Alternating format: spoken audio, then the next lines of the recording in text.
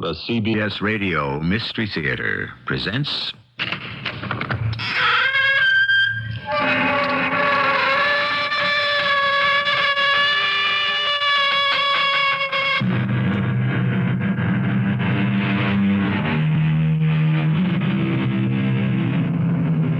Come in. Welcome. I'm E.G. Marshall. Those of you who have attended performances in the Mystery Theater know that there are certain tales that particularly entrance and intrigue me. They deal with the unusual, the unfamiliar, the unexplainable. So I have turned today to that master of mystery, Wilkie Collins, who has a habit of coming up with a story that always makes me say, why, that's not possible. Or is it? Xavier Yardley Zenith, can you hear me? Yes, I can, Uncle. It's me, Xavier. Are you a ghost? Why didn't Father Daly bless my coffin? I wanted him to, Uncle, but he refused.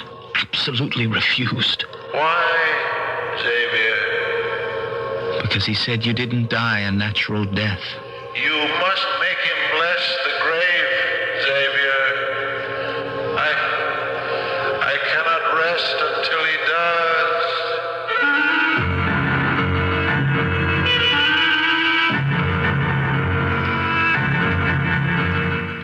Our mystery drama, Shadows from the Grave, adapted from a story by Wilkie Collins, was written especially for the Mystery Theater by James Agate, Jr., and stars Christopher Tabori. It is sponsored in part by Sign-Off, the sinus medicines. I'll be back shortly with Act One. Maxwell House's coffee you can count on. Maxwell House, good to the last drop. Maxwell House, it really gets you going. Maxwell House, good to the last drop. Maxwell House is... Good morning. Maxwell House is... Good starter. Good to the last drop. Maxwell House. Maxwell House is... A good friend. Maxwell House is... Good company. Good to the last drop. Maxwell House. Maxwell House. Coffee you can count on. Always smells good. Always tastes good. Every Maxwell House coffee, always good to the last drop. Maxwell House is... Good taste. Maxwell House is... Good times. Good to the last drop. Maxwell House.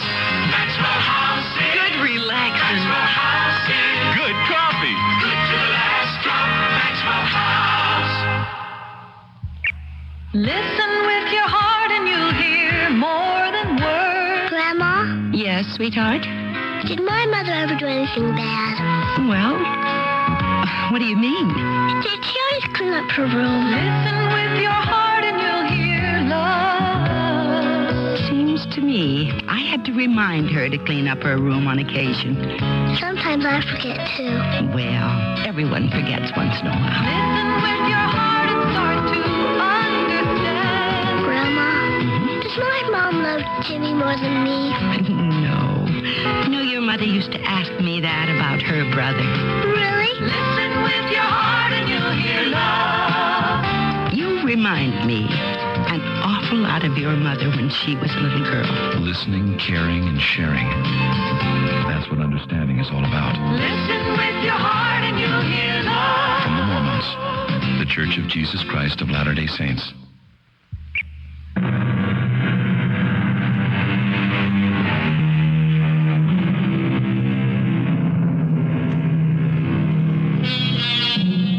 One invariably associates the mysterious with lonely old houses, strange, small, inbred towns, peculiar characters. And I have to admit, this story follows that pattern. The man who told it to me is one X.Y. Zenith. You can imagine the kind of comments this poor fellow has gone through life with. Nevertheless, he didn't seem to mind when I said, XYZ, would you tell us about your extraordinary adventure yourself?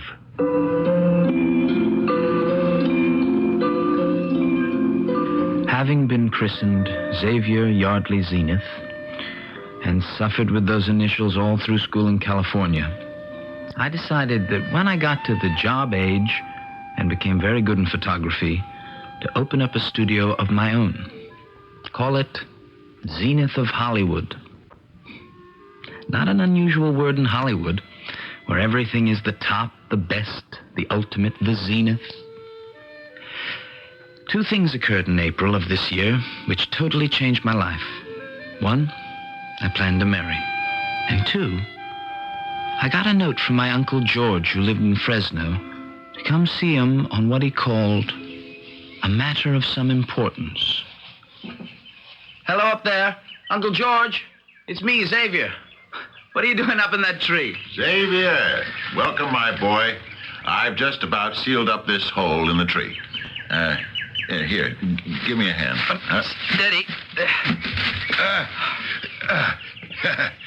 Pretty spry for a man of my age, don't you think? You've never been up this way before, have you, Xavier? Not since I was a child, Uncle George. Oh, that's right. I remember now. This beautiful house hasn't changed. My father built it in memory of Queen Victoria. What happened to this big old oak? Struck by lightning? No, it's the woodpeckers and squirrels that make all these holes. I've just had it with the noisy beggars. They jump from this tree to the top of the porch, and then they run along my bedroom window, making the most infernal racket you can imagine. So I've just been sealing up a few of their nesting places. Let them find apartments elsewhere, I say. What about that big hole on the other side of the tree? Maybe tomorrow I'll mix up some more cement. Say, boy, you always go around with 2 cameras hanging around your neck? Photography is my business, so I'm always prepared just in case. Huh? Is there a living in it? You sell your pictures? I used to do better. Took shots of movie stars on location, did a lot of newspaper and magazine work. But work is thinned out. I have a proposition to make you. Since I gather the picture-taking business isn't too profitable these days, I think you may be interested. Are you married? I'm just about to be. This coming Saturday, matter of fact. Good. Then what I have in mind might make an excellent wedding present. I'm not a rich man, Xavier, but comfortably off. 59 acres, orchards, gardens, this house, and a private family vault on the premises. You're joking. You own a mausoleum? Death is not a joke, Xavier. I am going to die in a week. You? No, you're not. You look fit as a fiddle. An ill-tuned fiddle. No, death is only a few days off for me. I've known it would come to this for some time, so it's no surprise. I'd like to show you where I'm going to be buried. Here we are. That's Carrara marble and Vermont granite. Those 2 locks on the bronze door are an invention of mine. Mind if I take a picture of it? Not at all. There's no one in your private mausoleum now, is there? No. There was. No one. Now, Xavier, I want you to pay particular attention. 2 keyholes and 2 separate brass keys. There is a very good reason for the 2 locks. When I am laid to rest inside this vault, Xavier, I don't expect I shall be trying to get out. But I do not wish anyone else to get in. But why would a person want to? It's not necessary for me to explain all that to you now, my boy. I turn the handle, and so. Not spacious, but not crowded. My final home. Uncle, if you don't mind, could we go back to the house now? I'm not at my best in mausoleums. All right. I've shown you everything. We'll sit ourselves on the porch, and I'll tell you what's on my mind. Have you ever sat in a porch swing, Xavier?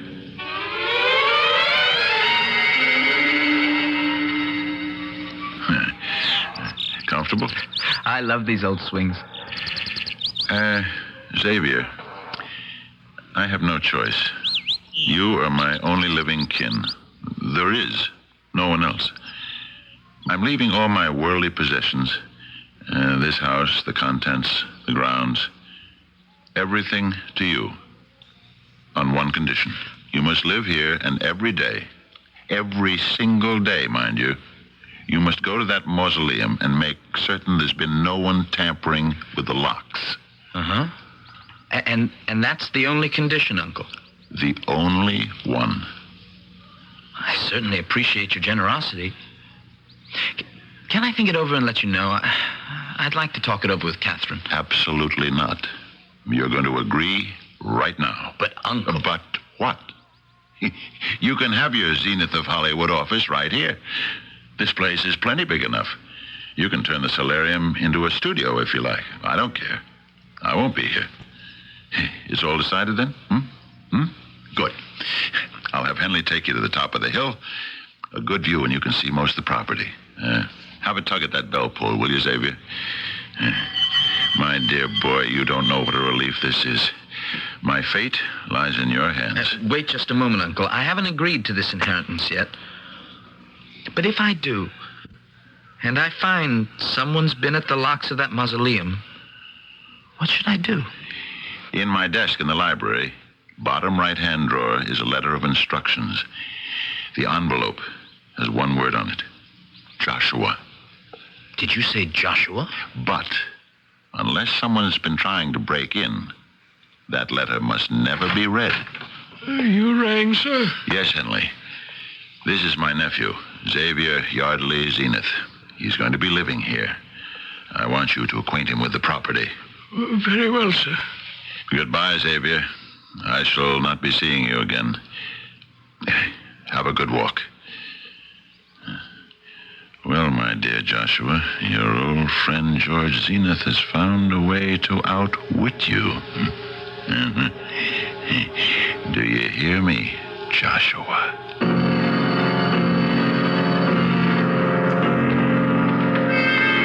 That's exactly what he said, Catherine. He stood looking out of the window at the tree he'd been cementing, talking to someone called Joshua, who, of course, wasn't in the tree. It was most uncanny. And then I left the room with Henley, the butler. How well do you know your Uncle George? Only slightly, I'd say. So then you have no idea what he meant by, Joshua, I'm going to outwit you now. Not the vaguest. But the important thing is, Catherine, do we want to spend the rest of our lives in a Victorian white elephant with a cook and a butler? Our lives? Well, that's the deal if I accept. I have to guard that mausoleum every single day.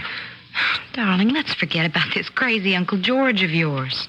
We're getting married Saturday. That's enough to think about for now. If your uncle wants to leave us his big old house in Fresno, fine. I love old houses, especially when it's a free gift. You didn't promise anything, did you? No, I didn't. Saturday, Catherine and I tied the knot. Nothing fancy, just a few friends at the registrar's office on Hollywood Boulevard. About a dozen of us drove out to Laguna Beach for a wedding breakfast, and we just got around to toasting one another in California champagne when my service tracked me down and left a message that Uncle George had died. And would I come back to Fresno? I'm Father Daly, Mr. Zenith. Your uncle came occasionally to our church. Father Daly, this is my wife, Catherine. How do you do? I'm sorry this sad occasion has brought us together. Not a very auspicious first married week, is it? It's hard to believe. He seemed so healthy. And when he talked about being dead in a week... Did he? Yes. I thought it was his macabre sense of humor. How do you suppose he knew? Well, if he intended to take his own life, then quite naturally he would know. Well, surely no one thinks... My son, no one knows. When is the funeral service? Well, there isn't going to be one in the strict sense of the word. No funeral? But why not, Father? Well, I'm afraid Mr. Zenith's uncle may not have died a natural death. The medical examiner said an overdose of sleeping pills. Oh, but couldn't that have been an accident? I mean, he told me he had a lot of trouble sleeping. Oh, of course it could have. Which is what the coroner decided, death by accident. But so long as there's the slightest suspicion, which you have rather confirmed just now for me, I cannot bless the grave. I could bite my tongue for telling you what he said, that he'd be dead in a few days. Had you kept your uncle's intentions secret, that indeed would have been a mortal sin.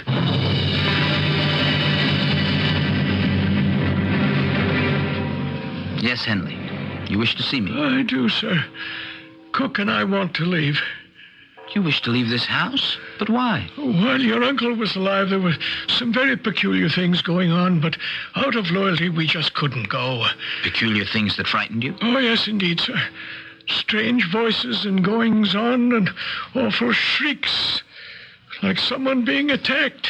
Terrifying, if you ask me. I quite agree with you.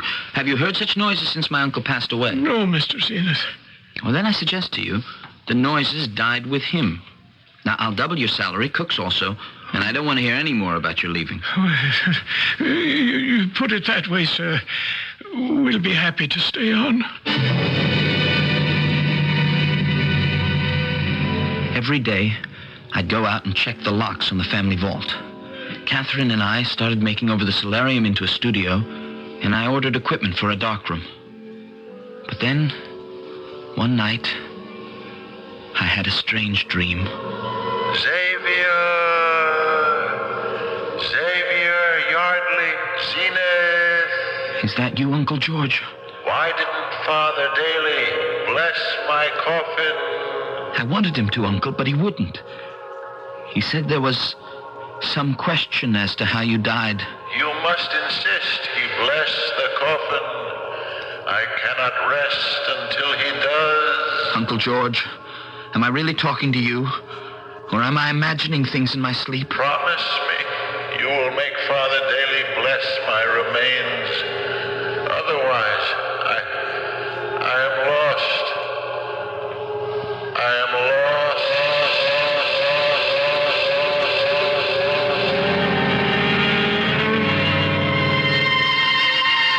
To sleep, says Hamlet, perchance to dream. Aye, there's the rub.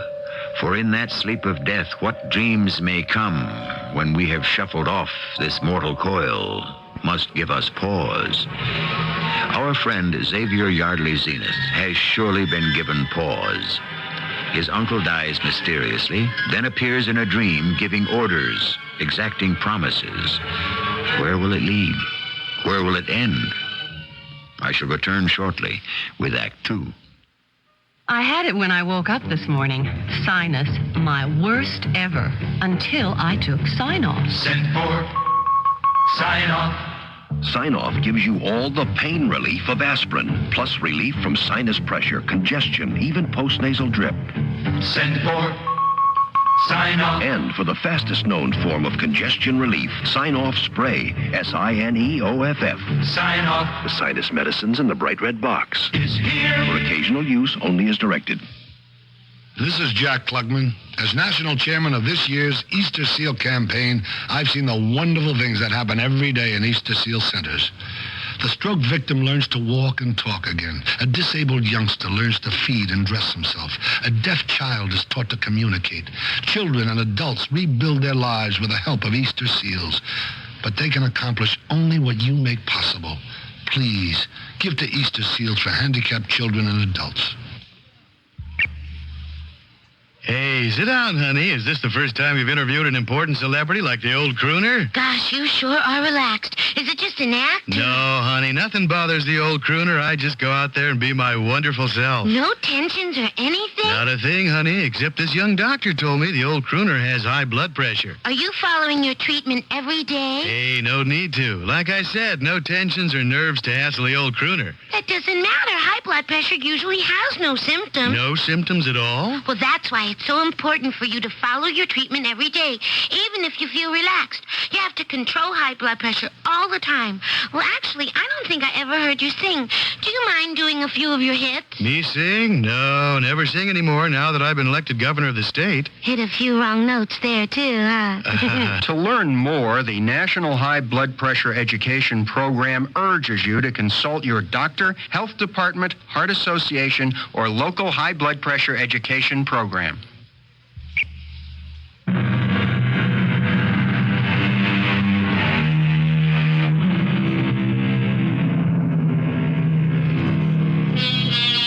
has been an enigma for thousands of years.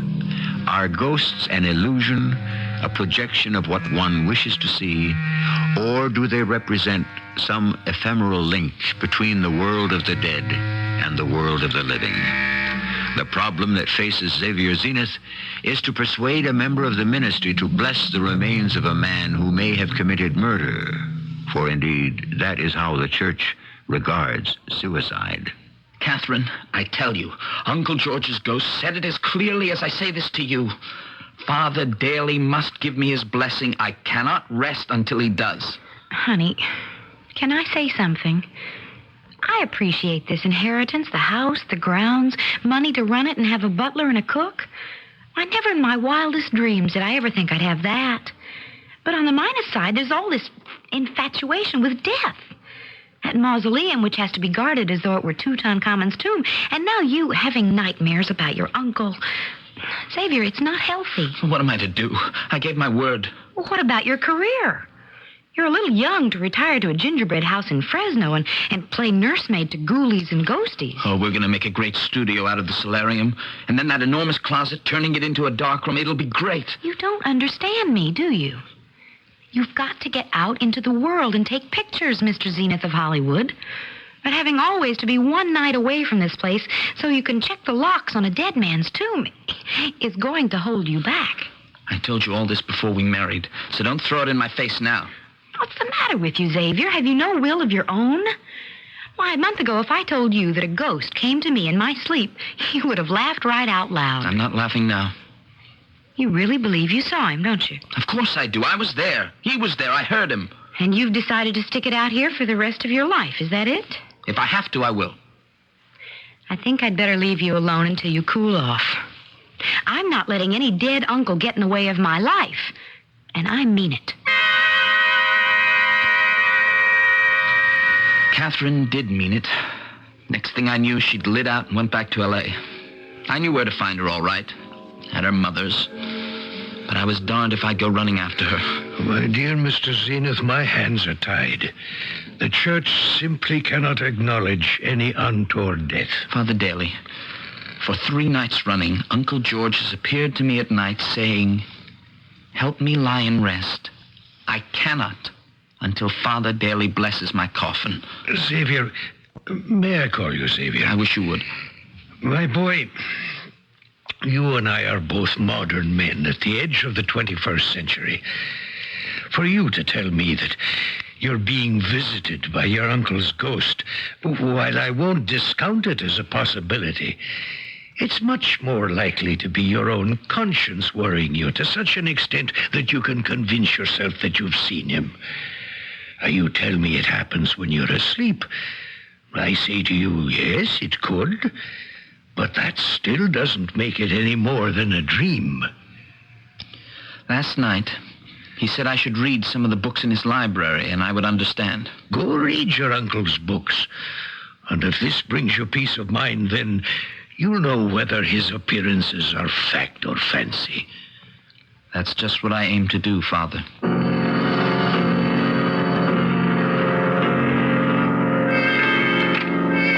You rang for me, sir? Yes, I did, Henley. Come into the library and shut the door behind you. Did you know my uncle was greatly interested in black magic? Well, I did tell you I was aware something strange was going on.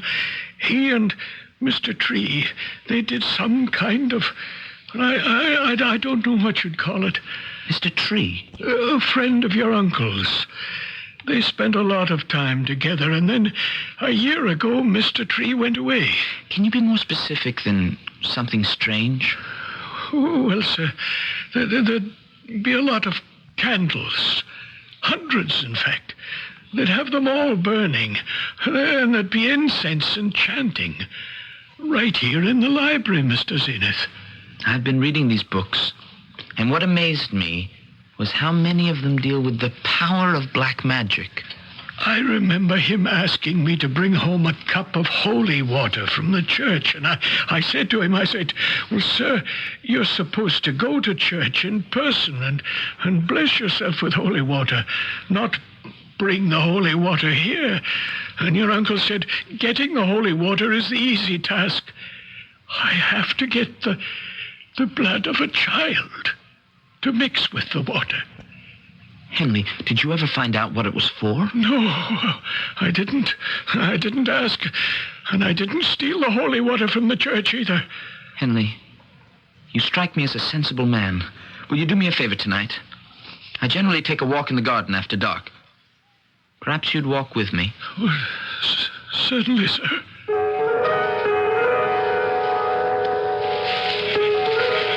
I see you brought your camera, Mr. Zenith. Can you take pictures with only moonlight? Oh, yes. Film is so fast nowadays, I could get a picture of you at 20 feet by the light of one match. Now, this part here, where we're walking, is this also part of my uncle's property? Well, I should say your property, sir. This is all part of it. And that brook, too? Here, let's walk to the other side across this footbridge. The path seems to continue downstream. Over there. What's that little stone building? Oh, that's the mausoleum, sir. Oh, so it is. By moonlight, I'm afraid I'm a little discombobulated. Oh, wait. That's a good shot from this side of the brook. The mausoleum reflected in the water. Yeah, I think I got it. Henley. What's that? What's what, sir? The figure of a man. I just saw him in my viewfinder. Then he disappeared. Where, sir? There. Again. Can't you see it? Yes, there was someone. He's moving away from the mausoleum. You see him? He's wearing a long cape almost to the ground. Can you see? A long cape? Oh, no. Excuse me, Mr. Zenith, but I must go now. No, it's just a minute. What is... Sir, will you please let go of my arm? Yeah, I will when you tell me. Now, do you know that man? He's come back. Oh, I never thought we'd see him again. Henley ran off. I followed the man in the cape, keeping my distance across the brook. He seemed to glide over the earth. I ran across the footbridge towards him, and then he disappeared. I turned back to the house, and suddenly there he was, standing against a big oak tree. And then he seemed to melt right into it. I do apologize, Mr. Zenith, for my behavior last night, leaving you like that. Yes, I was rather puzzled. You're a photographer, sir, so I have something to show you. This snapshot. Do you see that man? Yes. It's very like the thing I saw last night, a hunched-over man with a long cape. What? It looks like he's talking to someone. Someone out of camera range, possibly. Well, that's the peculiar part of it. He was talking to someone. I took a picture of the two of them. But the other man's not in the picture. Are you saying this person we can't see was there but didn't register on the film? I don't think I understand. Perhaps it's better that you don't, Mr. Zenith. What about the man whose picture you got? Do you know him? It's Mr. Joshua Tree, sir, when he used to live here. And now he's come back.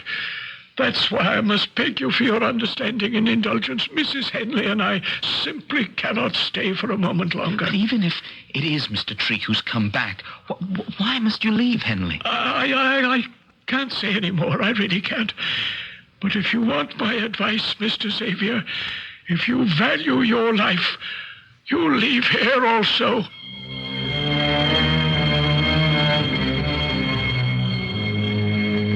When I developed the shots I took of the Cape figure, they were identical to Henley's snapshot.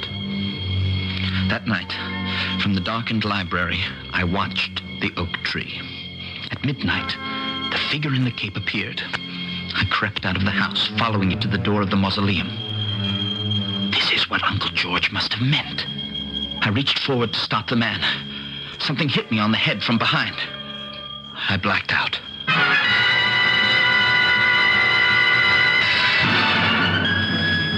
Xavier, are you all right? Oh.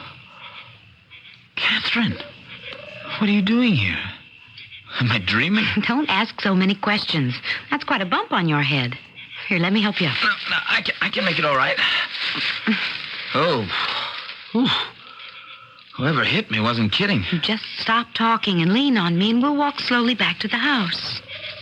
Catherine, this gets more mysterious every minute. But the biggest mystery is how you just happened to show up. I'm your wife, remember? I decided I was being stupid, so I came back. No, darling, you don't have to hold me up. I can make it all right. You're not going to trip and fall again while I'm around. Catherine, I didn't fall. Somebody hit me. Xavier, what are you talking about?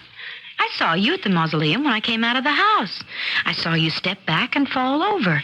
There wasn't a soul in sight. You didn't see anyone near me? It's after 2 in the morning. When we get back to the house, to bed you go and not a peep out of you. You don't believe that I was hit from behind? I believe my eyes, and they didn't see a thing.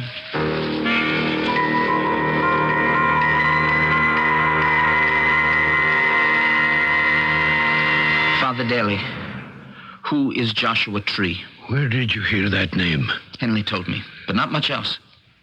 Joshua Tree. He was a man who, to the bottom of his heart, if he had one, was basically evil. How did my uncle come to know him? Well, he just turned up about 2 years ago. Your uncle took a fancy to him and saw a good deal of him, which I am afraid was the most unfortunate thing he ever did in his life. Why do you say that, Father? Joshua Tree was the very spirit of the devil himself. I show you a photograph I took near my uncle's vault the day before yesterday. Is that Joshua Tree? Well, I can't really make out the face, but the cape and the angle of the head, very similar, I'd say. But of course, how could it be? He disappeared a year ago. Father, here's another picture. Is that the man? Yes, that's him. You didn't take this picture, did you? No. It was given to me by Henley. He took it. Now, if that's Joshua Tree, you notice he appears to be talking to someone, but there's no one there. Oh, yes, there is. But the camera can't record an apparition. You mean Joshua Tree was talking to someone, but we can't see him? Because, my dear young lady, that invisible thing is a familiar. What's that?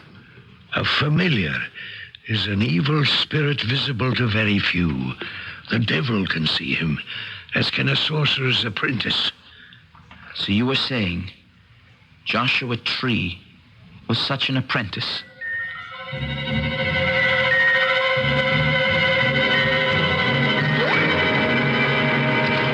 Xavier, are you in here? There's nothing here. I'll try this drawer. What are you doing? Nothing. What do you mean, nothing? I mean, there's nothing in any of my uncle's desk drawers.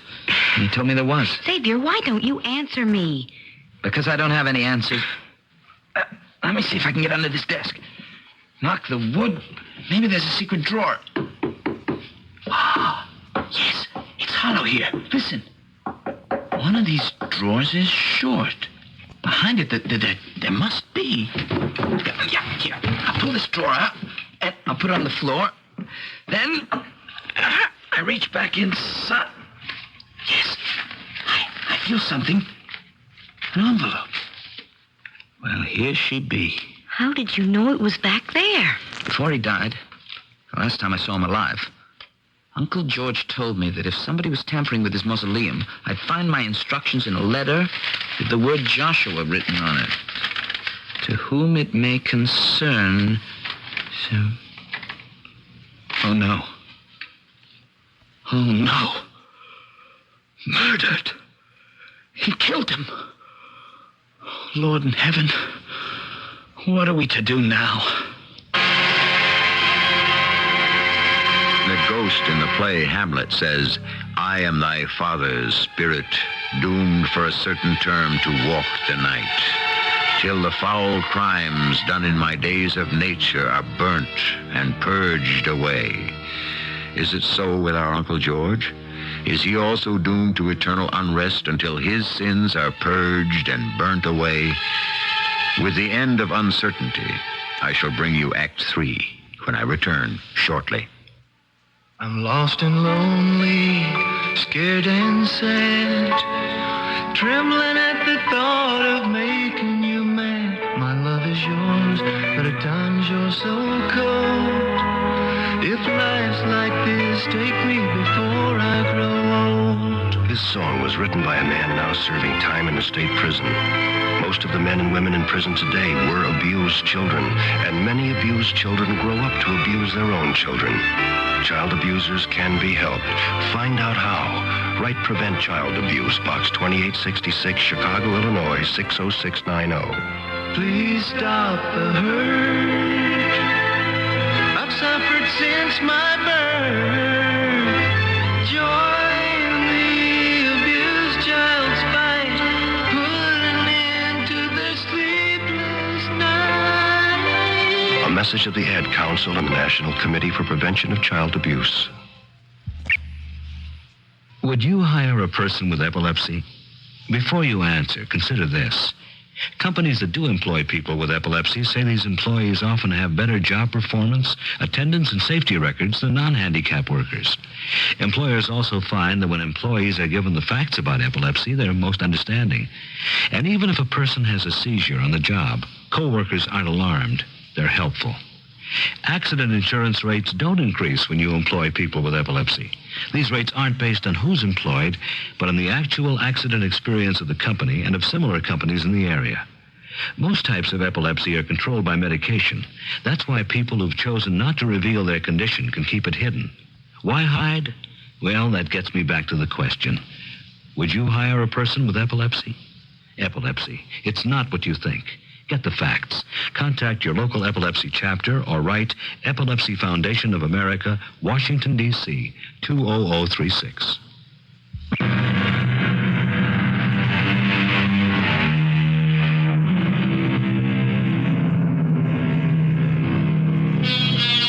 It's all very well to poo-poo the occult, ghostly apparitions, phantoms that haunt, the deceased who cannot find peace until they find love or are forgiven their earthly sins, etc., etc. But the fact remains that time and again, psychic researchers have agreed there are manifestations that defy and disobey nature's laws. And whether we like it or not, the unexplained does exist. I shall never forget that evening, for even as I stood there, the letter of confession in my hand, Catherine waiting for me to read on, we were both suddenly so overcome by the cold I had to light a fire. And this was late July, mind you. We needed a fire, we lit candles. Something compelled us to light dozens and dozens of candles. I feel warmer now. It's seeing the flames, I think. Go on, Xavier, read your uncle's letter. To whom it may concern, especially you, my dear nephew Xavier, I fear they have come to get me. They've appeared at the door of my mausoleum, or else you would not be reading this letter. Stop. Uncle George. Catherine, do you see him? Yes. Is that your... Don't be alarmed, my dear young lady. I'm sorry we did not meet before, but only your husband can help me. Is this true? Am I really hearing this? Xavier, you must find Joshua's body and destroy it. Burn it. You see, I had to kill it. I put his body in the crypt and then it disappeared. Oh, how horrible. Catherine, Joshua Tree's death was not half so horrible as his life. I was a fool, a lonely old fool.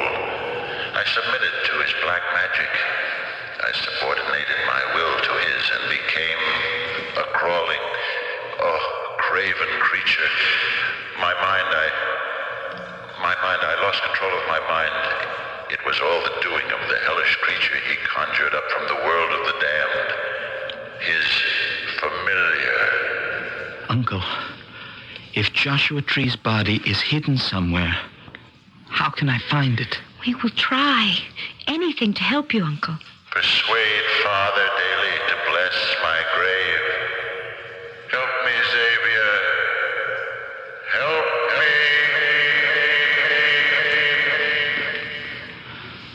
glad you finally saw him, too, Catherine. Oh, those heavy summer storms. We better check the library windows. I'll do the ones on the side, Catherine. You make sure the ones facing the front are tightly shut. Look! The fire in the fireplace. It's going out. How strange. Well, it must be the downdraft blowing down the chimney. Now the fire's gone out. Oh, the candles are going out. Must be some strange air circulating in this room. Let me get the electric lights. The switch is by the door. Well, that's funny. Nothing's happened. Can't you turn the lights on? No way. Well, that happens often in the country. Get a big storm and the electricity just shuts off. I'll look out the front library windows and see if there are lights in the other houses down the road. Xavier, come here. There's someone out there. Look, pressed against the big oak, a man with a cape. And next to him, a tall kind of man. They're both huddling against the trunk of the tree, trying to keep out of the rain. Catherine. The tall one. It's turning around from the tree. It's looking right this way. Can it see us? Oh, what a hideous face. Like death. The eyes. Do you see those eyes? Now it's beckoning to the man in the cape. I see him. Is that Joshua Tree? In spirit. For I'm sure now where his body is. Where? In that tree. That's why Uncle George was so haunted. Oh, it's all clear to me now. That time, I followed Joshua Tree to the mausoleum. They were trying to get at the corpse of Uncle George. It was the familiar who knocked me down. Am I imagining it? But both of them have come much closer to our picture window. Hello? Father Daly, is that you? Yes? This is Xavier. You've got to come over to my uncle's house. You've simply got to. My boy, you sound quite upset. Father, I implore you, come now. Catherine and I are here alone. Only you can save us. Give me that phone. Father Daly, this is Catherine Zenith. There are two creatures outside the library window right now. They're not real people, Father. I have a very strong feeling they are not human. Two? Did you say two? At this moment, they are pressing their faces against the glass of the library window. The hands are clawing at the glass as if they wanted to break through it. Is one of them wearing a cape? Yes, it is. Father, come quickly. Help us. Help us. They're raising their hands now and pounding at the glass. Ah! They're coming after us. We ran out the back door into the raging, storming night, lashed by rain, not knowing which way to escape. The only path through the garden led right to the mausoleum, and before we could stop ourselves, we were practically on top of it. It's there. It's standing at the door of the vault. Grab my hand, Catherine. Hold on. We'll run for the brook. Where are we going? Into the water. Come on. It's not deep, Catherine. We can walk it. Stay in the middle of the brook with me. You see, these evil spirits cannot follow humans into water. If we just keep moving, it'll give up. I'm sure of it. Oh, I hope you're right. It's got to give up before I do. I was right. The thing gave up, finally, and by the time we'd climbed to shore, it had gone. There we stood, the rain beating down on us from above, and our legs and clothes soaked from the brook. Somehow, we found the main road to town and ran towards it. Oh, there's a car coming. I see headlights. Let's stand at the wayside of the road. After staying alive this long, I don't want to be hit by a car. Xavier, Catherine, what are you doing out here? Oh, Father Daly. Oh, don't answer me. Just get in. We've got to get back to the house. All right. Close that door and let's go. Now, tell me, you two, what are you doing standing in the road wet from head to toe? We ran from the house to get away from them. They actually broke through a plate glass window. That's most peculiar. Peculiar? It was horrifying. Why do you say that, Father? Because the spirit of Joshua Tree and his familiar are not after either of you. Well, they certainly gave a good imitation. You don't seem to understand. These creatures, the dead and the spirit they've called up, they're satanic twin, in fact. They're not after living persons. They're on the constant lookout for the newly dead. Wait till you see the broken library window, and then tell me if there aren't exceptions. Where are they now? It's time I wrestle with the devil. What will you do? I shall quiet the demons with my crucifix. There's only one way to drive out Satan, and the church has been doing it for centuries.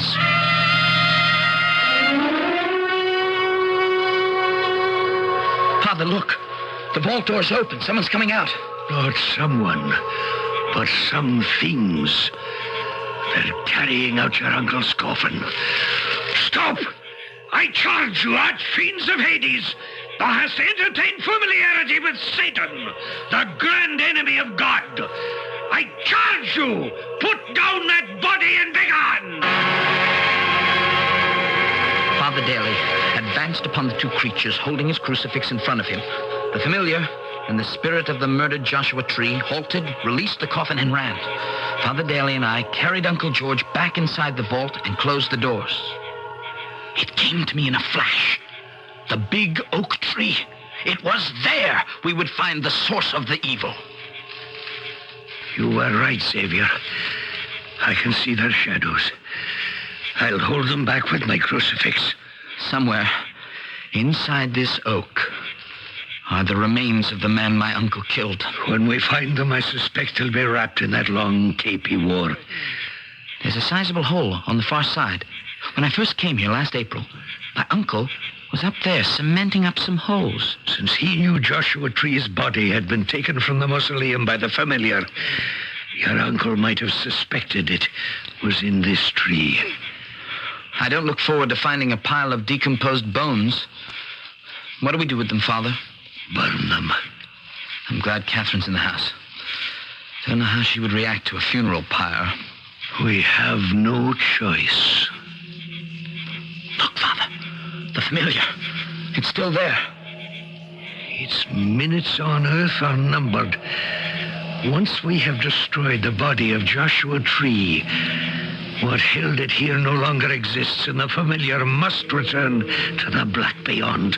And Uncle George must have known that his body could be invaded after death. And he would have had to walk the earth forever with this familiar.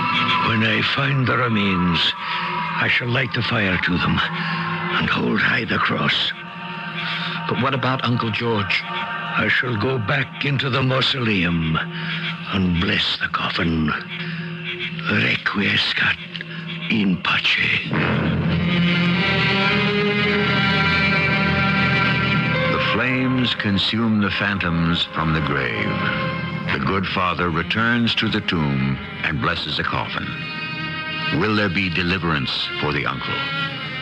Yes, released from wandering the earth.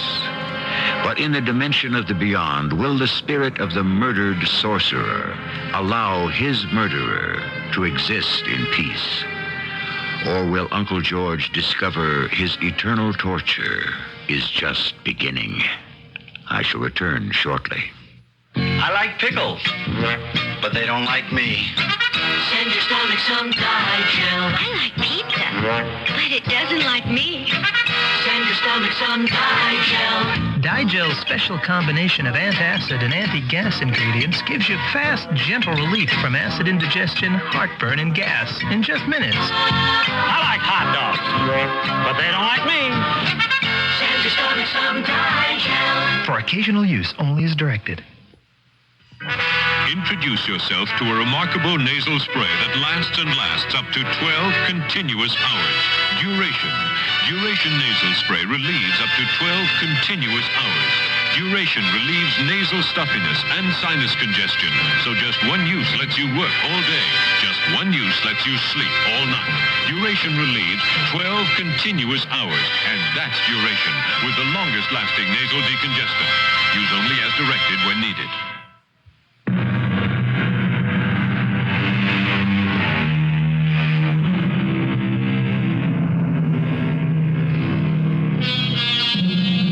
The ghost of his father is real to Hamlet. Banquo's ghost is real to Macbeth. And even if you or I cry out as they did, hence, horrible shadow, unreal mockery, hence, can we make specters disappear? Defend ourselves from the unknown as we may try to. The battle of angels and devils goes on. So close not your eyes.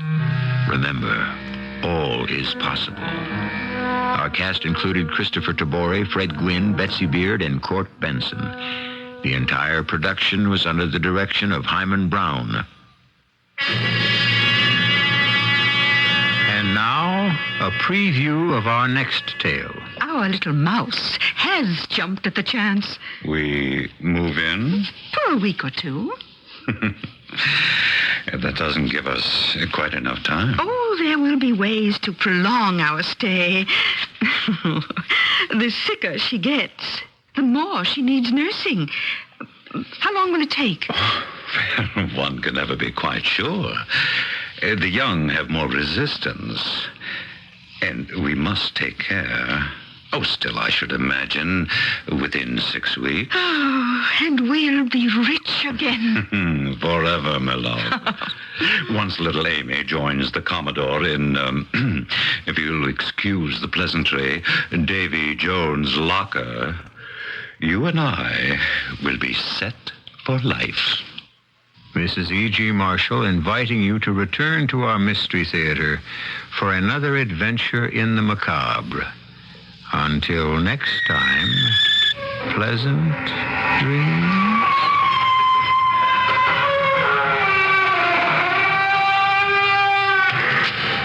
Now more up-to-the-minute news from CBS. It's 11 o'clock.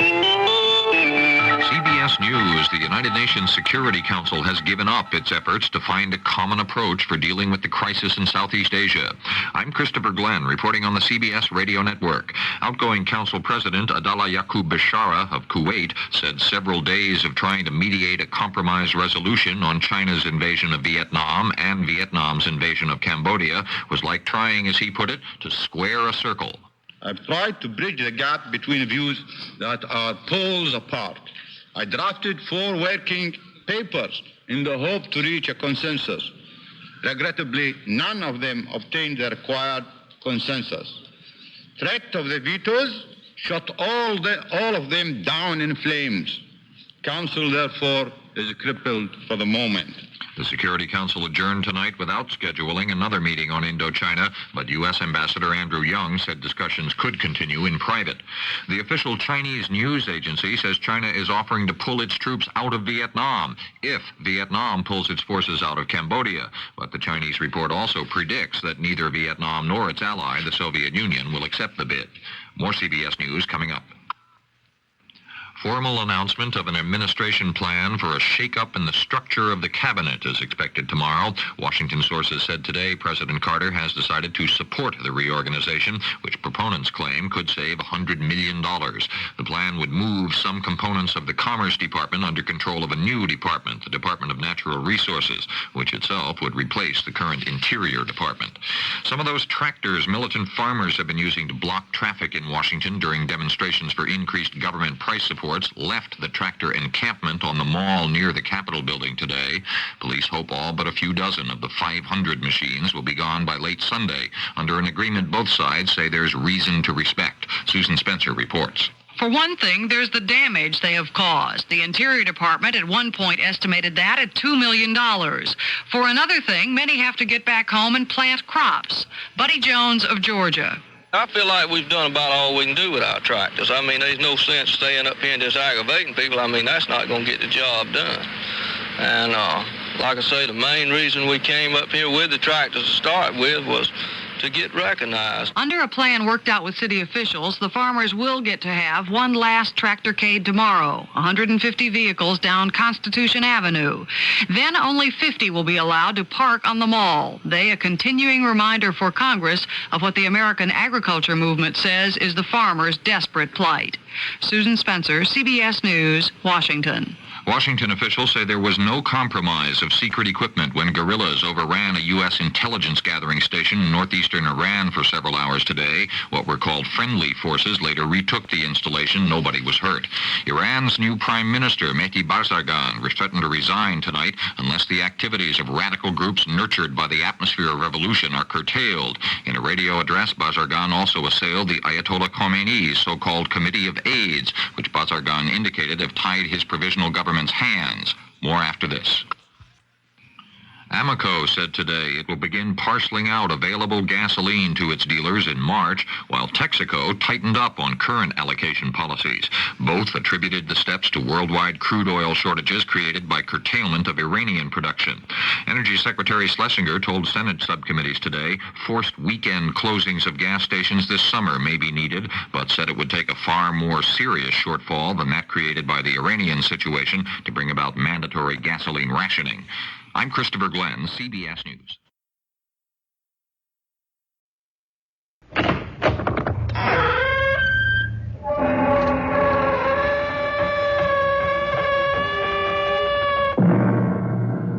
Come in. Welcome. Welcome to Mystery Theater. I am Himan Brown. It is said that each of us takes the limits of our field of vision for the limits of the world. And why not? For what is the world? Obviously, it must be the realm of the five senses. Plus now and then, here and there, perhaps a few extra ones. I said, Miss Towers, that I want you. Sir, I'm shocked. You should be overjoyed. Here you are, a mousy little school teacher. If I'm a mousy little school teacher, why do you want to marry me? Who said anything about marriage? You'll live with me, travel with me, enjoy the world. And what happens to me afterward? Miss Towers, you're one of those people who've been brought up to worry about tomorrow. What if tomorrow never comes?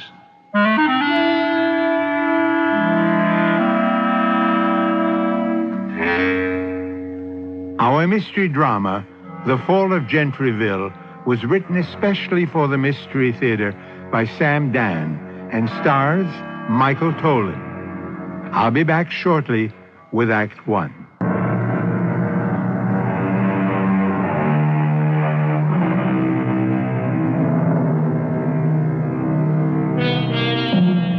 They say a virtuous woman is an insult to the devil.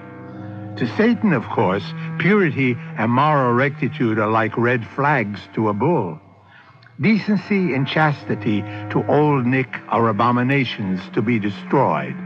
And so, through the centuries, Mephistopheles has spent his time roaming the earth, for that was his mission, which is to seduce the innocent, degrade the righteous, and corrupt the saintly. They also say, unfortunately, that he isn't as busy these days as formerly, since so many people seem to be doing fewer and fewer things that would offend him. Well, before we can form a conclusion, it's necessary for our story to have a beginning. But in order for us to begin this particular story, we must start with the ending. Just stay with us. We'll sort it all out before we're finished. Hey, Pete! Pete! Now, don't pretend you don't hear me. Get in here and shut the door. Probably can't hear himself think. Yeah? What would you be thinking about anyhow, Gomez? Just close that door, huh? Now, where were you going? Oh, no place in particular. You weren't by any chance going to sneak down to Deuce X for a couple of quick ones, were you? You know me, Gomez. I'm on the wagon. And I'm willing to bet that wagon's already off the track. I'm entitled to a lunch hour. You can eat on the plane. What plane? You're headed for a town called, I got it written down here someplace. Gentryville. That is, if you can find it. Why won't I be able to find it? Because it's missing.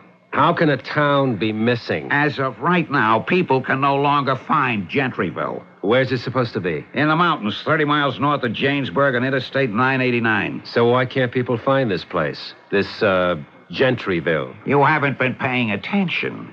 Gentryville isn't there anymore. What is there? I guess whatever was there before Gentryville existed. Trees, rocks, bushes, hills, nature. You're telling me this town just disappeared? Finally, it's beginning to sink in. Listen, Pete, all the wire services, the networks, feature writers from all over the country are headed there. And what are they going to write about?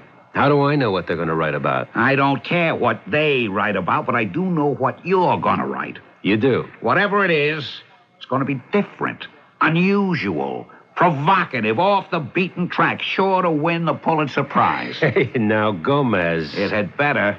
It's the only way I can justify keeping you on staff. Now, wait a minute. This is your golden opportunity, Pete, baby. To do what? To prove you're not a has-been. You'll show them you're not all washed up and all dried out. You just go there and find that town.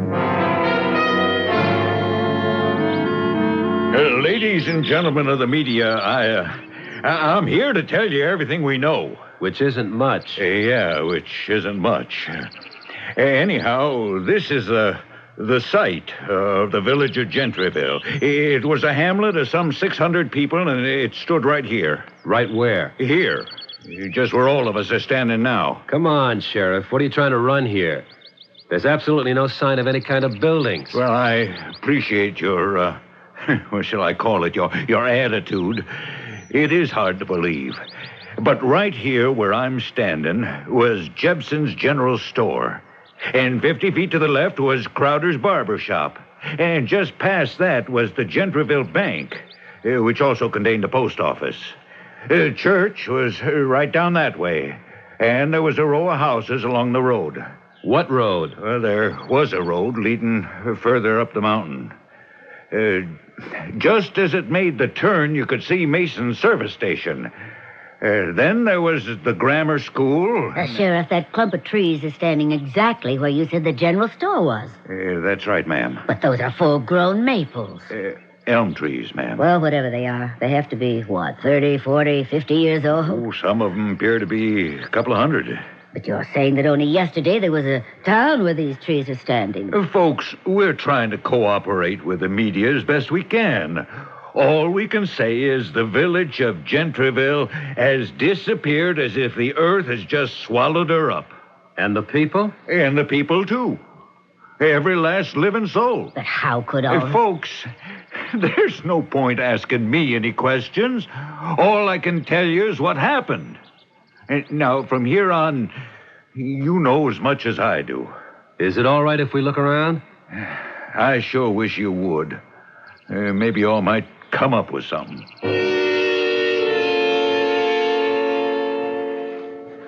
Hello, Pete. Hello, Kate. Who are you working for? Gomez took me on. Gomez? I'll bet he isn't paying you a fraction of what you're worth. He's the only one who's willing to pay me anything at all. You all right, Pete? I'm all right today. That's the best I can hope for. What do you make of this thing? It could be a hoax. What kind of a hoax? This whole region is having a bad summer. Hotels are half empty. So it could be a publicity dodge. But it isn't. This was a place called Gentryville. It's on the state roster. It stood right here. How could the town and everybody in it just vanish? And without a trace, as if it had never existed. I've got a camera crew up here. They're shooting, but I don't know how to handle the pictures. Use the mystery angle. Mystery? What strange trick of fate? What mysterious force of nature? That's good for the 11 o'clock news tonight. Where do I go from there? This is the kind of story you have to wait for. Oh, Sheriff. Yes, sir? You were telling us there was a row of houses. That's right. There was. A street down this way. Oh, there was 15, 20 houses, I'm trying to recall. And that's where everyone lived? Oh, no. There were some farms going further out away from town. And they're gone, too? Yes, sir. Every last one of them. We had the National Guard and the U.S. government. Nobody knows what to say. I'd advise you folks of the media to start heading back for Janesburg in a little bit. Why? For your own good. It gets dark up here fast. And these roads can be mighty treacherous, even in the daylight.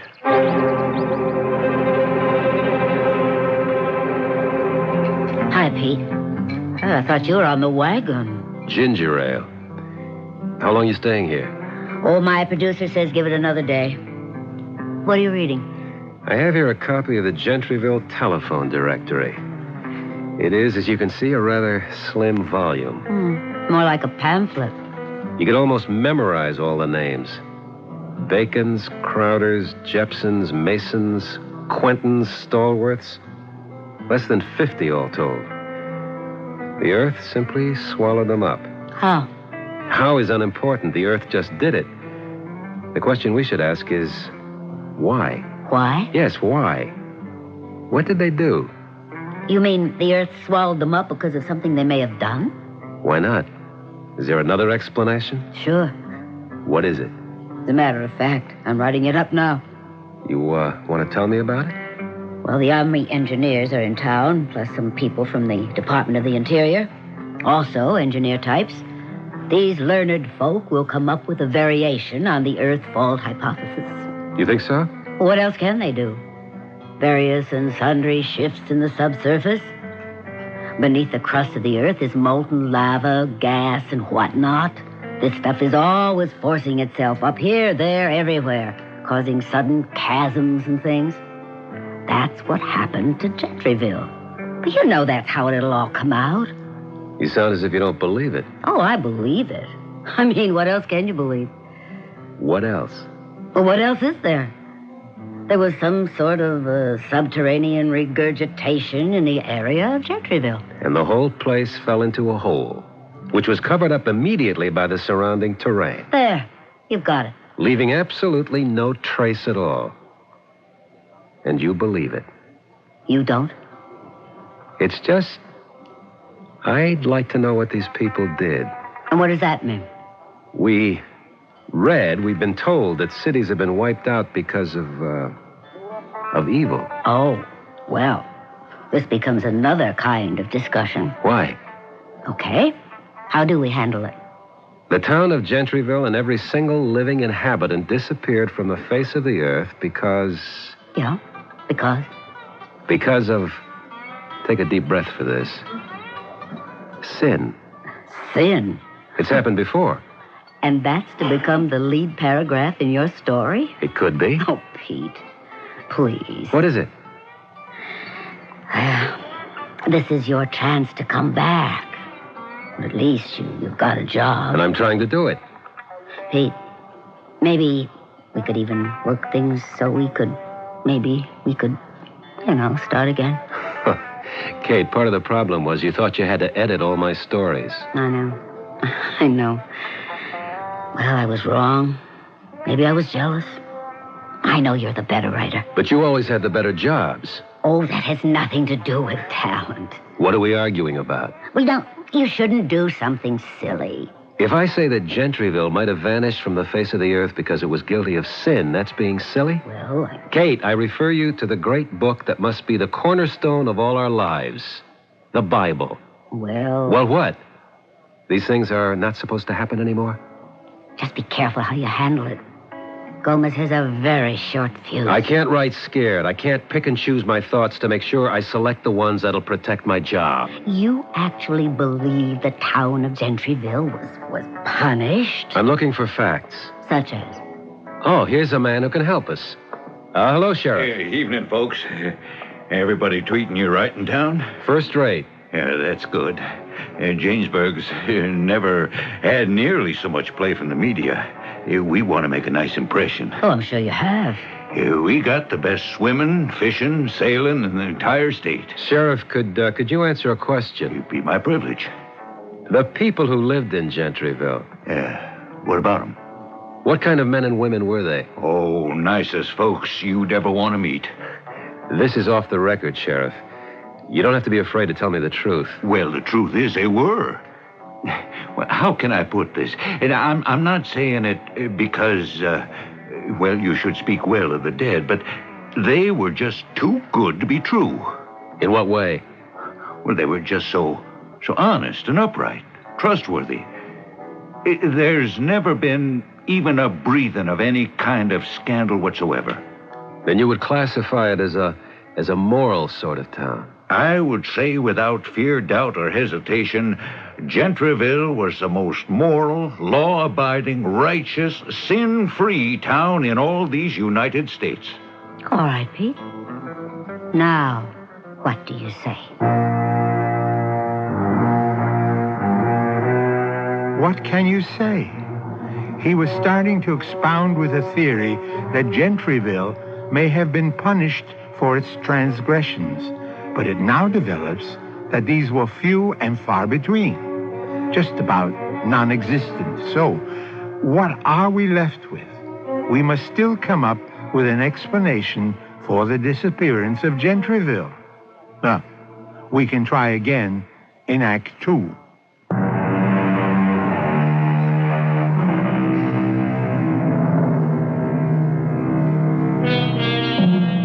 And the night shall be filled with music, and the cares that infest the day shall fold their tents like the Arabs and silently steal away.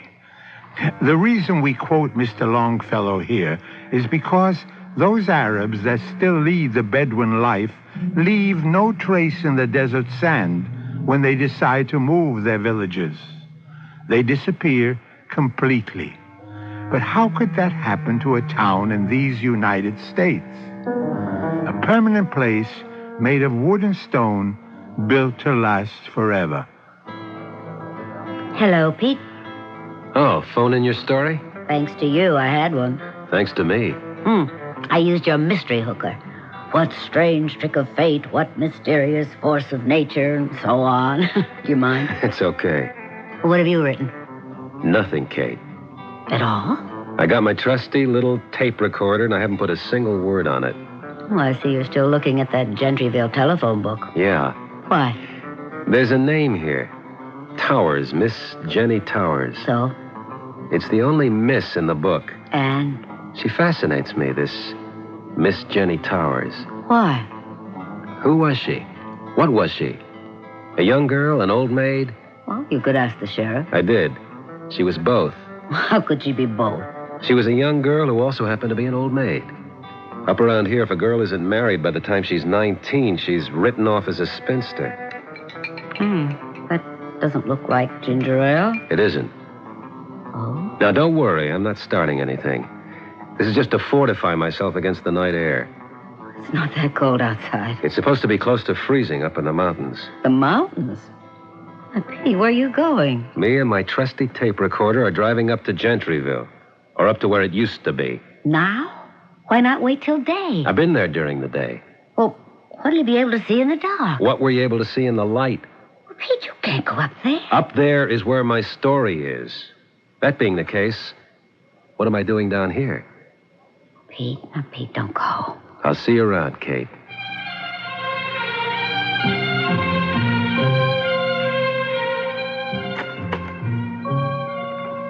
And so, of the little hamlet of Gentryville, there remains not a stick, not a brick, not a single sign of life. And where have they gone? The Bacons, the Crowders, the Jepsons, the Masons. And where is she gone? Miss Jenny Towers, who lived all alone in a house on Gentryville Lane. Where is she? And who was she? Would you know what happened, Miss Jenny Towers? Yes? Would you know why it happened, Miss Jenny Towers? Yes. Will you tell me? Will you promise to believe me? Of course I... Hey, wait. Who are you? Jenny? Jenny Towers? Jenny Towers? You came up here to see me, didn't you? Jenny Towers? Yes. You're real. Of course. But what are you doing here? I live here. That here doesn't exist any longer. I know. Well, what are you doing here in the forest, all alone at night? I was waiting for you. For me? You don't even know me. I wanted to make sure someone would know the story. What story? What happened to us here in Gentryville? I saw all of you, reporters, writers, correspondents, here today. Of them all, I think only you would know how to tell it. Look, you don't want to stand out there. Come into the car and sit down. No. You better come with me. Where? To where my house used to be. Jenny, Miss Towers. Jenny is all right. Is it wise to go wandering around here at night? We're not wandering around. I know where I am. Yes, but I... Don't you want to come with me? All right. I find it hard to believe that all this is actually happening. Why? Oh, be careful. The ground is rough. You see, just on this rise, this is where my house used to be. And this is where he came. He? Yes. The one who began and ended it all. Who are you talking about? Mr. Mallow. Oh, Mr. Mallow. He was young, no more than 30, and handsome and rich. Oh, you could see he was rich. Mr. Mallow. What was his first name? I don't know. It didn't matter. This Mr. Mallow now. I was sitting on my porch. It was a Sunday afternoon, and I could see him coming up the road that used to be here. He was dressed for walking in the country. Comfortable boots, corduroy jacket, but you could tell they were expensive clothes. I was listening to a concert on the radio. Hello. Hello? Mind if I listen?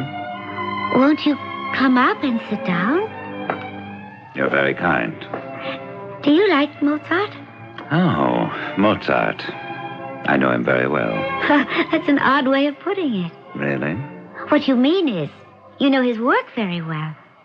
But it sounded as if you said you knew Mozart very well. And that would be impossible. It would? Of course. He died almost 200 years ago. Yes. Well, I see where you might think that's impossible. And you don't?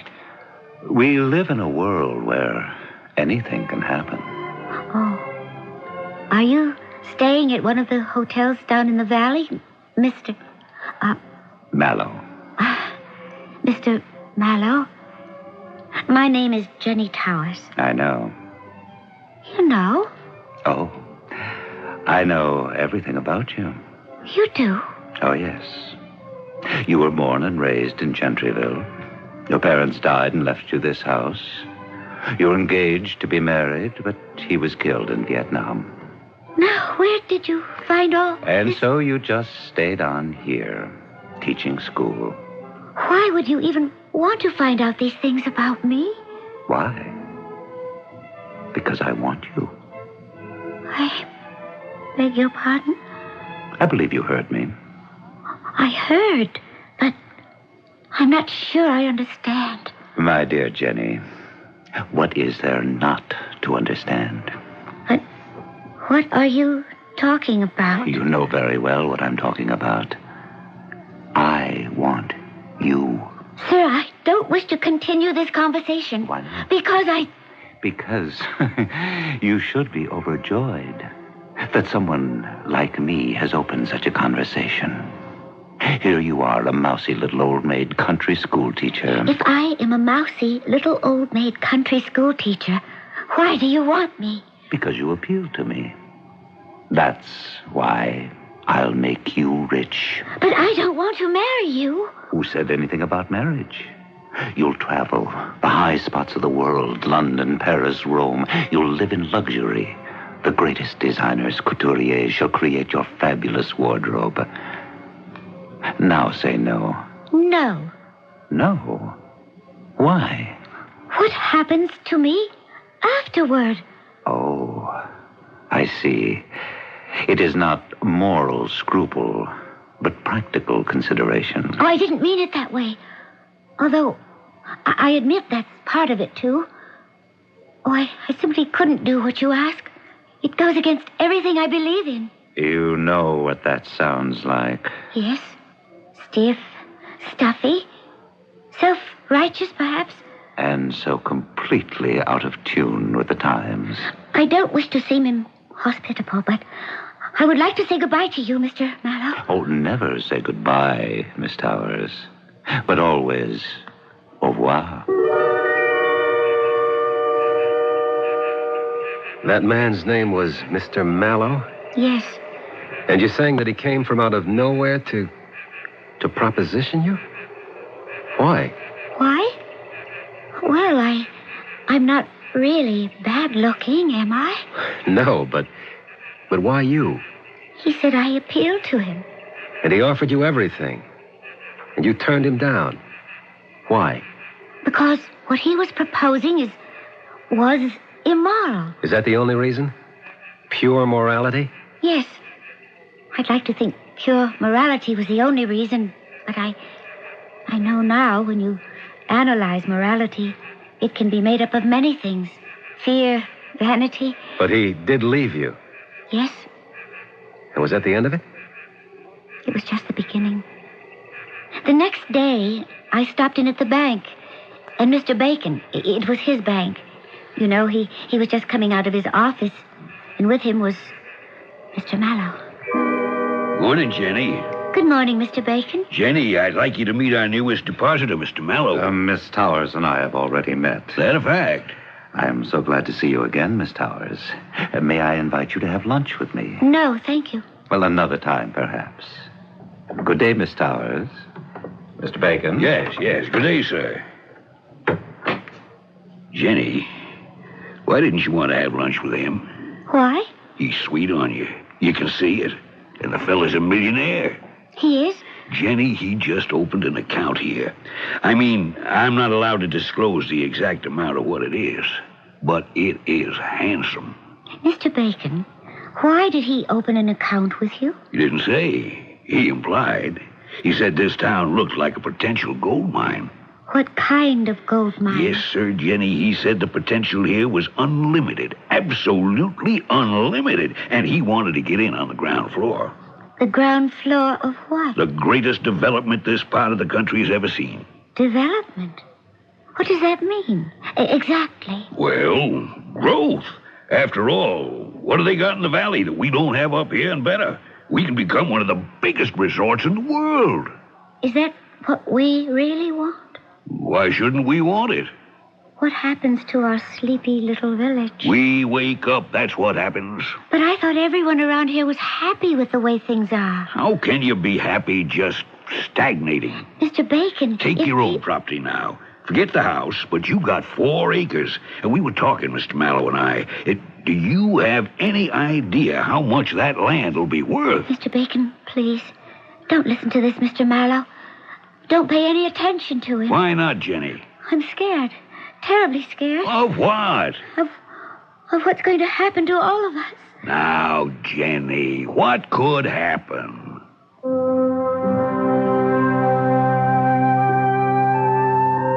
We've seen what could happen. Indeed, what did happen. The town simply disappeared with everyone in it. But is all this related to the mysterious Mr. Mallow? To answer that question, we require a third act, which I shall bring to you presently.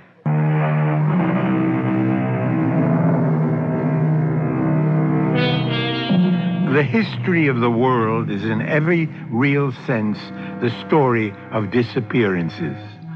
Nations, kingdoms, empires rise, have their day, and then simply vanish. But these things, as a rule, don't happen overnight, or even suddenly. It takes time, years, decades, even centuries. We have, however, accelerated the process. We're talking about a town named Gentryville that was there one evening and gone the following morning. What you're telling me is that this Mr. Mallow decided to stay in town. Yes. Soon everybody knew him. Everybody liked him. Everybody but you. I was a minority of one. But every day, Mr. Mallow would stop at my house. Oh, it's you. Of course. May I come in? For what purpose? For what purpose? Oh, my goodness. Well, I know how that sounds. Then why did you say it? Because it needed saying. There is no future for you and me, so Who if you said don't... anything about a future? I'm only talking about a present. An exciting, exhilarating, fantastic present. But I am not interested. Well, tomorrow's another day. Goodbye, Mr. Mallow. Oh, never say goodbye. Just auf Wiedersehen.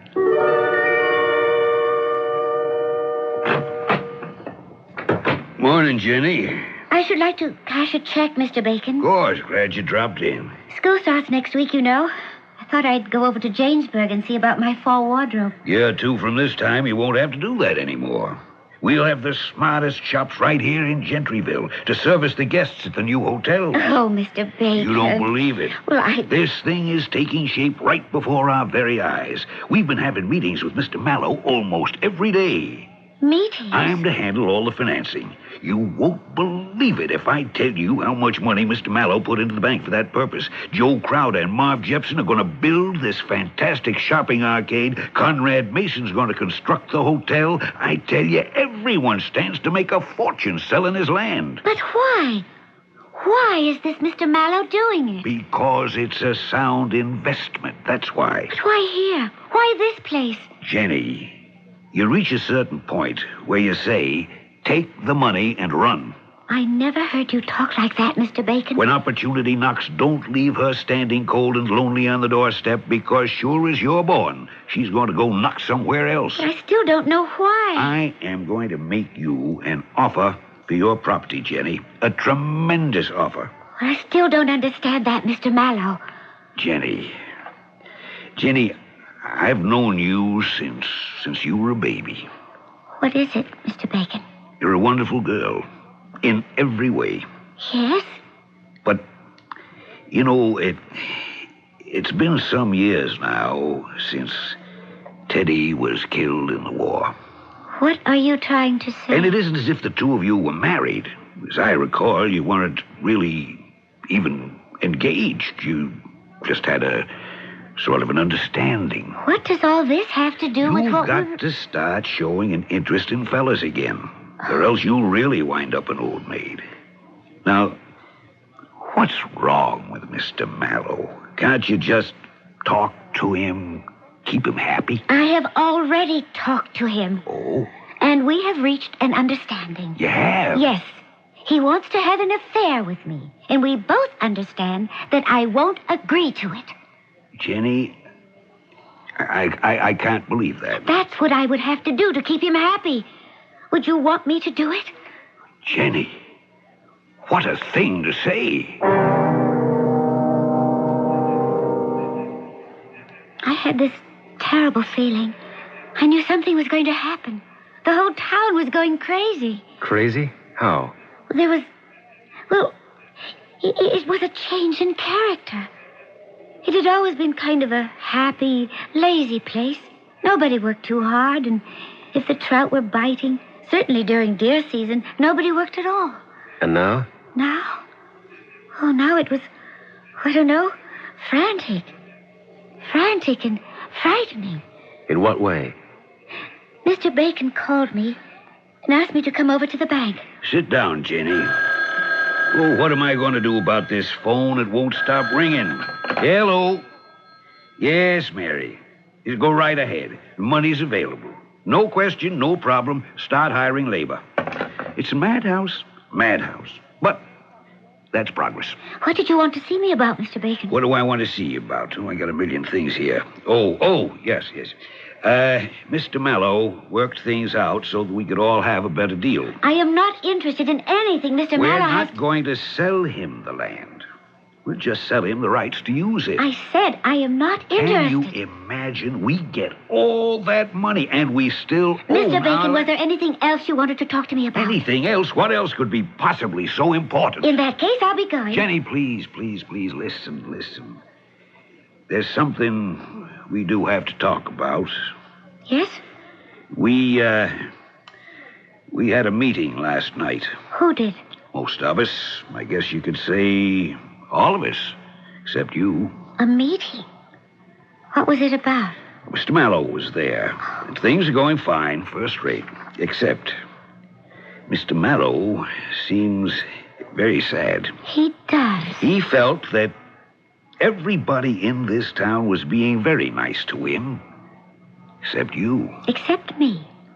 Well, yes, that's true. You admit it. But you have to understand.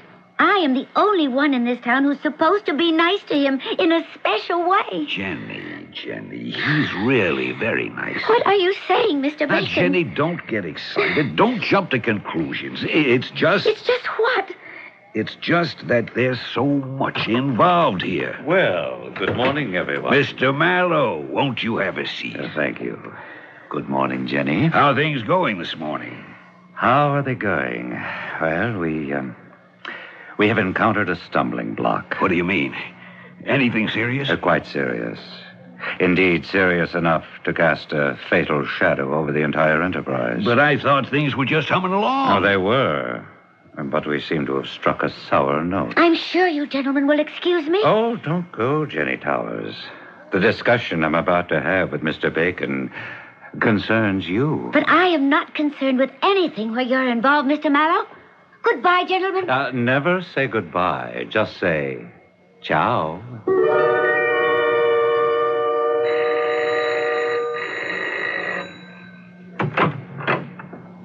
Good evening. What do you want? Oh, now, is that a way to greet your lover? I think it's time we put a stop to this. How can we stop what hasn't even begun? Mr. Mallow, I am going to call the sheriff. The nearest sheriff is in Janesburg, and that's 30 miles away. He could never get here in time to help you. Help me? Yes, to help you. Don't touch me. Don't be silly, Jenny. Let go of me. Back here. Where do you think you're going? Help me. Help me. Somebody help me. Nobody's going to help you. They're all on my side. I have friends. They'll help me. Oh, Mr. Bacon. Mr. Bacon, help me. Help me. Mr. Bacon. He's not going to help Oh, somebody has to. Oh, Mr. Crowder. Mr. Crowder. He's please. on my side. Oh, Mr. Stallworth. Mr. Stallworth. Oh, he's one of my Somebody people. help me. Every door is closed against you. These are my friends. They love me. Now they love me more. Oh, who are you? I said, give her to me, and they said, take her. No, they never said that. Oh, they're saying it now. Listen. No. Call for help. Call for help again. Help me. Now, listen to their answer. Listen to the silence. The silence, that's their answer. I know who you are. I know. You're the devil. The devil? Listen, everybody. He's the devil. Don't sell yourself to the devil. What an idea. If you give me to him, you're also giving yourself. He'll take you too. Isn't that the most comical thing? Isn't it a joke? No! Help me!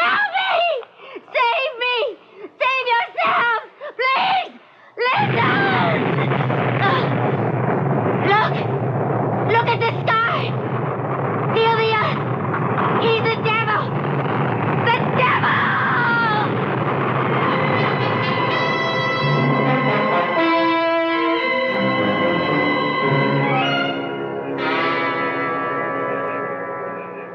And I fainted.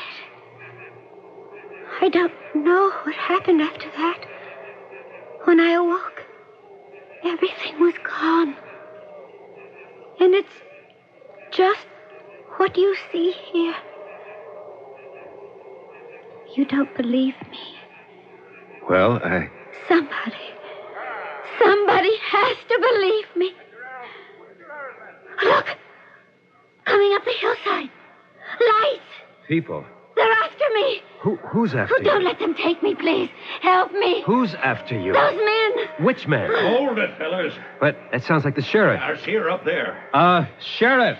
Help me. No, it's all right, Jenny. It's all right. Please. Oh, please. I see you found her. Oh, please. No, Miss Howard. Everything's going to be just fine. Oh, please. You don't believe me. Tom, Jack, you bring her down there to the ambulance. No. Help me. I'll help you. Stay with me. All right. Wherever you go, I'll stay with you. Yeah, we better get her back to the hospital.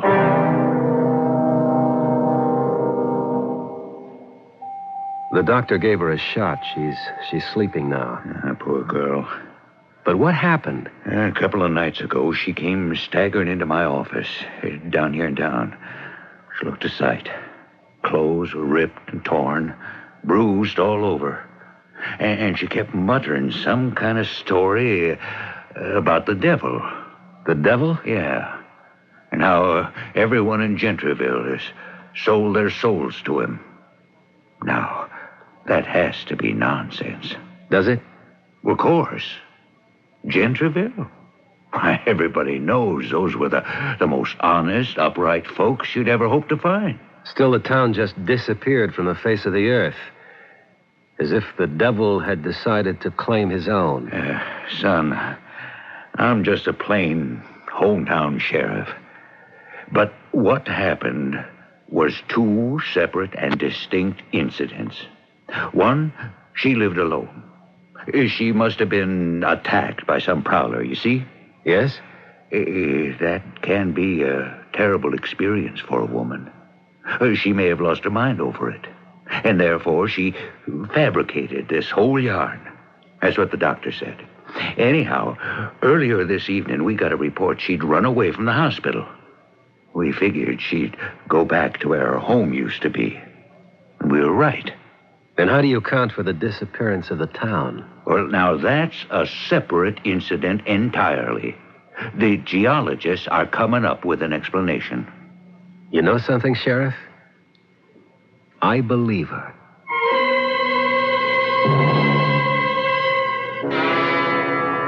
Hello, Gomez. Did you get the story? Yeah, it's beautiful. Beautiful. You gonna run it? If I do, they'll run you and me right into the nut house. Look, listen, Gomez. You listen, Pete. You had your fun, you wrote your fantasy, and you can send it to a movie producer. Now, send me the story of what really happened. But Gomez. Gomez! That's what did happen.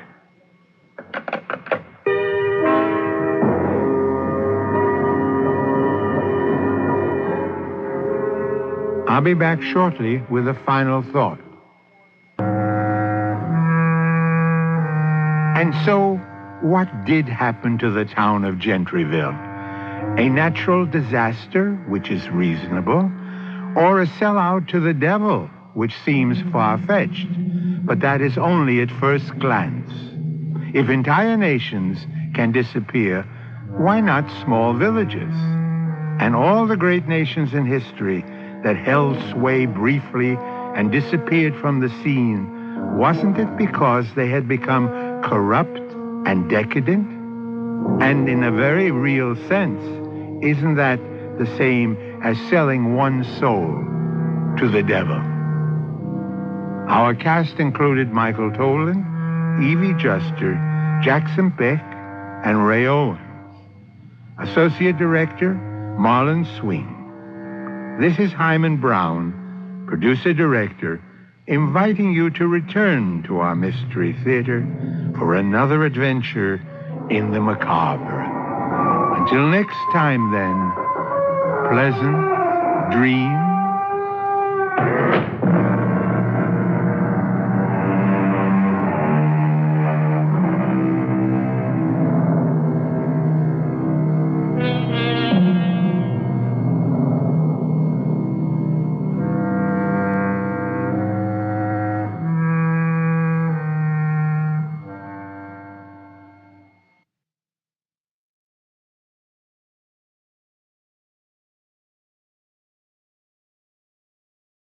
The CBS Radio Mystery Theater presents...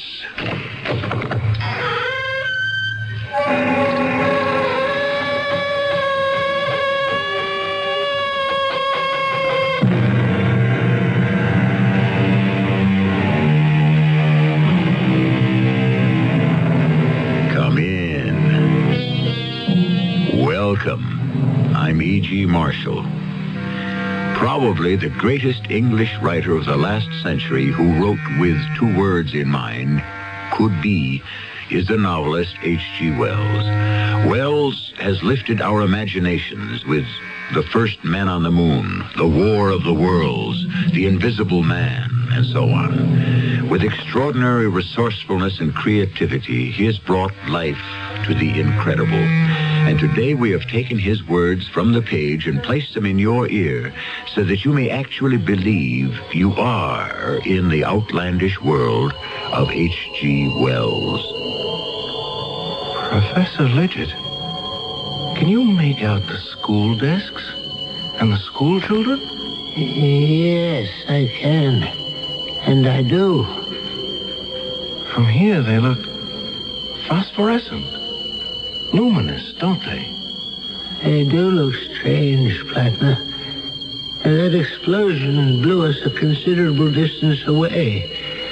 I must get back to the school and take charge. Oh, Professor Lidget, I don't think that'll be possible. Why not, indeed? Because I think that you and I are dead.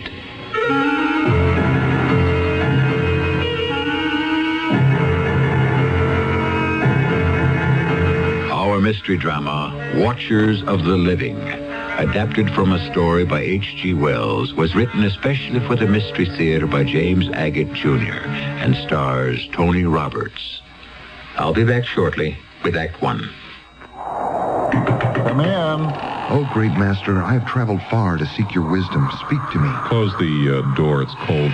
Sir, I crave the meaning of life. How do you earn your bread, my son? Well, do you till the soil? No. Do you tend sheep? I'm in advertising, sir. Advertising. Fascinating. Yes, sir, I'm in a big hurry. I have to be in Fiji tomorrow to shoot a television commercial. Fiji? Yeah, we found a place there that looks exactly like Columbus, Ohio. Why not go to Columbus, Ohio? Look, I'm just here for some wisdom. All right, let me check my wisdom book, see what we can thank find. you, yeah. Go with radio. What? Looks to me like a fantastic buy. I wanted important wisdom. This is important. Listen, newspaper cost per thousand is up 99% since 1967. TV is up 90%, sir. But radio cost is only up 38%. 38%. And it says radio's audience is bigger than ever. But what about happiness and stuff? Use radio. It's great impact at a price you can still afford, and you'll be very happy. That's it? Yeah. And when you go out, close the door real tight, because it's cold in here and I got a runny nose. If you want to talk to an authority on advertising, call us. We're 97 WFLA. Here's a tip from your Better Business Bureau. Are you in the market for a used car? If you are, it would be wise to shop around until you get a feel for the market. It's important for you to find out if the car is covered by a warranty. A used car warranty is limited. For example, it may cover the first 1,000 miles or 30 days. Remember, however, the warranty is as good as the dealer who backs it. And you check his reliability with your local Better Business Bureau. Also, remember that careful inspection is the key to enjoying a used car. Be sure and look for rust. Check the tires, the shock absorbers, and the operating controls. And incidentally, it's also a good idea to take a test drive. You see, by giving the car the once-over before you buy it, you're protecting yourself against a faulty purchase and a lot of headaches after you've bought it. This has been a tip from your Better Business Bureau.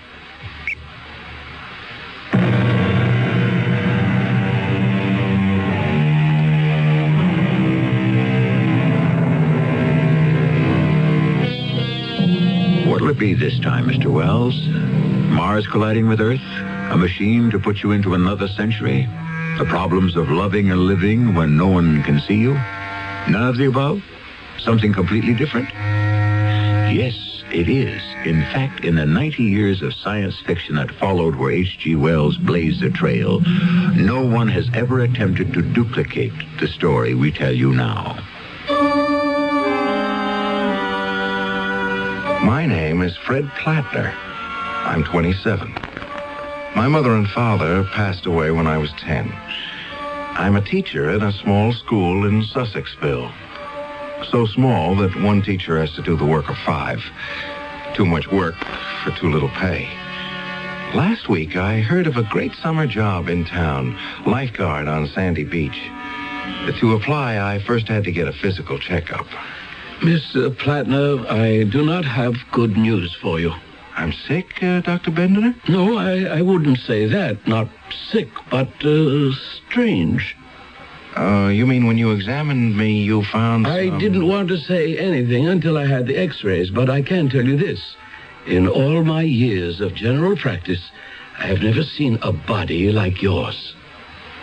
Well, will I live? Who knows? Before I show you the x-rays, tell me, young man, why do you want to be a lifeguard? I understand you have an eminently scholarly position as a teacher. Well, that's what everyone tells me, Doctor. But there's no money in it now and no future in it tomorrow. What do you teach? What don't I teach? Bookkeeping, geography, modern languages, and chemistry, which Dr. Lidgett, our former principal, threw at me about a month ago. Aye, all those subjects. You must have a vast knowledge. No, I don't. But since my students begin by knowing nothing, all I have to do is bone up from day to day and stay one lesson ahead. What an extraordinary way to run a school. In a town of 1,000 persons and 1.25 children per household, I was told by Professor Lidgett, the principal, there was no alternative. There are 2 other teachers besides myself, and that's it. On my present salary, I can hardly save a cent. But if I pass the physical and get this lifeguard position, I could clear $300 this summer. I wish I could help you, Mr. Plattner, but the facts don't help me. Let me show you. Look at these, your x-rays. First, notice your heart beats on the right side of your body. Now look at this plate. That is the right lobe of your liver. However, it's on the left side, and the left lobe is on the right side. Tell me, have you noticed any changes in yourself lately? Well, now that you mention it, I have been finding it sort of difficult to write straight across a page the way I used to. You've stopped writing? How do you correct papers? Using my left hand and writing across the paper from right to left. Anything else, Mr. Plattner, out of the ordinary? Well, I was never very good at sports, but now I can't throw a ball with my right hand at all. With your left? Not far. And sometimes I get confused at meal times, trying to find my knife and fork. I've caught myself quite often trying to cut my meat with my fork and putting it into my mouth with my knife. I'm backwards. Is that it? What should be on your right side is on your left. You're sure I haven't always been that way? I asked myself the same question. So I got out your old x-rays from Dr. Jonas's files. The last time you came for a checkup, everything was in its proper place. I wonder. I have a theory, Mr. Plattner, which is not easy to substantiate, how this might have occurred to a person. But my theory could hardly apply to you. It couldn't? There's a mathematical hypothesis that the only way a solid body can be changed is by taking that body clean out of space, as we know it, and inverting it. Oh, my gosh. Much further into space than any astronauts have ever gone, of course, into the 4th dimension, in fact. But that is a theory, and you, Mr. Plattner, are a fact. Obviously, your internal exchange of left for right was not the result of any voyages into the 4th dimension. But they are. I mean, they could be. You have made such a trip? I have. I was hoping to keep it a secret.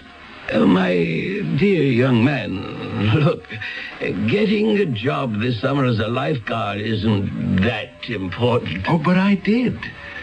2 weeks ago. I returned from wherever I was 2 weeks ago. Didn't you hear about my disappearing from the school? You see, that's where I must have been. In that 4th dimension. Mr. Plattner, you're not feeling chilly or flushed, are you? No, I'm fine. So you took a trip into space, did you? Well, I don't know where I was, but I certainly wasn't in Sussexville. Mr. Plattner, I imagine the tests have been a bit exhausting, so if you'll come into the next room, you just stretch out on this couch, close your eyes, and rest up a bit. But I'm not tired. For your own sake, I think lying down won't hurt. You know, when you speak of traveling to other dimensions, even if you can't be a lifeguard this summer, I'd hate you to lose your teaching job because they thought you lost your mind. Of course, I couldn't really blame Dr. Bendiner for thinking somehow I'd become unscrewed. And as I laid down in his anteroom, Those 9 days in nowhere came back to me. 9 days I'd never forget. It began on a Tuesday night after chemistry class. Why are you still here, Plattner? The bell rang. What are all these boys still doing here? They haven't all been kept in, have they? Professor Lidgett, Carson here, found some green powder up in the old lime kiln. So I told the boys if they'd like to take part in some scientific research, stay after class, and we'll subject the green powder to some scientific tests. Proceed then, Plattner. I shall watch with interest. You don't mind if I stand beside you at the table here? No, not at all. Professor Lidgett, we're conducting this experiment to impress upon these boys, Jacoby, Goodman, O'Shea, and Carson, that curiosity is not something that should stop after one has left school. So, here is a medicine bottle containing green powder, courtesy of Billy Carson, and plugged with a masticated piece of newspaper. Plugged with what? A large spitball. First, we place a small amount of the green powder into a test tube. Now, we hold the tube under the tap and see what effect is caused by water. No effect. No change in the substance whatsoever. As you can see, the powder does not even dissolve. Now, we'll prepare a number of test tubes, filling them with a little of Carson's green powder, partially filling each, and then in turn we'll test the green powder against nitric acid, sulfuric acid, hydrochloric acid. Very disappointing. No results, no changes in the powder. The experiment has yielded us 0. Nix. Naught. Well, boys, those are the hazards of science. Why don't you set fire to some of the powder, Plattner? Light it? With a match? Or a Bunsen burner. Boys, our principal, Professor Lidgett, suggests a test by fire. Here we go. We knock a few grains from the bottle onto this slate on our lab table. Professor, would you oblige with a match? Oh, yes, happy to. It's smoking.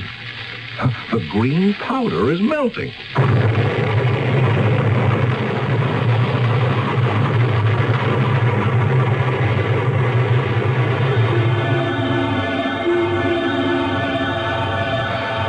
At the explosion, I was lifted off my feet and driven forcibly backwards. I wondered if I'd crashed through the wall or window of the chemistry lab. The next thing I knew, I was thrown to the ground.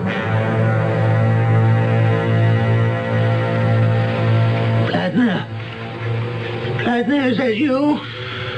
Professor Lidgett, are you hurt? Well, I don't think so. Me neither. My face seems to be all right. I still have both my ears, hands, arms, and my feet. Oh, so all right, thank heaven. Where's the school? Where are we? None of this countryside looks familiar to me. Look.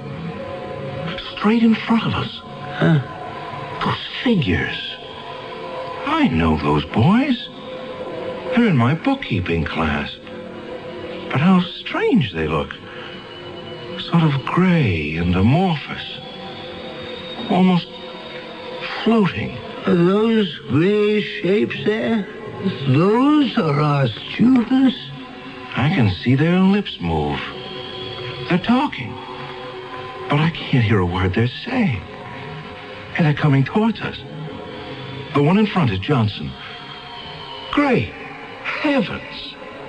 He just walked right through you. I know. And I didn't feel a thing. Did you notice how dark it is getting? Above us, the sky is jet black. The only light is that greenish glow on the horizon and those black hills. Where are we? Well, I can still see the chemistry classroom, but it seems to be receding, getting fainter. I can see it too, way off there. It's as though I had X-ray eyes and can see right through the walls. We must get back. We've been blown a considerable distance away. I must take charge. Well, I doubt that will be possible, sir. As I analyze it, A, no one sees us. B, no one hears us. C, the boys walk right through us. D, yet we appear whole and uninjured. E, to ourselves we are real, but the school seems unreal. Therefore, I would conclude, ergo... What? That you and I, Professor, are dead.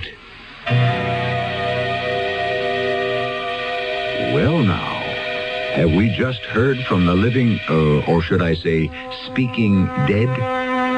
How's that for a first act curtain? The shape of things to come. Things beyond have always intrigued man. If, as some philosophers believe, ours is the world of the dying, then the next could possibly be the world of the living. What it's like, we may find out when I return shortly with Act 2. Step inside, take a ride, and follow the rainbow. Hot and tired, uptight with traffic delays. There's got to be a better way, and there is. Ride a rainbow. Ride a Rainbow Express bus. Forget about the traffic on your way home on a rainbow. Park and ride on the Rainbow Express from key shopping centers in Town and Country, Brandon, North Tampa, and now Temple Terrace, Eastlake. The city, full of architectural barriers that keep disabled citizens out of public buildings. My job, I'm a barrier cop.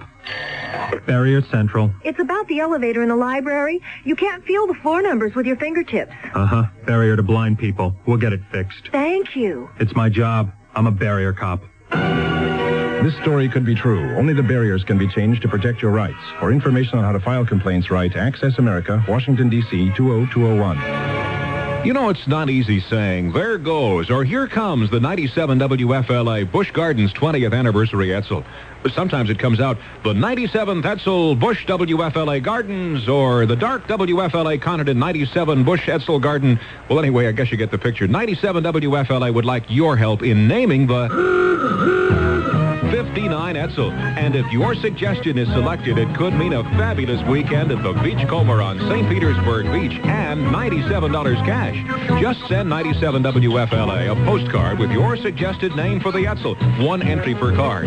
In case of duplicate names, the card received earliest will be the one considered. The winning entry will be selected by a panel of judges from Busch Gardens and 97 WFLA. All entries must be received by midnight, October 10th. Decision of the judges is final, so help us name the Busch Gardens 97, 20th Etzel, Dark Conant 59, 97 WFLA. Oh, gee.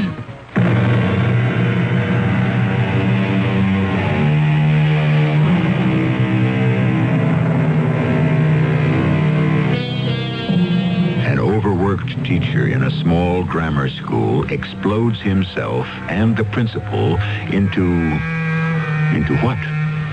He believes it's the world of the dead. But could he be someplace else? Some in-between state? It is a land where everything is shades of gray and green. Remember, it was a green powder that caused all this, a fact that does not escape those left behind. Were you able to get any sense out of the boy, Dorothy? Well, Billy says it was a green powder he found, brought it to class, and his chemistry teacher blew himself up with it, and that he and the principal just plain disappeared. Blown to bits, no trace of them, Jim. A doggone part of it is you'd think an explosion like that would make some kind of noise. Oh, it knocked out a wall, but none of the children were hurt. So Billy brought that green powder, huh? We could be in for a peck of trouble. Do you really think so? Our son brings an explosive to school. His teacher and the principal are blown away. They could hold us responsible. They could? We're his parents, and he's underage. I wonder which teacher it was. Oh, Fred Plattner. You remember him. They got Fred teaching chemistry? What does he know? No wonder everything went fluey. Oh, he's such a nice young man, too. I know that. Now, promise you won't say anything to Billy tonight. He was very fond of Fred, too.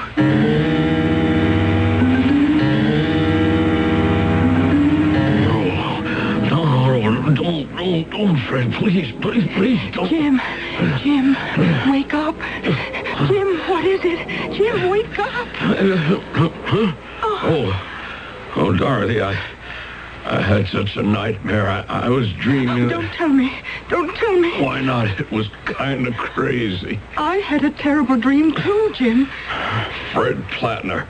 He came right into this room, and he motioned for me to follow him downstairs. Oh. And then he took out a small medicine bottle with green powder in it and was trying to give it to me. And then suddenly, it was gone. I saw him, too. By the whole closet. I mean, in my dream, he was standing by Billy's bed, and he had that same bottle in his hand, and he was shaking his head. And then I woke up. Poor Fred. He was too young to die. It was like he was trying to tell Billy something. That's what Fred did to me in my dream. Made me feel he wanted to tell me something. So, here I am, Fred Plattner. Or maybe I should say I was Fred Plattner. Now I exist in this other world, and I'm trying hard to get through to the world I've been blown out of. To those incandescent, phosphorescent shadows of people and places I knew. It's very frustrating. Plattner, where the devil are we? Gee, I wish I knew, Professor Lidgett. I was watching you before walking down that steep hill and stopping, and then you were shouting at some rocks. Well, I was trying to get through to Jimmy Carson. No go. He can't hear me. There must be a way to communicate with our world. Cut through the invisible barrier that separates us? Plattner, I think I'm getting a chill. Well, it's sitting in one place, Professor Lidgett. Give me your hand. Yes. Up you go. Now, we'll get ourselves off this cliff. Down there, it may be warmer. Oh, thank you, my boy. I'll follow you. I don't think I valued you when you were teaching at Sussexville. Yes, that's good. That's good. One step at a time. It's never as steep as you think. I'll have to tell you, Professor, I have no idea where we're heading. But at least we're moving, and that's the best way to keep warm. Plattner, you know what's even more terrifying? I can hear you. You can hear me. But that's all. There's no sound in this place. The leaves are moving, but no sound. The wind is blowing. You can feel it, but you can't hear a thing. We came down this cliff, not one footfall, not a sound. It's all like some mad, silent movie. Not a sound anywhere.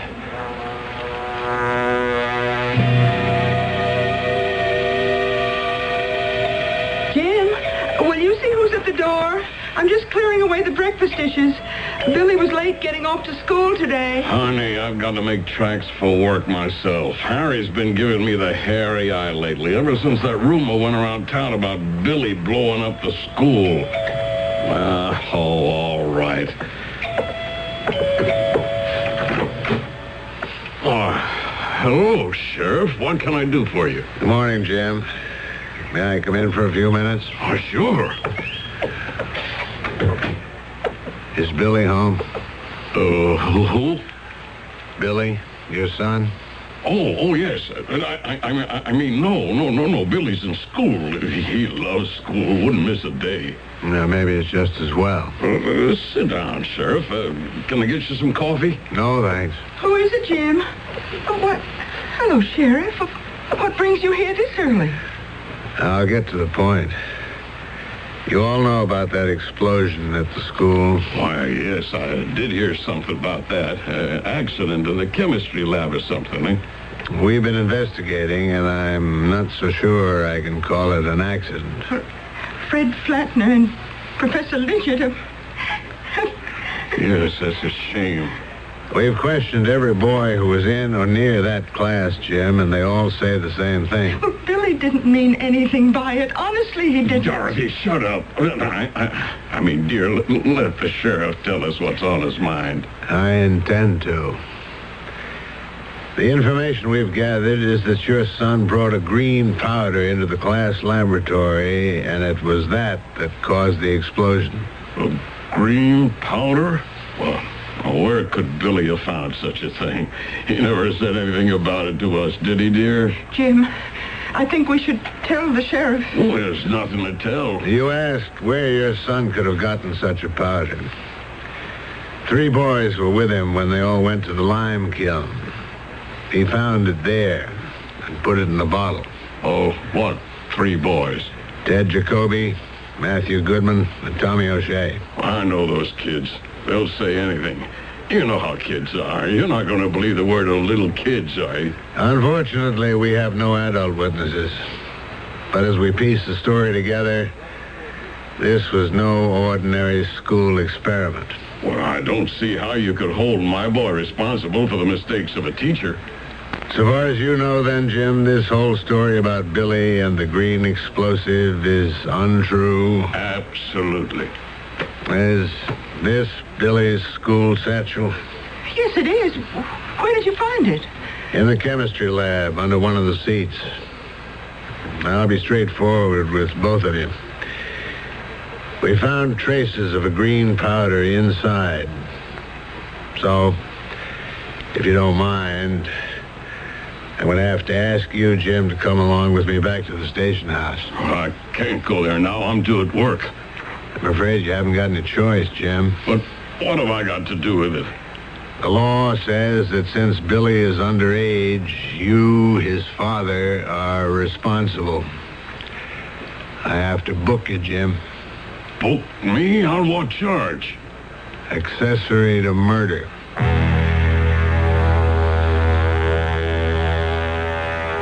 Several days and nights went by in our green world. This particular morning when I awoke, large, strange snowflakes were dropping all over me.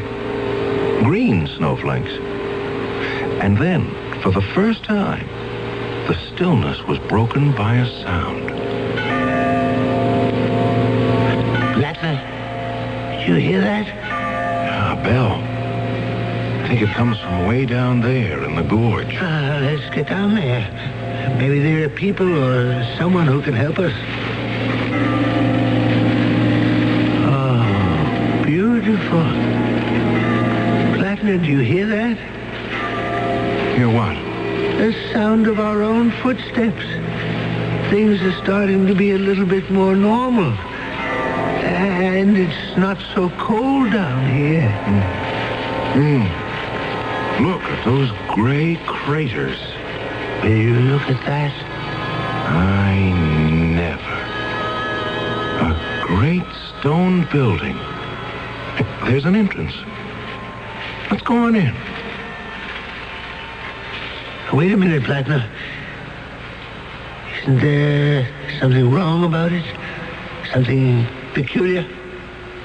Well, nothing more peculiar than finding any gray skyscraper in a green world. It doesn't have any windows.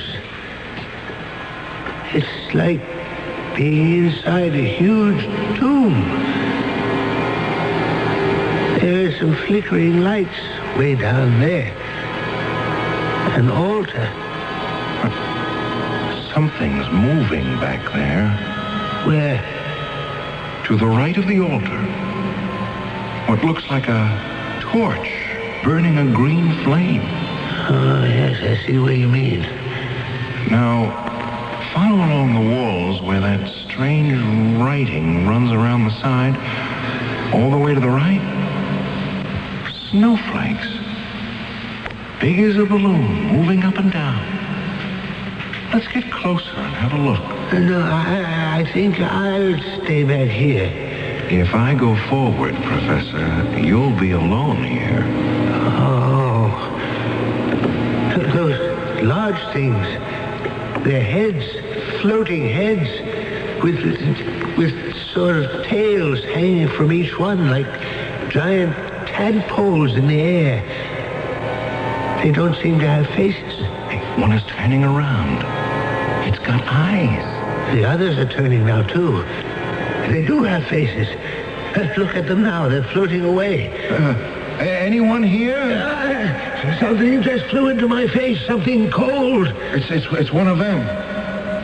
Who are you? Who are you? Who are you? Who are you? Who are you?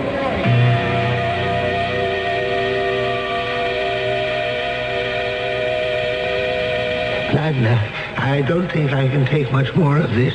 Look back. What do you see? I see the school. Our school. The big assembly hall. And the boys are taking a test. Midterms, that's what they are. Well, will you look at that? Some of them are using a crib. A pony. So they are. Cheating in a midterm.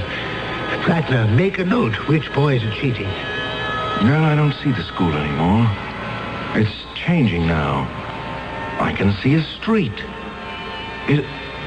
Yes, it's Main Street. So it is. But how can we see Main Street from here? Because it runs right through us. This world, this dimension. So that's where they went. Who went? Those floating faces. They're hovering over the people walking on the street, see?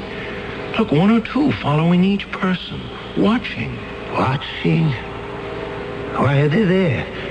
They're watching the living. Plattner, where are you? I'm here. I just don't want to look anymore. Oh, what's the matter with you? You're crying. I know what those watchers of the living are doing. I know who they are. There are two of them above my head, aren't there? Yes. A man's face and a woman's face. I know them. I know who they are. The two faces over your head, you know them? It's my mother and father.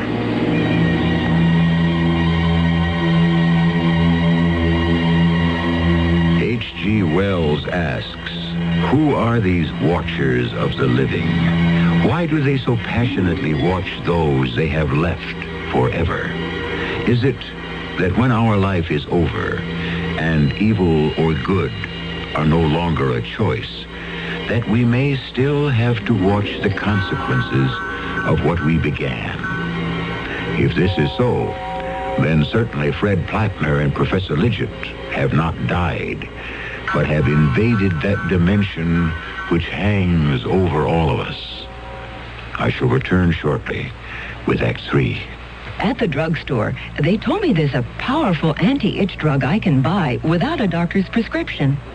Now I use Bicozine cream as directed. No more burning, embarrassing itching. No more scratching. Bicozine actually speeds healing. Bicozine cream. What a relief. Now you can soften hard, calloused skin without painful cutting or scraping. Apply stainless Dermasoft cream to your feet as directed. Insist on Dermasoft cream.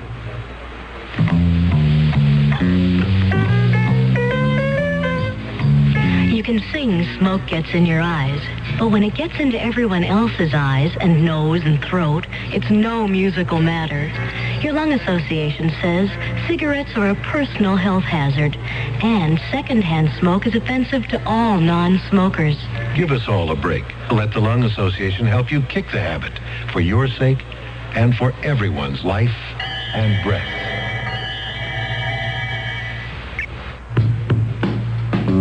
Join hands with people everywhere. Each of us can do our share in care for children. This year, people of all nations are are joining hands to improve the lives of the world's needy children.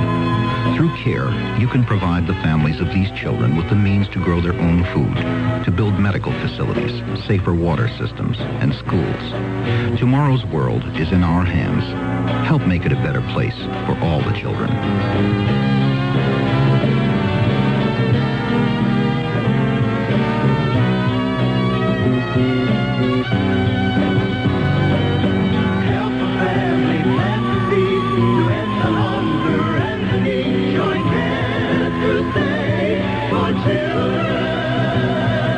Send your check or money order to CARE, Crusade for Children Overseas, 145 Madeira Avenue, Coral Gables, 33134.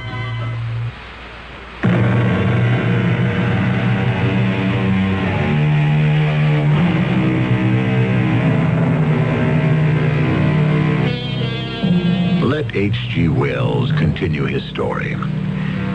If human souls continue after death, then surely human interests continue after death. So these watchers of the living keep an eye on earthlings. Make note that this in-between land is green, the color of renewal, of continuation, of movement. Therefore, this island in space and time onto which our two men have stepped could be a moving platform. But to where? How many days has it been, Plattner?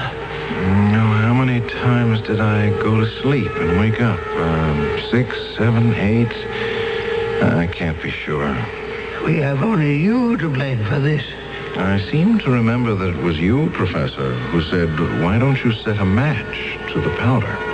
Why do these infernal things have to hang around us? What have I done to them? Well, go on, get away from me. Go away. Do you hear me? I don't see how you stand these floating heads always following us, bumping us like balloons with faces. I am trying to be calm and not let myself go, and you must do the same, Professor. I could just as easily lose my nerve, but how would that help me? Listen. They've stopped. You're in a different spot than I am, Plattner. Your mother and father are watchers. I hope you never see your parents as I'm seeing mine. Not being able to speak to them and be understood. Not knowing whether they are real or shadows. No, I absolutely refuse to be fingerprinted, and that's final. You have a right to call your lawyer. Where are the bodies? Where's Fred Plattner? Where's the headmaster, Professor Lidgett? How can you be sure they aren't still somewhere, wandering about in shock maybe, but very much alive? If in over a week they haven't shown up? Amnesia. Do you know what that is, Sheriff? If I were blown up in some ridiculous experiment, it would addle my brains, too. They're alive, I bet you, but they don't know who they are or where. Well, that all may be true, but you're still responsible for what happened. Speak to the mayor if you want to, but you're not leaving here until formal charges are placed.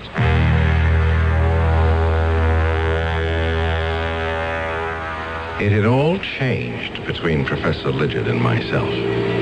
No longer were we of like mind in this limbo of the dead where there was no sunrise or sunset, where a green haze hung over vast cliffs and stone buildings without windows.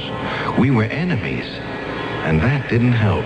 The day I hired you for the school, I must have been mad, Plattner. You got us into this. Now, what are we going to do? Try to keep my head, for one thing. For another, I'm going to sit here and have another try at getting through to Sussexville. Oh, you have a formula? How are you going to do it? Concentrate. Mother, Father, help me see our town. There. I can see right through that rock face. The walls of the house, like glass. Well, Professor, you got your wish. There's Billy Carson and his mother. They're standing in the kitchen listening to the telephone. There's unhappiness written on her face. I shouldn't wonder. That That boy shouldn't be allowed out alone. He's a menace. They're talking to someone at the police station. Mother, Father, I want to see what is happening there.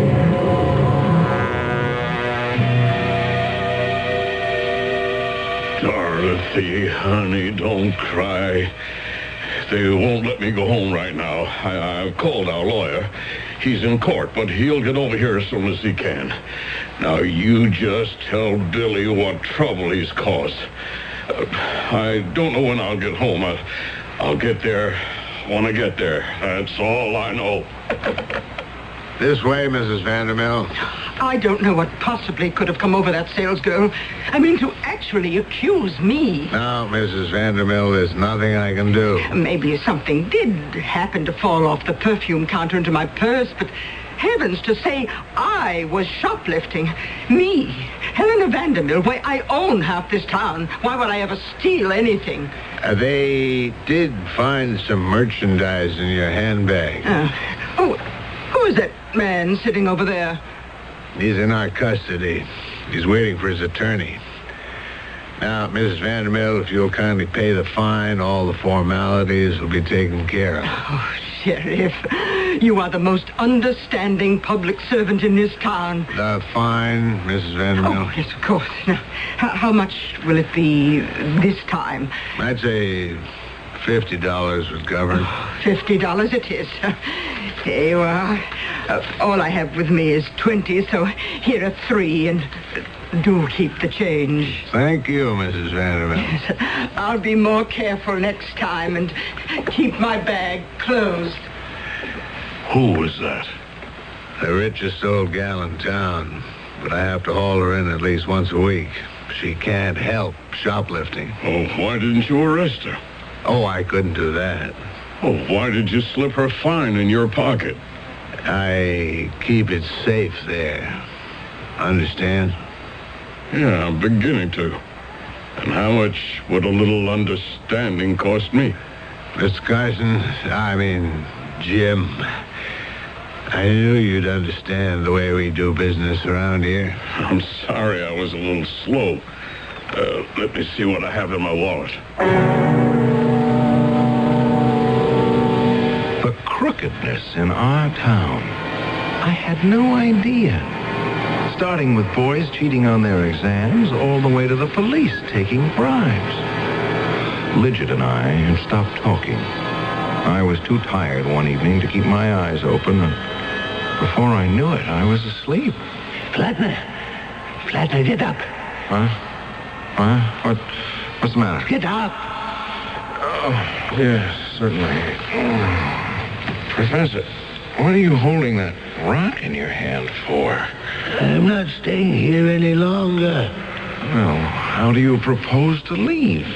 You're going to lead me back to the exact spot where we entered this other world. Oh, I don't know that I remember it. Well, you'd better, if you don't want your head bashed in. Professor Lidget, I understand the strain you feel, but what good will it do you to hurt me? I don't care anymore. I've got to leave here. All right. Let's start up this path and see if I can find the place.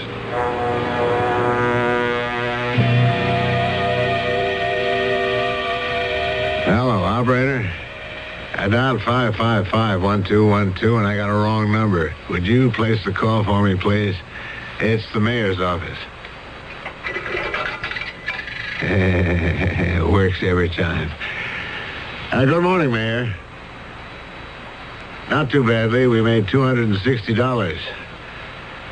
60 from the old klepto, and I nicked another citizen for the 200. All right, will you stop by, or shall I send the cash over to the town hall? Good. I'll put 130 in an envelope addressed to you and marked official business.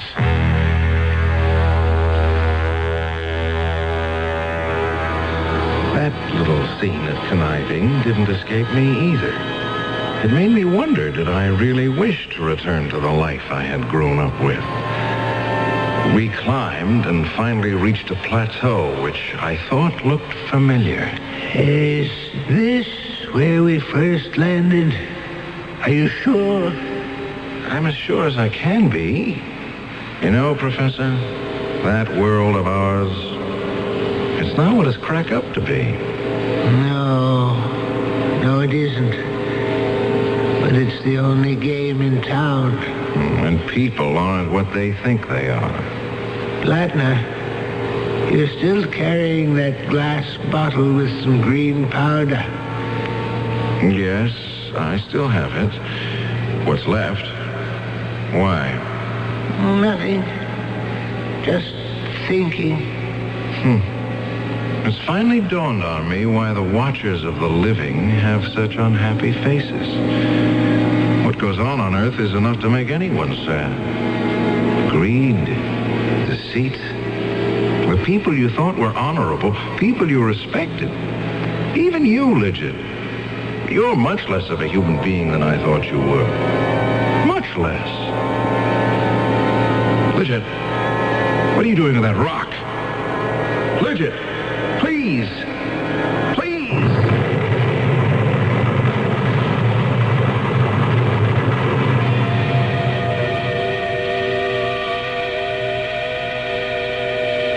I came to on Earth, lying sprawled out in the schoolyard, covered in scratches and bruises.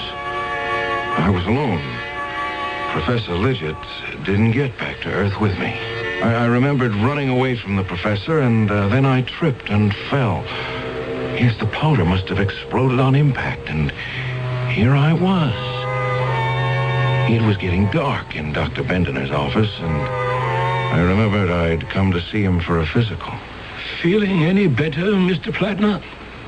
Yes, I am. I'm fine now, Doctor. Had a little sleep? Oh, not exactly. Just thinking about how my insides got all reversed. Nothing's malfunctioning, you understand, just exchanged. Are you up to getting yourself home? Dr. Bendener, I've decided I don't want to be a lifeguard after all. I'm just not the swimming kind. I didn't know there was any other kind. Oh, there are lots of ways lives can be guarded. I'd like to think about that. Think about what, Mr. Plattner? What I ought to do now that I'm back.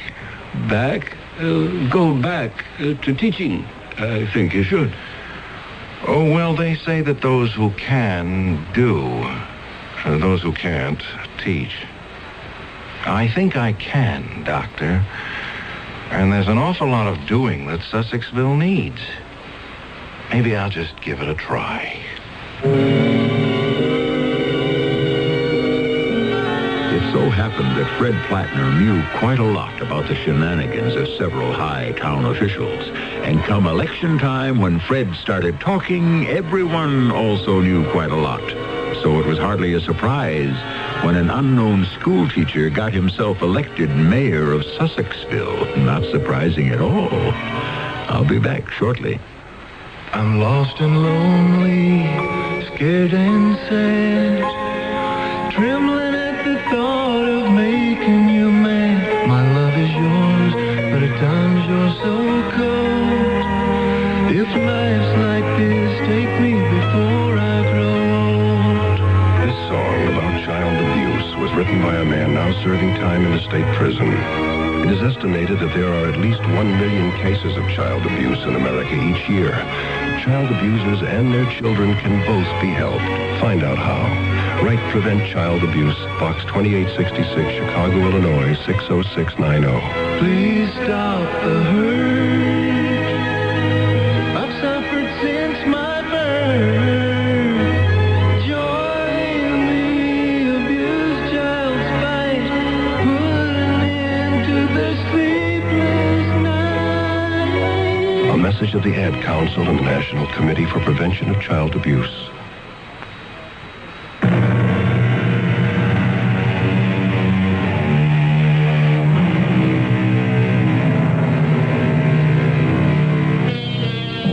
Some folks around Sussexville are still scratching their heads, wondering where Fred Plattner and Professor Lidget disappeared to for 9 days, and why the professor never came back. But Fred isn't telling anyone. Every now and then, though, he'll look up suddenly from his desk in the mayor's office, as if he was seeing someone he recognized. Call it an H.G. Wells fantasy, if you will, but who knows? Perhaps we are all being watched. Over there. Is that a shadow over your head? Our cast included Tony Roberts, Bob Dryden, Bryna Rayburn, and Gilbert Mack. The entire production was under the direction of Himan Brown. And now, a preview of our next tale. I took a few steps down the rough cobblestone alley. It was dim, a place where the sun couldn't get to. There wasn't a sound. The bustle behind me seemed to have vanished. I walked slowly along the twisting alleyway. Well, there were a few shops, but they were all closed. I don't know why I kept walking, but something seemed to draw me along.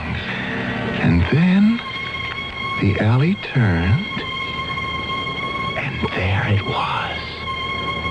A small shop, brightly lighted with candles. In the window were clothes, leather things, beads, spices. There was no name on the door, but I knew I'd found the Devil's Boutique. This is E.G. Marshall inviting you to return to our Mystery Theater for another adventure in the macabre. Until next time, pleasant dreams.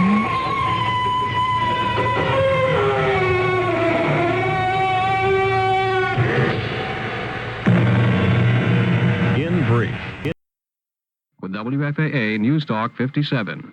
The CBS Radio Mystery Theater presents...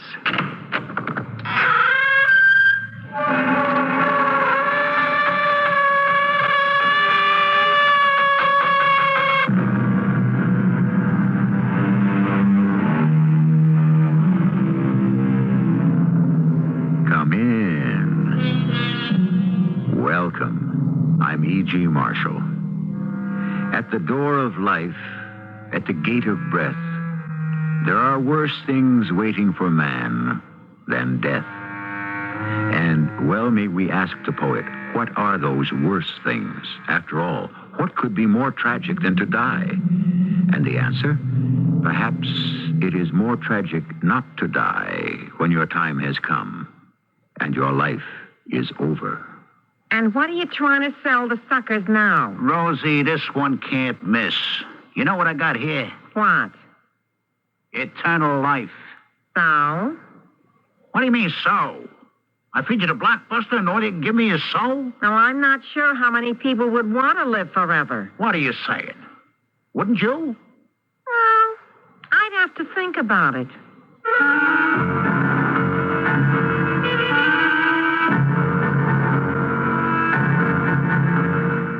Our mystery drama, All the Time in the World, was written especially for the Mystery Theater by Sam Dan and stars Ralph Bell. I'll be back shortly with Act One. When you're traveling across our country, there's a sign you're gonna see. Looks like a big yellow sun. It's a sign of quality. Quality is the most comfortable place under the sun. That's our sign, let it shine. Say where quality, comfort shines. Quality is the most comfortable place under the sun. For almost 40 years, Quality Inns have been making people comfortable when they're away from home. And today, you'll find our big, bright sunburst sign in more than 300 different places, shining over dazzling downtown towers, at airports and along major thoroughfares, all across the U.S., and in Canada, and now in Mexico, too. See your travel agent or call us toll-free for reservations. Quality is the most comfortable place under the sun. Quality is. You can rent almost anything.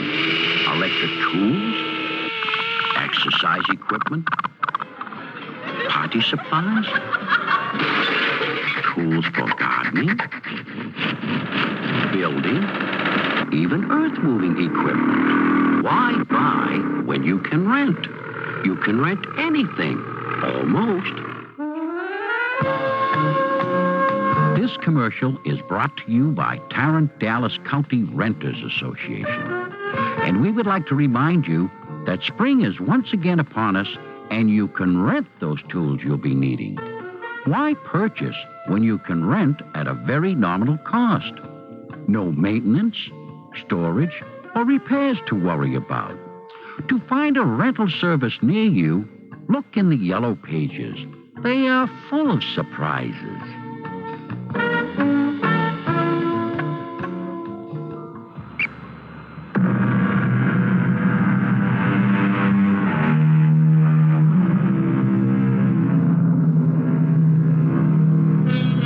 In everything, we are told, there's a season. There's a time to be born and a time to die. And most of us follow that timetable. We arrive and we depart pretty much on schedule. Now and again, accidents or ailments or upheavals beyond our control may curtail our visit. But most of us have a pretty good shot at the allotted 70, and many of us do even better. However, sooner or later, the hour must strike for everyone. Well, doesn't it? They are moving at a brisk pace through the lovely countryside. It's a beautiful morning. All right, Harry. Where are we headed for? Rosie, baby, we are headed for $1 million. Sure. But this time it's money in the bank. When can I write a check against it? Hey, Rosie, this can't miss. Hold it. That sign, it says Morristown. Right. That's exactly what it says. Morristown. Is that where we're going? We'll be there in exactly 15 minutes. What for? Because that's where the money is. And that's where the state penitentiary is. Who would know that better than me? We're going to the state pen. Yes, baby. Why? Because he's being sprung today. Who is? $1 million. We're going to pick him up. If you think you're going to bring home some bum for me to take care of... He's not a bum, Rosie. He's a pal of mine. He's guilty until he can prove himself innocent. Which, if he's a pal of yours, he will not be able to do. Now, Harry, I'm putting my foot down. You turn this car right around now. But, baby, he's got no place else to go. If he's got $1 million, he can find a place without any trouble. Rosie, I didn't say he's got $1 million. What I said was, he is $1 million. I don't understand you, Harry. Of course not. And I don't understand you either, Rosie. That's what makes our relationship so, what word am I looking for? Doomed. There it is, just up ahead. Yeah, I see it. And there he is, standing by the gate. Who? My old buddy, Lucas. That's his name, Lucas? Lucas what? Well, I don't know if it's his first name or it's his last name. Yeah? Well, it would seem to me you don't know him very well. I know him well enough to make $1 million. Hey, Lucas! Hey, up in the back. Atta boy. And we're off. But waiting long, Lucas? No. Lucas, say hello to Rosie. Hello, Rosie. My pleasure, I'm sure. So, here you are, Lucas, with the new suit. Some suit. And a cardboard valise. And a $20 bill, right? Yeah. So, how does it feel to be out, Lucas? All right. Hey, Lucas, I'll bet this is the first time you ever rode in an automobile, eh? Yeah, I guess so. How do you like it? It's fine. What have you two guys got going here? A vaudeville routine? Hey, come to think of it, when did Lucas ever have a chance to ride in an automobile, eh? Well, how long has Lucas been in the slammer? A long, long time, baby. Yeah? What'd he do? Why were you jugged, Lucas? This time? I don't remember. What do you mean you don't remember? Rosie, baby, not everybody has such a good memory. What does he mean this time? I happen to know his record. This time, he was up for murder. Murder? Yeah. It was during an armed robbery. It's coming back to me. I remember now. I only carried the gun so I could scare the guy. Robbery and murder. I didn't even know it was loaded. Harry, stop the car this minute. What for? You are not going to bring home any strong arms. Rosie, we have to give Lucas a break. No. Now, just look at him. Isn't he the nicest, mildest guy you ever want to see? He's out. The man paid his debt. He served his time. You spell that O-U-T. He did his 99 years. And furthermore, if you ever think... He what? He was inside for 99 years. Harry, what kind of double talk are you giving me? This is a man who was sentenced to do 99 years. So he did his 99. And here he is. Nobody does 99. What can I tell you? You can tell me the truth. I do when you give me a hard time. Here's a man, he looks, 35, 40, maybe tops. How can he have served 99? He's got the documents to prove it. What documents? For the next 5 years, Lucas has got to report once a month to his parole officer. He's got this card. Show the card, Lucas. Harry. Just look at the card, huh? What does it say? The state of New... You see? It's an official document. Lucas, sentenced in the year 18...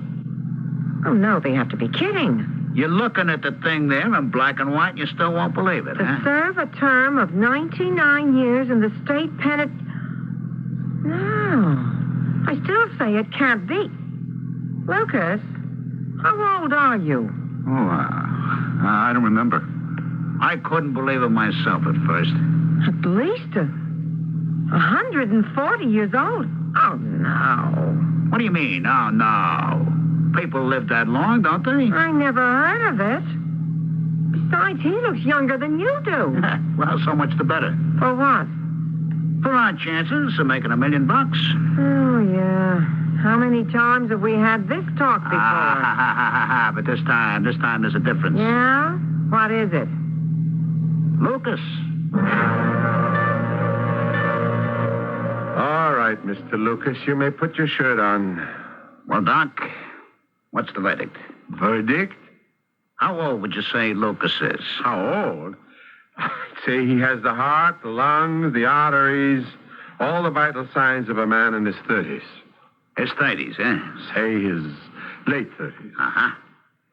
Thank you, Doc. Would you make a statement to that effect? I have subjected Mr. Lucas to a complete physical examination and find him to be in excellent condition. I would state that his health is above average for a man 40 years of age. This is the old ball game, Rosie. Yeah, well, all I know is this has cost us $75. And there has also been a substantial increase in the grocery bill since Lucas showed up. Rosie, you got to spend money to make money. Okay, we're spending it. When do we start making it? Tonight. What happens tonight? We go on TV. Who goes on TV? Me and Lucas. What for? Honey, how do you make money? It beats me. And if you want the truth, it also beats you. You advertise. That's right, Rosie. You got to advertise. You know why? Oh, what am I getting into here? This little poem I picked up. The codfish lays 1,000 eggs. The homely hen lays 1. But the codfish never cackles to tell you what she's done. And so we scorn the codfish, while the homely hen we prize, which only goes to show you that it pays to advertise. Oh. And what are you going to advertise? And where are you going to get the money to do it? I'll answer the second question first. It's free. What's free? Tonight, you're going to see Lucas on the tube doing a guest shot. Who'd want Lucas for a guest shot? Bonnie Quackenbush, that's who. Oh, it figures. With all the other fruits and nuts. And what is Lucas going to advertise? Lucas is going to advertise that one commodity for which every single person in the world would give everything he owns. And what is that? Eternal life. Eternal life. Oh. What's with the O? Here I feed you the blockbuster and all you can give me is O? Eternal life. I'm not sure how many people would really want to live forever. What do you say? Wouldn't you? I'd have to think about it. Well, so would I. But, baby, there's enough suckers out there to add up to $1 million.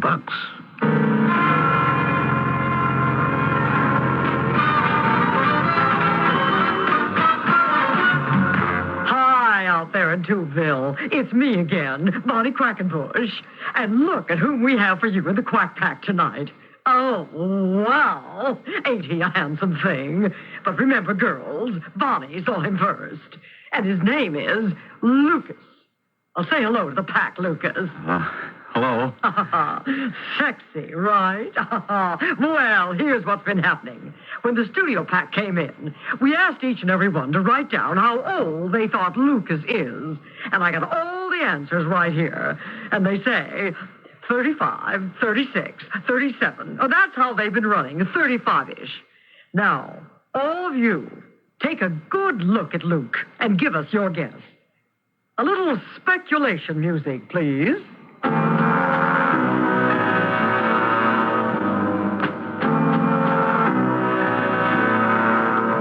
Now, are you ready? Have you guessed? What did you come up with? Well, you're wrong. Tell the pack how old you are, Lucas. Go on, tell them. I don't remember. Of course not. If I were as old as you, baby, I wouldn't want to remember either. But here is Lucas's best friend, Harry Barrows. Harry, yak at the pack. Thank you, Bonnie. I have here a statement. A signed statement. From a fully ordained doctor of medicine. Which says... Lucas has the body... the physical equipment... of a man in his late 30s. Go on, Harry. Give us the zinger. If you consult the records of the state penitentiary up at Morristown, you will learn that Lucas has just been discharged from prison. Well, we certainly hope that Lucas has learned his lesson, don't we? Yes, Bonnie. He certainly did, because he had a long time to think about it. So long that he'd even forgotten what he'd actually done. And how long a time was it, Harry? 99 years. You are saying, then, that exactly 99 years ago, Lucas here was flung into the Bastille. You could look it up. So, how old does that make Lucas? Your guess is as good as mine.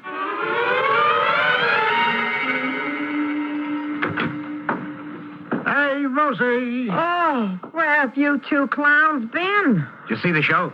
You know it's 3 o'clock in the morning. We were hiding out. What for? You saw the show. You saw how everybody went crazy. Harry, what is it I told you. Suddenly the place was invaded by reporters in the paper, the radio, TV, the whole media.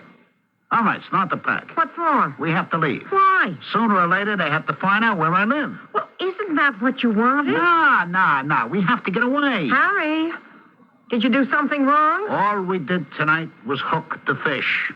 Now we have to be very careful how we reel them in. Oh, no. I've heard this one before. Rosie, honey, you have to have faith in me. I know what I'm doing. What are you doing? What are all these moves, this strategy? Honey, we have to go away so that you can mix up a batch of the elixir. The elixir? What elixir? The elixir of eternal life. What do I know about mixing up an elixir of eternal life? Rosie, for a girl as smart as you are, there's nothing to it. Nothing to it at all.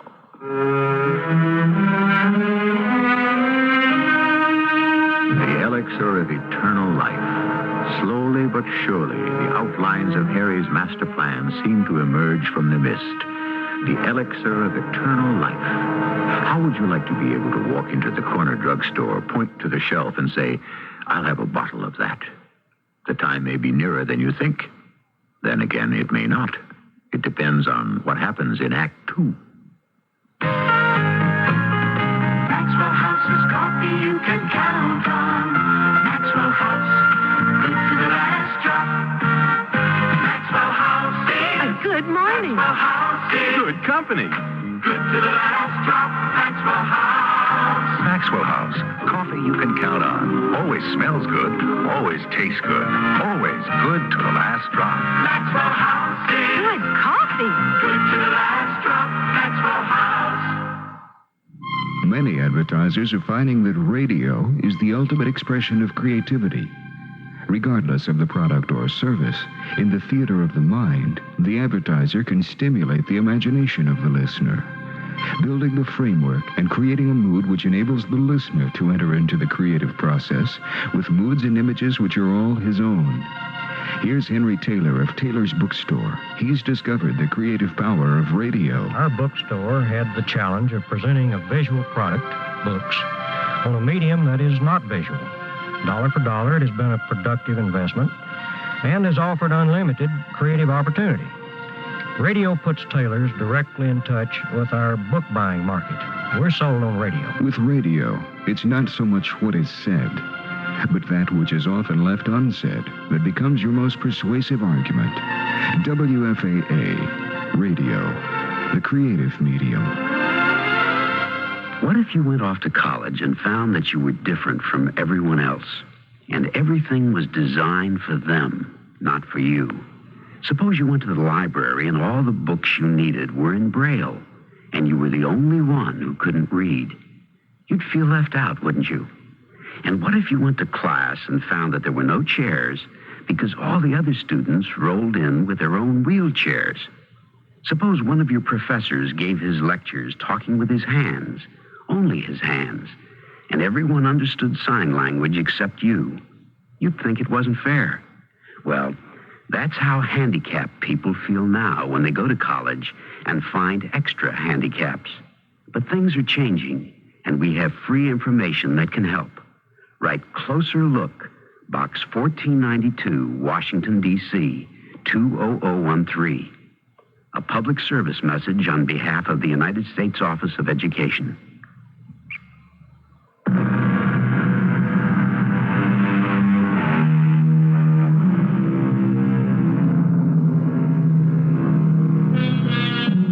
What can I tell you? Only what the record states. And what does the record have to say for itself? This, that a man named Lucas was sentenced to serve a term of 99 years for armed robbery and murder. Well, the 99 years have elapsed. And here is Lucas, still alive, looking to be no older than the day he went in. They had to set him free. And they did. And here we are. What is this elixir of life, Harry? It happens to be our $1 million. Uh-huh. Look, Harry, I'm going on record right now. Now, please, Rosie, we got no time. We have things to do. I have been through one scheme after another. I lose track of all the hustles, the flim-flams, the capers. But it doesn't matter. You know why? Rosie, all your hustles and capers. You know what they all got in common? They don't work. Rose. They do not work. Never in your life have you ever succeeded in making a dishonest dollar. Okay. So if you got no confidence in me, why do you stick around? Because maybe it's your fate. After all, everybody does what he's meant to do. And what was I meant to do? Fail. Hey, look, we have to get out of here. Lay low. See? You go on TV to advertise, to attract attention. And then when you get it, you want to disappear. Now, why? Will you start to figure out how the elixir of life eternal should taste while Lucas and I load up the car?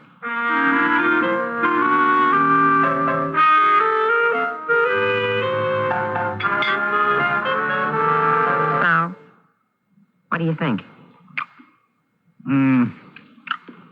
Maybe it's too sweet. Oh. I'll put in half as much sugar. You know what it needs? Maybe it should taste more mysterious. Mysterious. So I'll put in some pepper. All right, but come on, we gotta hurry. Why? Because you have to strike while the iron is hot. That's also a very good time to get burned. The elixir of eternal life or of life eternal? Which sounds better? Taste it now.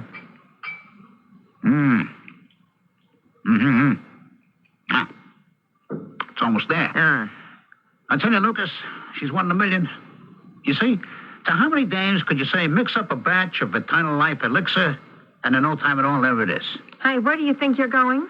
You keep working on the elixir, Rosie. I got a little missionary work to do. Lucas can keep you company.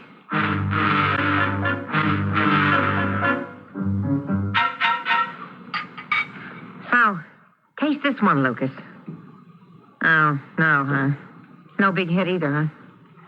Well, let me see. I think I'll put in some honey, some garlic. What else have I got in here? How about some vinegar? Yeah, I'll just put in a little bit of everything. Why don't we just run this through the blender? Froth it up a little bit, huh? Yeah, so. Well, now, how do we see how our little witch's brew is doing here? What do you say, Lucas? How about a little taste? What do you think, huh? Ugh. Pasca. I beg your pardon? You don't have to make such a horrible face. Pasca. Pasca, huh? What's that supposed to mean? Hey, wait a second. If it tastes so awful, how come you're drinking the rest of it? Some more? More? Did you see your face while you were pouring it down? Oh, it's good for you. Good for you? Yeah. I remember. The master would make us drink it whenever we were sick. Uh-oh. What is commencing to start here, Lucas? What's with the master bit? Taste. Oh, I remember the taste. Yeah, it brings everything back. Yesterday, everything was so dark. I couldn't see back into it. It was so long ago, but now, the taste, it's like a knife. It cuts through. You know what I'm saying? No, Lucas, I don't. Pasca. It was brought into the house of the master by a Greek slave. He called it a posset. Sure, yeah. Hey, Lucas, why don't you lie down and take a little nap, huh? Lucas. My name was Lucius. I never had another name. I was the illegitimate son of the master and a Lydian slave woman. I remember now. Lucius. And then, many years later, it was Ludwig. And then Louis. And Lucas. Are you trying to tell me what I think you're trying to tell me? Oh, I've lived so long. At times when I'm so tired and I can't remember, but the taste, it brought me back. I'm Lucius. Yeah, sure. I was born in Rome. Italy. No, Rome. It was all Rome. Uh-huh. Lucius, when was this? I don't know. What year? Year. I don't remember. Maybe I never knew. How could you not know? Well, people like me, we didn't know anything. We're just lucky to be alive. Although I'm not so sure that was lucky either. Well, what did you do? Most of the time we were hungry. When we got sick, very sick, they'd take us to the master. And he'd give us a posca to drink so we could go back to work. What kind of work? On the farm. Oh, it was very hard work. And you don't know when it was? What was going on? No, every day was the same. Lucas, going along with this, how come you're still alive? Oh, well, you see, I was a thief. Yeah? You had to steal to keep alive back then. Well, most people stole a little food from the kitchen, maybe fruit from the trees and so on, but the master knew about it. He wouldn't let on because he knew you had to. Me, I was different. Different? Yeah. I didn't steal just because I was hungry. No? I stole because I'm a thief. Like I can't help myself. Come on, Lucas. You don't expect me to believe that. No, it's true. In the blood.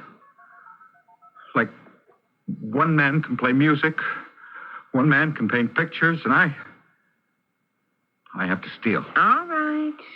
But that still doesn't answer the question. How come you're alive after all this time? Because Apollo said so. Apollo? He was one of the gods. Oh, I'm afraid you're only getting yourself in deeper. No, there was a temple of Apollo on the master's estate. You see, and there was this gold mask of Apollo on the altar. So I thought I'd steal it. I'd be able to raise enough money to go somewhere else, start a new life. You sound like a dear friend of mine. But I got caught. How did I know? I'd always get caught. It figures. The penalty for stealing from the temple of a god was usually death by torture. Please, Lucas, no horrible details. But the master said He has offended the god. Let the god decide his punishment. So they loaded me down with chains. I could hardly move. Set me in front of the altar of Apollo. Yeah, it was midnight. Oh, and there was a terrible storm. I can hear the thunder. Listen. The what? The thunder. Terrible thunder. And the lightning. Oh, it was flashing all around me. Lucas, are you okay? And the voice. The voice of the god. Listen. You hear it? You hear it? The voice of Apollo. Lucius, feet and slave. Don't you hear it? No, I don't hear nothing. It's a voice that seems to enter inside your head. It flows through your whole entire body. Lucius, thief and slave, you have defiled my temple. Voice kept speaking inside me. Now just take it easy, Lucas. Lucius, villain and slave, scoundrel and thief. Please. It's all right, Lucas. You expect the god Apollo to sentence you to a horrible death. But any death would be a release and a reward. I sentence you instead to a horrible life. The life of a thief. The life you have always lived. The only life you know. You shall live such a life forever. You shall be a thief under the rule of all the nations to come. You will live many lives in countries yet to be discovered. But all you shall know of them is the insides of the prisons. Forever.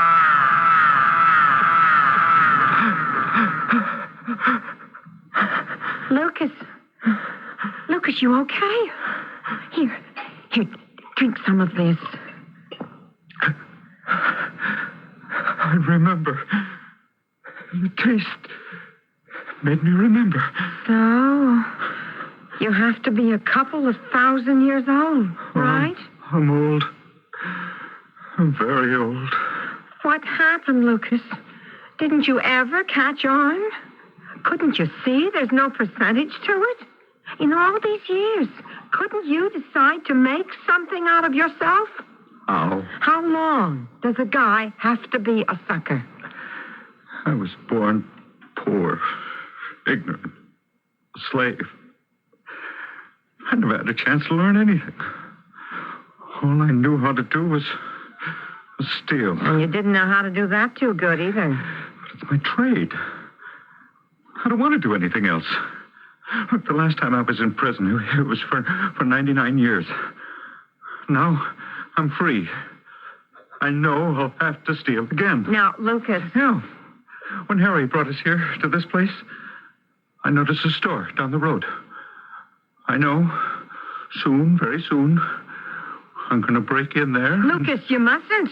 I can't help it. With your luck, you have to get caught. It isn't luck. It's fate.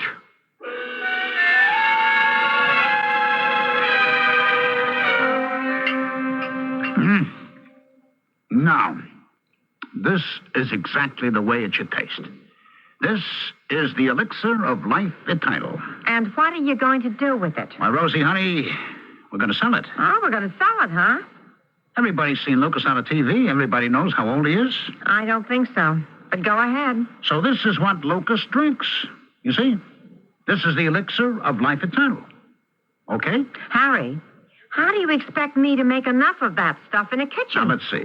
You got a whole blender full of it, huh? That should be more than enough. More than enough for what? More than enough to make $1 million. Our friend Harry certainly has that $1 million on his mind. That $1 million that always seems to elude him somehow. The goal which shines so brightly just up ahead, but remains ever out of reach. All right. Is this to be the time? You can see he has quite a bit going for him. Within a few moments, we shall be involved in the third act and the revelation. At the drugstore, they told me there's a powerful anti-itch drug I can buy without a doctor's prescription. Now I use Bicozine cream as directed. No more burning, embarrassing itching. No more scratching. Bicozine actually speeds healing. Bicozine cream. What a relief. Now you can soften hard, calloused skin without painful cutting or scraping. Apply stainless Dermasoft cream to your feet as directed. Insist on Dermasoft cream. This is Jack Klugman. As national chairman of this year's Easter Seal campaign, I've seen the wonderful things that happen every day in Easter Seal centers. The stroke victim learns to walk and talk again. A disabled youngster learns to feed and dress himself. A deaf child is taught to communicate. Children and adults rebuild their lives with the help of Easter Seals. But they can accomplish only what you make possible. Please, give to Easter Seals for handicapped children and adults. This is John Ritter. Did you know that 1 out of every 5 people has a hidden medical condition ranging from allergies to penicillin and other medication to heart problems, diabetes, and epilepsy, just to name a few? If you have a hidden medical condition, you should join the Medic Alert system of emergency medical identification and wear the Medic Alert emblem on your wrist or as a necklace. This could prove to be a lifesaver in an emergency. On the back of the emblem is an identification number, plus a phone number which can be called collect 24 hours a day from anywhere in the world to provide your computerized medical data to qualified personnel within seconds. A wallet card is also provided to members annually. Remember, a Medic Alert emblem will speak for you in an emergency if you can't. Starting April 1st, it's Medic Alert Week across the country. Support the volunteers in your community or write Medic Alert, Turlock, California, 95380. That's Medic Alert, Turlock, California, 95380.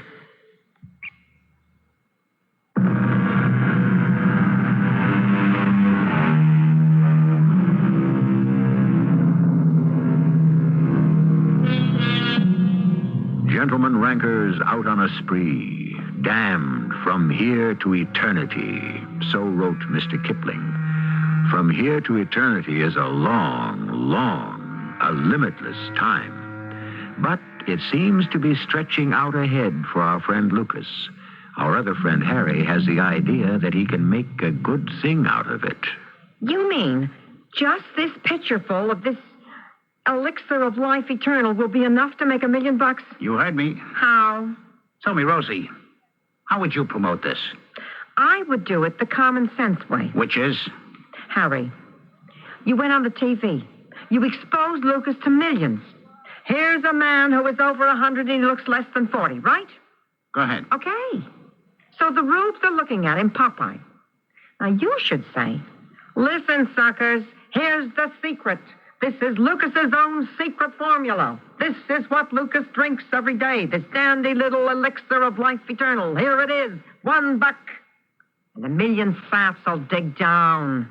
Which means I'd have to go into business. I'd have to buy 1 million bottles, hire labor, get involved with payroll taxes. Okay, you just talked me out of it. Let's forget the whole thing. Lucas is starting to get a funny look in his eyes. I haven't stolen anything in 99 years. You just control yourself, huh? Oh, I'll try, yeah, but I don't know if I can. Here, drink some of this good old elixir, huh? Why should I try to sell 1 million bottles at $1 apiece when I can sell 1 bottle for $1 million? And who's going to give you $1 million? I'll be back within the hour with a certified check. I'm scared. Of what? I don't know. But it's not going to work. What do you mean it's not going to work? Rosie, why can't you have faith in me? I have faith in you, Harry. I have faith that you'll go to jail, as usual. You see the possibility. You see the potential. Eternal life. How can I miss? You'll find a way, Harry. You always do.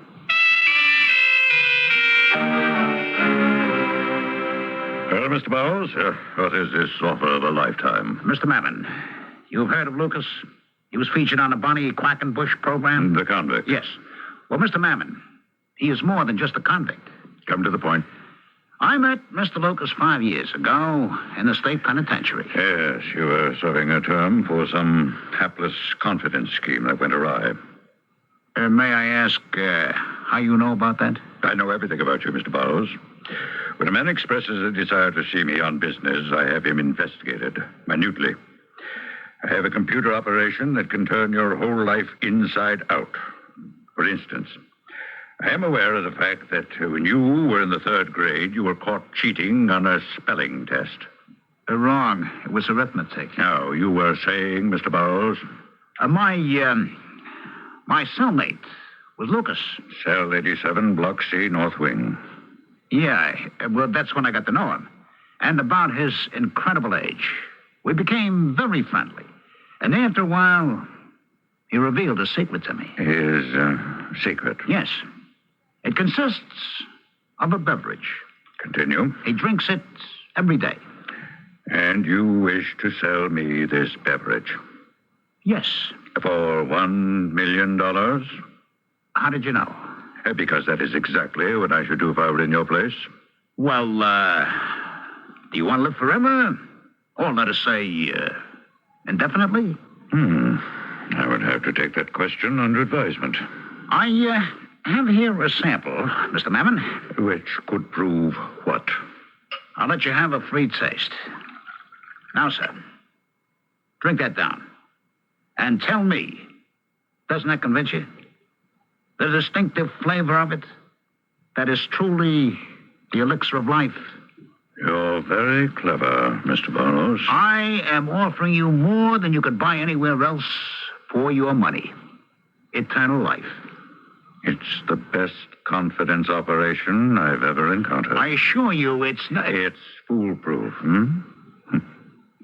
Who could ever prove it's a swindle? This is not a swindle. Oh, it is. But how could the victim ever prove it? The victim? As long as he's alive, you're in the clear. He would have to die. Sir, I'm afraid you don't understand. The only thing wrong with it is nobody would want to buy the product. Oh, yeah? What's wrong with the product? Eternal life. Who really wants it? Why, everybody. Do you? Absolutely. I don't. And I don't know anybody else who does. Oh, a lot of people would like to live forever. No, they think they do. Until 10 minutes ago, I thought I did too. But then, when I was confronted with it, I really began to think about it.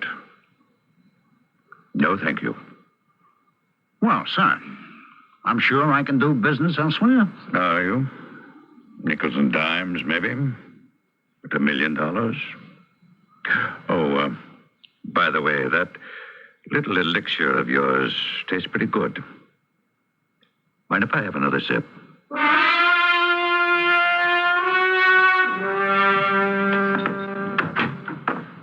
Where's the $1 million? Well, Rosie... Do you have it in one big bill or a lot of little ones? We're having temporary difficulties. Yeah, and it looks like they might become permanent. Oh, come on, what are you saying? It's been on the news about Lucas. What about Lucas? They're saying he's a phony. Who is? Everybody. Your friend Bonnie Quackenbush should be on right now. Turn it on, listen. How could it be a phony? I saw Lucas's record. Yeah, wow. Go figure. Turn on the set. Has the pack ever been taking flack? About what? About Lucas. Seems it's a hoax, folks. Yes, indeed. The show caused so much chatter that we decided to investigate the records at State Pen. Well, it seems that they goofed somehow. A man named Lucas was set up 99 years ago, but he died. I don't know if they buried somebody else or what, but his records got confused. And the man you saw on this show last week wound up with them. Maybe it'll never get straightened out. But one thing for sure, nobody could be 140 years old and not look it. I guess you've heard enough. I don't understand it. Eternal life. I thought people would beat down the door to get it. It sounded foolproof to me. It was. Only thing wrong with it was you. Me? Yes, Harry, you. It had to fail because you're fated not to be successful as a con artist. It doesn't matter what the hustle is. What kind of talk is that, fated? It's your destiny. Destiny? So the story about Lucas just killed it, that's all. But I should have been home free before it broke. What do you mean before it broke? Were you expecting it to break? Well, sure, weren't you? What do you you mean, wasn't I? You knew it had to be some kind of swindle. You didn't actually believe Lucas could be 140 years or so old? How could a man that age look and act so young? He's not 140 years old. That is definite. Well, that's what I just told you. His real age would be closer to, about 2,200. Hey, Rosie, is this you talking? Those are the facts, Harry. He told me. He told you what? He was born a slave in ancient Rome. That's what Lucas told you? Yeah, he remembered. And he was a thief. And because he tried to steal something from an ancient god named Apollo, he was condemned to live forever. So? Why was that a bad deal? As a thief. As a 2-bit coffee and cakes thief. Always in and out of jail. This is what he told you, huh? Yeah. And you believe him? Yes, Harry, I believe him. Where is he? Where's Lucas? Last I saw him, he was in the other room having a nap. Let's get to the bottom of this. Lucas? Hey, Lucas! Hey, wake up, Lucas. He's not here. Where would he go? It's nighttime. Harry, I'm scared. Why? He said he hadn't pulled a robbery in 99 years, and he just felt... Well, he felt he couldn't sit still anymore. Well, where would he go? He said something about the store down the road, and how some night he'd just have to break in there. I gotta stop him. Harry, it may be too late. He doesn't have a chance. Old Hopkins, the storekeeper's a deputy sheriff. He sits up all night with a shotgun. Maybe Lucas didn't get there yet, huh? I'll take the car. I'm going with you. No. Harry! No. One of us has to stay out of jail.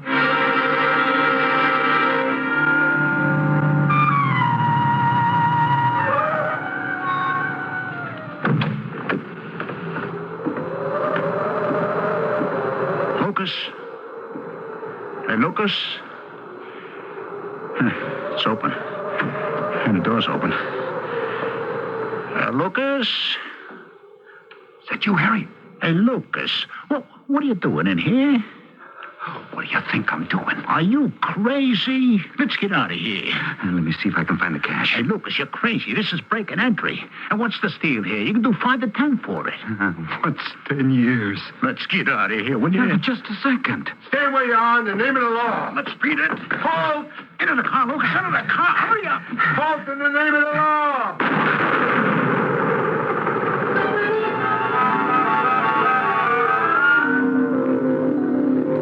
Thank you, nurse. Hello, Harry. How do you feel? Different. Yeah, well, that's to be expected. You've been unconscious for 3 days. Oh, yeah? Well, I feel different. In a funny kind of way. Like what? I don't know. It's as if I'm a different kind of person. I thought I was dead. Yeah, well, they all say it's a remarkable recovery. Some even believe it's a miracle. It happened right after the transfusion. What transfusion? Well, you needed blood. So it happened that Lucas was your exact type. I tried to stop the transfusion. You did? Why? Well, you know why, Harry. You're going to be just like Lucas now. But, of course, I couldn't explain that, so they went ahead. What do you mean? I'm going to be just like Lucas. You're going to live forever. Just like him. Rosie, you can't believe that. I can, and I do. I don't want to live forever. I'm sorry, Harry. Wait.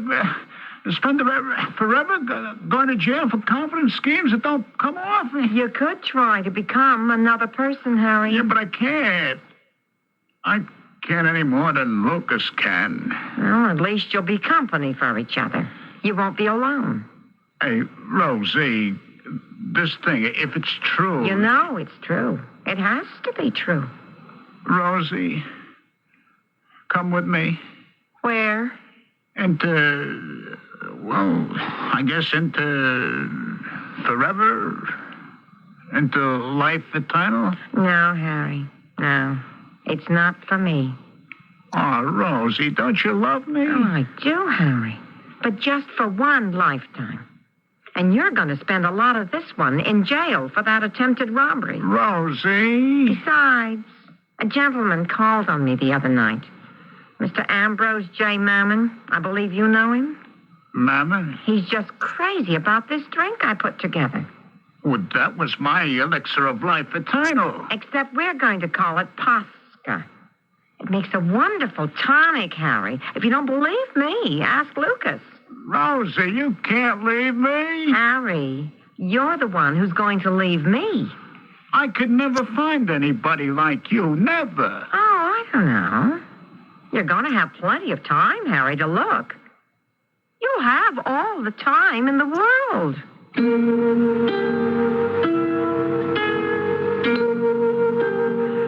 And he will, perhaps. It might be nice if we could check him out some 50 or 100 years from now, or even 1,000 or 1,000,000. However, in order to do that, we would have to somehow, somewhere, come across something like an elixir of life eternal.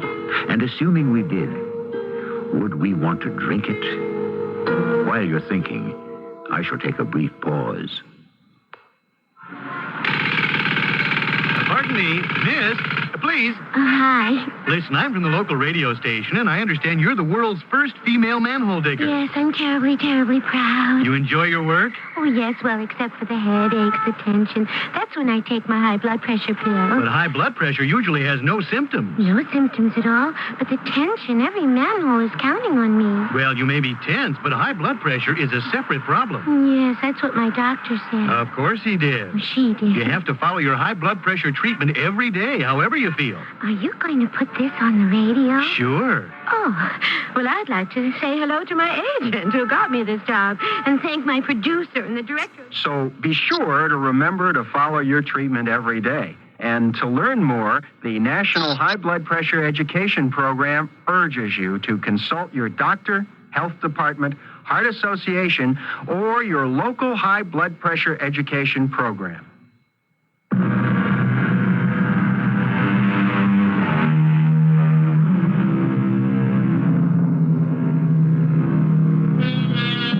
If only I had it to do all over again. If only. So many of us say that with such heartfelt sincerity, and the implication is that we would do it better, and that we would be wiser. But what is the truth? We would probably make the same mistakes. What is the history of the world? Doesn't history keep repeating itself over and over again? Well, maybe we'll learn. We have all of eternity to try. Our cast included Ralph Bell, Joan Shea, and Ray Owens. The entire production was under the direction of Himan Brown. And now, a preview of our next tale. Put your hands out, Ralph. Hold on to the handrail. It's secure. It won't buckle. My old baby. Lean out and feel the heat of his breath. Why, even way up here, I've seen the rainwater boiling off the trucks. Now, take that comb. See, it's hanging out over the hot mouth by a chain. Oh, I wouldn't want anyone to happen to step off the catwalk onto that. Too hot even to roast cakes on. 300 degrees. That much? Centigrade, mind you. It'd boil the blood out of a human being in no time. Oh, let go of me. Let go of my arm. You stupid city fool. Woman hunter. Let go of that rail. This is E.G. Marshall inviting you to return to our Mystery Theater for another adventure in the macabre. Until next time, pleasant dreams.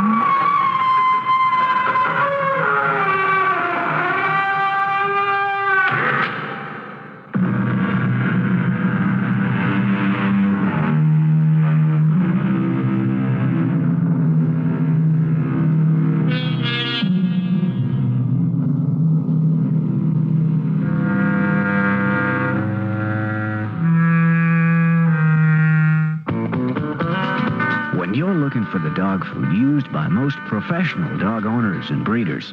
You're looking for Wayne Dog Food. The The minimum protein levels in Wayne dog food are higher than most other dog foods. Because of this, you get an excellent protein-balanced dog food.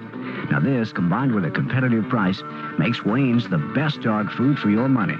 You can't find Wayne dog food at the grocery store, but Wayne's can be found at the Aggie Feed Store. That's the Aggie Feed Store, the largest feed store in the Southwest. They're on Highway 175. Going east out of Dallas, take the first exit after Loop 12. Then follow the service road to Aggie Feed Store.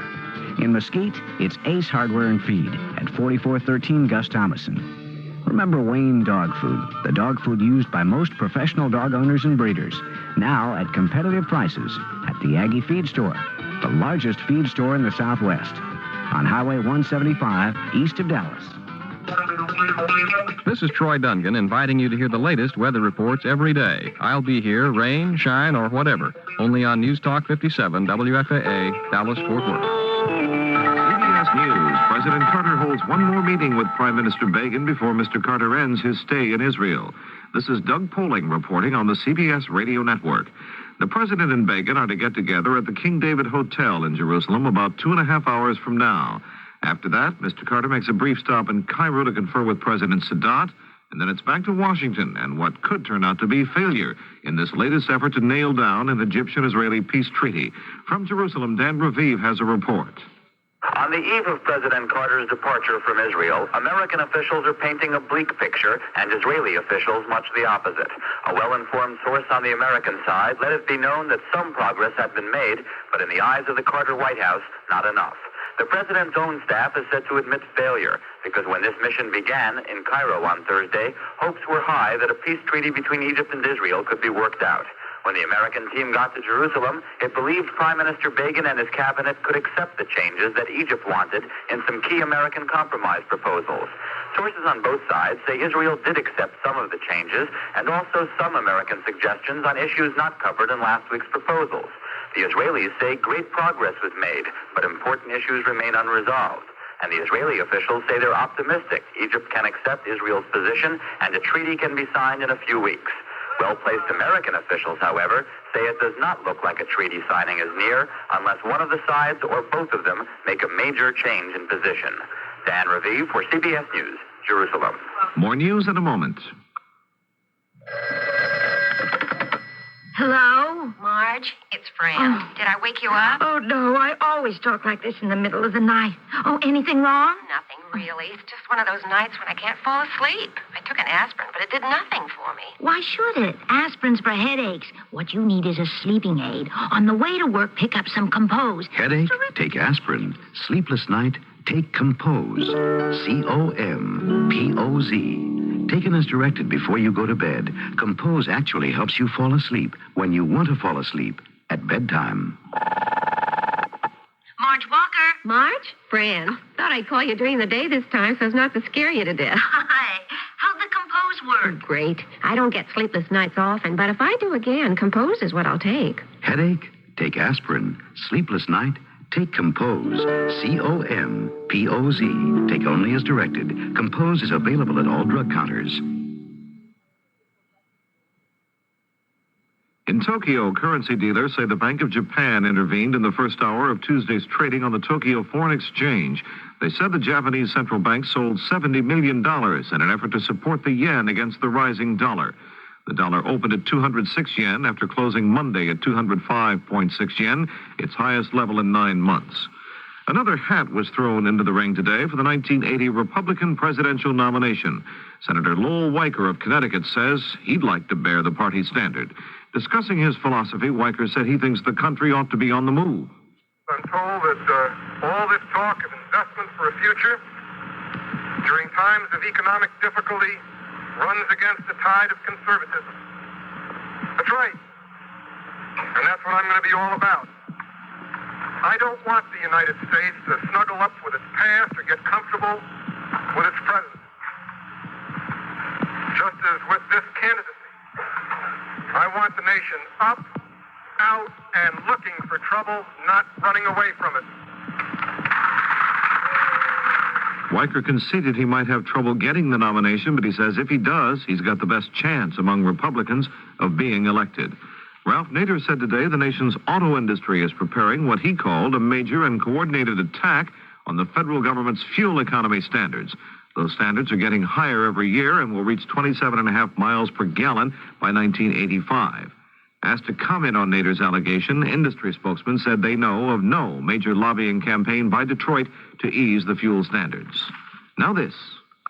I like pickles, but they don't like me. Send your stomach some Digel. I like pizza, but it doesn't like me. Send your stomach some Digel. Digel's special combination of antacid and anti-gas ingredients gives you fast, gentle relief from acid indigestion, heartburn, and gas in just minutes. I like hot dogs, but they don't like me. Send your stomach some Digel. For occasional use only as directed. Introduce yourself to a remarkable nasal spray that lasts and lasts up to 12 continuous hours. Duration nasal spray relieves up to 12 continuous hours. Duration relieves nasal stuffiness and sinus congestion. So just one use lets you work all day. Just one use lets you sleep all night. Duration relieves 12 continuous hours. And that's Duration, with the longest lasting nasal decongestant. Use only as directed when needed. In Iran, protests against strict Muslim regulations on women's dress continued today. Several thousand women fought with Muslim traditionalists for the right to wear Western-style clothes. One report said a woman fired a gun at a car carrying a government official. U.S. government weather experts said today there were just 2 states in the continental U.S. which did not have snow on the ground during some part of February. Those states were Florida and Louisiana. One forecaster said it was obviously one of the worst winters we've had in the last 10 to 15 years. Doug Poling, CBS News. Good evening. This is Don Norman, WFAA News Talk 57. First in news, we're CBS News Radio 78, WBBM, Chicago. It's 10:31. Millie Hanson for vacationing Alan Bickley. We'll be back in 1 hour. First, the CBS Radio Mystery Theater. The CBS Radio Mystery Theater presents...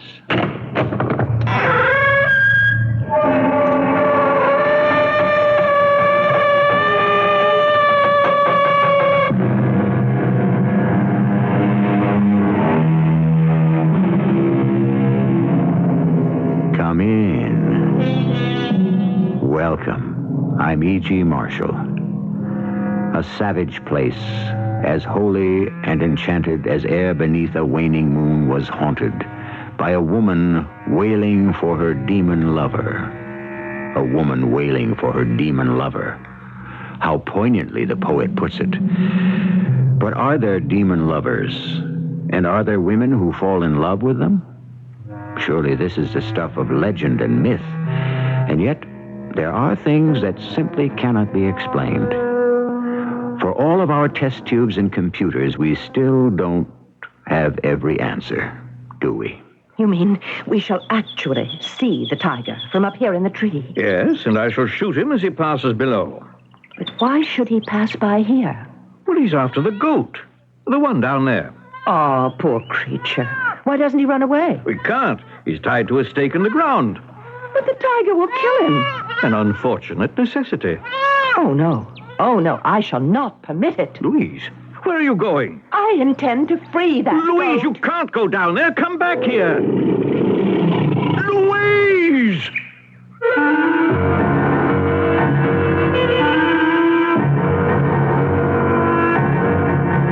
Our mystery drama, The Love God, was written especially for the Mystery Theater by Sam Dan and stars Marion Seldes and Court Benson. I'll be back shortly with Act 1. Laxatives work in different ways. That's why you should know about X-Lax pills. Overnight, X-Lax pills gently stimulate your system's own natural rhythm, and that makes all the difference. So try X-Lax pills for gentle overnight relief. X-Lax pills for occasional use only as directed. Now you can soften hard, calloused skin without painful cutting or scraping. Apply stainless Dermasoft cream to your feet as directed. Insist on Dermasoft cream. Hello, Count. How do you do? As an expert on fear, how do you find it affects people? Usually it scares them. Bad for high blood pressure, eh? High blood pressure usually has no symptoms. Someone with high blood pressure could be relaxed, and still they must follow their treatment every day. You have a delightful-looking neck. Do you feel tense? Actually, a little past tense. And to learn more, consult your doctor, your health department, your heart association, or your local high blood pressure education program. What if you went off to college and found that you were different from everyone else, and everything was designed for them, not for you? Suppose you went to the library and all the books you needed were in Braille, and you were the only one who couldn't read. You'd feel left out, wouldn't you? And what if you went to class and found that there were no chairs because all the other students rolled in with their own wheelchairs? Suppose one of your professors gave his lectures talking with his hands, only his hands, and everyone understood sign language except you. You'd think it wasn't fair. Well, that's how handicapped people feel now when they go to college and find extra handicaps. But things are changing, and we have free information that can help. Write Closer Look, Box 1492, Washington, D.C., 20013. A public service message on behalf of the United States Office of Education.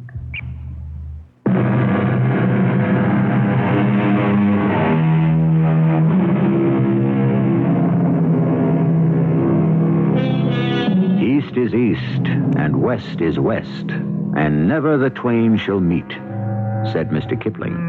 But he knew better than that, because they did meet for many years in that vast, mysterious universe of a country called India. India, with its kaleidoscope of religions, races, and languages. India, where there is so much myth and so much reality, it's almost impossible to tell one from the other. Or are they both one and the same? This is a story that took place at a time when India was known as the British Raj. A lady and gentleman are sitting on a veranda. Did you know that veranda is an Indian word? They are sipping tea. Cream? Thank you. Sugar? Thank you. Cake? Oh, I shouldn't. But you will? Well, just the thinnest, tiniest sliver. I know what you're up to, Willis. You're afraid to spoil your appetite for dinner. Oh, about dinner. I shall not be having dinner. No? Bahadur Khan? Not having dinner? I'm afraid not. But we've prepared your favorite. I'm afraid it can't be helped. Bahadur Khan, it is in my mind to hunt this night. See, therefore, that thou wilt prepare the double-barrel express rifle. You're going to hunt this evening? Reports of a man-eating tiger in the Mahura district, causing no end of a fuss. Oh. The tiger has got to be put a stop to. And you're taking Bahadur Khan with you? Well, of course. But you will be back by Saturday. Yes, one way or another. That's good. I need Bahadur Khan to drive to the railroad station at Maipur. Oh? Yes. To pick up Louise. Louise? I've actually prevailed upon her to come out for a visit. Louise? You remember my friend Louise? The skinny one?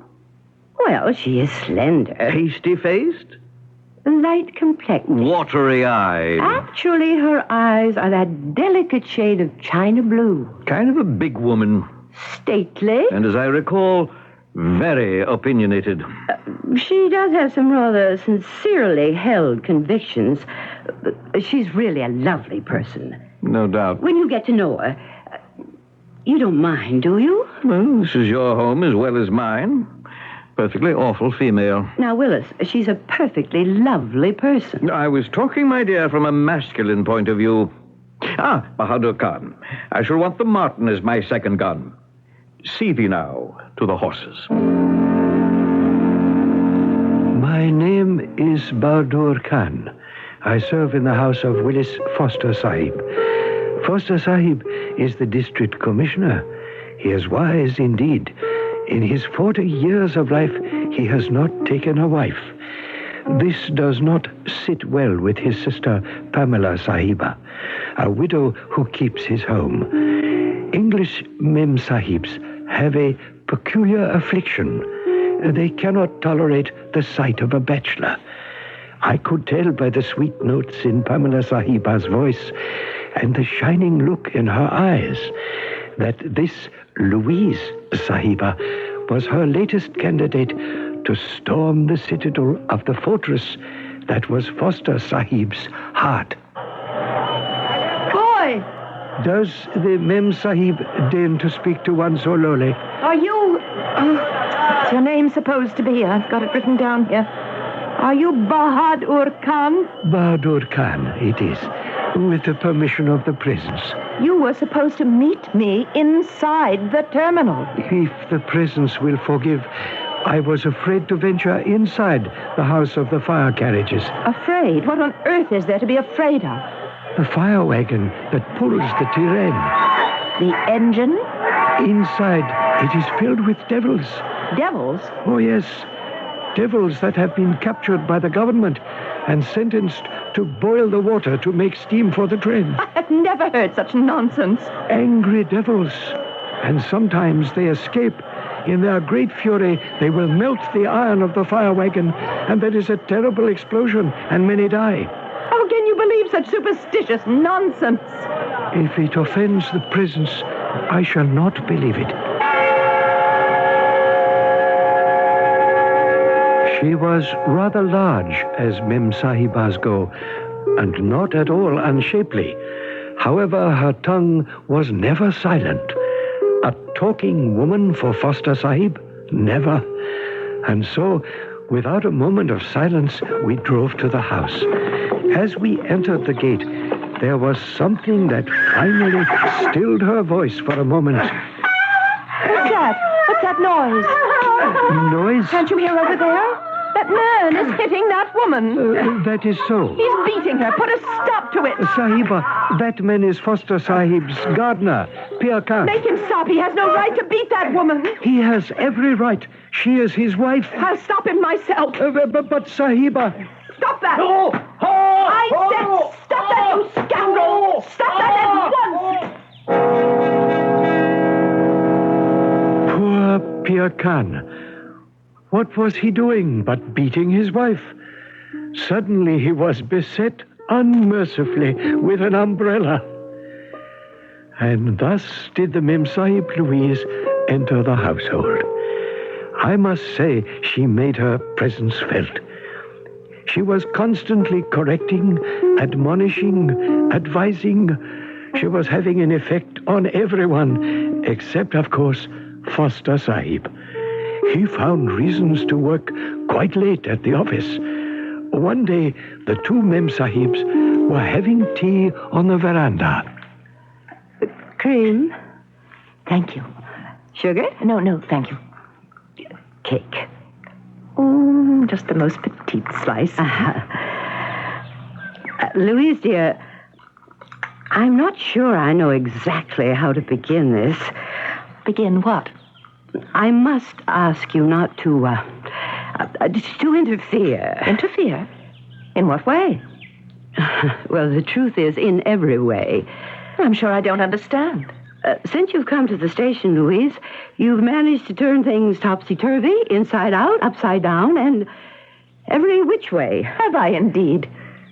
For example, you know, Pir Khan's beating his wife. Oh, I put a stop to that quickly enough. The point is, you had no right to stop him. And you had no right to belabor him with your umbrella, either. Do you object to my actions, Pamela? I'm afraid, Louise, I must say yes. But the scoundrel was beating her without mercy. You didn't see him abuse that poor girl. Oh, I've seen him. You have? Yes, many times. And you've done nothing to prevent it? There's nothing I can or should do to prevent it. Things are very different out here. Oh, yes. And you're different, too. Back home, you were a member of the Fabian Society. Well? Well, I remember you at the meeting when you were asked to speak. Please, Louise. They still talk about that speech, the most inspiring oration on the rights of human beings. Louise, what you fail to understand... Suppose they could be aware of this conversation. What would they say about it back home? This is my home now, Louise. My husband is buried here. My children are being raised here. I have no other home. Oh, Pamela, you mustn't think that way. You'd better start thinking that way, too. Oh, no, never. Louise, I asked you to come here because there is no hope for you in England. That isn't true. Then why did you come? That crowd of starry-eyed idealists we ran about with. Ran about with is hardly the way to describe The fact is, for the most part, they don't believe in marriage. And those that do, well, they don't believe in consummating it. Pamela! I saw the way the wind was blowing there 10 years ago. So I came here where I could meet someone. It took you somewhat longer, but here you are. Meanwhile, please do not upset my household. What am I doing to upset In the matter of Pierre Khan and his way, for example, you have given me a problem. You see, he no longer beats her. And that's a problem. Laila is the best cook I've ever had. Now she just sits and mopes all day. Well, why? Because her heart is broken. She believes her husband no longer loves her. Well, why should she think so? Because he no longer beats her. Dear, let us not forget the object of your visit. I know that my brother is a most unusually difficult fish to land. A woman should not refer to a man as a fish, to be baited, hooked, and landed. Well, that's what it amounts to, doesn't it? I am amazed at your Neanderthal attitudes. Do you see this charm around my neck? Mm-hmm. Rather somber-looking thing. Please listen before you say anything. When I came to India 10 years ago to live with Willis, Bahadur Khan said to me, Sahiba, here is a token from the god of love, Omira. Omira? There are thousands of such gods. At any rate, he told me if I wore the charm constantly, within the year I would be married. I did, and I was. Are you telling me that you actually believe in this? What I'm telling you is that a girl needs all the help she can get. And so I took the liberty of asking Bahadur Khan to what? Bahadur Khan? You'll see, Louise. Sahiba. Bahadur Khan, hast thou found the charm for the Mem Sahib, as I asked thee? One who is even less than the dirt beneath the Sahiba's feet has indeed brought that which is desired. Behold. Oh, Louise, look, it is beautiful. Well, what is it supposed to be? It's your charm. You are now under the special graces of the love god, Omira. What are you saying, Pamela? And before the year is out, he shall find you a husband. Here, wear it around your neck. I shall do no such thing. Oh, but Louise... Do you expect me to partake in this superstitious nonsense? To aid, abet, and encourage it? No. Thank you, Bahadur Khan. Pamela, I shall win Willis through intelligence and wit and all the civilized things we have in common. Such a vain and foolish Mem Sahib. But what is to be done? The English, they are like children. They refuse to learn when they are young, and when they grow old, it is too late. Poor, silly Louise Sahiba. Now, no one shall ever lead her to the marriage bed. I don't know about you, but I agree with Pamela. A girl needs all the help she can get, particularly in the affairs of the heart. So then, what prognosis for this proposed match between Willis and Louise? Can it proceed without help from the love god? Is there a love god? We shall have Act 2 in just a few minutes. When you're traveling across the country, there's a sign you're gonna see. Looks like a big yellow sun. It's the sign of quality. Quality is the most comfortable place under the sun. That's our sign, let it shine. Say where quality comfort shines. Quality is the most comfortable place under the sun. Thinking about a vacation?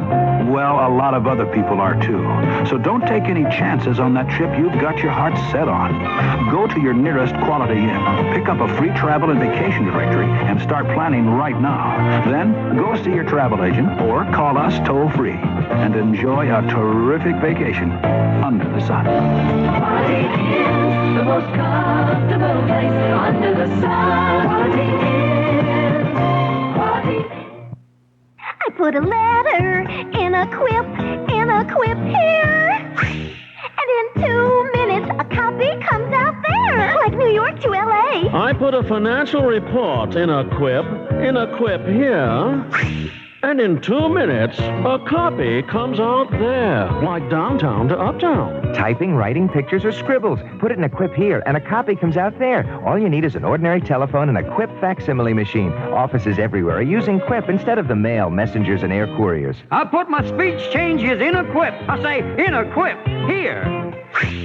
And in 2 minutes, a copy comes out there. There, that is.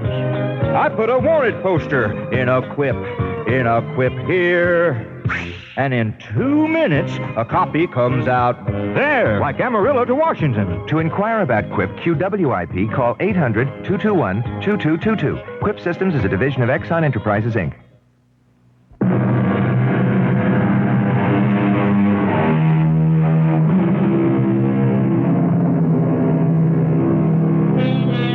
It is said that marriages and hangings go by destiny, which means that each is foreordained.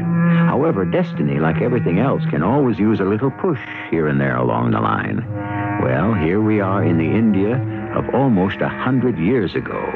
A determined spinster named Louise has just turned down an offer of help from one of the local love gods. My goodness, you would think it was an offer she couldn't afford to refuse. That will be all, Bahadur Khan. Sahiba? You didn't have to hurt his feelings. You could have accepted the charm. And connived at this dark superstition. Oh, Louise, everything doesn't have to be so serious. Well, I think it's high time we adopted a serious attitude towards that heathen mythology. Bahadur Khan is quite tolerant about our religion. Can't we extend the same indulgence to his? Really, dear, you shouldn't be so earnest all the time. But life is earnest. Life is real. Yes, I suppose so. Now, shall we apply ourselves to the problem at hand? The conquest of Willis? Oh, I wish you wouldn't refer to planning for marriage as a conquest. Conquest? Seduction? Call it what you will. I call it a meeting of the minds. It's also a meeting of the bodies. Two rational, intelligent human beings who can see that their best interests can be served and their better natures enhanced by a union, as it were, of the spiritual aspects. Tell me, what plans have you in mind for Willis?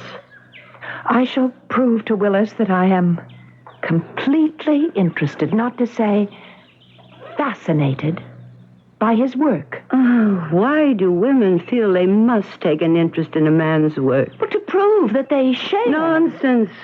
I intend to have a partnership with my husband.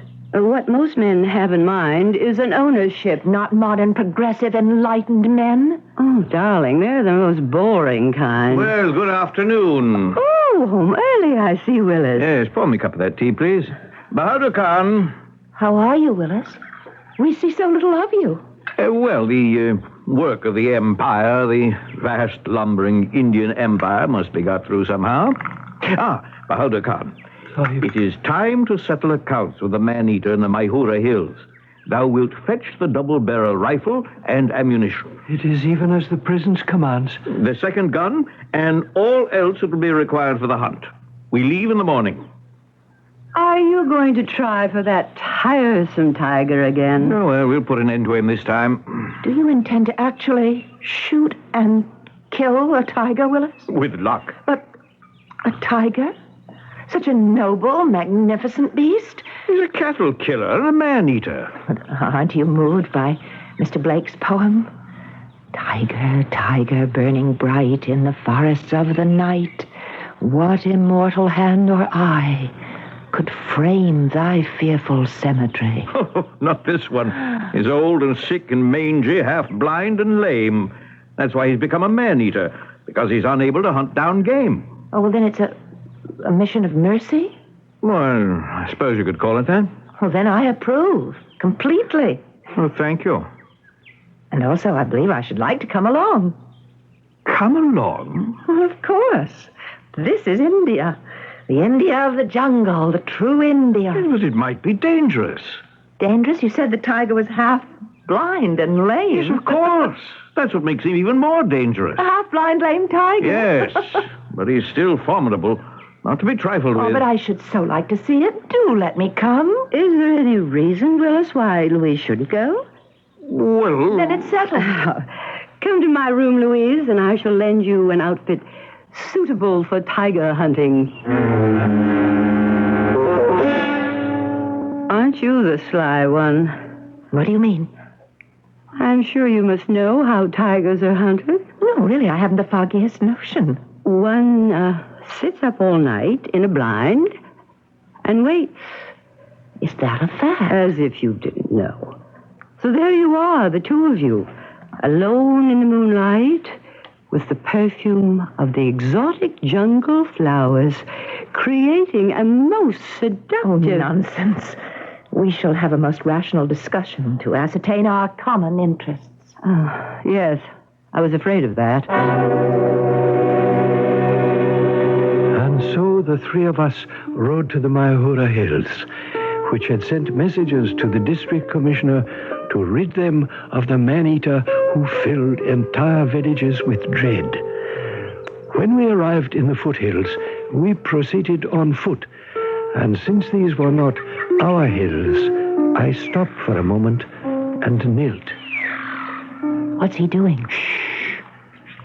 We may proceed, if the presence so desires. Lead us, Bahadur Khan.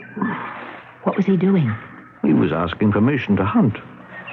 Asking permission? From whom? From the god of this particular jungle. Oh, you see, we're strangers here.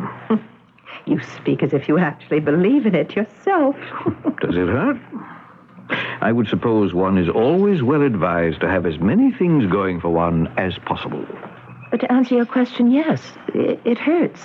It hurts the cause of progress and enlightenment to support base superstition. Ah, right then, I knew her hopes were doomed. He would never lead her to his marriage bed. For a brief moment, he had been attracted to her. The fact that she wished to hunt the tiger at night had marked her as a woman of spirit. But then, of course, she had spoiled it all with her inability to hold her tongue. These foolish English, why do they talk so much? Dost thou hear it, Bahadur Khan? By the favor of the presence, thy servant hears. What is it? A goat. A goat? If it is thy will, I shall go forward to see if the villagers have prepared the blind. What is he saying? We must keep our voices low. What is he saying? The villagers should have built us a platform high up in a tree. Why? Sahib, come. Yes, I believe it's in readiness. Up here, Sahib. Good. Help the Mem Sahib up the tree. Oh, thank you very much. Shh. Now come, we must hurry. Shere Khan hunts this night. Shere Khan, who is that? Well, that's what the natives call the tiger. You know, this is really quite roomy and comfortable. Yes. Now, I have a question. You can look down from here and shoot the tiger, but why should he be good enough to oblige you and pass this way? That's why. I don't understand. Oh, look below. To the left. What do you see? Seems to be a goat. Exactly. What's he standing there for? Doesn't he hear the tiger? Oh, yes, he does. Well, then why doesn't he run away? Well, he can't. He's tethered to a stake in the ground. Why? For what unearthly reason? It's a very sound reason. The villagers put him out here to attract Shere Khan. And when he comes, I'll be able to shoot him. But the poor goat. What about the poor goat? But the tiger will spring on him and kill him. Well, yes, that's the idea of the thing. Well, that's not fair. It's the only way to do it. Are you saying this is the only way to hunt a tiger? The only way without risking the loss of life. But the goat is going to lose its life. I mean human life. But the goat is also a child of the Creator. Oh, no. I can't tolerate this. Making too much noise will scare off the tiger. That poor little goat. Where are you going? I shall not stay here and see that goat be made a victim. You can't go down there. Bahadur Khan, stop her. Don't you dare. You come back here. I'm going to untie that goat so that it can run away. Now listen. Nice goat. Nice creature. Just let me untie this knot. A tiger is prowling around down there. I can't seem to unloosen this knot. Do you want to get killed? Open this knot. Louise! Even if I could see the tiger, I couldn't shoot him in time. Giving way, it's opening. Louise! Just another moment, that's all I need. Louise! Run! You're free! Sahib! Run! Behold! Run, you silly little goat! You get away from here, you big bully! Get away! Go home! Shoot him, Sahib! Shoot! How can I shoot that confounded woman standing in the way? Go home now. You heard me. Go home. There's a nice pussy cat. Just turn around and go straight home. You hear me?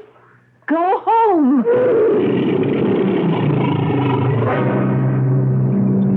Are they not crazy, all these English? On the ground is the mad Mem Sahib, and she is almost twisting the whiskers of the terrible tiger.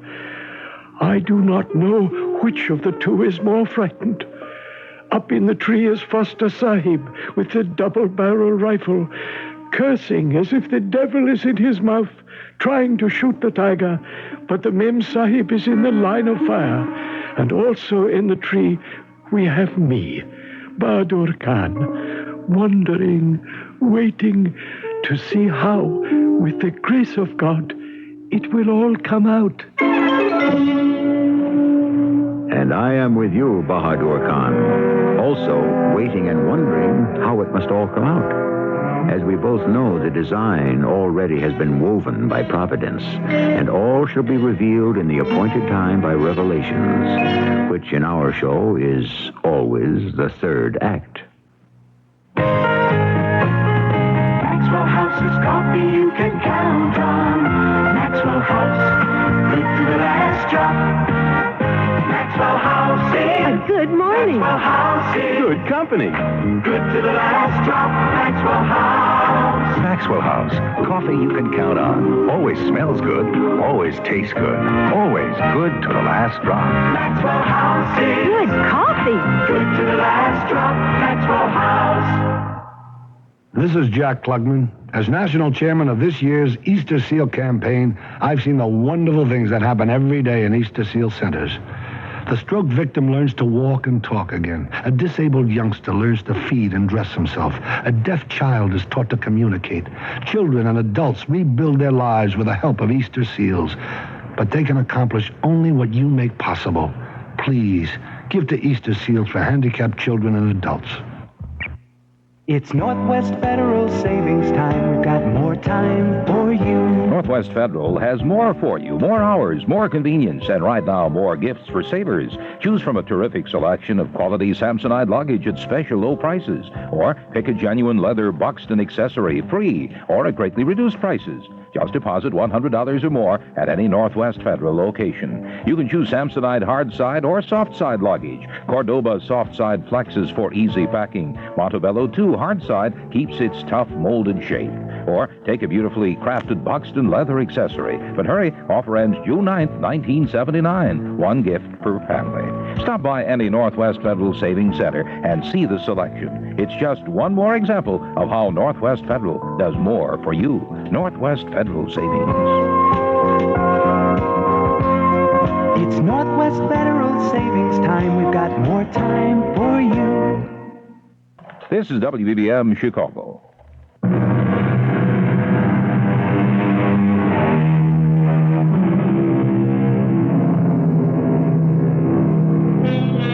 He who rides a tiger, the proverb tells us, dares not dismount. That's a very good analysis of those who are actually riding the tiger. But what can we say of one who is facing the tiger, and alone, unarmed, and on foot? I would suppose we could only remark that such a person is hardly a good insurance risk. Oh, you be a nice pussy cat and go straight home. That's right. Go home. Yes, and goodbye to you, too. And don't you dare show your face around here again. Now, Sahib. Now, shoot him. Missed. The other barrel, Sahib. Quickly. Oh, he got away. So he did. And I'm glad. You're glad? Well, isn't it better this way? There was no bloodshed. It was all your fault. My fault? I should have had him. But aren't you happier it worked out like this? There's no blood on your hands. But that's my job. It's your job to get blood on your hands? It's my job to kill tigers that terrorize the countryside. If you threw such a scare into him, I don't think he'll be in the mood to terrorize anyone for a long, long time. Miss Louise, I... Yes? Nothing. Nothing at all. Bahadur Khan, carry the rifles. We're going home. I must say that the journey home was not a happy one. Foster Sahib was angry, and the Mem Sahib Louise did not know why. After a while, she too became angry, and so they spoke not a word to each other. When they arrived at the house, the Mem Sahib Pamela called me to her. Bahadur Khan, I have here a note which informs me that the children of my servants have not been vaccinated against the smallpox. What's happened? The people no longer believe in devils, and it has been believed that the vaccination is the magic that enters the blood to vanquish the devil of the smallpox. The Sahiba Louise has insisted to all that there are no devils. And in that case, of what use is the vaccination? I see. Thank you, Bahadur Khan. That will be all. But that was not to be all. Foster Sahib was very unhappy at home, and therefore Mem Sahib Pamela was unhappy, and Mem Sahib Louise, she too was unhappy. Indeed, it was a most unhappy household. And then, one morning, before he left for his office, Foster Sahib stopped to speak with his sister. Where's Louise? I believe she's out somewhere. What trouble is she causing now? I think she's teaching some of the children to read. Yes, well. I'm sorry I invited her to come. Are you? My motives were pure. Famous final words. I thought you two would get along. I can't imagine why. You're so alike in so many ways.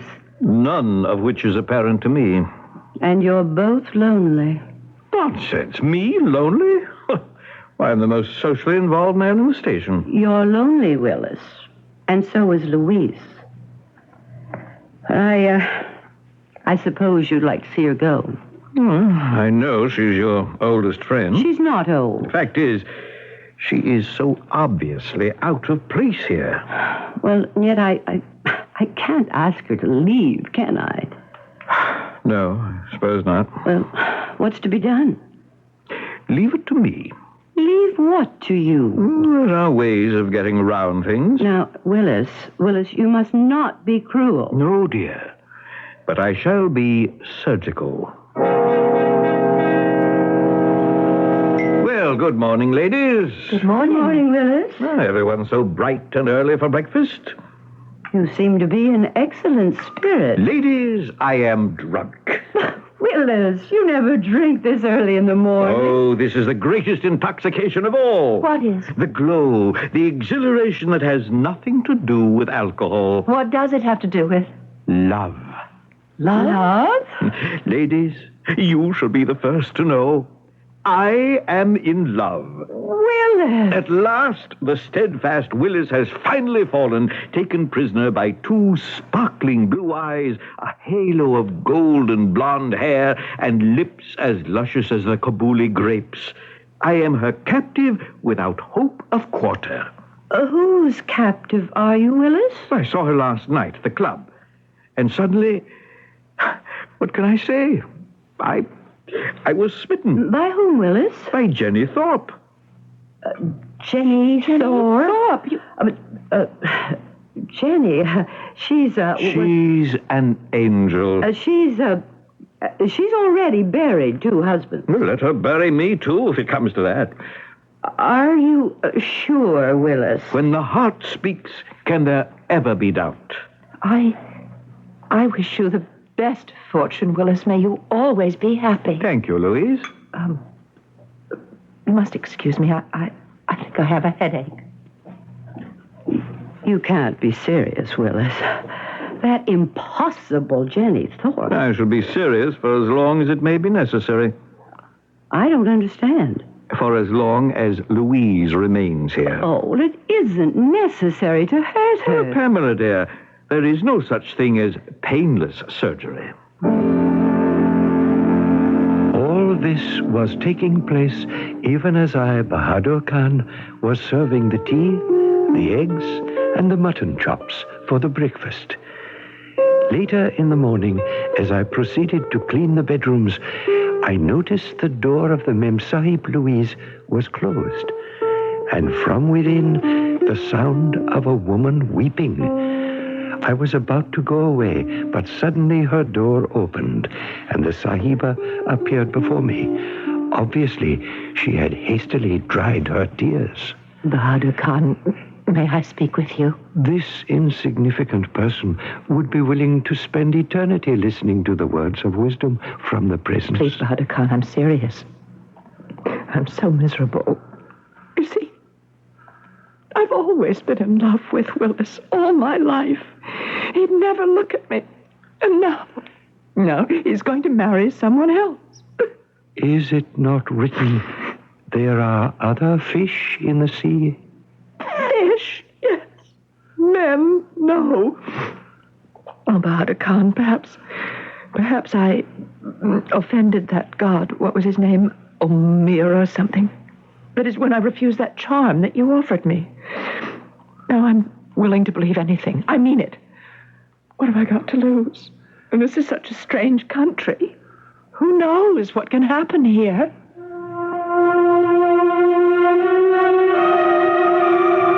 I looked at this Mem Sahib who was fighting her tears. A strange country? No, this is not a strange country. It is really quite simple. It is the English who are strange. And this one, not only strange, but also ill. And why was she ill? Only because no one had ever led her to the nuptial couch, which is why she was always getting herself into so much mischief. And yet, she would make an excellent wife for Foster Sahib. Ah, these English. Why are we always compelled to arrange matters for them? If the Sahib will deign to listen. Oh, yes. You have grievously offended the great love god Omira when you insulted his charm. But I'm sorry. Omira is a god of love. He can always be appeased. He can? How? One must go to his temple and pray to him. Are you asking me to pray to a heathen god? The Sahiba has honored me by inquiring if I would serve her. If she continues to insult the mighty Omira... No, I certainly don't. No, not at all. Then we must go to the temple of Omira at midnight. At midnight? Yes, at midnight. At which time we shall pray to the love god for a miracle. Yes, one must always pray for a miracle. And in addition, one must always prepare for a miracle. After all, these things cannot be spun from the air, can they? And so, to begin, I went to the kitchen and spoke to Laila, the cook. And why should I have the Sahiba, Louise? Because I ask it of thee. I do not not like the Sahiba. If thou refuse me, I shall tell thy husband about that British soldier in the bazaar. He has already beaten me for the soldier. And the Bengali merchant. Also for the merchant. And for the Afghan horse trader. Ah. What is required of me? Bring the paint, the powder, the rouge, which thou knowest so well to apply. Also, thy wedding gown. My wedding gown? Ah, yes. A most exciting garment. We must prepare the Sahiba Louise for her encounter with the love god of Omira. At midnight, we shall meet at his shrine. And so, at midnight, we met at the shrine of the love god. It was a bower of dogwood trees in full bloom, a few feet from the house. And why not? Any lovely place may be sacred to the god of love. At first, I did not recognize the Sahiba Louise. Laila had performed magic with her paint and her gown. Standing in front of me was a magnificent, stately goddess with skin like alabaster, flaming red hair, flashing eyes. I tell you, she was one to inflame the senses of any man. And so I approached. Sahiba Louise, are you now ready to pray to the love god Amira? I'm ready. Then speak. Speak of what is in your heart. Ask for the fulfillment of your desire. I want Willis Foster. I want Willis Foster. Listen. Listen to the reply of the love god Omira. I don't hear any. Close your eyes and listen. Listen. Yes. My child, I have heard your prayer. I grant your wish. I fulfill your desire. You shall have Willis Foster. Go to him. Go to him now. Tell him it is my will. Oh, but Do you believe in me, my daughter? Yes, but Then go to him now. Yes. Yes. Like one in a dream, she turned, she walked into the house. She went to the room of Foster Sahib, and I heard... Well, what time is it? Oh. Who are you? You don't know me. Louise? No, you can't be Louise. I'm Louise. But you're beautiful. Why have we kept apart from each other for so many years? Now that you ask me, I don't know. Even as children, we knew we were meant for each other. Why did we fight against it? I guess you thought I was dull. And did you think I was too clever? Well, I'm not really clever. No, and I'm not really dull either. What is this? Nonsense about that awful Jenny Thorpe. Oh, that's all it is, Louise. Nonsense. You were always too shy to say it, and I was too proud, but someone has to say it first. I love you. And I love you. Just a moment. Then he closed the door to his room, and I was able to hear no more. Like a good servant, I retired for the night, seeing that my master had need of me no longer. And you, to whom I tell this tale, have need of me no longer as well. For the rest of the story, you may supply yourselves.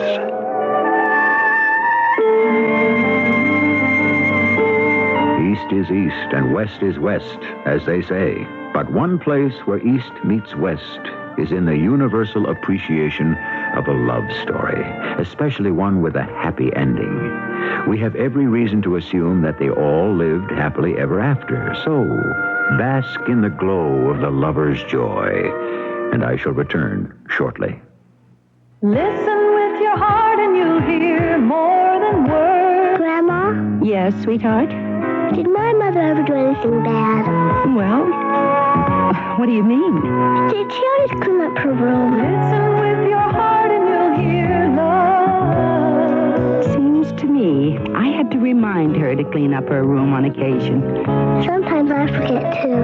Well, everyone forgets once in a while. Listen with your heart and start to understand. Grandma, does my mom love Jimmy more than me?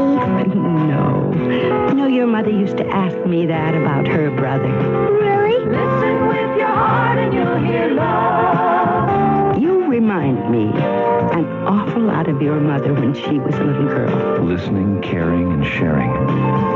That's what understanding is all about. Listen with your heart and you'll hear love. From the Mormons, the Church of Jesus Christ of Latter-day Saints.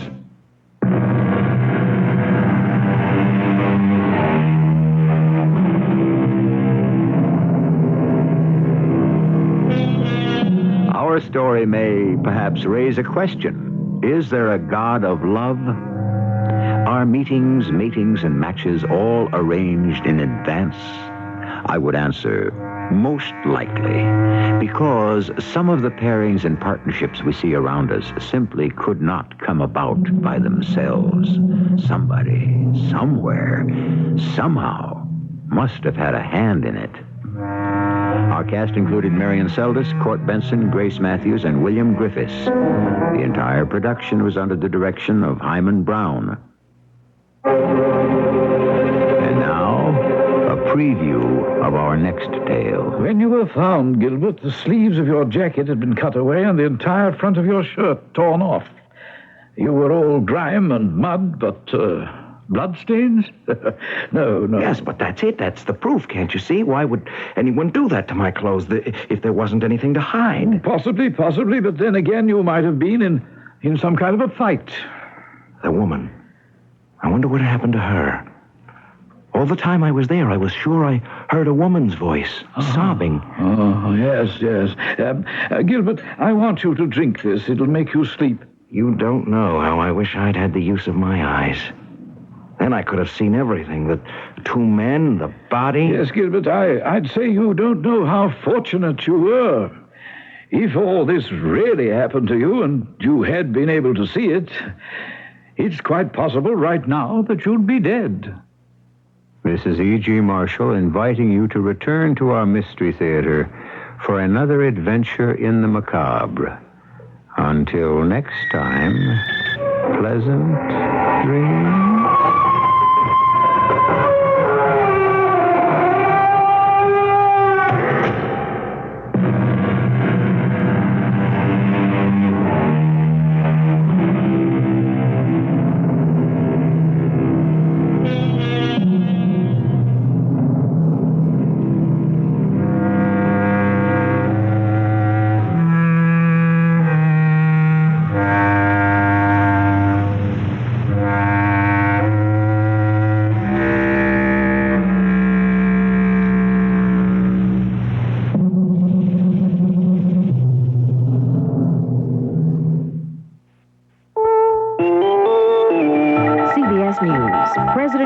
Told key congressional leaders that an Egyptian-Israeli peace treaty will cost American taxpayers about $5 billion in additional aid to the two nations. The lawmakers' response, it will be money well spent. I'm Rita Sands reporting on the CBS radio network. The additional aid will reportedly be split almost evenly between Egypt and Israel, with Egypt set to receive an additional $1 billion in economic assistance to finance such things as telephones, roads, and general development. Defense ministers from both nations will come to Washington this week, in part to pin down America's financial commitment to the treaty. House and Senate leaders predict Congress will give its approval. More news after this. Mom, why didn't you show Mrs. Wood the ring Daddy gave you for your anniversary? Because all she'd look at would be the brown spots on the back of my hand and guess my age. Oh, Mother, if you're that sensitive, get some porcelana. Some what? Porcelana. It's a medicated cream that helps fade age spots. It sure worked for Bob's mother. Really? Porcelana. Works on age spots, brown spots, and freckled spots. Just rub it in. Watch spots start to fade. Porcelana Medicated Fade Cream actually works to lighten brown patches and spots that come not only with age, but during childbearing years, too. Porcelana is available at cosmetic counters everywhere. Porcelana, you say? I'll get some. It'll help bring back the natural tone of your skin in just 6 weeks. Porcelana. Just rub it in. Watch spots start to fade. Porcelana Medicated Cream. Use only as directed. A group of Senate Democrats has demanded the resignation of Energy Secretary James Schlesinger, claiming he has failed to generate confidence among the public and Congress in leading the government's battle to curb energy consumption. But an even larger group of senators suggested that Congress, not the administration, is at fault. Senator Henry Jackson, chairman of the Senate Energy Committee, says he thinks the anti-Schlesinger campaign is a convenient vent at a time when tempers are hot. I think the reason it was orchestrated today is that we're now getting into the tough part. Shortages, higher prices, people are mad, so let's find someone to take it out on. That's the scapegoat approach to history. Find someone to blame and make him the devil or make her the devil and pound that particular individual. And I don't think it'll fly. The CBS Radio Mystery Theater presents...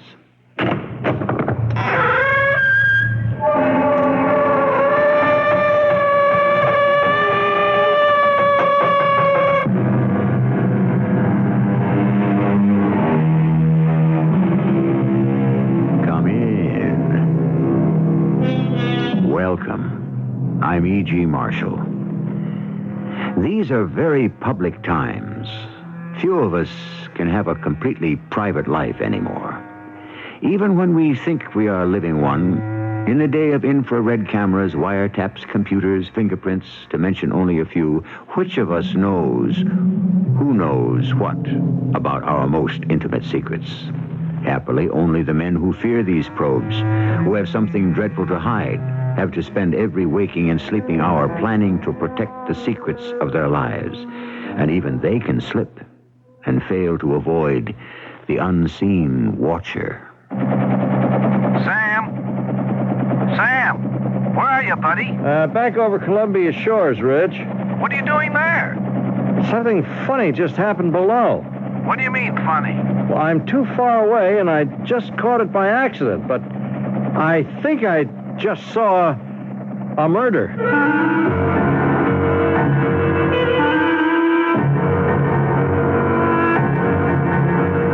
Our mystery drama, The Unseen Watcher, was written especially for the Mystery Theater by Ian Martin and stars Earl Hammond and Mandel Kramer.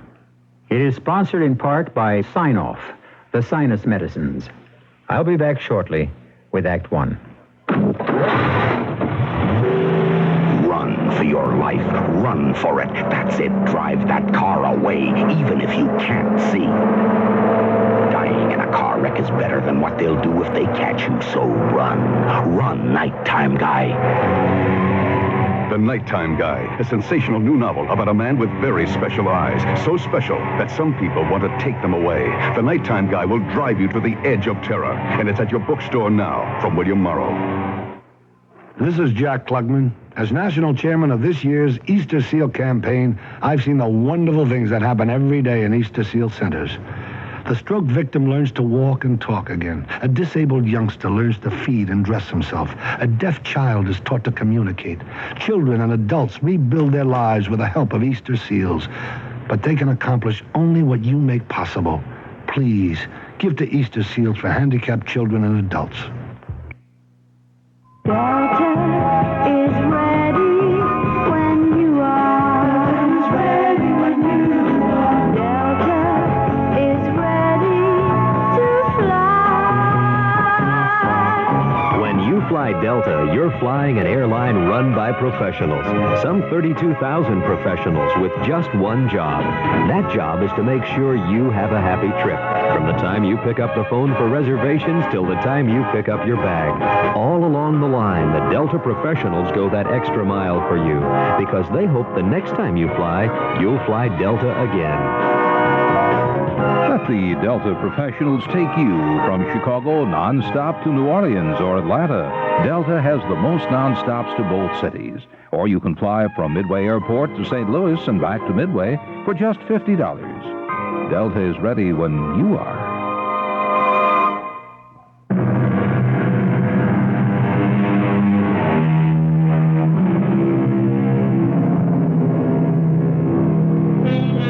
In any town of reasonable size today, the helicopter has become a common sight.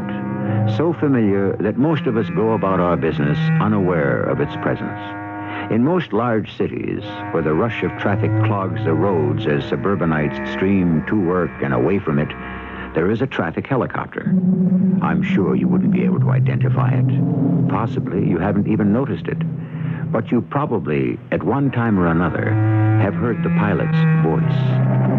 This is your eye in the sky, Sam Bendix, at 3 minutes after 8 on a bright, sunny morning. All major roads into the downtown area are running heavy traffic this morning, but so far most of them are moving. Coming in from the Bay Area, it looks as if some trouble may have developed further out towards Charlton. Now, I'm going to cut off now and make a pass out that way and see what kind of report I can bring you. Back in 5 minutes with an update. Calling commuter desk. Rich, do you read me? Loud and clear, Sam. What can I do for you? I'm on my way out towards Charlton. Looks like we got the beginning of a real foul-up. What traffic is coming in is drying up fast, so there's got to be a big tie-up the other side of the water. You give me the news, I'll see it gets out. You flyboys get all the fun. You've got to be kidding. It's the same grind every day. Back off, man. You're not cooped up. How big is this cabin, huh? There's more room in a compact. Yeah, but you look to expanding horizon. Yeah, same old parkways, same old freeways, same old toll bridges. What about the fringe benefits? What fringe benefits? Where are you now? Columbia Shores, just about to head over the bay. Why? Why? Isn't that what I'm talking about? Is she out today, or is it too early? Who? You know who I mean, Suntan Sue. Oh, her. No. A little early for her yet. Hey, is she really that stacked? You'll never know till you come upstairs with me. Can you really see that good from that high? Hey, only with my X-ray vision. But I mean, you're sure she doesn't have anything on? Who needs X-ray vision for that?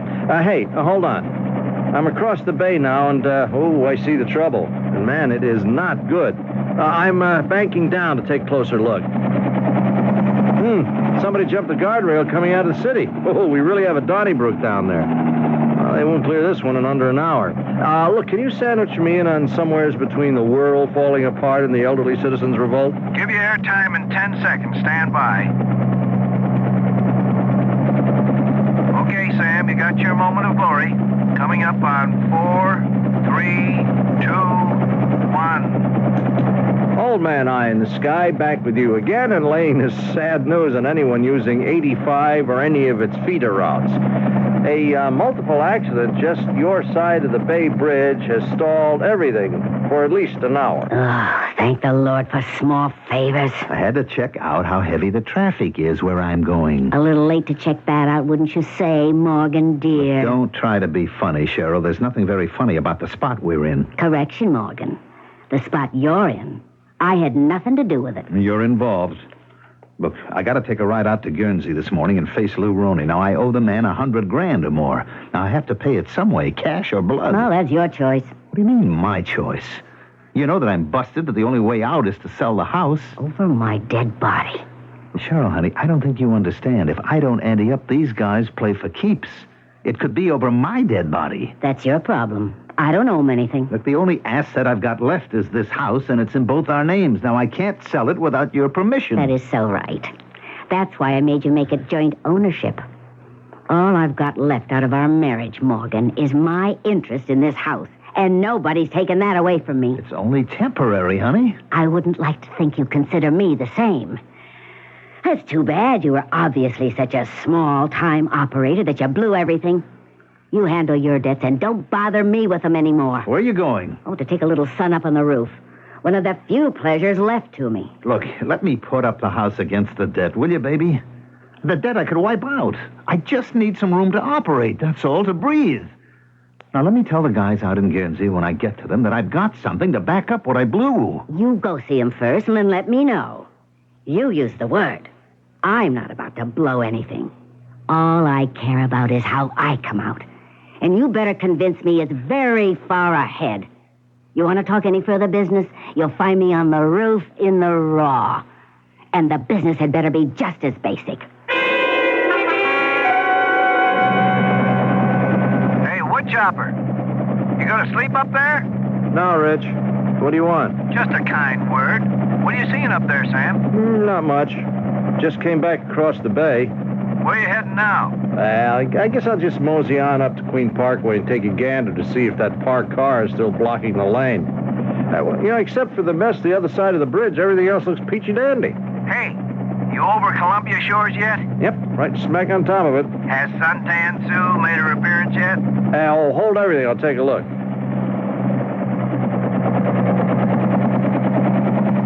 Oh, yes, sir. Just came up on the roof.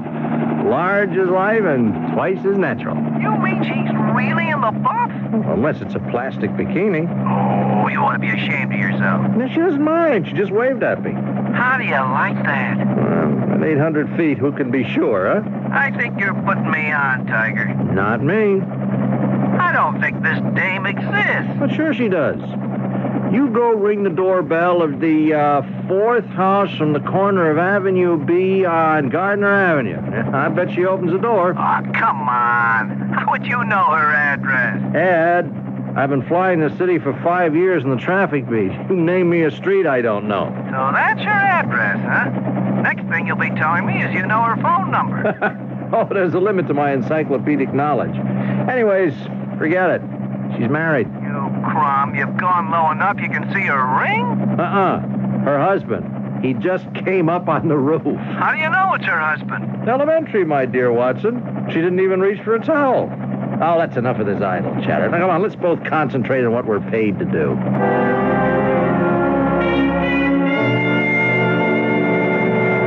What is it, Morgan? I have to leave now to go see Lou Roney, Cheryl. So leave. You know I don't like to be disturbed when I'm sunbathing. I know, honey, but about the house. No.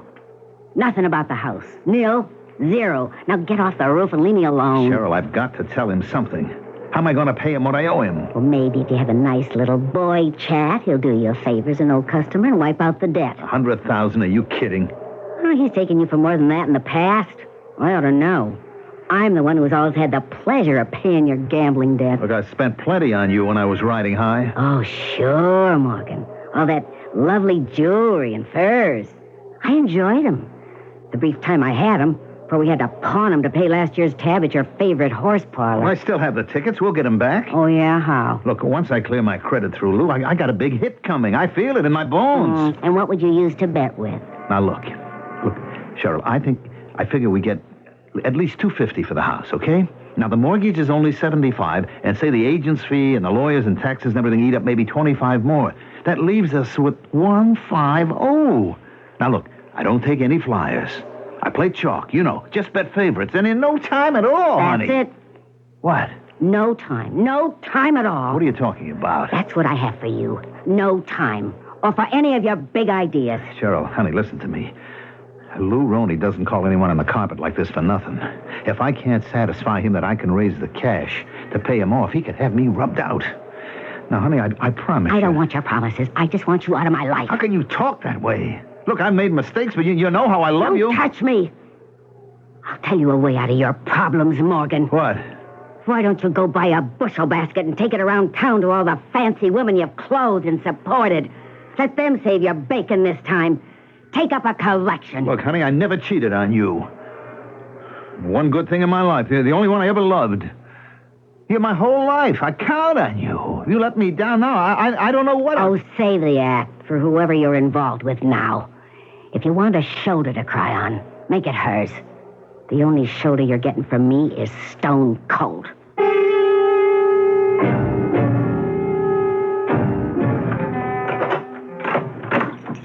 Who is it? It's all right, Denise. It's only me, Morgan. Oh, you gave me a start.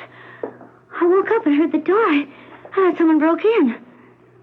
What's the matter, Sugar Pie? What are you doing here so early in the morning? I gotta talk to you, honey. I don't have much time. Okay, well, here. Help me out with my robe first, okay? Yeah. You want some coffee? No, I need a drink. Well, you know where it is. I'll get some ice. I'll forget it. I'll take it straight. Hey, what's got you so down? Had a call from Lou this morning. He wants to see me. The office? No. His place. Out in Guernsey? Well, that's not good. I know. I'm scared, Denise. Well, you don't have to be if you have the money. I don't. I mean, you can have it when you sell a house. Well, I can't sell the house. Well, why not? Because it's only half mine. The other half is in Cheryl's name, and I can't sell it unless she agrees. But she's got to agree. Doesn't she know the spot you're in? Yes, she knows. Oh, Lou Roney doesn't mess around. He plays for keeps. Well, she knows that, too, and it doesn't make any difference. She hates you that much? Look, she wouldn't lift a finger to save me. Denise, honey, you're the last hope I've got. You got to help me, please. Me? Look, you can talk to him. You can ask him to give me a break. Oh, no, Morgan. I'm the last one who can get mixed up in this. No matter what I think about him, he's still my father. If he knew I'd been messing around with you, he'd hand me my head. And you'd be deep sixth for sure. No, sugar, that's no way. Well, what am I going to do? There's only one way out I can see. You'll have to get a torch. A torch? Yeah, a guy who sets fires. A pro. How would I go about getting someone like that? You've got the best contact in the world. Lou Roney. If it's anything against the law, he's got it, or can get it. You tell him it's the only way he'll ever get his dough out of you, and he'll find you somebody. Well, suppose he does. I mean, what do I want him for? To burn your house to the ground. And if it was me, I'd burn up that wife you married with it.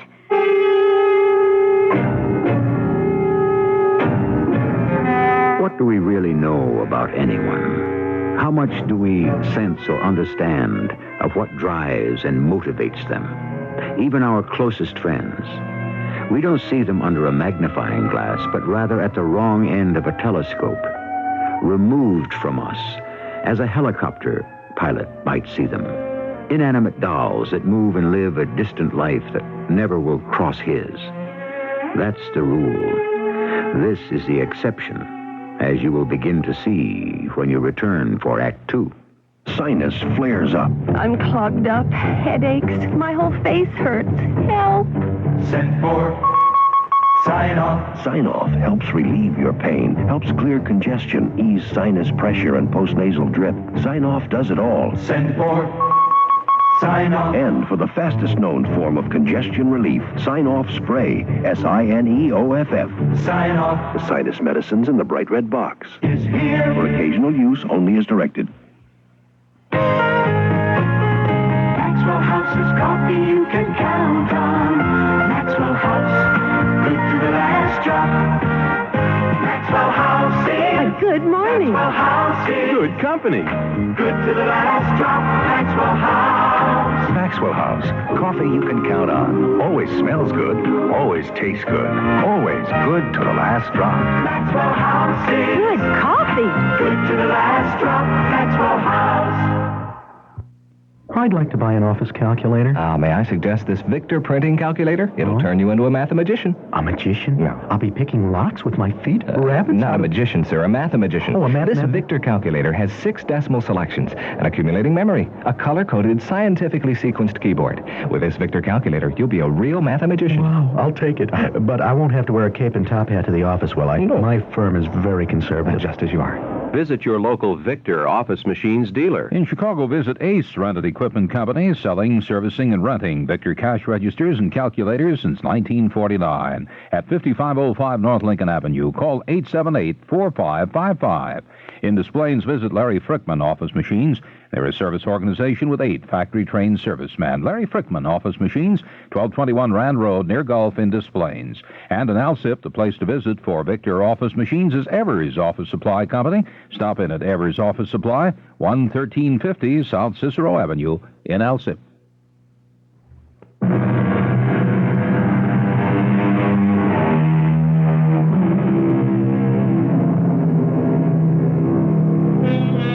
By the time Morgan Denning crossed the Bay Bridge heading in the general direction of Tarleton, they had already cleared one of the lanes jammed by the multiple accident on the inbound road.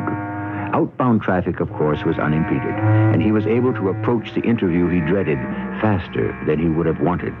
He was as totally unconscious of the traffic helicopter overhead as Sam Bendix was of him, except for their accidental and totally objective contact through Sam's voice on the radio.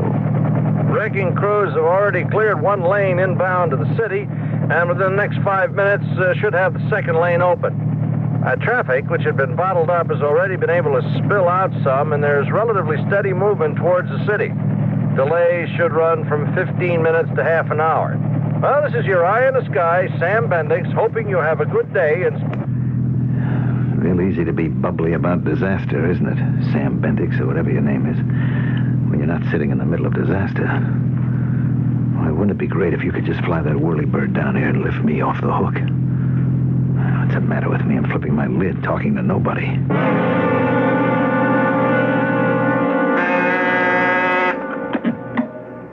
Yeah? Who? Oh, yeah, Morgan Denning. All right, I'll see him right away. Come. Well, hello, Morgan. Come on in. Hello, Lou. Close the door behind you. Sure. I hope I'm not late. No. I heard about the accident near the bridge. No trouble on your side. No, it was just a little slowdown. Good. I hope there won't be any trouble about your return. No, I think they got it all cleared up. Here, cigar? No, thanks. Drink? Yeah, little early in the day for that. Yeah, we all have our habits, bad or good. I'll pass on the drink. Fine. Now, suppose we get down to business. Huh? Did you bring me some money? Lou, I have to explain about that. Well, if you have to, you have to. It had better be good. I don't have the cash. Get it? No, I intend to. But I need a little help from you. I don't peddle help, just odds and the opportunity to lay a bet on anything you want. Now, if my judgment is wrong, I pay off. If my bettor screws up, that's his problem. I know that, Lou. I know that. All I'm asking for is a break. That's all. Well, all you ask for every time you bet is the same thing. Sometimes the breaks don't go your way, and I let you get in a lot deeper than I usually do.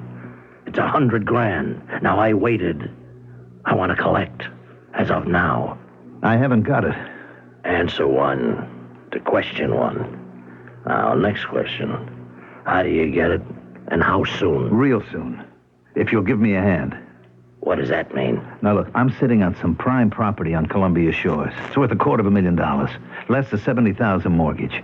Now, that should be security enough for what I owe you. You say. But I'm not interested in real estate. Sell it and pay me off. I can't. Why not? Because it's a joint property. It's in my wife's name and my name, and she don't want to sell. Well, then it looks like you're in a real bind. Well, it would be, except that... there is a way out of it if I can get your help. What? Well, we carry top dollar insurance. If that house should happen to just go on fire, and burn down, if it should be a total loss, we'd realize at least $200,000, plus whatever we could sell the land for. Now, you split it 2 ways, and I have enough to pay you off. That's if the house burned up. Now, are you thinking of setting fire to it yourself? No, I wouldn't know how to. To be sure that... I thought maybe you could tell me how.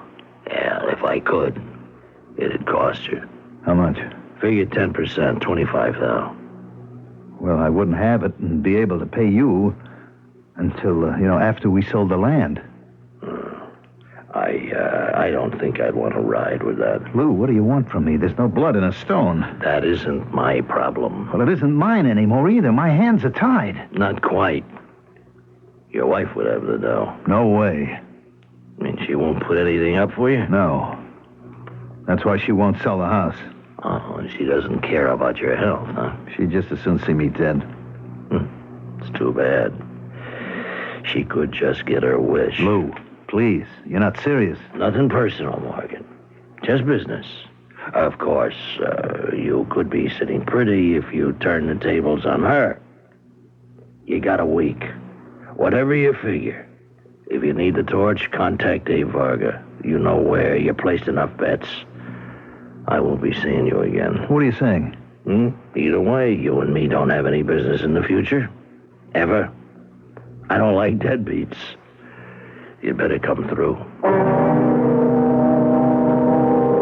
What choice have you got, Morgan? You realize what he was telling me? Just as flat out as if he'd said the words. Oh, I don't need any pictures. He was as good as telling me to murder my wife. That's my father. He never loses a string on anything. One thing I have to say about him, he always knows the answers. His answers. That's the bottom line with him. Which means it has to be with me? Of course. You mean you agree with him about Cheryl? I told you the way out before you even went. You mean I have to kill her? Well, it would be better for her if she's going to burn up with the house. How can you talk about it like this? Well, how can we not talk about it if you value your neck? Look, I never killed anyone. She doesn't mind seeing you get rubbed out.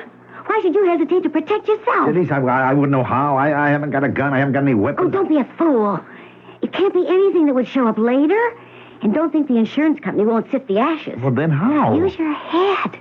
Strangle her or smother her or feed her an overdose of pills. Anything that can't be traced in the remains. You want me to do this, Denise? Well, it solves a lot of problems for us. But we've been all right as we are, haven't we? No. I want to tie you down. Why? Oh, don't ask me questions I can't answer. Your sickness with me, Morgan. Maybe with most women. I need you. I don't want to be without you. If I should go through with this, you'd have me on a platter, tied hand and foot. You know something, baby? That'd suit me just fine. Make sure you never stray again. Well, you don't ask much. Only your life, lover. It isn't worth a plug nickel any other way.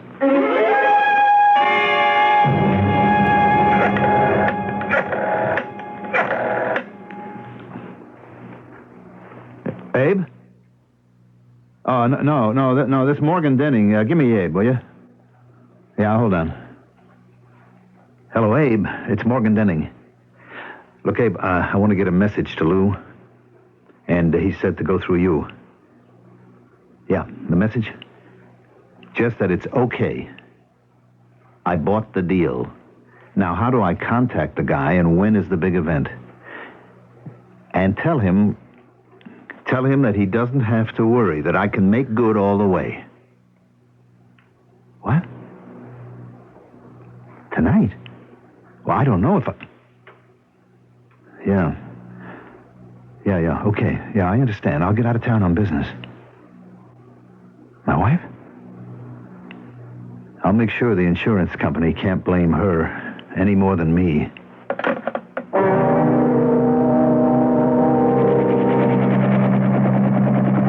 Commuter's desk to copter. Sam, hey, you up there? I got you, Rich. Where are you now? Town end of the Bay Bridge. Any trouble? No, not yet. Evening traffic's building up, but everything's moving. Why? What do you got? Big Harry, our peerless producer, has a mobile unit out covering some Boy Scout rally in Pier Square. He'd like to get a fast color story of how it looks from the air. Could you skip over there and catch it for him? Sure, okay by me if you kill my 6 o'clock report. But I'd like to get back over here before dark. They're patching the road in from Tarleton where the accident tore it up this morning. And some of the heavy equipment is blocking the flow out from town. We're liable to have a big tie-up here. Fine. This won't take you long, and you should make it. Okay, I'll wheel over there right now. Just for me, before you leave, how's our girlfriend? Is she anywhere around? Oh, suntan Sue? A little late for sunbathing, but wait a minute. Yep, yeah, she's there. But she don't stand a chance. She's got her husband with her. So what's her husband got that I haven't? Right at the moment, the pillow. He's bringing it to put under her head. Forget her, Rich. She's got all the loving she'll ever need. Cheryl? You startled me. What are you doing up here on the roof? I want to talk to you. Well, I don't want to talk to you. Oh, look, you can't get any sun anymore. Get your robe and come downstairs. I don't want to. Cheryl, I have to talk to you. If it's about selling the house, no, that is out. It can't be. Now, I saw Lou Roney this afternoon, and he laid it on the line. I have got to find that cash. I told you my idea where you could get it. Now, look, I'm not fooling around, Cheryl. This is deadly serious. I'm giving you a last chance. Last chance for what? To bail me out. Oh, no, never again. You've exhausted your credit. Now, Cheryl, I'm begging you to listen to me before... Before what? What are you doing with that pillow? I don't have any use for it. I hope I won't have it. Now, one last time, Cheryl, are you going to help me sell the house and save my neck? How many times am I going to have to tell you no? Even if it costs me my life? I wish to heaven it would, and that you were out of mine. I never want to see you again. You're such a rotten nothing. Oh, you fixed it for me, so life isn't worth living. All right, if that's the way you feel, I'll fix it so you don't have to. I told you I don't want that pillow. Hey, Morgan, what are you... You're making with me, Cheryl. I don't want to do this. There's no other way. It's the only way I can save my own neck. The only way I can be safe.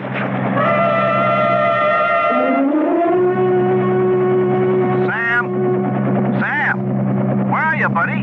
Come in. I'm here, Rich. Where?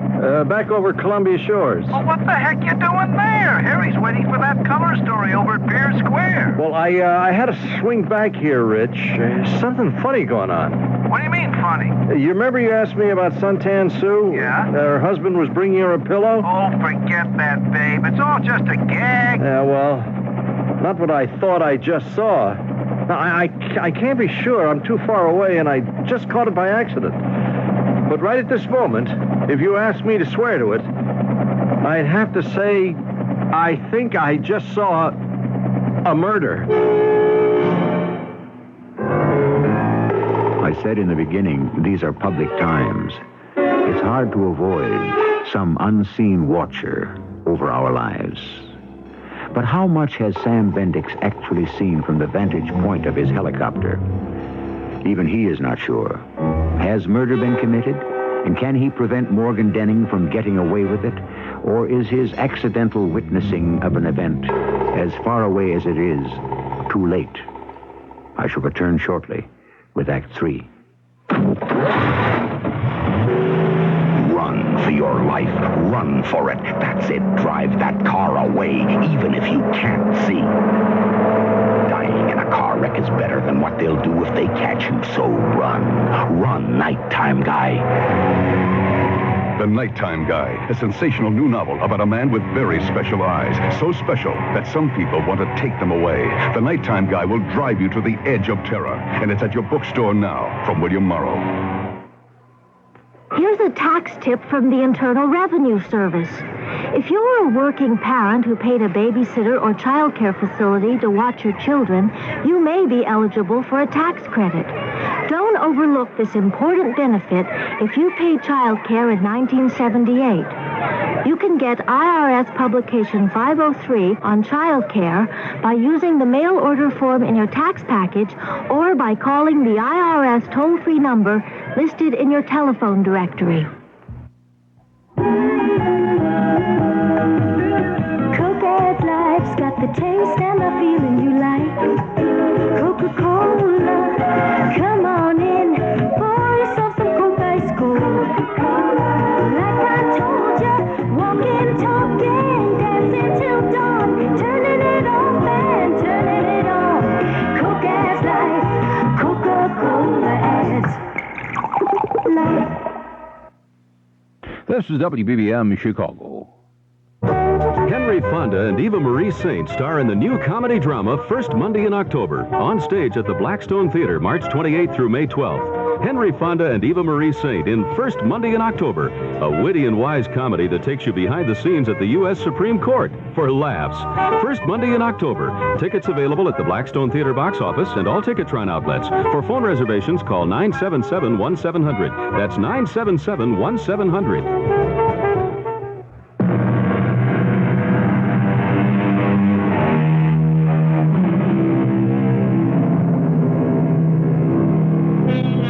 After he lands his helicopter, even Sam tends to think he was building something out of nothing. But after sleeping on it overnight, Sam has gone to the police anyway and made a statement. All the rest of the morning, he has felt some embarrassment about stirring up a kind of visual rumor, till in the afternoon, he is called back to see a Captain Fuchs. Why did you report this last night, Mr. Bendix? Well, I asked the news show to phone it India, Captain, but I guess the powers decided that we didn't have enough evidence to go on. Yeah, according to this affidavit the precinct took from you this morning, there wasn't. Yes, I realize that. Yeah, thinking back on it all, I realized I was taking a heck of a lot for granted. What did you see exactly? Suppose you tell me. Well, this dame is a running gag. See, I always tell Rich and the boys in the news show below that she's in the, But that's just kidding around. What does she wear? Well, I don't know. Bikini, two-piece. I'm too high up to see that much detail. But like I said, it's just a gag. But we keep it up just to relieve the monotony. And last night she was on the roof? Check. What time? Oh, around 6. And just exactly what did you see? Well, it was overcast, and I was just wheeling west to check a possible traffic tie-up, and I passed over the house. At what height? Ooh, 6, maybe 700 feet. And you saw her on the roof? Yeah. How big would she be at that height? Oh, I'm not much bigger than half of your small finger. But like I said, so small you couldn't tell what she was wearing or wasn't. And you saw this man come up carrying a pillow? Yeah, that's what it looked like. And then? Well, I'd started on course to my next checkpoint, and something made me turn back. And I banked and went into descent because I don't know why, really. Just a sort of instinct that something was wrong. Wrong like what? Well, I had the notion that instead of bringing the pillow up to put under her, he had it over her. Over her face. Smothering her? No, I couldn't actually see that.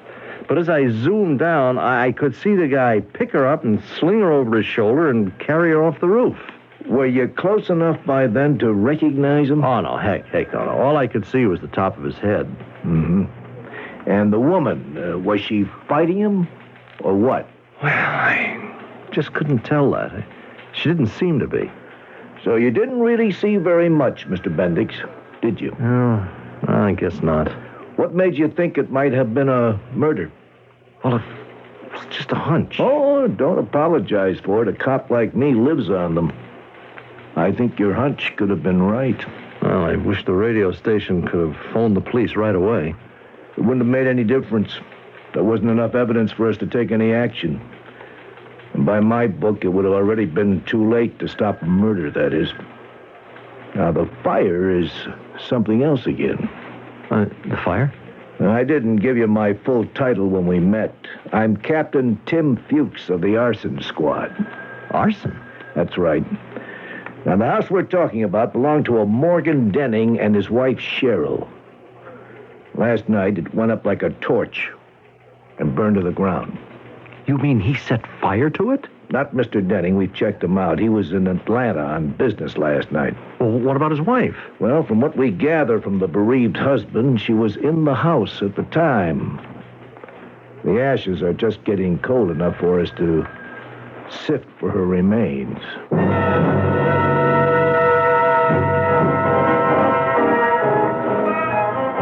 Why did I have to meet you here, Denise? Oh, relax, Morgan. You're a hot item. Till your skirts are clean, anyone takes a risk being tied up with you. Me especially. You can't pin anything on me. I have an alibi. As for the fire... Well, that wiped out the other. We'll keep our fingers crossed. Have you contacted Lou? He got to me. I'm okay now. With all the insurance going to me, I can pay off him and the torch and come out well ahead. Plain sailing for you and me, Denise, from now on. Well, first we lay low and let this blow over. You're not home free yet. What's to stop it? There was nothing left of the house. Nobody can trace a thing. That's what has to be made sure of. Oh, it's going to kill me, Morgan, but you and I are split for the next 6 months. You walking out on me? Well, for 6 months, we better act like neither of us exist. Why? Well, for the police, that they shouldn't find a motive. For my father and the organization. Oh, heaven help us if they knew you and I have anything going. I'm going on a cruise. Now, you wait a minute. You can't run out on me. I'm not running out on you. I'll be back when the heat's off.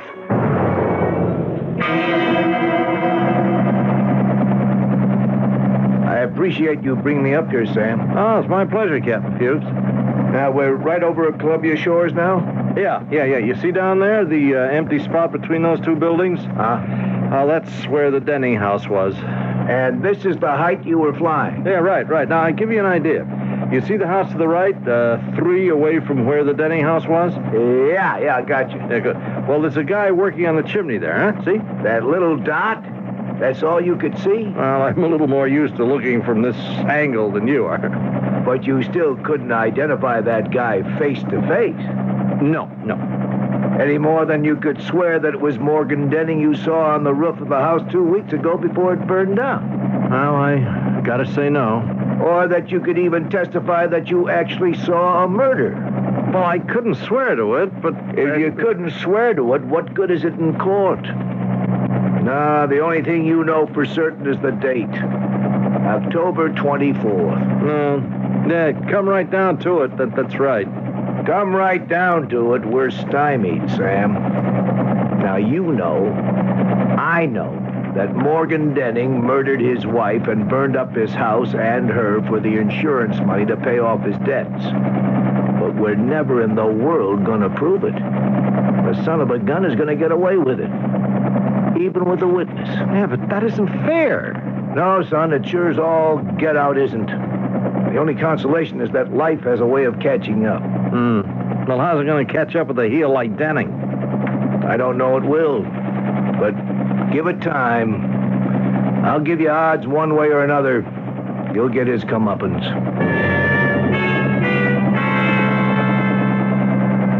This is your eye in the sky with the first report of a grim morning in late November. The driving rain is slowing up all the traffic with poor visibility, and flooded roads are causing massive backups on all access routes into the city. And it ain't a fit night out for man, nor beast, nor helicopters, nor traffic. This has been a long winter, and if anyone thought we were through with the snow, forget it. As far as I can see over any major traffic... Well, I guess most of you thought winter would never end. But it has been a glorious day, and from all the signs, spring is here to stay. Now, all the roads are clear tonight, so let's all take a deep breath and say, hallelujah, it's been a great day.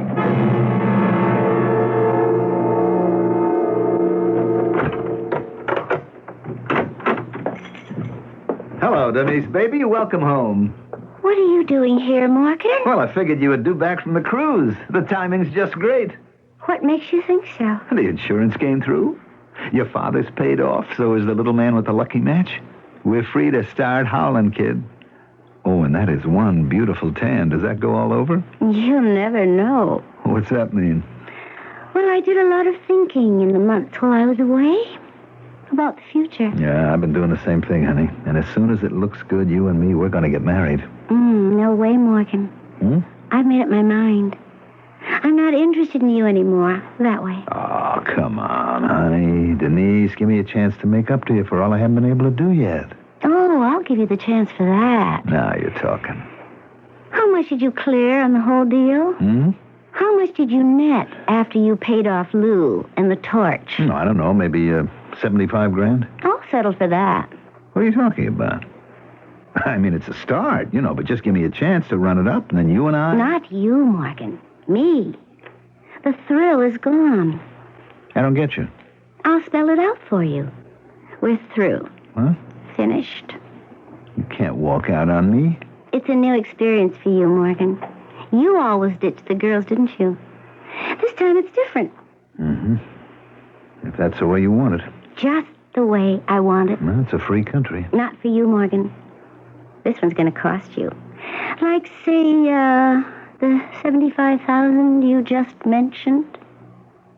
I don't get you. That's all right. You don't get me.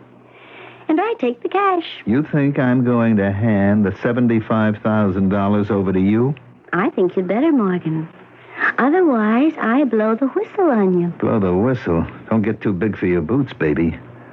What could you say to the cops without involving yourself? I wasn't thinking of the cops, stupid. All I have to do is to tell Lou about you and me when you're long gone. Now, do you want to hand over the dough? Rotten, two-timing little... Look, I haven't gone through all I have in the last 6 months to let you take it away from me. I'm calling you a bluff. Okay. Let's lay it right on the line. Who are you calling? Lou, just like I told you. You threatened me. You hurt my hand. Now, don't you ever touch me again. I'll do better than that. I'll shut you up once and for all. Get your hands off me. Are you crazy? Your wife was one thing, but you can't think you can get away with murdering me. Shut up. Shut up, do you hear me? Don't you say it. Don't you say that word. Let me go. You're crazy. 6 months, I've sweated it out. Nobody's going to take that away from me. Nobody. Please, please. Denise? Denise? She's still breathing. What do I do now? What do I do now?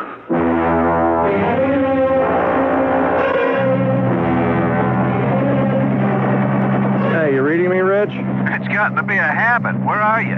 Over Queen Parkway. Nothing to report, really. All systems go. Did you say something about some ice slicks still hanging about? Well, only a few spots after you swing onto the parkway off Piers and head north out of town. How's traffic in general? It's heavy, but moving. You know, this is the kind I always worry if someone does foul up. The stream is running so hard, you got a real pile up before the cars behind have any chance to stop. I think I'll drop down and have a closer look at the road conditions. I'll get back to you.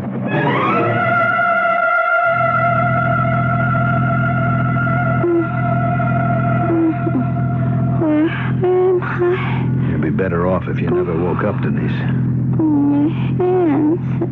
It's tight. My feet. Stay asleep, Denise. Sleep. It won't hurt as much. What are you doing?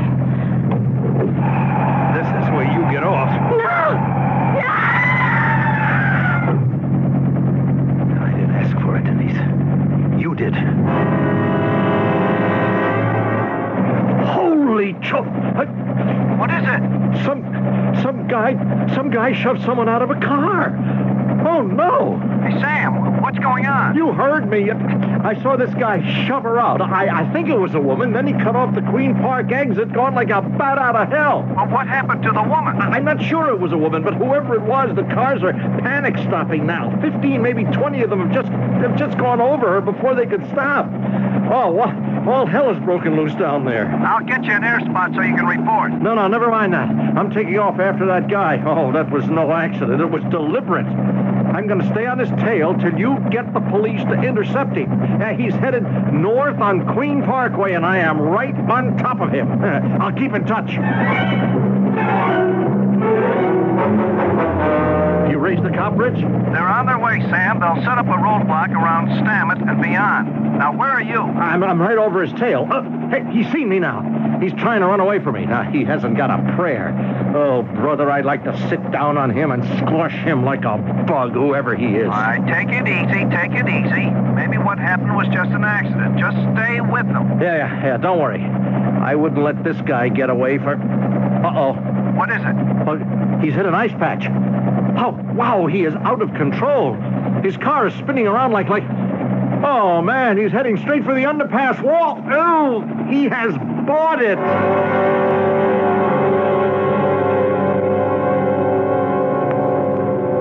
Just because sometimes life pays off even, I figured I'd buy you a beer, Mr. Bendix. Well, I appreciate it, Captain Fuchs, but it was nothing special.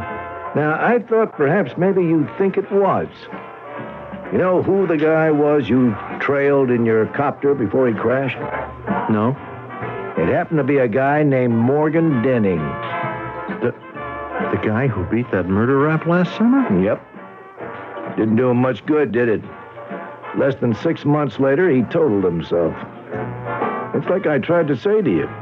Give it time. These guys always cop it in the end.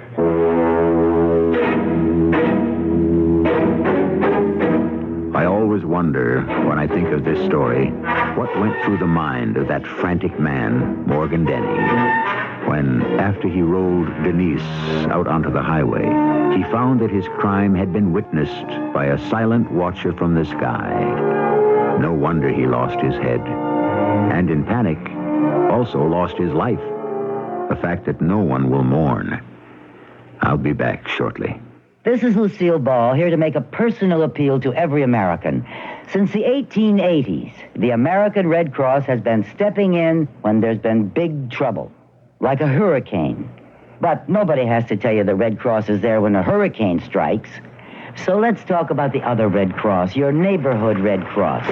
They teach kids to swim. That's good, Eddie. And they train about every lifeguard on every beach. It's possible to look into it. We can get in touch with the local chapter. They help veterans get on their feet. They help people relocate after fires. Are you comfortable? Okay, now relax. They collect and distribute blood.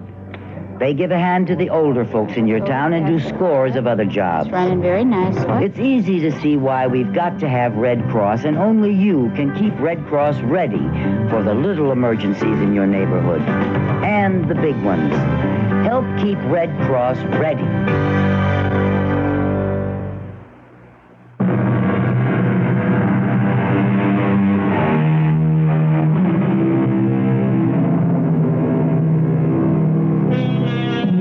I was surprised to find, when I looked it up, that I couldn't locate the derivation for the phrase, time heals all wounds.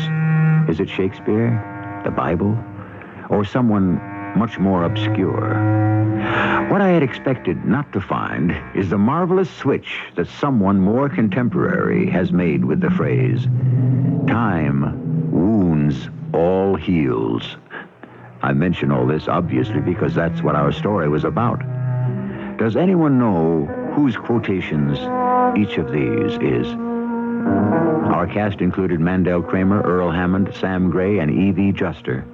The entire production was under the direction of Himan Brown. And now, a preview of our next tale. I am leaving here now, and so are you. All right. Hadn't I better put out the fire? Oh, yes. You're a strange man. Why do you say that? The way you suddenly gave up. All right, you said. I'll go. I can wait. I've waited this long. I can give you a ride down the mountain back to Trudeau. Tell me, Miss Mantle, what would you have done if I had absolutely refused to leave? I would have told the police in the morning. What, that I spent the night here, that I was trespassing? No. Because you are James Burns. And I think the police would like to know where you are. How did you know? I guessed. Are you James Burns? Yes. This is E.G. Marshall inviting you to return to our Mystery Theater for another adventure in the macabre. Until next time, pleasant dreams.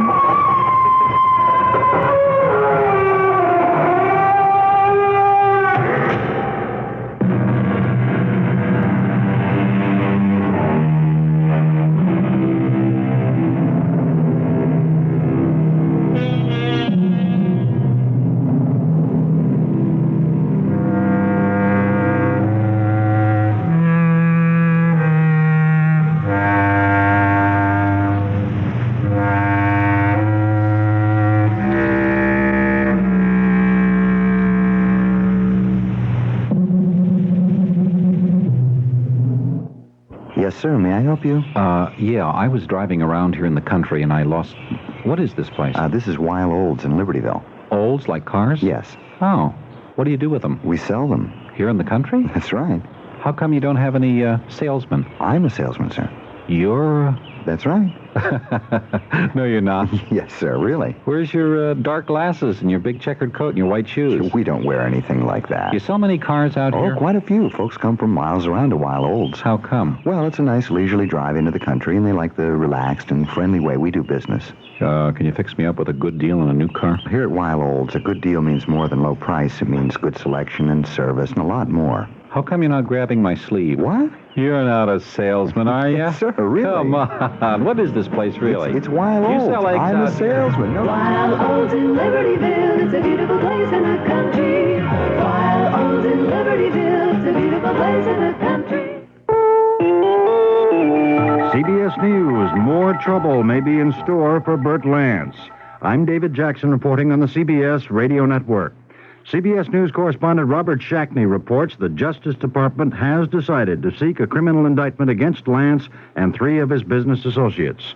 Sources say the case involves questionable loans Lance made to family and friends when he ran 2 Georgia banks and allegedly misleading entries in bank records to conceal the loans. The indictment may be handed down next week in Atlanta. Shackney says it appears the indictment will not involve any loans to the Carter Peanut Warehouse in Plains, Georgia. But the government is looking into the finances of the Carter family business, and Attorney General Griffin Bell is expected to announce Tuesday whether a special prosecutor will be appointed to investigate the matter. More news after this.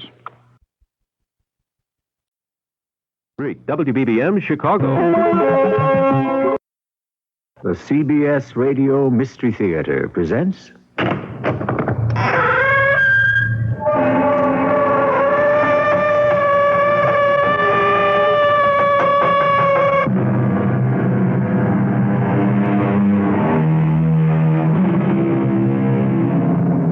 Come in. Welcome. I'm E.G. Marshall. One of the least rewarding, most demanding, fruitless, pointless exercises in human emotions is revenge. Too often the avenger becomes the victim. The immortal bard tells us, foolish it is to revenge oneself against a neighbor by setting fire to his house, for fire catches your own as well. No, there is no sweetness in revenge, but ashes in the mouth. It's very cold down here in the dungeons of the Tower of London. This dungeon, John, is where the 2 little princes were kept before they were murdered. Oh, if no one's looking, I think I'll sneak behind the iron door and have a look around. Ada, the door's closed on me. Ada, where are you going? Don't leave me here. Come back here.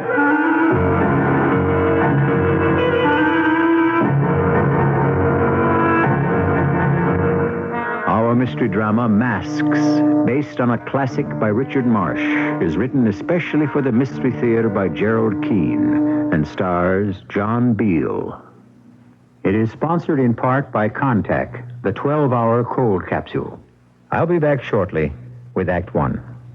Take your Contact, take it now. Give your cold to Contact. I'm going to change your mind about nighttime cold medicine. You see, of all major medicines, only one works up to 12 hours against the cloggy virus symptoms that keep you awake. Only Contact. 1 capsule's relief stays with you all through a long night's sleep, no matter what cold virus attack. Only Contact. Give your cold to Contact. Take only as directed. This is Jack Klugman. As national chairman of this year's Easter Seal campaign, I've seen the wonderful things that happen every day in Easter Seal centers. The stroke victim learns to walk and talk again. A disabled youngster learns to feed and dress himself. A deaf child is taught to communicate. Children and adults rebuild their lives with the help of Easter Seals. But they can accomplish only what you make possible. Please, give to Easter Seals for handicapped children and adults. Delta Airlines puts on the Ritz to Florida, even in tourist. We start off with well-chilled champagne. Then comes a superb filet mignon lunch or dinner with a crisp, fresh salad, steaming baked potato, garden vegetable, and a crusty roll and butter. For dessert, it's a tempting pastry and gourmet blend coffee to top it all off. All this is yours in tourist on all Delta mealtime non-stops to Florida. If you fly a night coach non-stop, enjoy a late snack and fine champagne. Now you have a choice of 7 non-stops a day to Miami, Fort Lauderdale, 3 to Orlando, 3 more to Tampa, St. Pete, and 2 to West Palm Beach. Call Delta or your travel agent. Ask about our round-trip Super Saver fares. And this year, don't just fly to Florida, put on the Ritz. Delta is ready when you are.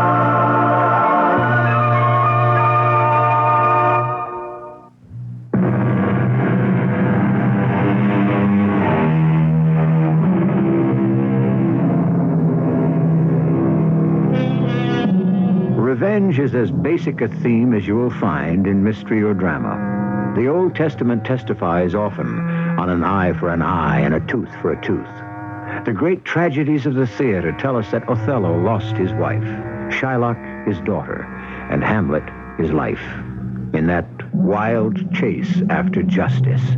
One man we know made many enemies when he was younger, which generally qualifies you for retribution. He is now riding a train from Dover up to London.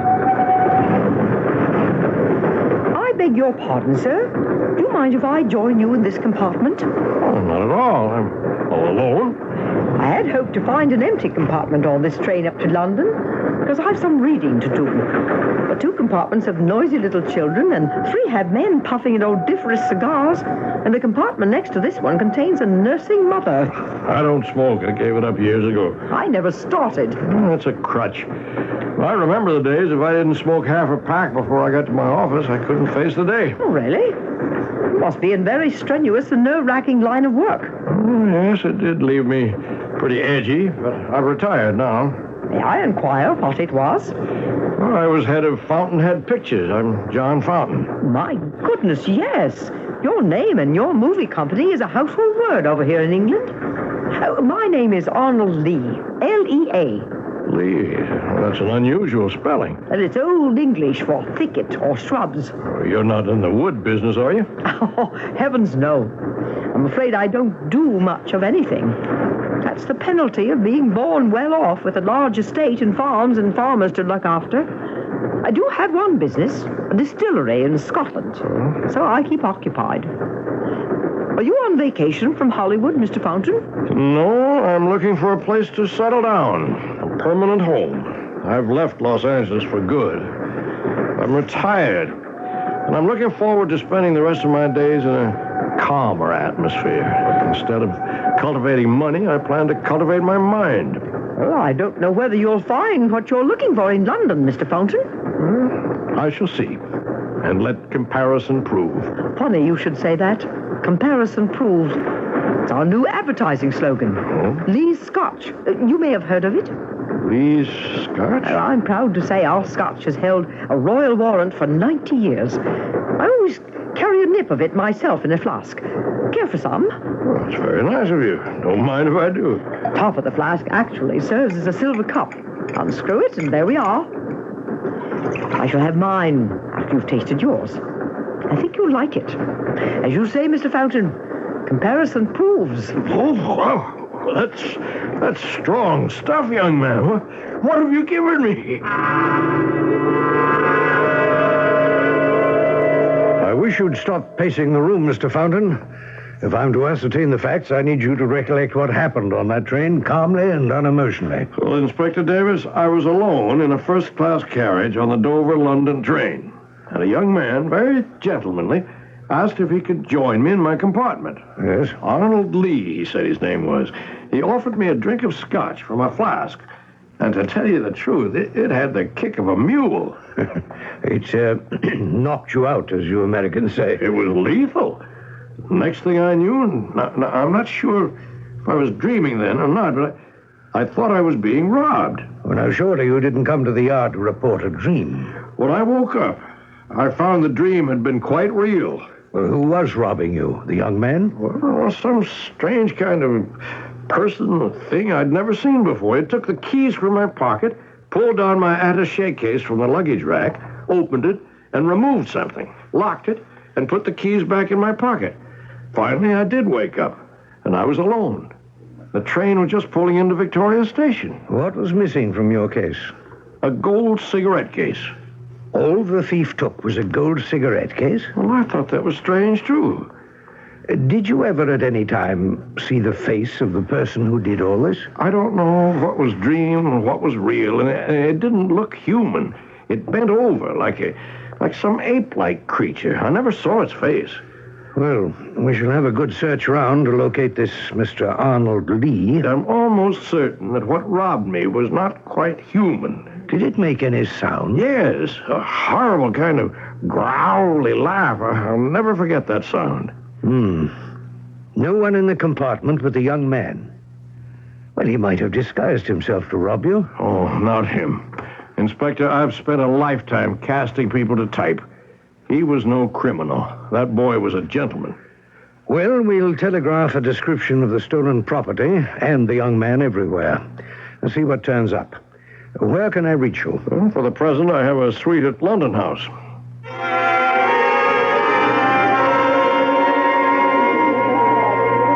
Excuse me, madam.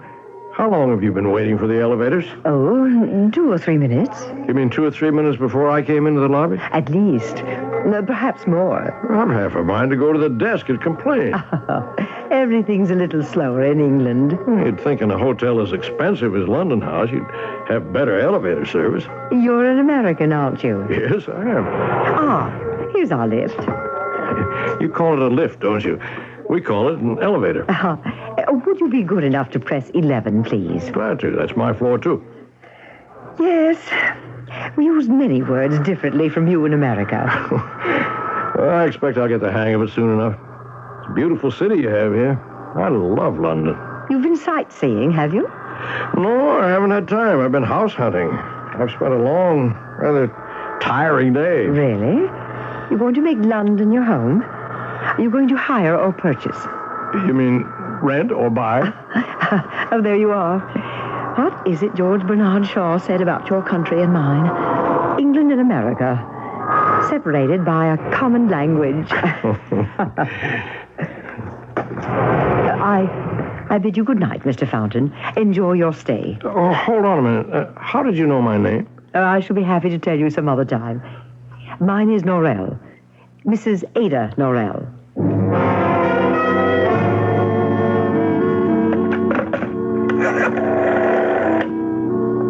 Hello, room service? This is John Fountain. Where's my dinner? I ordered it almost an hour ago. Hold on.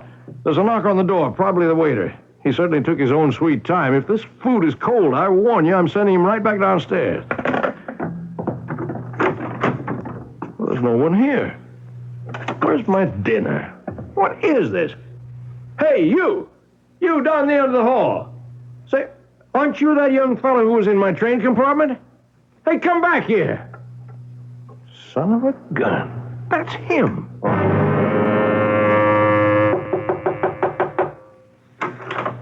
Yes? Oh, it's you, Mr. Fountain. Oh, madam, I had no idea this was your door. My name is Ada Norrell, I told you. I'm sorry. It's just that I do apologize for the late hour, but may I have just one word with your husband? With whom? Your husband, Mrs. Norrell, the young gentleman I just saw going into this room. I hope you're joking, Mr. Fountain, because if you're not, I hardly know how to take this. I just opened my door down the hall, and I thought it was the waiter with my dinner. And I saw, going down the corridor, a young man with whom I traveled yesterday on the train. Indeed. And when I called to him, he went down the hall and into this door. Mr. Fountain, I thought you were far more sophisticated than this. To make up such a transparent story in order to pursue me, it's a bit obvious. I assure you, I swear, Mrs. Norrell, I had no idea this was your door. And I assure you, Mr. Fountain, nobody came in here. My husband passed away 3 years ago, and you are the only gentleman in this hotel with whom I have the slightest speaking acquaintance. I do hope we shall not be seeing one another again. Good night.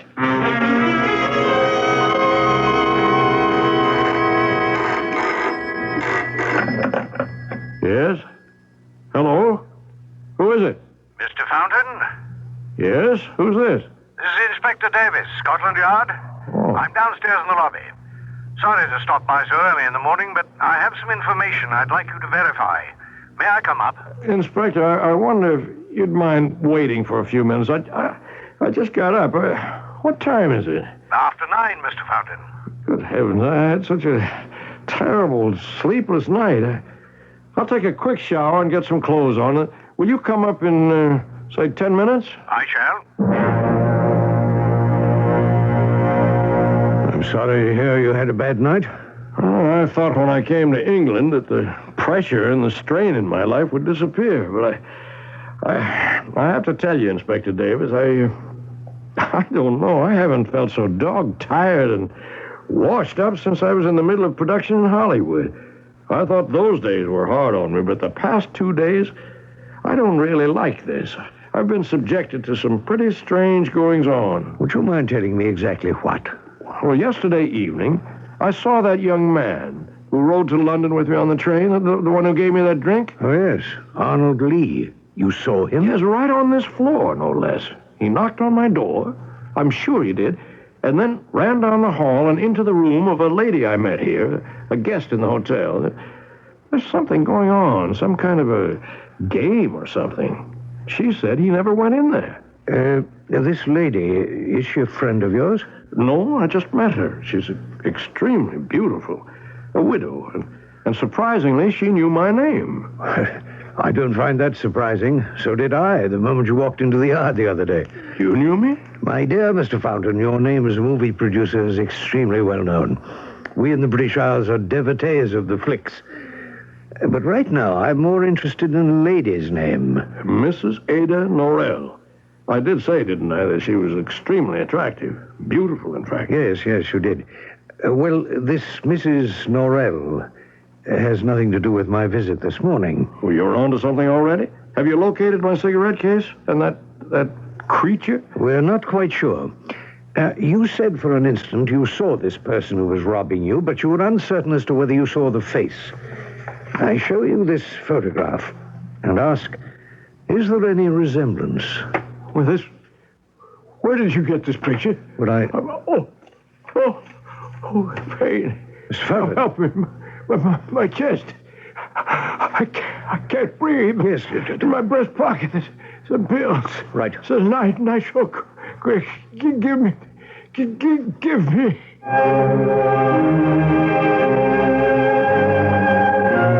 A heart attack. A nitroglycerin pill to alleviate the pain. The inspector quickly places the tablet under the tongue of the gasping man. It will dissolve, and John Fountain will recover. But what was it about that photograph that shocked him so much that his heart was affected? I shall return shortly with Act 2. Maxwell House is coffee you can count on. Maxwell House, good to the last drop. Maxwell House is... Good morning. Maxwell House is... Good company. Good to the last drop. Maxwell House. Maxwell House. Coffee you can count on. Always smells good. Always tastes good. Always good to the last drop. Maxwell House is... Good coffee. Good to the last drop. Maxwell House. Run for your life. Run for it. That's it. Drive that car away, even if you can't see. Dying in a car wreck is better than what they'll do if they catch you, so run. Run, Nighttime Guy. The Nighttime Guy, a sensational new novel about a man with very special eyes. So special that some people want to take them away. The Nighttime Guy will drive you to the edge of terror. And it's at your bookstore now from William Morrow. It's Northwest Federal Savings Time. We've got more time for you. Northwest Federal has more for you. More hours, more convenience, and right now, more gifts for savers. Choose from a terrific selection of quality Samsonite luggage at special low prices. Or pick a genuine leather Buxton accessory-free or at greatly reduced prices. Just deposit $100 or more at any Northwest Federal location. You can choose Samsonite hardside or softside luggage. Cordoba softside flexes for easy packing. Montebello 2 hardside keeps its tough molded shape.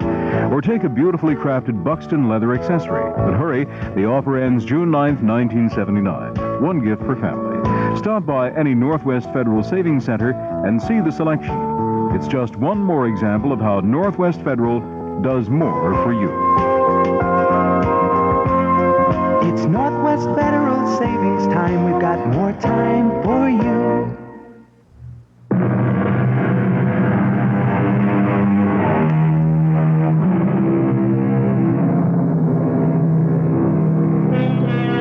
As with so many dramatic presentations on Mystery Theater, there's always more to the evidence than meets the eye. With that in mind, and making allowances for surprises along the way, we return to London House, where Inspector Davis of Scotland Yard has just shown a photograph to movie producer John Fountain to identify. For whatever reason, Mr. Fountain suddenly suffered a seizure of the heart. Mr. Fountain, how do you feel now? Much better, Inspector. When they come, they come.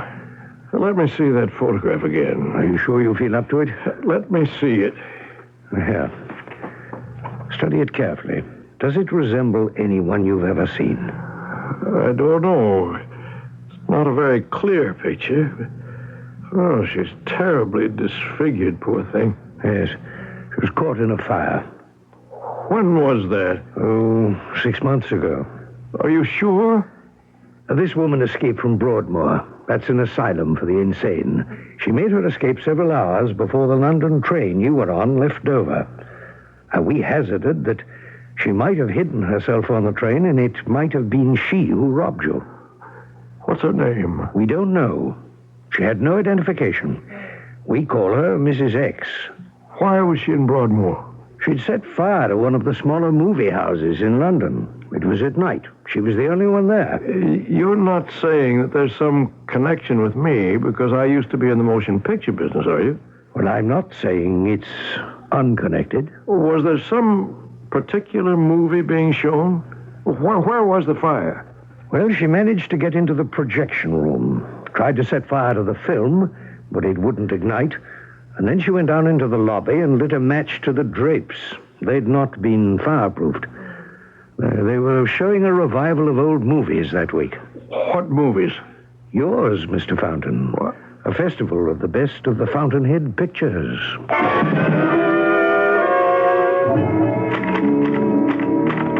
You're staying late tonight, Davis? Oh, typing up this John Fountain case, Chief. Isn't this simple robbery taking an awful lot of your time? Well, I don't think it's that simple. I have an idea that Fountain's not a little paranoid. If he weren't such a VIP, perhaps it wouldn't matter. But he's got a bad heart, and he believes that everyone he meets is out there to get him. Who does he think is after him? Well, several people. A, someone who looks like Mrs. X. You remember the theater pyromaniac? And B, a young man he met on the Dover-London train. And C, some other woman who lives at London House where he's staying and who he believes is in league with the young man. And all this over the theft of a cigarette case? Well, of course, there's more to it, Chief. Fountain is an extremely nervous man with a heart condition. If he's not imagining all this, it may be there are people in London at this moment who are intent upon driving him under. Do you understand what I'm saying? Oh, driving him crazy? Under, I said. Under the ground. Driving him to his death. Glad you stopped by this morning, Inspector Davis. If you'd come a little earlier, we could have had breakfast together. Well, I'm glad to find you so chipper, Mr. Fountain. Things appear to be going my way. Good. I've had some good luck since I last saw you. I found a nice little house on a nice little street off Welbeck Square, which I'm making an offer on. Your news is better than mine. My nice little streets have all turned out blind alleys. I keep thinking about what happened to me, Inspector. I had at least 250 pounds on me when I was robbed. Now, why wasn't that taken? Why just the cigarette case? Is that why I was drugged? For that? And Arnold Lee, where did he disappear to? He told me he came from a prominent family and he made Lee Scotch. There is no Lee Scotch, Mr. Fountain. There never was. Never was? Really? Is that true? I'm here this morning to ask you, is there something you haven't told me? I've told you everything I know. Tell me, why does the loss of that particular cigarette case bother you so much? I'm sure you can afford many more. I attach great sentimental value to it, that's all. Why do you? It was given to me on my retirement from Fountainhead Pictures. Inside are inscribed all the names of those I made famous. Actors? Actors and directors and writers. All of them had their names engraved inside that cigarette case? Almost all. Some had died or moved away or got out of the picture business. If you'll excuse me, that might be my real estate agent. They may have accepted my offer. Hello? Mr. Fountain? Yes, who's this? Ada Norrell. Oh, yes, Mrs. Norrell. Are you still here at London House? I haven't seen you recently. I had a visit from Inspector Davis of Scotland Yard. You did? it was rather annoying. He questioned me about a young man you said you saw going into my room. Now, I don't know why you keep insisting on this, Mr. Fountain, but I can tell you I was very angry indeed. I am sorry, Mrs. Norrell. How can I make it up to you? Well, at least you sound contrite. I am. I'll do anything so you'll forgive me. How about dinner tonight? And the theater afterwards, huh? No, that doesn't intrigue me. But if you'd like to accompany me on a visit to the Tower of London this afternoon, I suppose I could forgive you. The Tower of London? Why, yes, I've never been there. Good enough. I shall meet you in the lobby at 3. No, better yet, 2:30, right inside the Tower enclosure. Goodbye. I'll be there. Mrs. Norrell, Inspector. She didn't like your questions. Oh, really? She didn't seem to mind at the time. She is, by the way, as extraordinarily beautiful as you told me. That woman. Had I met her 10 years ago, I could have made her into one of the biggest stars ever to hit Hollywood. Mm-hmm. She's got something. Not only an unusual and photogenic face, but a lovely manner. Yes, I could have made a big star of her. What did Mrs. Norrell call you about? To join her sightseeing. I said I would. Well, if she upsets you that much, why do it? I don't know how to analyze it, but for some reason I'm drawn to that woman.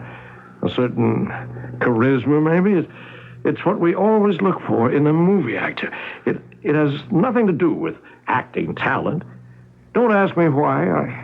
I hardly know her, but she has that quality. Yes, all right. So long as it distracts you. Where are you going? The Tower of London. Be careful. Don't get locked up in the dungeon.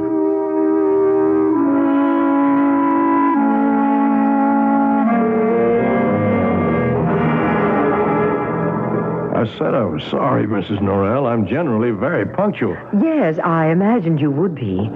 I was just about to leave the tower when you arrived. Please forgive me. An hour late is unforgivable, but I don't know what's wrong with me. I went down to hail a cab, and suddenly I didn't feel well. I had to sit down in the lobby. Are you serious?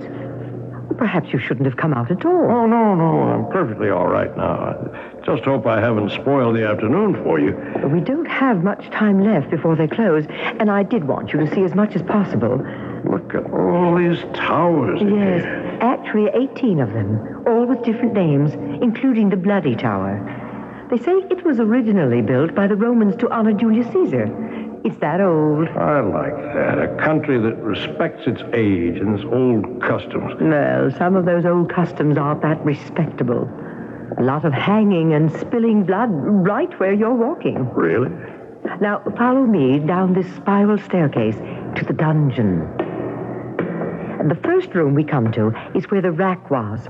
People were pulled apart for their crimes. What are those bells? Oh, that's the curfew. That means closing up time. Probably why we're the only ones down here. Well, what's that room behind this iron door? Oh, that's where the 2 little princes were kept before they were murdered.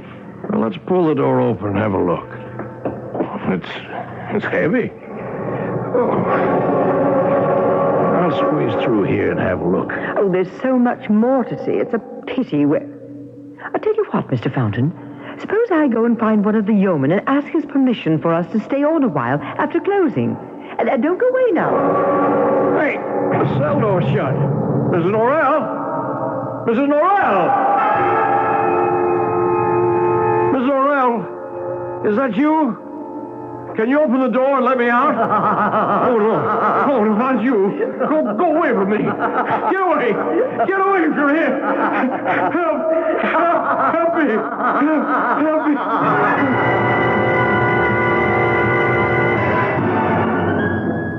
The nurse said it was all right for you to receive visitors. How do you feel today, Mr. Fountain?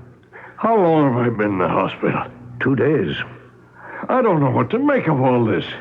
Well, if you're feeding up to talking today, I'd like to know what happened. I was going to ask you, Inspector. I don't usually wake up 2 days later and find myself flat on my back in bed. You've forgotten, Mr. Fountain? Wait. No, it was all a nightmare. Wasn't it? I didn't really see anybody, did I? Well, you had a seizure in the Tower of London. The guards came by and found you in the dungeon. Somehow you'd locked yourself in. Fortunately, it's happened before. A visitor gets very excited, releases the door, finds himself locked in, faints, and so they know exactly what to do. They whisked you off to London Hospital, and since you're an American, they called me. She did it. I'm sure of it. Who did what? Mrs. Norrell. And then she sent that hideous creature to the cell. She came up to the door and laughed at me. Can you be more detailed? Well, the door to the dungeon has a little window cut into it. I was calling for help. Then all of a sudden, this demented face appeared in that little window and laughed at me. Had you ever seen this person before? I don't know. Was she the creature that robbed you on the train? I don't know. Don't ask me. Mr. Fountain, in that dungeon in the Tower of London, you were heard to say, you, go away from me, get away. It sounded as if you knew who it was. Now, who was it? I tell you, I don't know. Mr. Fountain, we can't help you if you don't help us. Now, bear in mind, the Yard has taken everything at face value. There have been no confirming witnesses. It's all your story. There are those at headquarters who have definite doubts that you ever had a cigarette case, or that it was stolen, or that you were drugged by a young man on a train. Why would I say all those things if they weren't true? It was that madwoman, the one you call Mrs. X. And do you know her? Mr. Fountain, answer me. Yes, I did know her.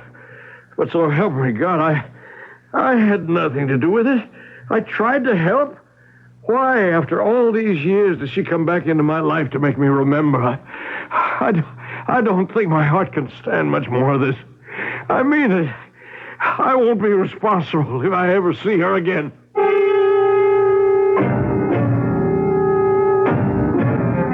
I think we're beginning to see the elements of a tale of revenge. The cast of characters, a retiring movie magnate, a widow of extraordinary beauty, a young man on a train, and a Mrs. X, a woman with a disfigured face. Could it be that what began as a simple robbery may have consequences beyond imagining? As I've often told you, when we are 2 acts into the plot, wait and see. I shall be back shortly with Act 3. Join hands with people everywhere. Each of us can do our share in care for the day for children. This year, people of all nations are joining hands to improve the lives of the world's needy children. Through CARE, you can provide the families of these children with the means to grow their own food, to build medical facilities, safer water systems, and schools. Tomorrow's world is in our hands. Help make it a better place for all the children.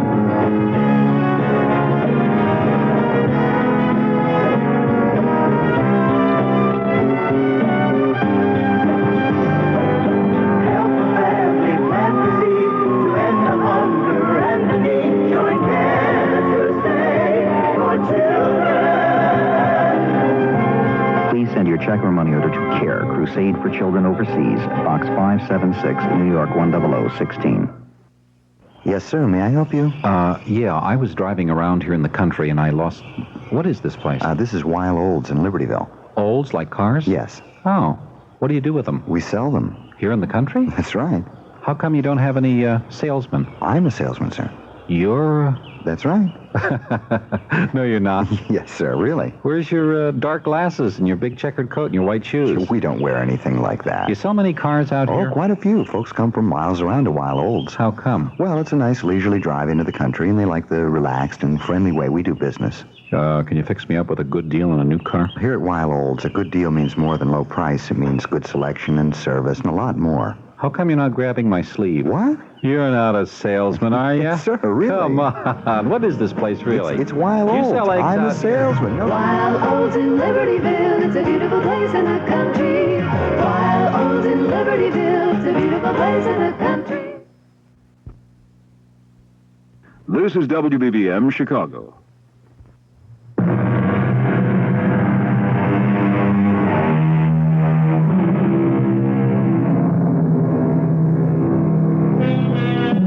Act 3 it is.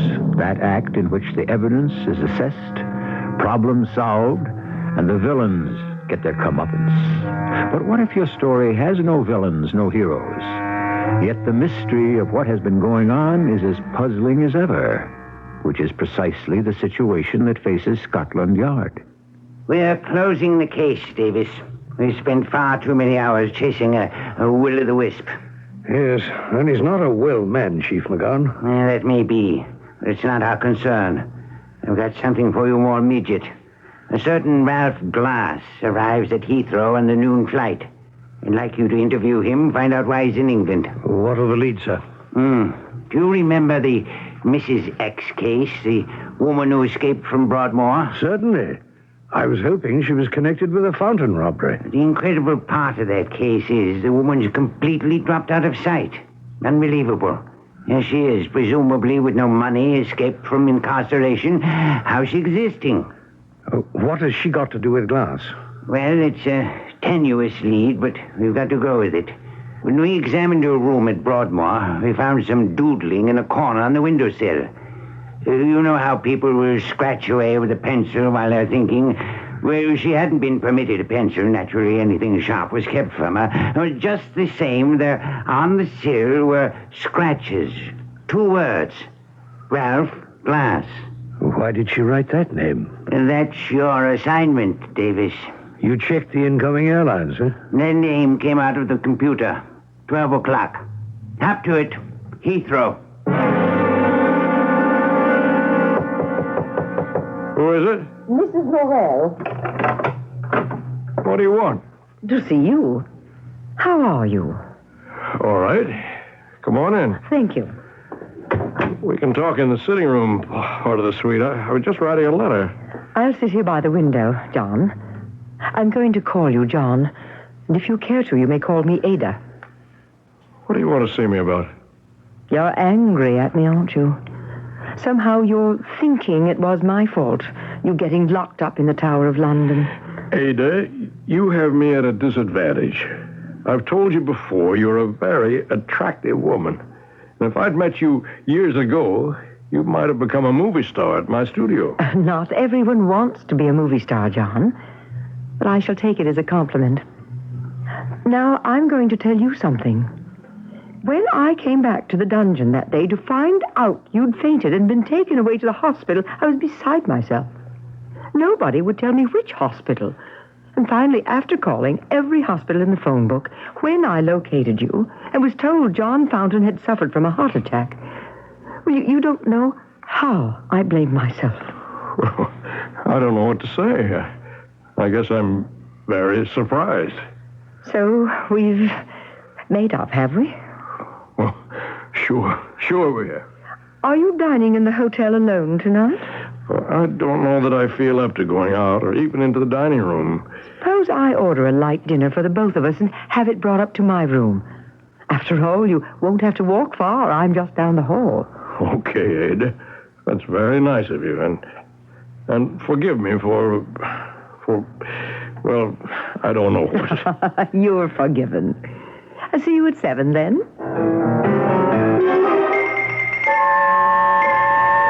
Are you Ralph Glass? Yes, I am. I was told by Customs to come into this office. Yes. I'm Inspector Davis, Alien Division, Scotland Yard. Oh? May I see your passport, please, sir? Yeah. Is there an address where you can be reached? Well, I'll be staying at the London House. I note you list your occupation as makeup man.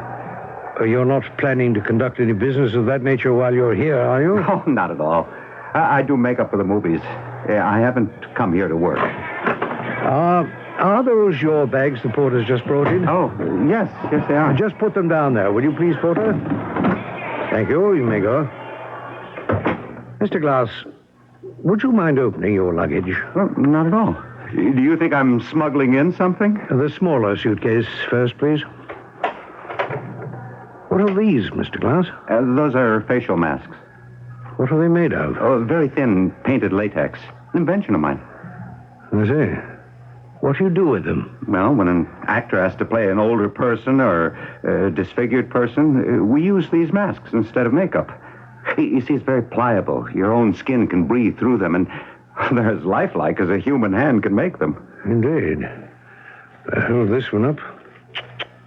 Extraordinary. I do believe it resembles a lady I interviewed quite recently. Hmm? I would say this is no ordinary character makeup.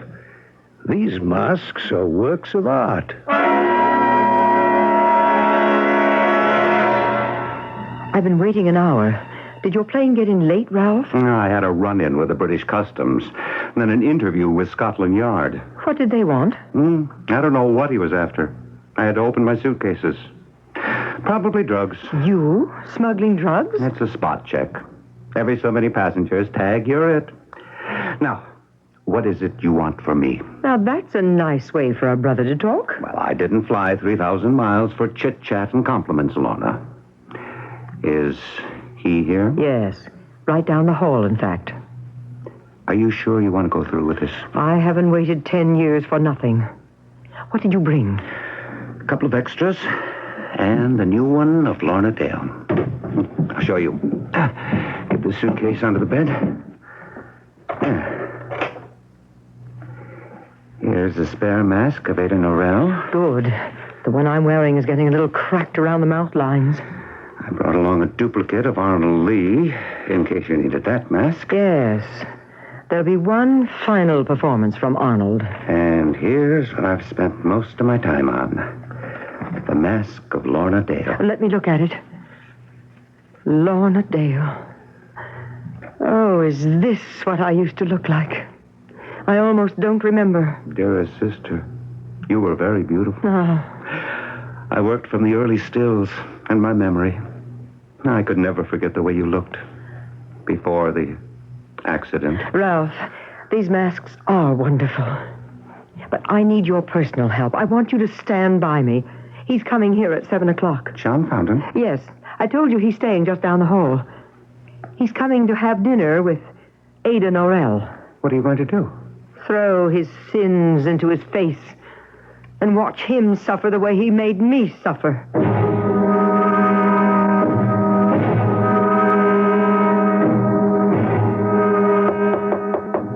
Who is it? It's me, Ada. John Fountain. Oh, come in, John. I'm just finishing dressing. Where are you, Ada? I'm in the bedroom. Be out in a minute. Fix yourself a drink. Thank you. Can I fix you one? Well, I've ordered wine with dinner. I'll wait for that. I'll just have a whiskey and soda. I have a surprise for you, John. A visitor to see you. Say, aren't you... Yes, indeed. Arnold Lee. How do you do, Mr. Fountain? What is all this? Do you remember your gold cigarette case, Mr. Fountain? I have it. Not so fast. Don't be grabby. I'll read you the inscription. With affection and respect to the founder of Fountainhead Pictures. And it's signed by all those nice people you put on the map. All but one. Who is that, Mr. Fountain? I thought you stole it. Give me that. Oh, sorry, I dropped it. Oh, how careless of me. I've squashed it flat by stepping on it. Goodbye. I have to go now because there's someone else who wants to say hello. Ralph, your old boss, John Fountain, is here. Come on out to the bedroom. Hello, John.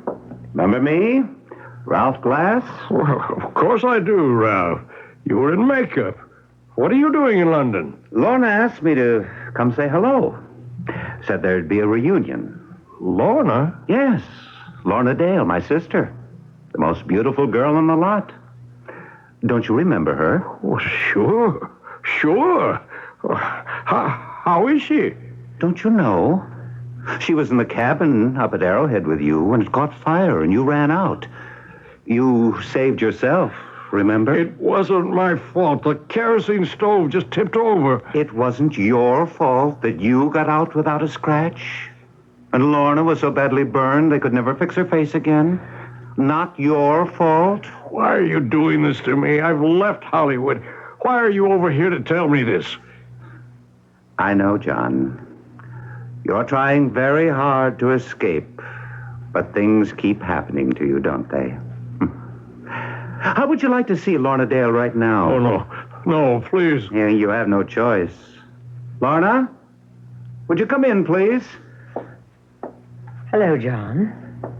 Long time no see. Oh, Lorna. Oh, you're beautiful. You haven't changed at all in all these years. Remarkable, isn't it? Considering what my face looked like after the fire. I had no idea plastic surgery could be so restorative. I don't believe it, Lorna. Not a mark on my face, is there? Look closely, John. Fantastic, no? Now, I want you to keep looking. Ralph, help me off with this, will you? Now, look, John. Does this face of Lorna Dale look more familiar to you? Or did you prefer the mask of Lorna Dale? Oh, no. No. No. No.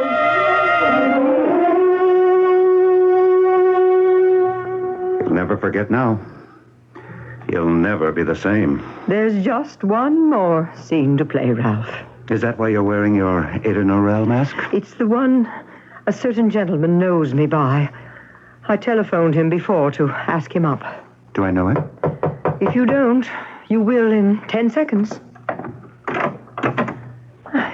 Inspector Davis, it was good of you to stop by so late at night.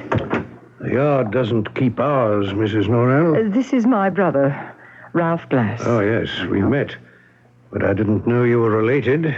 I asked you here to confess to setting a fire, escaping from an asylum, engineering a robbery, and almost, but not quite, worrying a man to death. Inspector, did you ever hear of a motion picture actress called Lorna Dale? I certainly did. I had a crush on her all through school. What happened to her? She and the studio head were caught in a fire in a mountain cabin years ago. Did she die? Only her face. Inspector, I want you to write 3 names down on a piece of paper. Go ahead. Arnold Lee, Ada Norell, and Lorna Dale. And then take a very close look at those 3 names. Mrs. Norrell, I already have. Oh? The names Arnold Lee and Ada Norrell and Lorna Dale are all the same anagram. The same letters transposed to make 3 different names. It was I, the same person, transposed to make 3 different people. But how could you? Ralph, show Inspector Davis the masks. Of course, those masks. Now I see a fire, a burnt face. Mrs. Norrell, you are really Lorna Dale. Yes, I am. I hope you will let me pay for the damages to the theater and for escaping from the madhouse. I am not crazy. May I call you Lorna Dale? Of course. Miss Dale, I can straighten out matters with both the Yard and Broadmoor. I think you've suffered enough. I'd better be on my way now, but I shall never forget your 3 performances. Your 3 people. In 3 masks. Remember the old maxim that went, revenge is like a boomerang? Though for a time it flies in the direction it is hurled, it takes a sudden curve, and returning can hit your own head with quite a blow.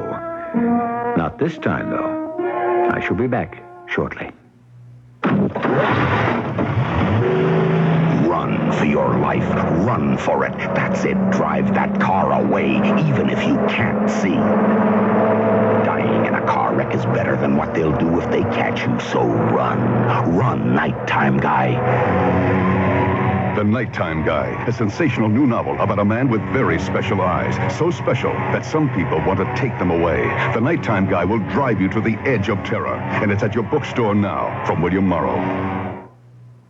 I'm lost and lonely, scared and sad. Those words about child abuse were written by a man now serving time in a state prison. Child abusers can be helped. Write Prevent Child Abuse, Box 2866, Chicago, Illinois, 60690. Join the abused child's fight, put an end to their sleepless night. A message of the Ad Council and the National Committee for Prevention of Child Abuse.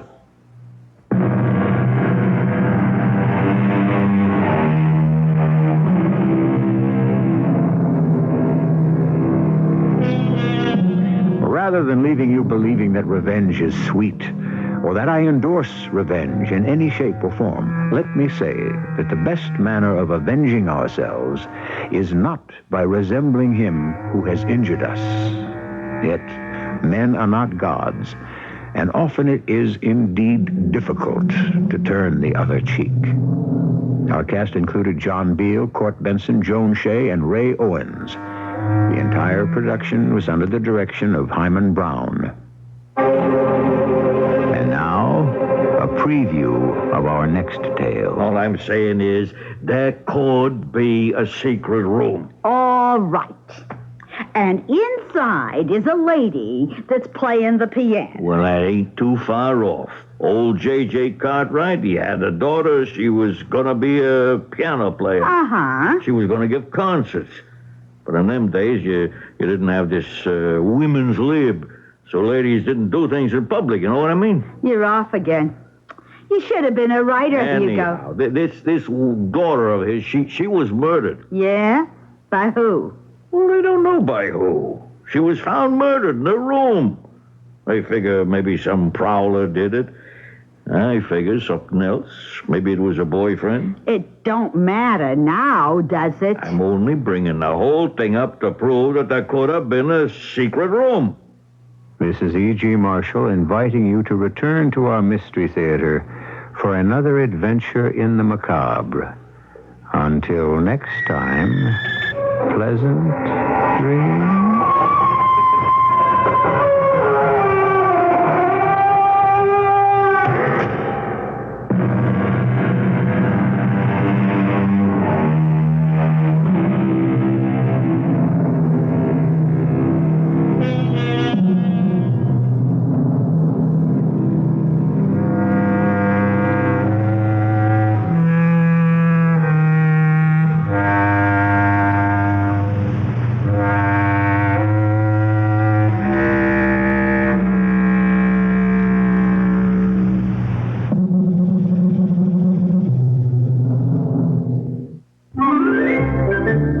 Humpty Dumpty sat on a wall. Humpty Dumpty had a great fall and broke his muffler. Now that's silly. And in this weary old world, we should have some silliness. But when you need a muffler, it's serious. You have to have your car, and you can't afford to waste time or money getting it fixed. Sed's Muffler Service will do it right and get it out fast. And it won't cost you your firstborn male child either.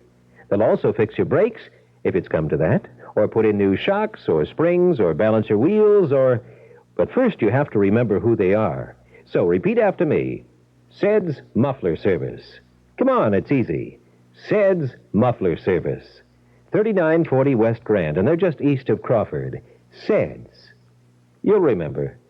Now let's see if you can remember that. SED, spell it, C-E-D-S, 3940 West Grand Avenue, just east of Crawford. Now you try it. CBS News, President Carter hears the voice of peace from Jerusalem, where after 2 days of debate, the parliament approves a peace treaty with Egypt. I'm David Jackson reporting on the CBS radio network. The White House statement released after the parliament's vote was prepared in advance, the favorable outcome expected. The Israeli parliament spoke with a voice heard round the world today. It says, a voice for peace. Dan Raviv has more from Jerusalem. It was 4:30 in the morning, Israel time, and once again the peace negotiations with Egypt had kept Menachem Begin up all night. But this was surely the last time, because the Knesset had just ratified the treaty. 95 members in favor, 18 against, the 7 others abstaining or absent. How did the Prime Minister feel after 28 hours of debate spread over 2 days? I'm too tired now to speak English. But Begin did say that Egypt's President Sadat had agreed to hold 2 signing ceremonies in Jerusalem and Cairo after next Monday's ceremony in Washington. The date he wants is not final, but not April Fool's Day either. April the 2nd, so that it doesn't take place on April the 1st, which is usually called Prima Aprilis. Is your understanding that President Sadat is agreeable to that? I don't know, but we shall have a talk about it in Washington. Begin called this vote a turning point in Middle East history. Dan Raviv for CBS News, Jerusalem. Plans for the treaty signing already being set. Egypt's Anwar Sadat is scheduled to arrive in Washington at 2 p.m. Eastern Time Sunday. Israel's Begin 2 hours later. More news after this. The CBS Radio Mystery Theater presents...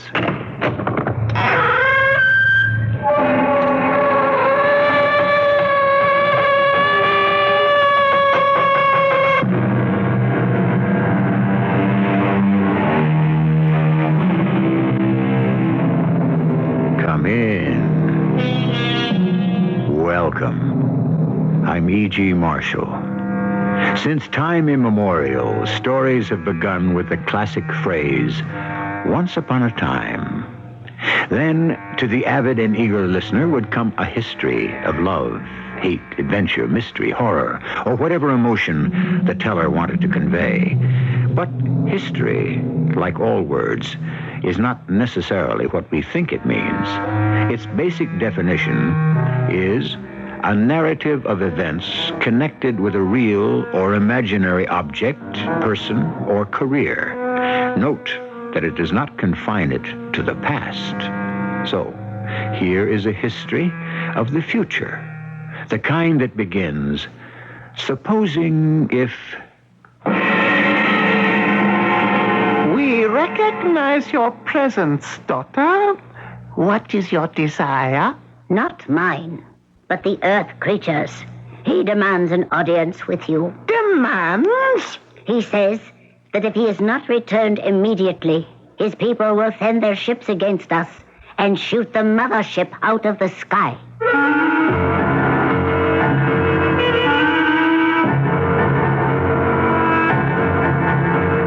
Our mystery drama, Enemy from Space, was written especially for the Mystery Theater by Ian Martin and stars Mandel Kramer. I'll be back shortly with Act One. At the drugstore, they told me there's a powerful anti-itch drug I can buy without a doctor's prescription. Now I use Bicozine cream as directed. No more burning, embarrassing itching. No more scratching. Bicozine actually speeds healing. Bicozine cream. What a relief. Now you can soften hard, calloused skin without painful cutting or scraping. Apply stainless Dermasoft cream to your feet as directed. Insist on Dermasoft cream. Here's a tip from your Better Business Bureau.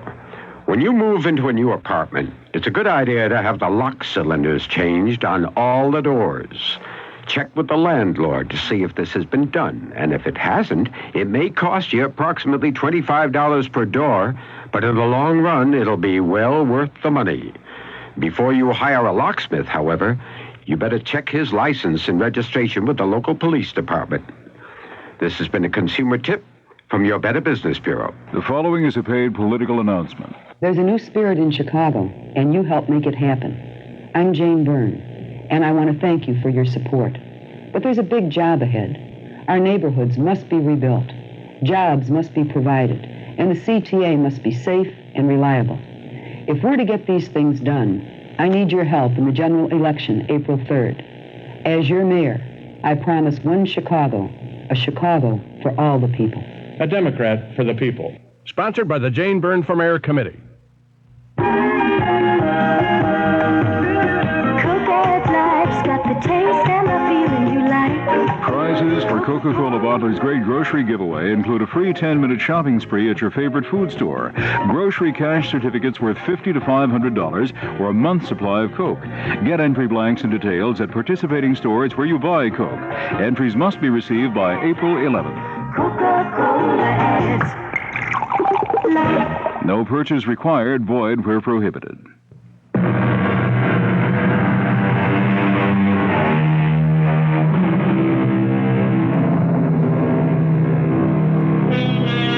is the year 2029. President Winston Alexander is midway through his second term in office, a commanding figure on the world stage who has brought a revitalized America to a new surge of leadership. The unfortunate breakdown of arms limitation talks have more than ever isolated the two superpowers. And with nuclear proliferation a fact, the only hope of the world is that the two superpowers are at last nearing the major accord that will mean peace. This is where we stand on this fateful night at exactly 3 a.m., February 25th, 2029. This is Central Command. Triple red alert. Repeat. This is CENTCOM. Triple red alert. Attention all units. Highest priority. This is alert AAA. This is a triple red alert. An unidentified flying object has pierced the DMZ and has now landed on the front lawn of the White House. Mr. President! Mr. President! What is it, Andy? Why are you knocking so frantically at Father's door? I don't know, Ginny. We may be under attack. Now, yeah, stick with me until I check on your father. I'd better try the door. Mr. President, Good Lord, no. He's not in his bed. Oh, where is he, Andy? Where is Daddy? Daddy! Daddy! The window is wide open. That thing is still there. Ginny, come back. They must have taken Ginny, don't show yourself to the enemy. Get down, get down. What for?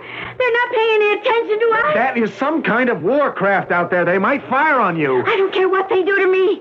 They've got my father. Oh, stop them, Andy. Stop them somehow. Ginny, by now, every piece of equipment in the U.S. has been alerted to stop whatever the heck that thing is. Oh, that nobody wants to see the president kidnapped. But we can't bring any firepower to bear on him without risking your father's life. Well, what are you and the rest of you little soldiers going to do? Well, I can't tell you exactly. There are contingency plans for things like this. What? I don't know. I'm not a member of CENTCOM, but there must be something that... Attention, please. Attention. Who's that? It's coming from a spacecraft. There is no cause for alarm. We come in peace. This is Commander Varg aboard the spaceship. We are a communications vessel from the matrix of the mothership Niklo 7. We seek information only and have borrowed your President Alexander in order to get it. He is quite safe. When we have completed our talk, he will be returned unharmed. I don't believe him, Andy. Why doesn't he let Daddy say something? To reassure you, we will let President Alexander talk to you now. I realize this is very unusual. For everyone's best interests, I ask you to call off all alerts and to take no action for the next 24 hours. I am assured by my unexpected hosts that I am in no personal danger, nor is anyone else. I am being taken to meet Commander Varg's superiors for some as yet unrevealed reason. I have agreed to a truce for 24 hours. If I am not returned by then, I ask Congress to put the nation on full war footing for its defense.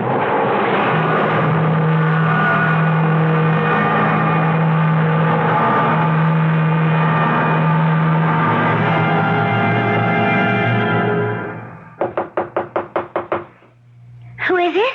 Colonel Harris, Miss Alexander. Oh, well, just a sec. Oh, come in, Andy. Any news? No, not yet. Oh, do I have to be cooped up here like this? Shinny, do I even have to answer that? You know what it's like out there? Panicsville. Oh, what do you think it's like in here? Inside me? Oh, hold me, Andy. Yeah, I got you, Slugger. Oh. Now, hang in. What's happening to us, Andy? To the whole world? Who are they? I don't know, Ginny. Nobody knows yet. Where have they taken Dad, and why? Don't you think I'd give my eye teeth to be able to answer those questions? Oh, never mind you. What about all those fancy tracking systems, our big sophisticated strategic command, or whatever you call them? Didn't they follow that saucer thing or whatever it was? Yeah, from the second after it lifted off, the darn thing just disappeared. Where? How? Darling, I'm a lucky little boy in the Air Force who ended up a president's aide-de-camp and I hope pretty soon his son-in-law, but I am not a scientist. Oh, don't try to waffle, Andy. You must have some idea. How could this spacecraft slip all our defenses? Well, first off, it has some kind of radar negator. Otherwise, it never could have gotten here. Second, who knows what this craft is vectored on? It could be traveling on a Mobius curve that took it upside down into some other space continuum or through a galactic time window. All I know is we can't pick it up electronically, by laser, satellite spectroscope, nothing. It's just gone. And Dad with it? Gone. No, Gina, he's all right. What makes you so sure? You heard the man. What man? Well, whatever he was, Varg, the spaceship's commander. He promised he'd return your father after they talked to him. What do they, whoever they are, want to talk to him about? Search me. Oh, don't give the big stone face to me, Andy Harris. You've got to have some idea of what's going on. I swear to you, Ginny, I do not have one clue. And if they don't return Dad within 24 hours, then what? I guess we go on full wartime footing. Against what? Well, that's the big question, Ginny. It's bad enough that we have to take a step into the last unthinkable war, but to have to make that step without knowing the enemy is kind of mind-boggling. Do we even know that they are the enemy? Yeah, I think President Alexander answered that one for us in the speech we heard. He was the one that set up the time limit. And the way I read it, he wasn't running all that scared. I think he was laying it on the other guys that they weren't dealing from much strength. You really, honestly believe that, Andy? I don't know what I believe. And neither does anyone else. This is the one contingency nobody ever figured to make plans for.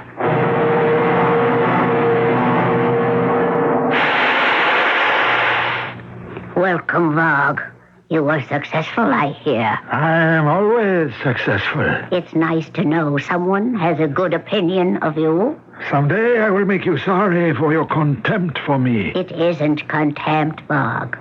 You're beneath that. Do not give yourself airs, Zeta, because you are half borrowed from the life stream. We modules are just as good as you. I don't intend to argue with you. Have you brought our hostage? He is just beyond the door. Can we get on with the business at hand before the Supreme One questions the delay? Oh, one of these days, Zeta. Open. You may come in, Mr. President. Thank you. This is Dr. Zeta. You will be in her control now. May I ask why I've been brought here, wherever I am? My instructions do not permit me to do so. Then I demand to be taken before this Supreme One. What is it you want of me? My desires are simple and quite practical, Mr. President. I am a doctor. A medical doctor? Yes. May I ask your name? Zeta. That's all? Dr. Zeta? Won't that serve? It's only identification, after all. Why am I here? As far as it concerns me, for a basic series of tests. Medical. I'm not applying to be a citizen of whatever state you represent. You have joined Nicholas 7 as a passenger. It is routine for you to be quarantined until we can determine that you are properly immunized. There isn't time for that. I thought I had made it quite clear to your Commander Varg that if I am not returned to Earth, or am not in contact with it within 24 hours, a state of war will exist between us and your country, whatever it's called. We have no country. I beg your pardon? We are survivors, limited to the travelers on this spaceship. Oh, this is a large cosmos in itself. We are not inconsequential, but we are a culture in search of a home. I don't understand exactly why I have been... Well, why mince words? Why I have been kidnapped. What function can I serve for you? I am not quite sure of that myself. It is something you will have to discuss with the Supreme One after I have finished my tests. Give me your arm, please. What for? I wish to take a blood sample. If you don't get me in to see your precious Supreme One, Dr. Zeta, you will have a bath of blood. My country, for its own protection, will throw all our might against you and blow you and your mother ship out of the sky. Not while you are hostage. Oh, yes. I would disappear with you. I am, after all, not indispensable. You mean you would permit your people to destroy you? I would expect them to if you were the enemy. Are you? First of all, I must carry out my tests. And then I will seek an audience with the Supreme One and tell him you wish to appear before him.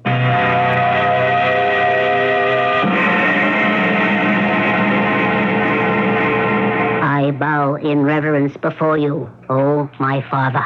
We recognize your presence, daughter. What is your desire? Not mine, but the Earth's creatures. He demands an audience with you. Demands? He says that if he is not returned immediately, his people will send their ships against us and shoot the mothership out of the sky. Fortunately, since we are in another time continuum, they cannot find us unless we choose to show ourselves. His threat and his demands are useless. He wants also to know why we have taken him and what it is you want of him. I want you to adapt him. Wash his brain clean so that we can send him back to fulfill our purpose. I don't think I can do that, Father. He is too strong. Then you must change him. Make him completely one of us. I don't know if that is possible. All things are possible. Did you not become completely one of us? Yes. So then shall he. But I can't do that without killing his... It is hard for me to describe to you, Oming, my father, because we are different. It is you who are different. Do not fill me with old angers. Are you still prattling about the non-existent, what you call the soul? Did we not stamp that out of you? Yes, Father. Then, should we hesitate to destroy it in a stranger? I am not interested in President Winston Alexander, the Earthling, except as he shall serve our needs.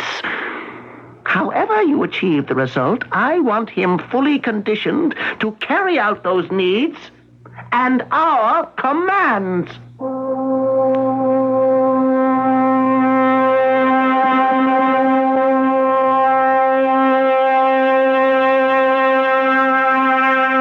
Now remember, this is a story of supposing if. Supposing there was a mothership from some unimaginable planet, coursing in space, looking for a new land to colonize. And supposing if they singled out Earth and felt that was their promised land, how much of it would they lay claim to? Or would they simply follow the pattern of colonialism and take it all? I shall return shortly with Act Two. Coffee you can count on. Maxwell House, good to the last drop. Maxwell House is good morning. Maxwell House is Good company. good to the last drop. Maxwell House. Maxwell House. Coffee you can count on. Always smells good. Always tastes good. Always good to the last drop. Maxwell House is Good coffee. good to the last drop. Maxwell House.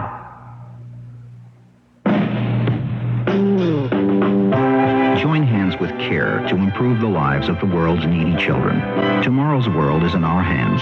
We can help make it a better place for all the children. Join hands with people everywhere. Each of us can do our share in CARE's crusade for children. Please send your check or money order to CARE, Crusade for Children Overseas, Box 576, New York 10016. Delta Airlines puts on the Ritz to Florida, even in tourist.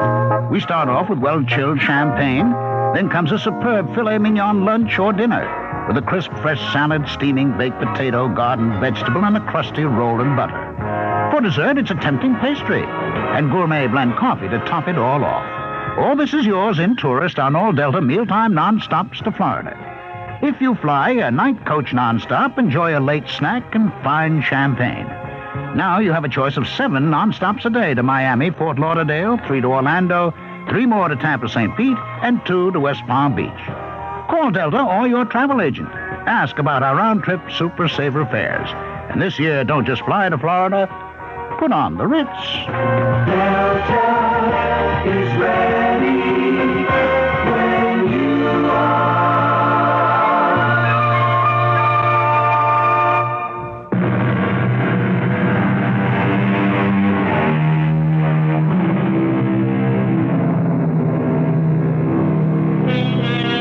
The United States of America, since its birth, has traditionally been a haven for all displaced persons who seek a new chance at life. By and large, with few exceptions, no country has welcomed the alien more generously. But alien in a science-oriented society is no longer a simple description of someone who may differ in minor ways, such as color, creed, or politics. Tomorrow's alien may come from a background so foreign that there is no hope a world can be shared. You have been long, Dr. Zeta. What news do you bring? I am afraid not what you want to hear, President Alexander. You mean I am not to see your Supreme One? He has commissioned me to be his ambassador. Well, under other circumstances, I couldn't be more charmed. Perhaps even under these. What do we have to discuss? Mr. Alexander, if that is a correct term to apply to you. It is perfectly correct. Except somehow between us, Yes?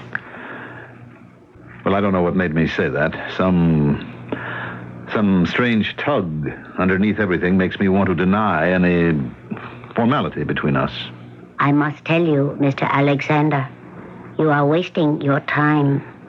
I am not a woman as you conceive of women. Are you so sure? Yes. You must understand about us aboard this ship. We are only humanoids. You cannot judge us by your standards. Humanoids? Robots, if you prefer the word, although it is not exact. Let me explain. The mothership on which we are now traveling was named after the planet that was our home, Nicholas 7, in the Adumbrian galaxy. Some generations ago, a supernova in our galaxy exploded, and in the Holocaust that swept across our planet, almost all of my ancestors were destroyed. Those that were left found in that environment that was left, the human body, as you would call it, could not be sustained. You mean there was no atmosphere? No air to breathe? What? Oh, there was atmosphere, poisoned by radiation, and that forced us to adapt. To adapt in what way? Since the human body was eroded, we had to provide an envelope in which to sustain life. We developed what was essentially a machine, an engine wrapped in the simulacrum, the semblance of the human. And we powered it with the mind, the individual souls of those left alive. Well, if you were so successful, why didn't you develop and recolonize your planet? Because, unfortunately, our atmosphere was not stable.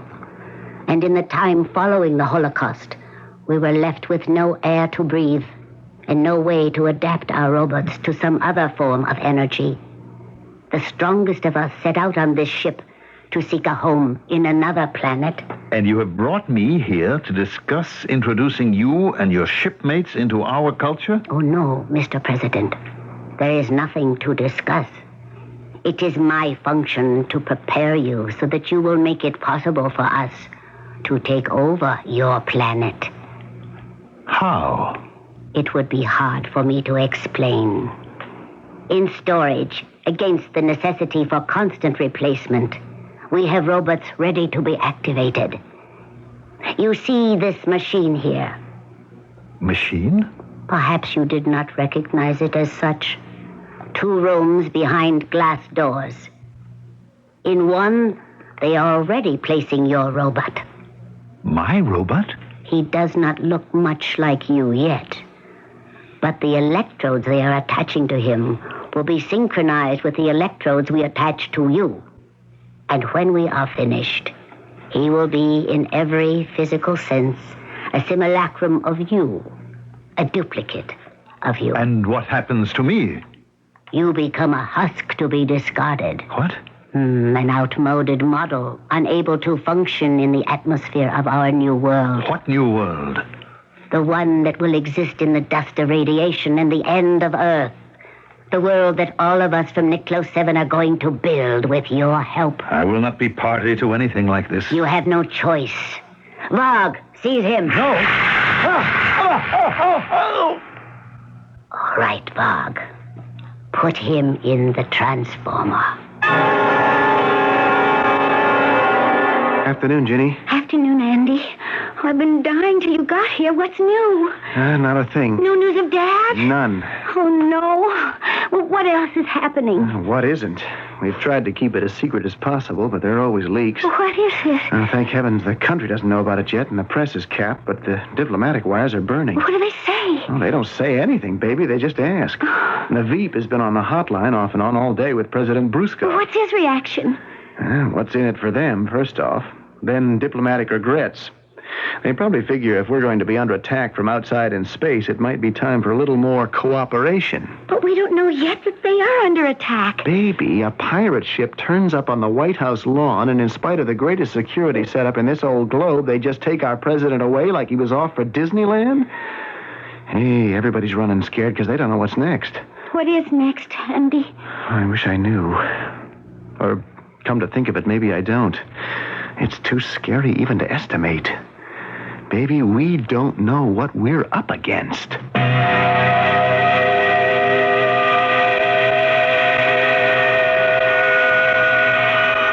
is President Alexander aboard a shuttle spacecraft returning me as promised to the White House at the pre-agreed time. I have been well treated and am in the best of health. No one need have any concern about me. I have just completed preliminary discussions with a friendly power from outer space, which will have dramatic and earth-shaking consequences for the safety of America and the whole world. I am aware that all our armed forces have been alerted. I ask them as President and Commander-in-Chief to extend safe conduct to the spaceship and allow it to land me and then depart in full safety.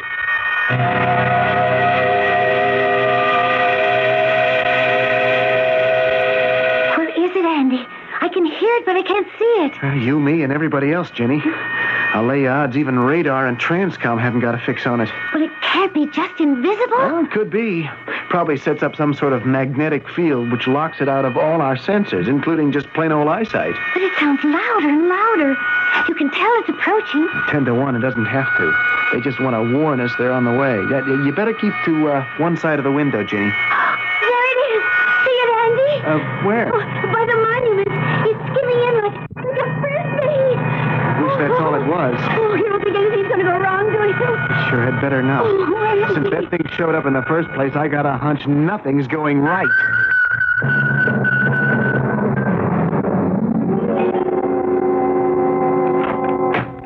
Oh, Daddy. Virginia. It's all right. It's all right, baby. It's all right. Oh, it's been such a nightmare.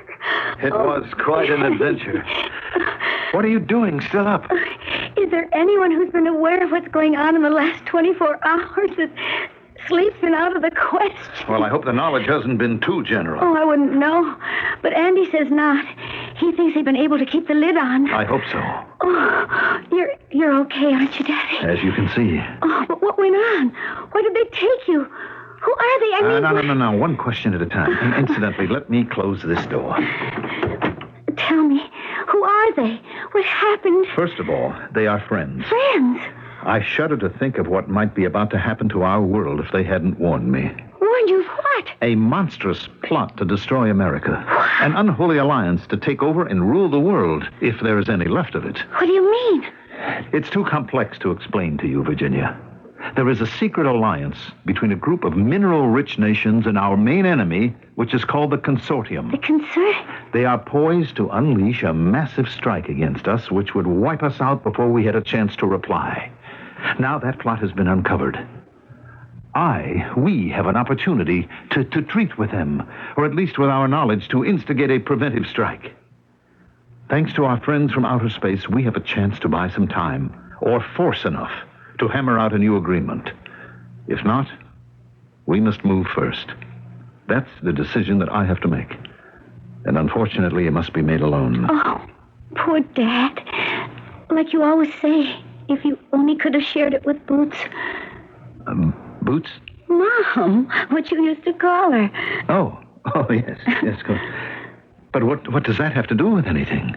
This is a decision of state.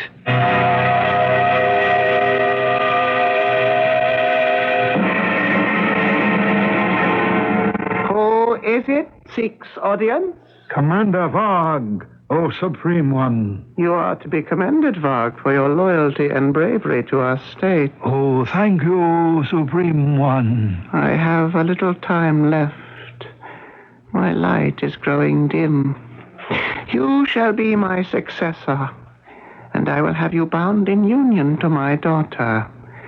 In her burns the only flame which can guarantee us immortality. You must guard it first of all things. You sent for me, Great Father. I ask you about the Earthling. Varg has delivered him back to his planet. Has this module, this simulacrum, been properly vested with our ideas and desires? Yes, Father. Then we control this robot completely? Yes, Father. And the real, what is his name, Alexander, has been eliminated? I didn't hear your answer, daughter. The real Alexander has ceased to be a threat.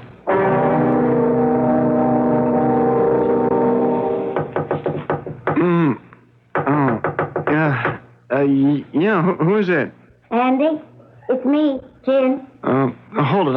I'll be right there. What is it, Ginny? What are you doing wandering around at 5 a.m? Andy, I'm scared. Can I come in? I don't know how to say this so it makes sense. You're the only one I can say it to. Say what? Come on, baby, spill it. Andy, the man they brought back in the spacecraft. Uh-huh.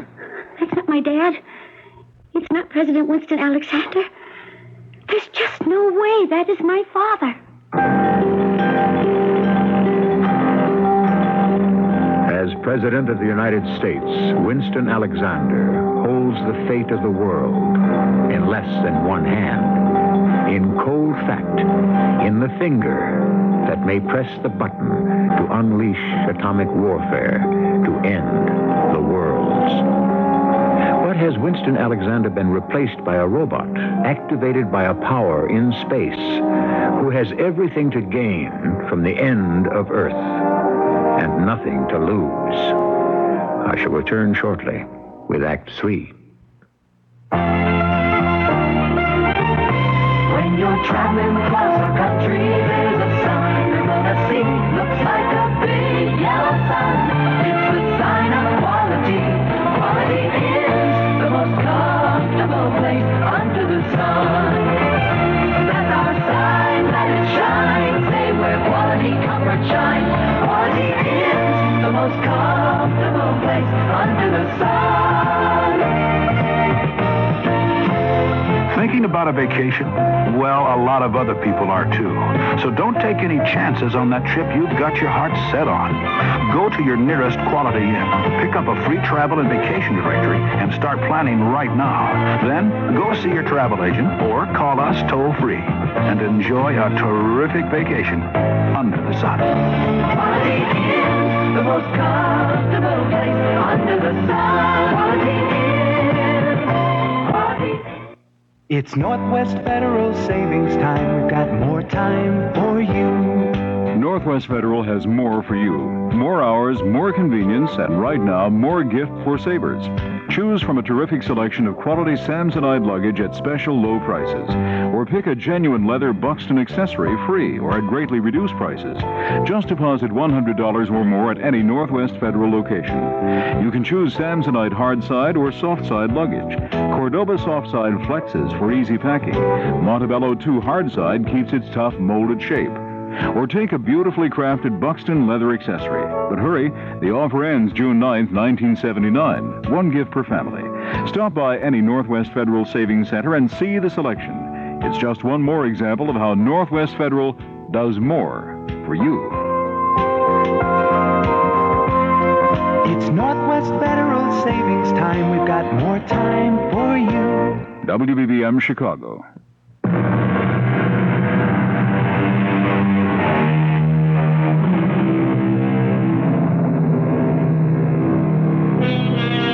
While America sleeps safer in this year of 2029, secure that her kidnapped president has been returned safe and sound, his daughter is the only one to question what we know to be the truth. That the man who sits at one end of the hotline is a robot from outer space, controlled and operated at the whim of the leader of a spacecraft desperate to find a home for his cargo of automatons. Only President Alexander's daughter faintly glimpses the truth. Can her instinct be enough to stop disaster? What are you talking about, Ginny? I tell you, he is not my father. Well, you mean they brainwashed him or something? I don't know what I mean, Andy. It's just, I don't know, little things. He is not my father. What little things? Oh, I don't know. Like, he called me Virginia. Now, that's funny. That's strange. Dad never called me anything but Jen. And he doesn't... I don't know how to describe it. It just doesn't feel right. Ginny, we've all been through the ringer and been pretty shook. Now, you're just jumping at shadows. I'm not. At Boots. Huh? Boots. That was Dad's name for my mother. Dad could never forget it. Ginny, your mother's been dead for 15 years. But you don't forget things like that. Dad wouldn't. He can't forget his own name for her that he loved to call her. If it isn't your father, who is it? I don't know. Oh, Andy, do you think I'm losing my mind? Because there's something about him that scares me. It scares me right down to my heels. Wake up, Mr. President Alexander. What? Wake up. Well, It's such a long name. oh. We must find something more suitable. What did your wife call you? What? Well, what did you say?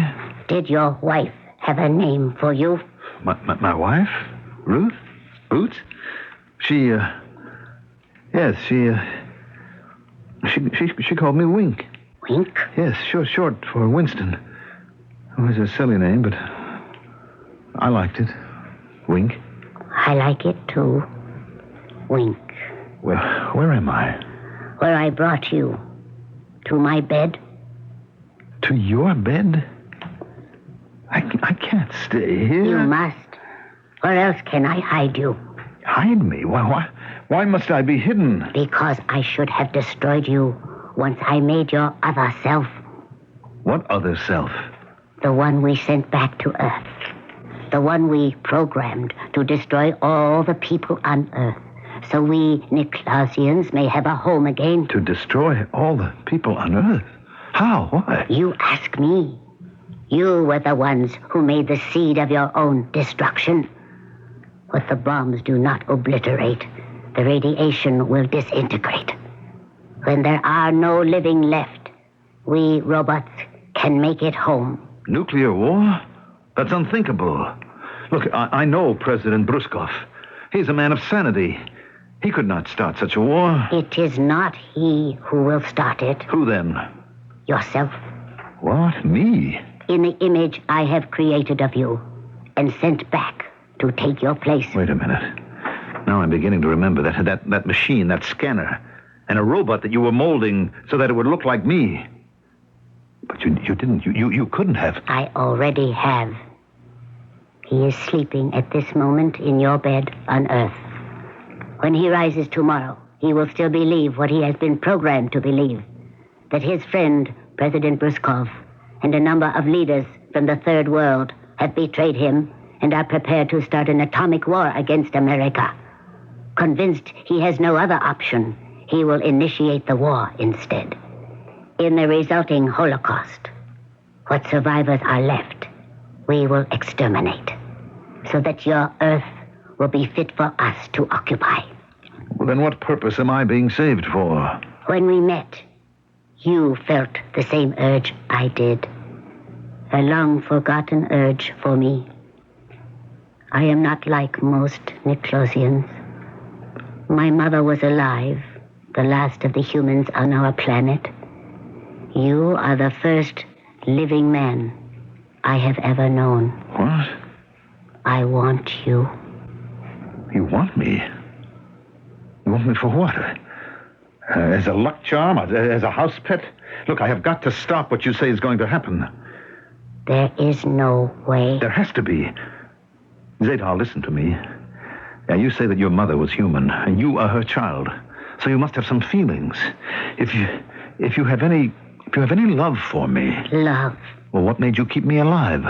I don't know.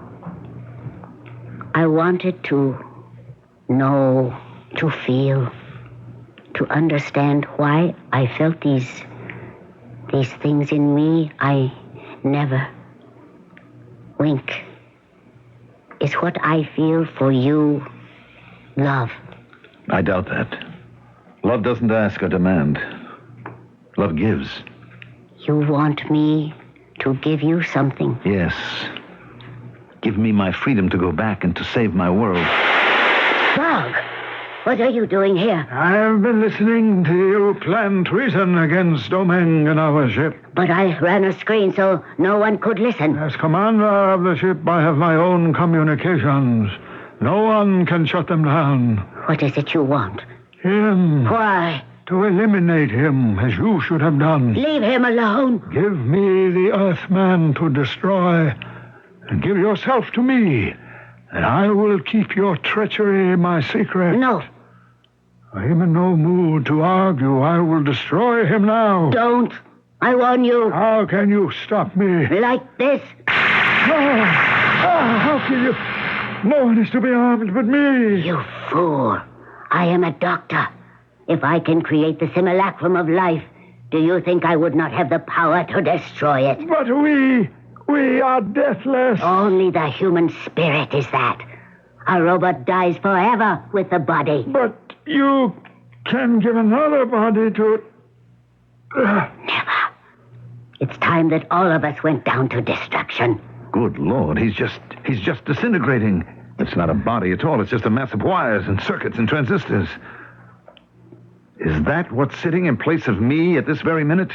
And programmed to blow up your world as you know it. I've got to get back and stop it. You can't stop it. Only I can do that. Then you have got to. I don't have to do anything. But this I can do, out of free will. You said that loving was giving. I only hope we are in time.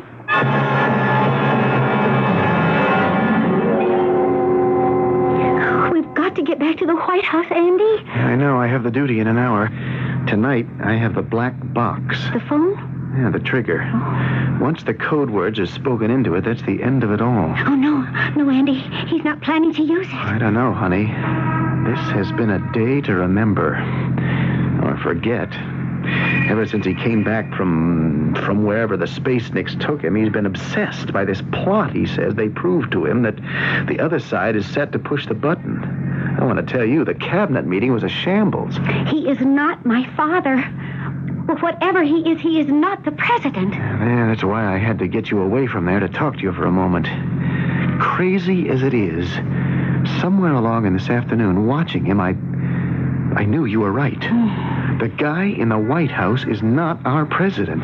Could you convince any of the cabinet members or the VP of that? Nah, just a lowly lieutenant colonel and the president's special aide. I'm still on the outside looking in. So what can we do? Try to keep cool. Nothing's happened yet. And nothing is going to happen. But you just said that. Yeah, that I was on the outside looking in. That's true.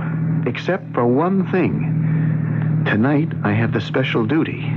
Remember? The black box. Right. If he tries to use it, Ginny, I'm going to stop him. Are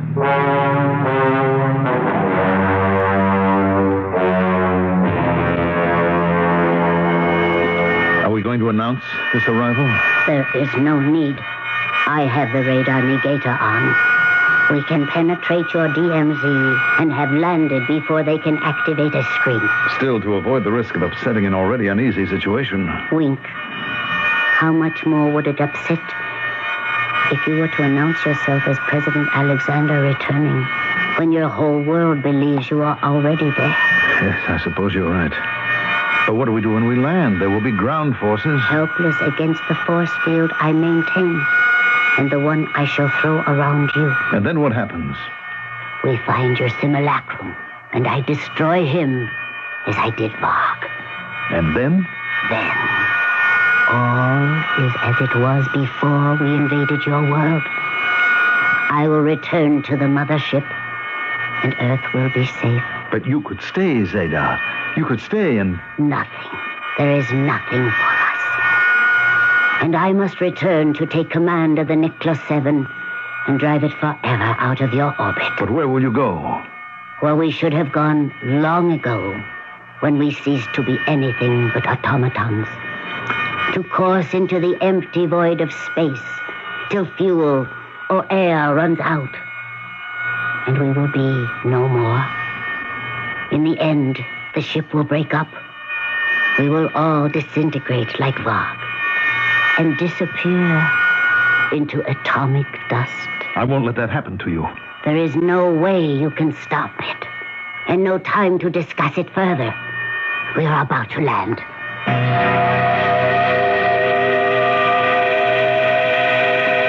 Close the door, Colonel. Yes, sir, Mr. President. Only what? Ginny wanted to talk to you for a moment. Well, Ginny will have to wait. I have no time to talk to her now. Close the door. Yes, sir. Bring the box over to the desk and open it. Yes, sir. Why did you, want me to open it, sir? Because I'm going to have to use it. Use it, Mr. President? The forces of evil have bound themselves together in an unholy alliance to wipe the America we know from the face of the earth.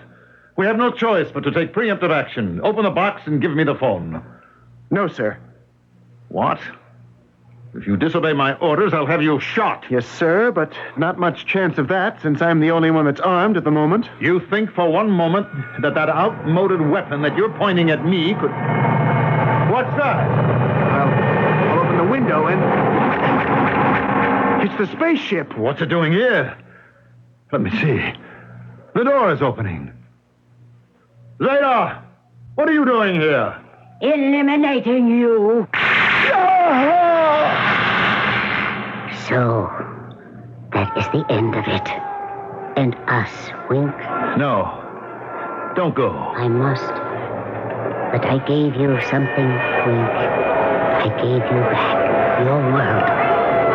What can I say? Only goodbye. Me and mine. We're a disease which had to be stamped out. And will be. You will never see or hear of us again. But at least once, Wink, I gave. I found out what love is all about. I would rather have lived it, but it is also worth dying for.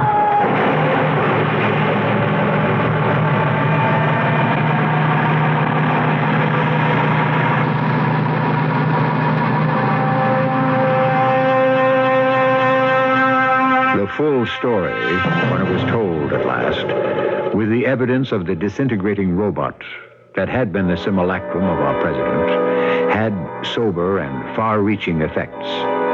Out of it came the Great Accord of July 4th, 2029, when the nations of all the earth reached full agreement to scrap all arms and rebuild a brave new world.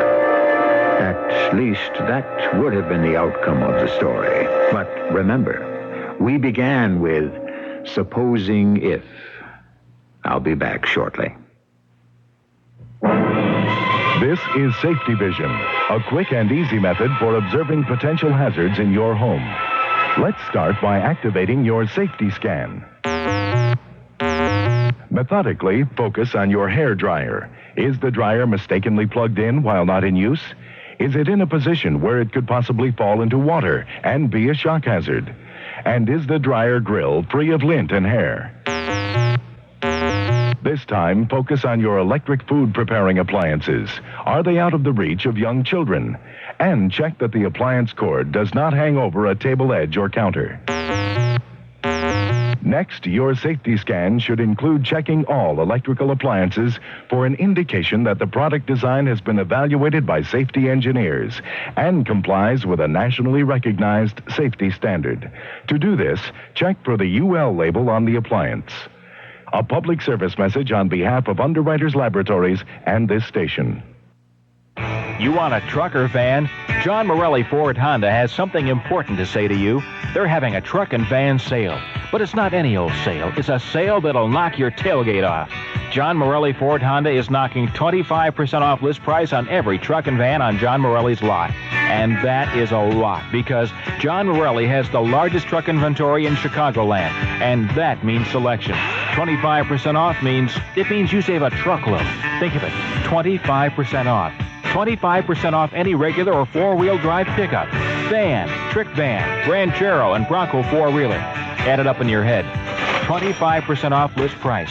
John Morelli has greatly expanded his truck line, adding hundreds of trucks, adding many factory-trained mechanics, and thousands of dollars worth of parts. So come to John Morelli Ford Honda and save yourself 25% off list price on any truck or van on John Morelli's lot. John Morelli Ford Honda, Western Avenue at Route 30 in Olympia Fields. The nights are lonelier than ever now for President Winston Alexander since his daughter Ginny married full Colonel Andrew Harris. They live in Georgetown, not too far away. But far away are his thoughts, far away beyond the stars, with a woman named Zeta, who learned about the miracle of love just in time, but still too late. Our cast included Mandel Kramer, Evie Juster, and Russell Horton. The entire production was under the direction of Himan Brown. CBS News. Though it took 3 decades of war and months of sometimes frustrating negotiations, Israel and Egypt have signed a peace treaty. At the White House, a celebration is still going on. I'm Rob Armstrong, reporting on the CBS radio network. The treaty itself was signed on the White House lawn, Egypt's President Sadat and Israel's Prime Minister Begin flanking President Carter. All spoke of their lasting hope for peace in the Middle East. The scene shifted in the evening from the front lawn of the White House, where the treaty was signed, to the back lawn for a celebration. Lee Thornton was there. After a festive state dinner for 1,300 guests, President Carter offered a toast in which he called on the Arab world to cooperate in making the treaty work. We hope that the Palestinians and others will soon join us in our efforts to make this treaty the cornerstone of a comprehensive peace, a true and a lasting peace, a just peace for the entire Middle East. Then, in a strongly political statement, President Sadat said some of the things that were left out of his prepared remarks at the treaty signing this morning. He said the Palestinians need reassurance. A dialogue with their representatives will be very helpful. It would also be consistent with American tradition. Prime Minister Begin ignored the Palestinian issue, but he drew loud and long applause when he spoke of nominating President Carter for the Nobel Peace Prize. And please, no sharing of the award. All the prize is due to the President of the United States. With tongue-in-cheek, the President replied that if the next 9 months of negotiation go smoothly, he might consider accepting the nomination. Lee Thornton, CBS News, the White House. Not everyone rejoiced over the treaty signing. The chief of the Palestine Liberation Organization, Yasser Arafat, predicted that Sadat would be assassinated soon. and that he would, in Arafat's words, cut off the hands of President Carter, Prime Minister Begin, and President Sadat for their roles in bringing about the treaty. In the old city of Jerusalem, a bomb went off just after the treaty was signed. Several people were injured, including 2 American tourists. CBS News continues after this message. Sandra Hammock of Corrales, New Mexico, tells how Western Union came to the rescue. Our son was rock climbing in Colorado, and he got back to his car, and someone had siphoned all of his gasoline. He called us and said he was out of money and out of gas and stranded. So I called Western Union, and he received the money. To send money, call Western Union toll-free and charge it to your MasterCharge or Visa account. Day or night, it's Western Union to the rescue. And I didn't have to leave my house. That was very good. I have 35 children to take care of, and I'm not even married. I'm a school teacher. So when I get home in the evening, I really need to relax and have a good cup of coffee. Maxwell House coffee. I've tried other coffees, but I've learned one lesson. Maxwell House is coffee you can count on. Maxwell House is coffee you can count on. Good to the last drop, Maxwell House. The Teamsters Union current contract with the nation's trucking industry expires this Saturday. The Carter administration has said it will invoke the Taft-Hartley law if the Teamsters decide to strike, saying such a strike is contrary to the national interest. Monday, the Teamsters went to court, asking the federal government to produce the documents it will use in seeking a Taft-Hartley injunction, so the union can prepare its arguments to show the national interest would not be endangered by a strike. Some progress was reported in Monday's negotiations. More talks are set for Tuesday. OPEC oil ministers will hold their second day of talks in Geneva Tuesday. The ministers of the oil-exporting cartel failed to decide Monday whether or not to increase the price of oil. Sources close to the OPEC meeting, however, say the decision is no longer one of whether oil prices will go up, but rather by how much. Canadian general elections will be held May 22nd. Under Canadian law, Prime Minister Pierre Elliott Trudeau was obligated to call for general elections by July 8th, and he did so Monday night. Trudeau will be trying to lead his Liberal Party to its 4th straight general election win in Canada. We'll have more after this. Mom, why didn't you show Mrs. Wood the ring Daddy gave you for your anniversary? Because all she'd look at would be the brown spots on the back of my hand and guess my age. Oh, Mother, if you're that sensitive, get some porcelana. Some what? Porcelana. It's a medicated cream that helps fade age spots. It sure worked for Bob's mother. Really? Porcelana.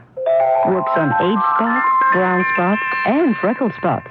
Just rub it in. Watch spots start to fade. Porcelana Medicated Fade Cream actually works to lighten brown patches and spots that come not only with age, but during childbearing years, too. Porcelana is available at cosmetic counters everywhere. Porcelana, you say? I'll get some. It'll help bring back the natural tone of your skin in just 6 weeks. Porcelana. Just rub it in. Watch spots start to fade. Porcelana Medicated Cream. Use only as directed. The Spartans of Michigan State won the NCAA College Basketball Championship about an hour ago in Salt Lake City, defeating the Indiana State Sycamores 75-64. Michigan State had been favored in the contest and led all the way, though Indiana State had won 33 straight games until tonight. I'm Rob Armstrong, CBS News. First in news, we're CBS News Radio 78, WBBM, Chicago. Good evening, everyone. It's 11:33 now, and this is Alan Bickley on WBBM News Radio 78. First in news, we're CBS News Radio 78, WBBM, Chicago. The CBS Radio Mystery Theater presents...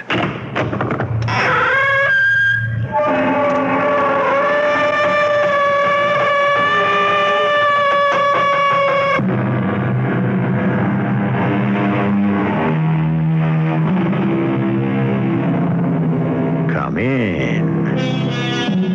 Welcome. I'm E.G. Marshall.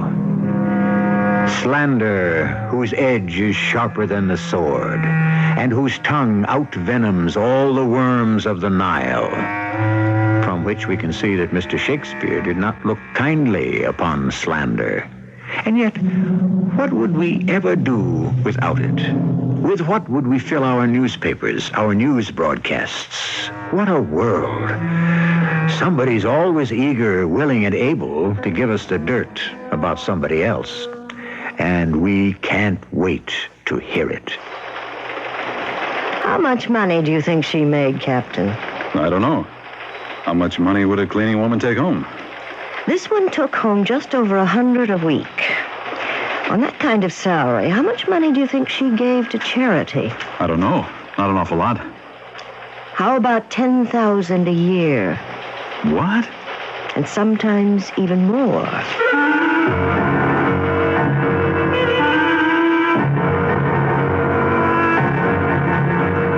Our mystery drama, Waste Paper, was written especially for the Mystery Theater by Sam Dan and stars Kim Hunter.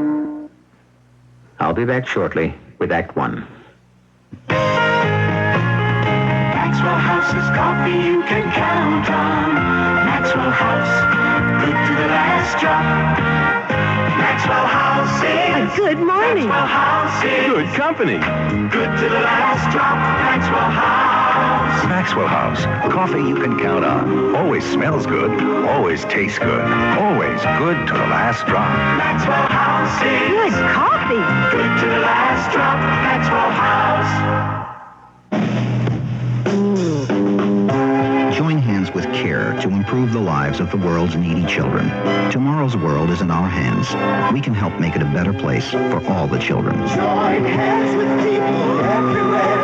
Each of us can do our share in CARE's crusade for children. Please send your check or money order to CARE, Crusade for Children Overseas, Box 576, New York 10016. You say you've got a ceiling that's looking a little bit frazzled, stained, cracked, crummy, yicky, glorky, or glumpy? Then you're just the person we want to talk to. Right now, there's a super sale on Armstrong ceilings. A super sale. And you can put a new ceiling on a 10 by 12 room for as little as $50. That includes everything you need. Everything. And the very best Armstrong ceiling will only cost about $140 during this super sale. And you can easily install an Armstrong ceiling yourself. First quality Armstrong ceilings now on super sale. For as little as $50, you can turn that grungy ceiling into something very pretty, very practical, and very functional. And we know just the place to go to get in on this Armstrong ceiling super sale. So listen.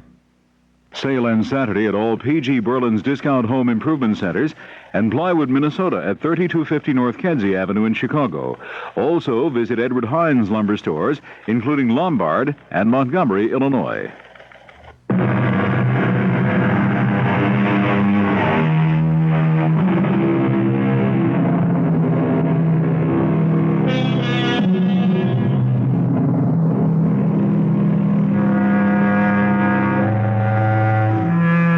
As long as crime is regarded as wicked, it will always have its fascination.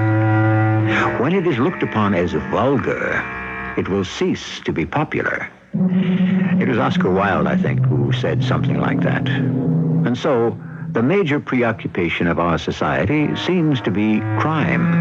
After all, what fills most of the space on today's front pages? So let us proceed with our story, which begins in the office of Roger Williams, a captain of detectives. Send Milrose in here. Captain Williams here. No, nothing. Blank and zero. Yep, bear with me. I'm putting one of my best people on it. You sent for me, Captain? I have an assignment for you, Detective Milrose. Did somebody lose a dog? Why, Milrose, you're with homicide now. Oh, did somebody kill a dog? I have a nice little case for you. Mm-hmm. A little something tucked away someplace where I can't do any harm. Now, Milrose, I have a homicide for you. A homicide? See? It happens. Finally, your very own homicide. What kind of homicide? Oh, it's not a page one homicide. Naturally. Don't say naturally. Already the morning paper has called for details. Make sure they spell your name with 2 L's, and so your career is launched. What are the details, Captain? The lady's name was Martha Malone, age 52. A woman. Well, yes, I thought you might be more comfortable with a woman. Why? Well, you're a woman, aren't you? Yes, Captain. Oh, Mrs. Malone was a widow. She worked as a cleaning lady. She was murdered last night. Here are the details on the sheet. And now, Detective Melrose, it's all yours. He means well. They all mean well. I suppose they can't help it. They were raised that way. Well, at least he gave me a case. Well, he had to. I guess he wanted to be able to say, look, in my division, women detectives are right out there in the field. So, what have I got here? A cleaning woman killed. Why, how, and by whom?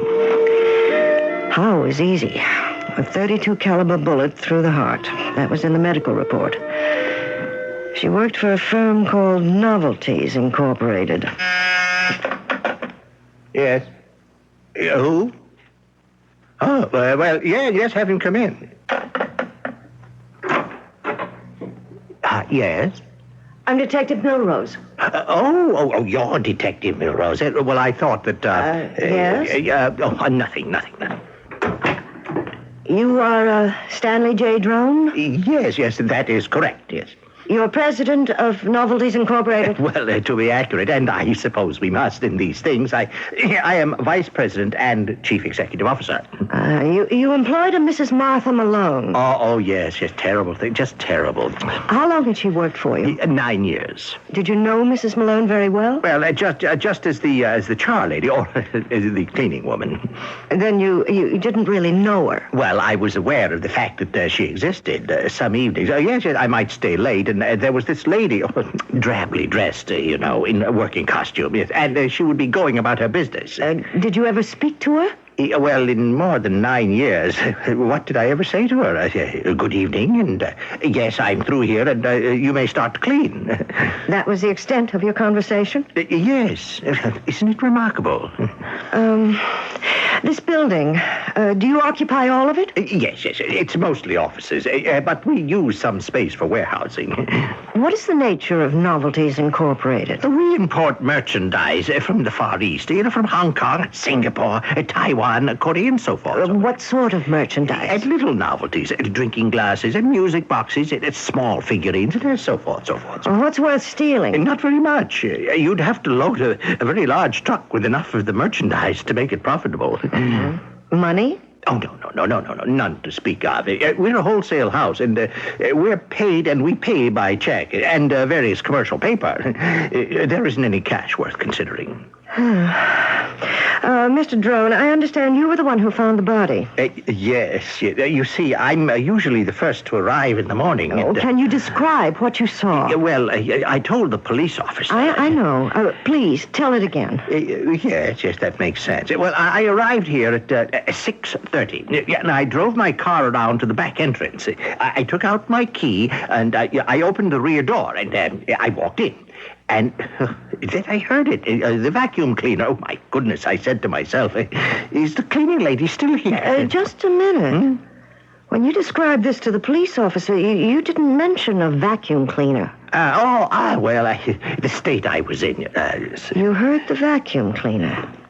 This one here? Yes. I haven't had a chance to, anyhow, it has a certain sound to it. Yes? Let me turn it on. You hear it? Usually the sound goes up and down because it's moving around and working. But when it's just on, it just has that same steady hum. I understand. You mind if I turn it off? Well, honestly, every time I hear a vacuum cleaner again, I'm going to have a nightmare. Well, it was coming from my office, so I walked in. And there she was, lying on the floor, and I could see the blood. And I knew she was dead. That vacuum cleaner is very loud, isn't it? Yes, something's loose there, I think. I've been meaning to have it fixed, but I guess now I'll just get rid of it. Thank you, Mr. Drone. There's nothing else you want to ask me? Not at this time.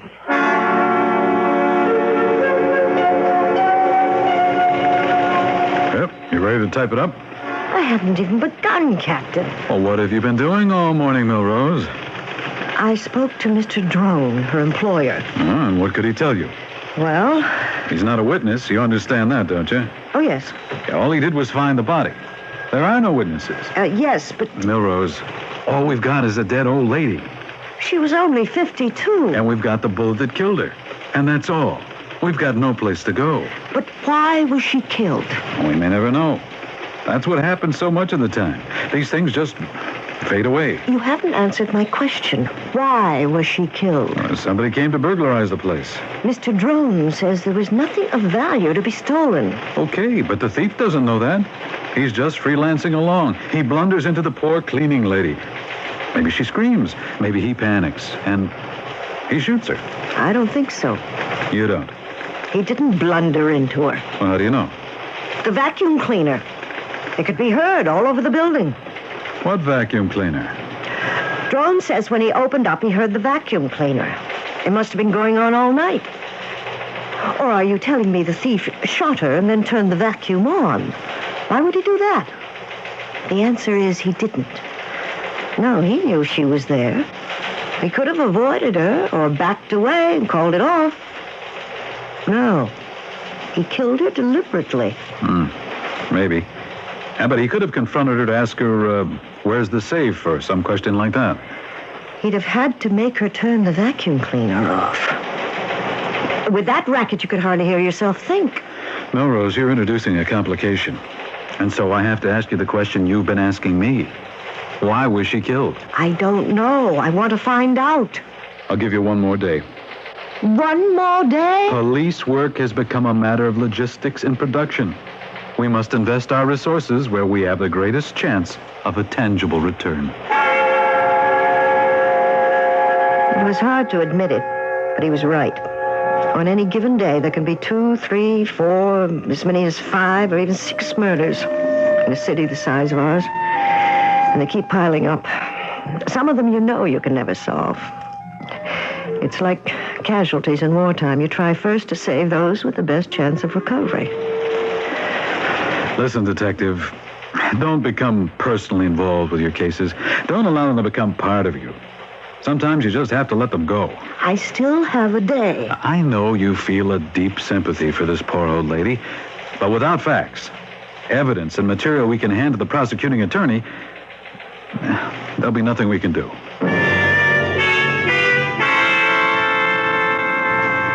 May I help you, Detective Milrose? Father Lisinski, one of your parishioners, Mrs. Martha Malone. Ah, yes, poor Mrs. Malone. What can you tell me about her? Detective, we are talking about a saint. A saint? Of course, she was one of the many millions of charitable, warm-hearted people to whom religion was a vital, dynamic, and living thing. Do you know of any reason why anyone should wish to kill her? Kill her? Oh, no, never. Not deliberately. You say she was a good woman? She lived to do charity. Charity? Yes, the most wonderful of all charity. That charity which is done quietly, without ostentation, without thought of reward or approval. Oh, can you tell me about this charity, Father? While she lived, she imposed silence upon me. But now that she has gone, the world should know who she was. Who was she? A soul of kindness and generosity. She donated thousands of dollars each year. Thousands? How many thousands of dollars, Father? Oh, she would give 6, 7, sometimes 10,000. I see. She would bring me the money at intervals during the year, and she would say, Father, use this as you see fit. Pay a poor family's rent. See that the poor youngster may have tuition for college. And one year she actually gave you $10,000? Yes, actually it was last year. $10,000? And it did so much good. So much good. Yes, I'm sure of it. Sorry to bother you again, Mr. Drone. No, please. Anything I can do. How much did you pay Mrs. Malone? I have the figures right here. Her take-home pay was, well, it would average $113.09 a week. Would you know if she had another source of income? Well, I would assume that if she had another source of income, she wouldn't work as charwoman. Or perhaps, yet I have no right to make that assumption. How did you pay, cash or check? Oh, a payroll check. Our policy is to have very little cash on hand. And then she would have to go someplace to cash the check. Yes. I have one here. It was canceled by the Citizens National. I see. Thank you very much, Mr. Drone. Captain, she was taking home $113.09 a week. That's $5,880.68 a year. Do you follow this? Where's it going? She paid $122.40 a month for rent. That's over $1,400 a year. Well, why is it important to know this? And then there were food, clothes, medical bills, car fare, and all the rest. So? So you would think she could barely make it through the year. Maybe not at all. All right. So last year, where did she get $10,000 to donate to charity?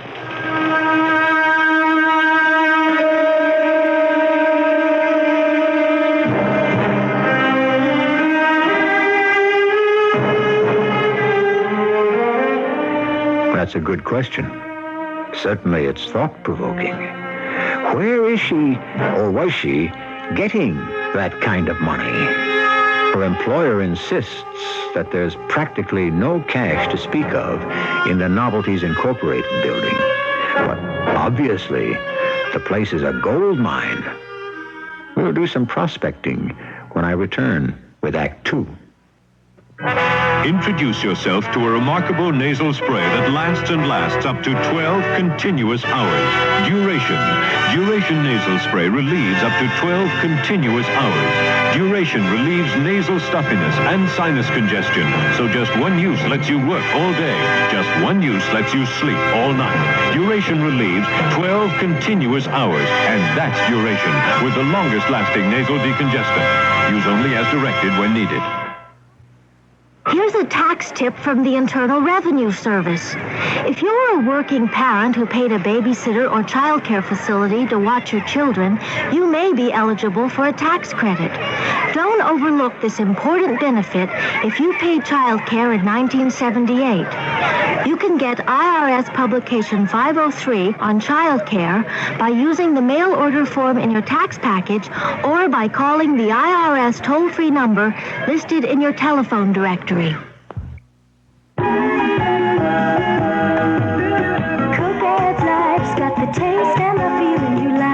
Prizes for Coca-Cola bottlers' great grocery giveaway include a free 10-minute shopping spree at your favorite food store, grocery cash certificates worth $50 to $500, or a month's supply of Coke.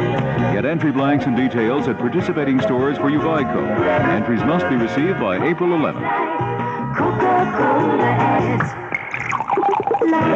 No purchase required, void where prohibited. You've heard us talk about a family of Ford dealers. Packy Webb Ford, Lorraine and Roosevelt Road in Wheaton, and Webb Ford, 9809 Indianapolis Boulevard in Highland, Indiana. The Webb family is more than a name. It's a promise. Their promise of low prices, of great service, of 2 inventories from which to choose at 2 convenient locations. For a really great deal, go to Packy Webb Ford, Lorraine and Roosevelt Road in Wheaton, or Webb Ford, 9809 Indianapolis Boulevard in Highland, Indiana.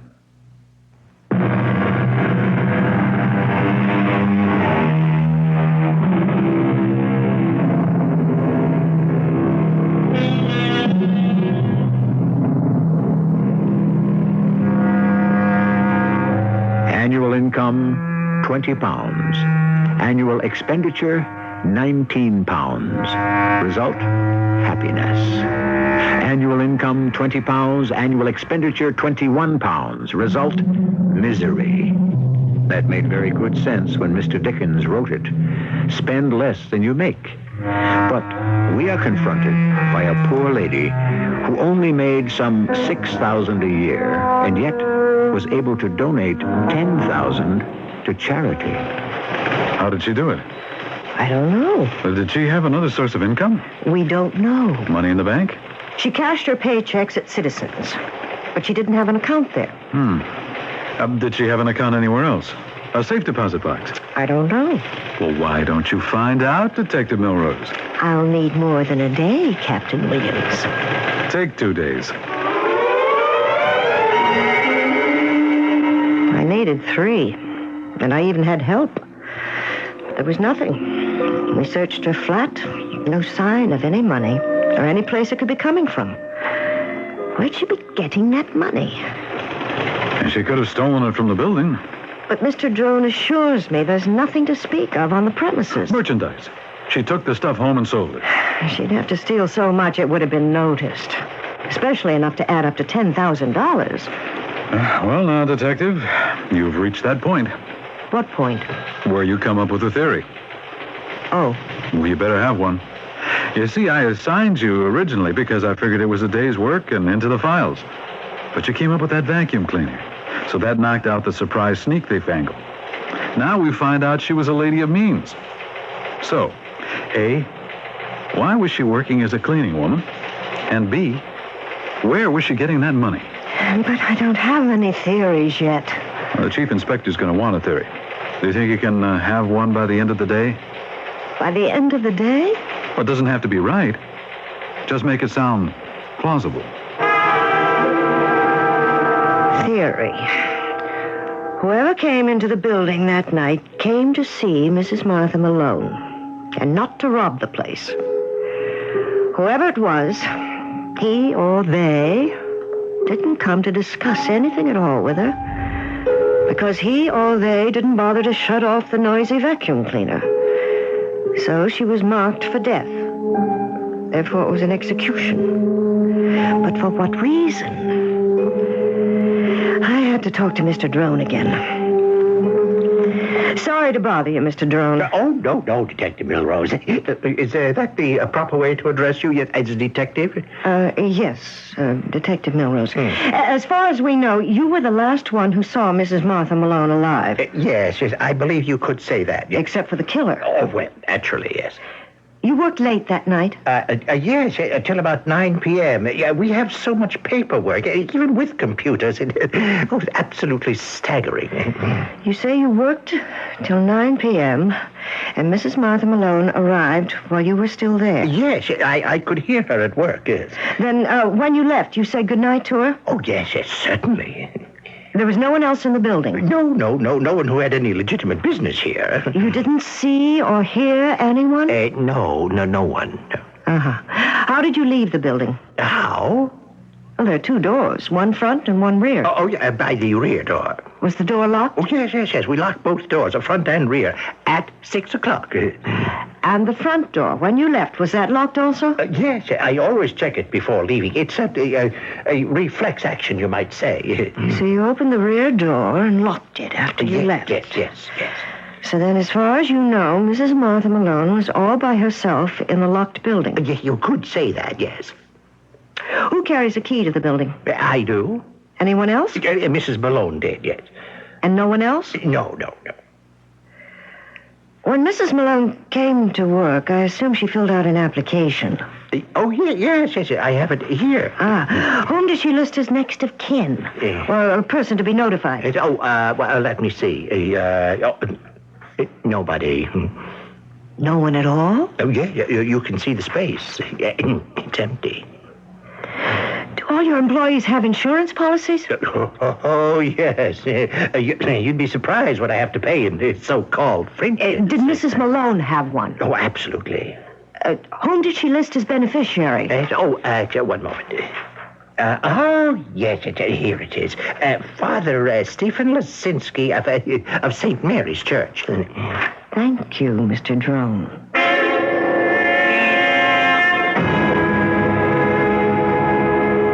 I checked with the morgue. Who had claimed Mrs. Malone's body for burial? The answer, Father Stephen Lisinski.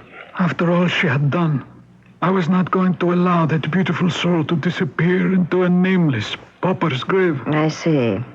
Father Lisinski, are you aware that you are the beneficiary of her insurance policy? Oh, yes. She told me to use the money for those in want. Why should she leave you the money? It's not uncommon for people to leave their money to the church. Yes, but she left it to you, personally. Oh, even to the most devout, the church can sometimes seem extremely large and impersonal. I was someone she could talk with, relate to. But didn't she have a family? Well, she never spoke of anyone. She gave me what for a poor working woman would be a considerable sum of money. Yes. And I would say to her, Martha, are you sure you're not neglecting your own? And she would answer, the poor, everywhere, are my very own. Did she have any friends? She kept her own counsel. We have many activities in the church here, social affairs. I did want her to become involved, but she would always answer, I'm not a mixer. Her name was Mrs. Martha Malone. What about Mr. Malone? I don't know. She never spoke of him. And that's all you can tell me about her, Father Lisinski? I'm so sorry. I wish I could be of greater assistance. Oh, excuse me. Yes. Oh, I don't know about that. As a matter of fact, I'm not sure we can count on it anymore. Oh, perhaps I can call her former employer and explain the situation. Yes, I'll have to let you know. Goodbye. Talking about Mrs. Malone, this was another example of her good works. This call I just received. Yes? You see, there was considerable waste paper at her building. Very nice quality. The small packages that they imported would be wrapped in it. At the end of the day, she would gather all these wrappings and bring them here. Why? It would be part of our scrap drive, and it would be worth some money when we disposed of it. Over the years, it amounted to a respectable sum. I must call her employer to see if he'll permit us to continue. Well, thank you very much, Father.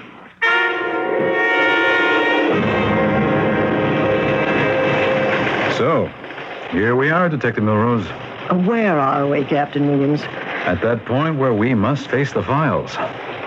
You mean this case is about to be closed? I'm afraid so. No. Why not? This woman was murdered. So were 9 other people since her body was discovered. But obviously somebody was out to kill her. I've already bought that. How can we just drop it? We're not dropping it. We're merely concentrating our resources in areas which may be more productive of results. Look, no matter how you slice it, Captain. Okay, I know. It sounds like a great case. An ordinary cleaning woman dispenses large sums of money to her church charities. Where does she get it? That's number one. And that's not all. She's deliberately murdered. Why? That's a very good question. Furthermore, this woman is absolutely alone in the world. No friends, no family, no criminal record. There's too much in this case to just drop it. Give me an angle to let you follow. Open up a lead. Right now, knowing all you do, fired up as you are, where are you going to go? What's the next thing you're going to do? I don't know. Well, this is the critical moment, Detective Milrose. All right, you need a break. Something has to happen, some kind of insight, some kind of clue. You simply have to get lucky. I know that. All right, let me see if I can help you. Give me Jerry Marks of the Journal Herald. Yeah, hold on. I could use a break. I don't want to let it go. Yeah, I know. But a couple of more important people have been killed this week. More important? Well, more noteworthy, more newsworthy, of more interest to the community at large. Oh, yeah, Jerry? Look, that old cleaning woman that was killed last week. She wasn't old. Yeah. Well, could you run a picture of her? There's a good shot from the morgue. Yeah, Jerry, I know that nobody cares. Yeah, I know it was last week's murder. Look, let me put it this way. Why don't you do it? Because I'm asking you to.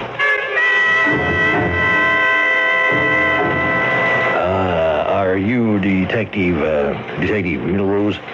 Yes. My name is Poster, James Poster, Jr. Yes, Mr. Poster. Now, you're the person in charge of the Malone murder thing? Yes. Well, it said in the paper if anyone had any information. Do you have any information, Mr. Poster? Well, I saw the picture in the paper, and I recognized it at once. I couldn't be mistaken. It was Martha. She was 10 years older, but the face, that beautiful face. Did you know her? Did I know her? My life hasn't been the same since. Oh, all right, Mr. Poster. What can you tell me? Oh, to think it's the same Martha Malone. Martha Malone, who had to be the world's greatest account supervisor. Account supervisor? Yes, at Poster and Pine. We only happen to be the 14th largest advertising agency in America, which for all practical purposes means the world. And she was an account supervisor? Could she ever turn and twist a client like a lump of inert putty? And that's what she did. She was in advertising. My dear detective, she was not in advertising. She was advertising. And she made money. Money? My goodness. Well, why did she leave? Why did she become a cleaning woman? Well, I didn't know she'd become a cleaning woman. I only know she dropped out of sight completely. Why?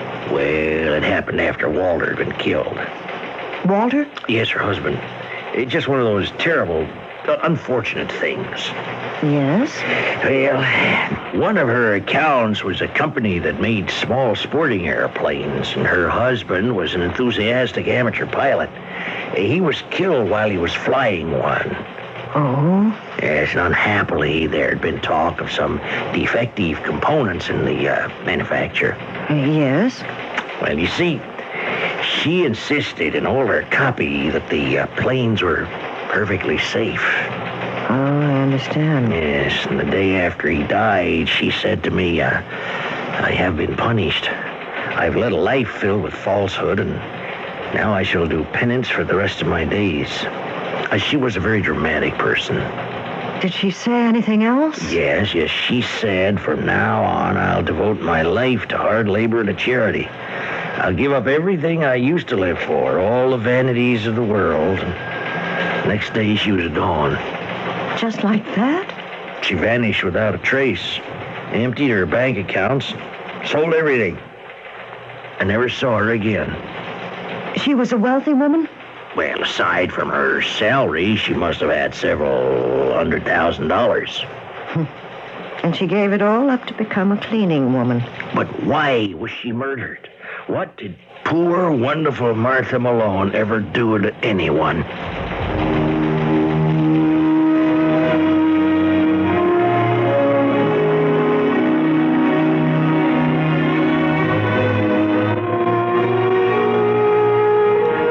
That's the problem. And it's been the problem since the very opening moments of Act One. And it seems that the more we learn about Mrs. Martha Malone, the less we really know about her. Well, all we can do now is wait for the third act.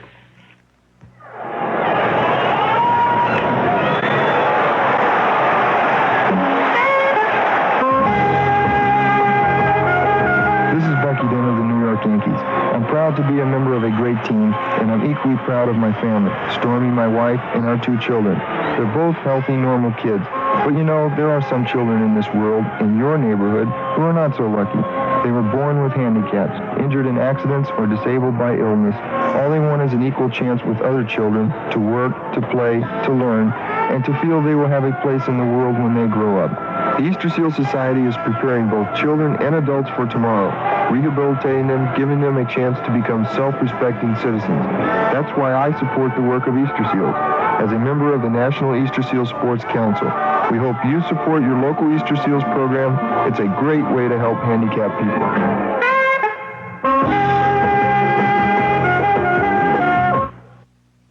You want a truck or van?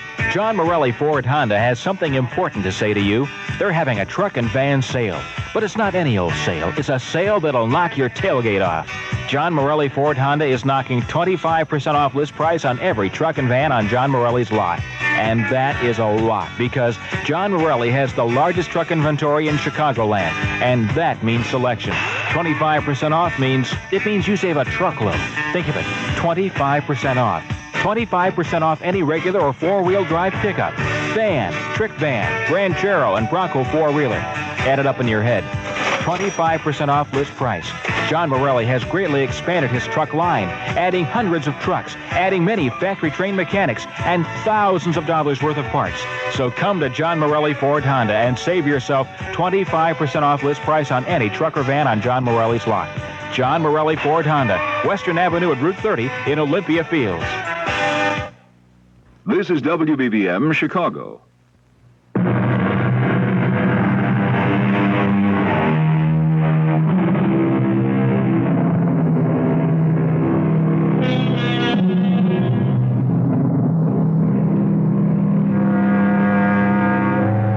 wonder is not that so few murders are solved, but that so many are. When the motives are obvious, when the witnesses are present, there is basically no problem. It's that random killing of someone for no apparent reason, by no one we know of, that usually slips into the back of the file folder. It may be filled with fascinating possibilities and intriguing twists and turns, but there is nothing solid for the police to investigate. So, since they can't, they don't. Is that what's building up here? All right. You've got an angle. That airplane outfit she was doing the advertising for. Maybe somebody who lost someone had it in for her. Oh, in the first place, the average person wouldn't blame her, but the company. I'll check it out anyhow. I did. There was a defective part, all right. But only her husband was killed. Yeah. Well, Detective, how do you feel? Don't take me off it. I won't. You have a whole new world to play with. Her past life, the glamorous lady. Did she have any enemies there? Oh, this Mr. Poster says she was well-liked. An attractive woman is never well-liked by everyone.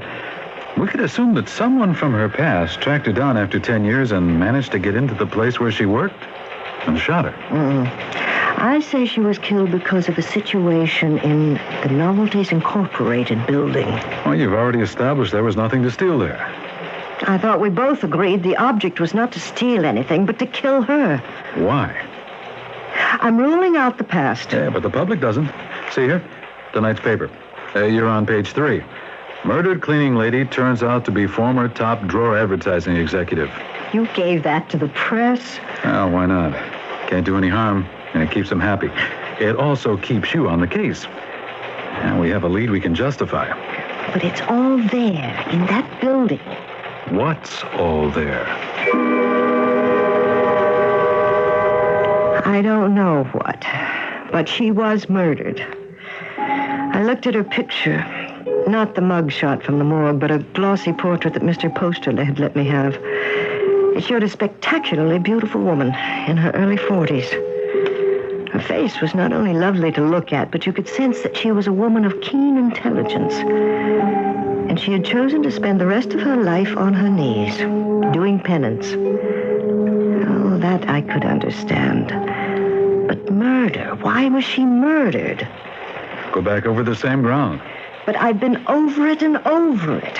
I can only talk to 2 people, really, Father Lisinski and Mr. Drone. Talk to them. But they've already told me everything they know. People are always remembering little things. Drone told you something he neglected to mention to the first cop on the scene? No, you mean the vacuum cleaner. That vacuum cleaner is what put you in business. All right, I'll try again. It's your very own little case, Detective. You have to nourish it. Keep it alive. No, Detective Milrose.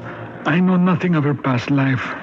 And therefore you would know none of her associates or her problems there, if any. None at all.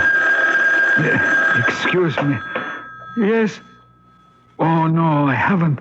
Oh, well, why don't I take care of it right now while I'm thinking about it? Let me call you back. That was the chairman of our scrap paper committee. Would you excuse me? I have to call... Oh, where's that number? I looked it up. Here it is. That you should be here. This has to do with Mrs. Malone indirectly. Mrs. Malone? I'm trying to continue her good work. Hello, Novelties Incorporated. May I speak with Mr. Drone? Yes, I'm Father Lesinski of St. Mary's Church. Thank you. Hello, Mr. Drone. Yes. As you know, Mrs. Malone used to supply us with some very nice paper from your plant. Well, nice as it was scrap which was being thrown out. We were selling it to raise money for our parish charities, and I was wondering... Well, I was wondering if I could have a man pick it up. Well, yes. Oh, I understand. Oh, yes, of course. Well, thank you, sir, in any event. He says he can't do it. Oh? He says he has made arrangements with a scavenger who pays him for the paper. Of course, I can see his point of view. Yes, that's true. It's odd. What is? It may have been my imagination, but he seemed quite frightened. Frightened? I think so. You're sure the word is frightened? Detective Milrose, I'm more than sure. I know. Was this the break? The lead? The sudden flash of insight? I looked at Father Lisinski. I smiled to myself. If something really came of this, I would call it the revelation. I hope I'm not imposing again, Mr. Drone. No, Detective Milrose. I'm glad to be of help. I understand that Mrs. Malone used to collect the waste paper and donate it to her church. You mean the wrappings? Yes. Yes, that's true. I understand that since her death, you've made other arrangements to dispose of them. Yes. I now sell them to a private scavenger. I see. A fellow comes by with a van at the end of the day. Who is he? Well, I believe I told you he's a private scavenger. What made you choose him? Did you go looking for a scavenger? No. As a matter of fact, he was, I would assume, going about soliciting business. He came in off the street, you might say. Well, then it was rather something of a coincidence. What was? That right after Mrs. Malone died, he should call on you. Oh, no. It wasn't really. He called on me before. Oh. Yes, several times this past year. Well, why didn't you sell him the paper then? Well, I was going to. It certainly made sense, don't you know? It would be the same as throwing money away. Well, so why didn't you? Well, I had called Mrs. Malone into my office to tell her that she could no longer have the waste paper. And what did Mrs. Malone say? Nothing. You see, and I couldn't tell her. You couldn't? Why not? Well, every time I was about to, there was a look on her face. What sort of look? Well, I don't know, but I was afraid of that look. Why? Because it was the kind of look that seemed to go right through you. As if it could read every secret in your head, don't you know? Oh. So the next time this scavenger came around to solicit the business, I just told him I'd made other arrangements. That my cleaning woman was donating the waste paper to her church drive. Well, what did he say? Well, he didn't say anything. When did this discussion take place? Well, I'm not sure. It must have been 2 or 3 weeks ago, yes. What is this scavenger's name? It is A.J. Scoop, carting service. Thank you very much, Mr. Drum. Oh, yeah, if I can ever be of any more help, Detective. Oh, here, in your wastebasket here. This is some of the wrapping paper. May I have a few pieces? Oh, well, why, of course. Thank you again, Mr. Drone. Well, what have you got? Well, I thought I might have something. This paper. Well? He imports little novelties and knickknacks from the Far East. This is what they're wrapped in. Everywhere I turn in this case, I come up against waste paper.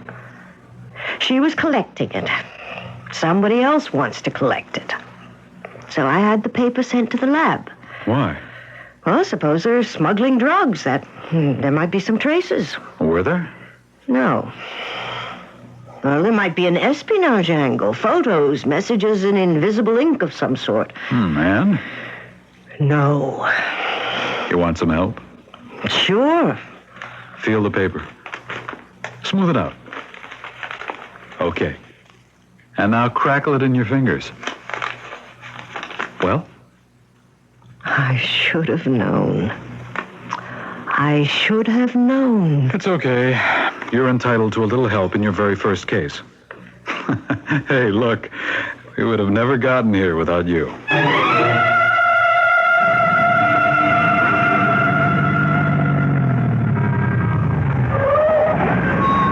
Yeah, that's the pickup van. And here's the address.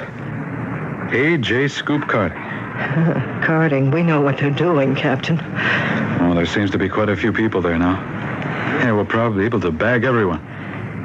You sure you want to go in? It's my collar, Captain. All right, let's go. Everett, Harry, follow us. Joe and Max, take the back and sides. You know what you ought to do now, don't you? You got to get a warrant, so you're entitled to do it. What? The cops do this all in the movies. Kick in the door. I'm wearing high heels. You want me to do it? It'll still be your collar. Go ahead. Police officers, stay where you are.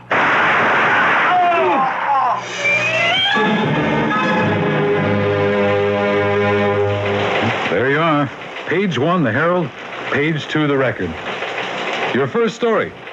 Detective Gertrude Milrose was responsible for the line of investigation that led to the arrest of a major counterfeiting ring. I had a great deal of help, Captain. The case was broken when Detective Milrose discovered that the paper used to wrap the novelties, which was imported from the Far East, is a very distinctive grade of Chinese rice paper, which is ideal for use in counterfeit bills. It is, by sheer coincidence, the closest match to the genuine paper used by the Treasury and is almost impossible to obtain.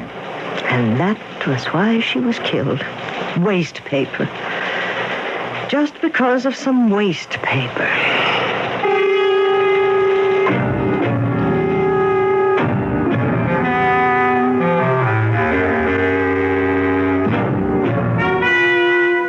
Waste paper.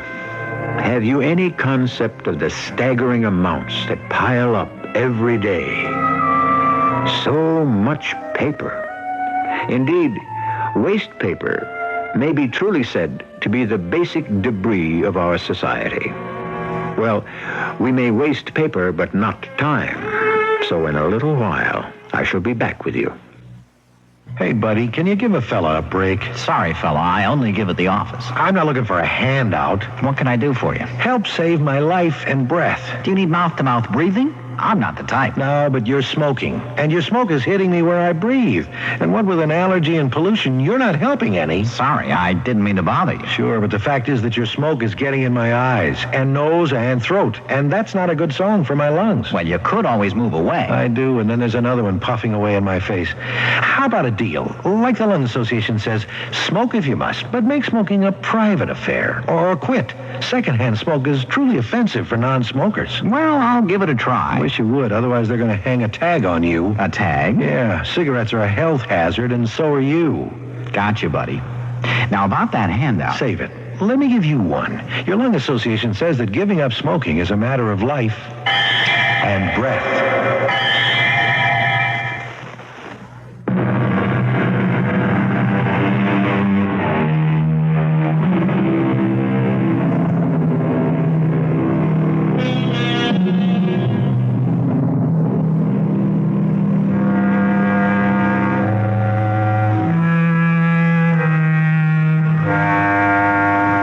So many murders, so few solutions, and well, we know why. Needed is the flash of insight, that crystal moment of clarity when everything comes together. Indeed, it is like the vision of creativity to the artist. Artists and detectives, we don't tend to think of them in the same terms, but why shouldn't we? Without that certain something called inspiration, for all their hard labor, they are doomed to remain in the dark. Our cast included Kim Hunter, Lloyd Batista, and Earl Hammond. The entire production was under the direction of Himan Brown. And now, a preview of our next tale. Now, these gems, do you generally keep them here in your apartment in a jewel box on your dresser? No, I usually have them in the vault. Except tonight, I was at a formal dinner, and I thought I would... Do you mind if I use the telephone? No, I don't mind. Thank you. Is it possible he could have seen me and followed me home? I understand jewel thieves. Scout, is that the word? Places where wealthy people go. Excuse me. This is Lieutenant Severio. I'm at the Patterson place. Yeah. Oh, he got away with a few nice things. The M.O. fits our old friend, the cat burglar. Yeah, the one who can climb up and down the walls. The cat burglar? Yeah, Jerry. I think you can chalk up another one. Mrs. E.G. Marshall inviting you to return to our Mystery Theater for another adventure in the macabre. Until next time, pleasant dreams.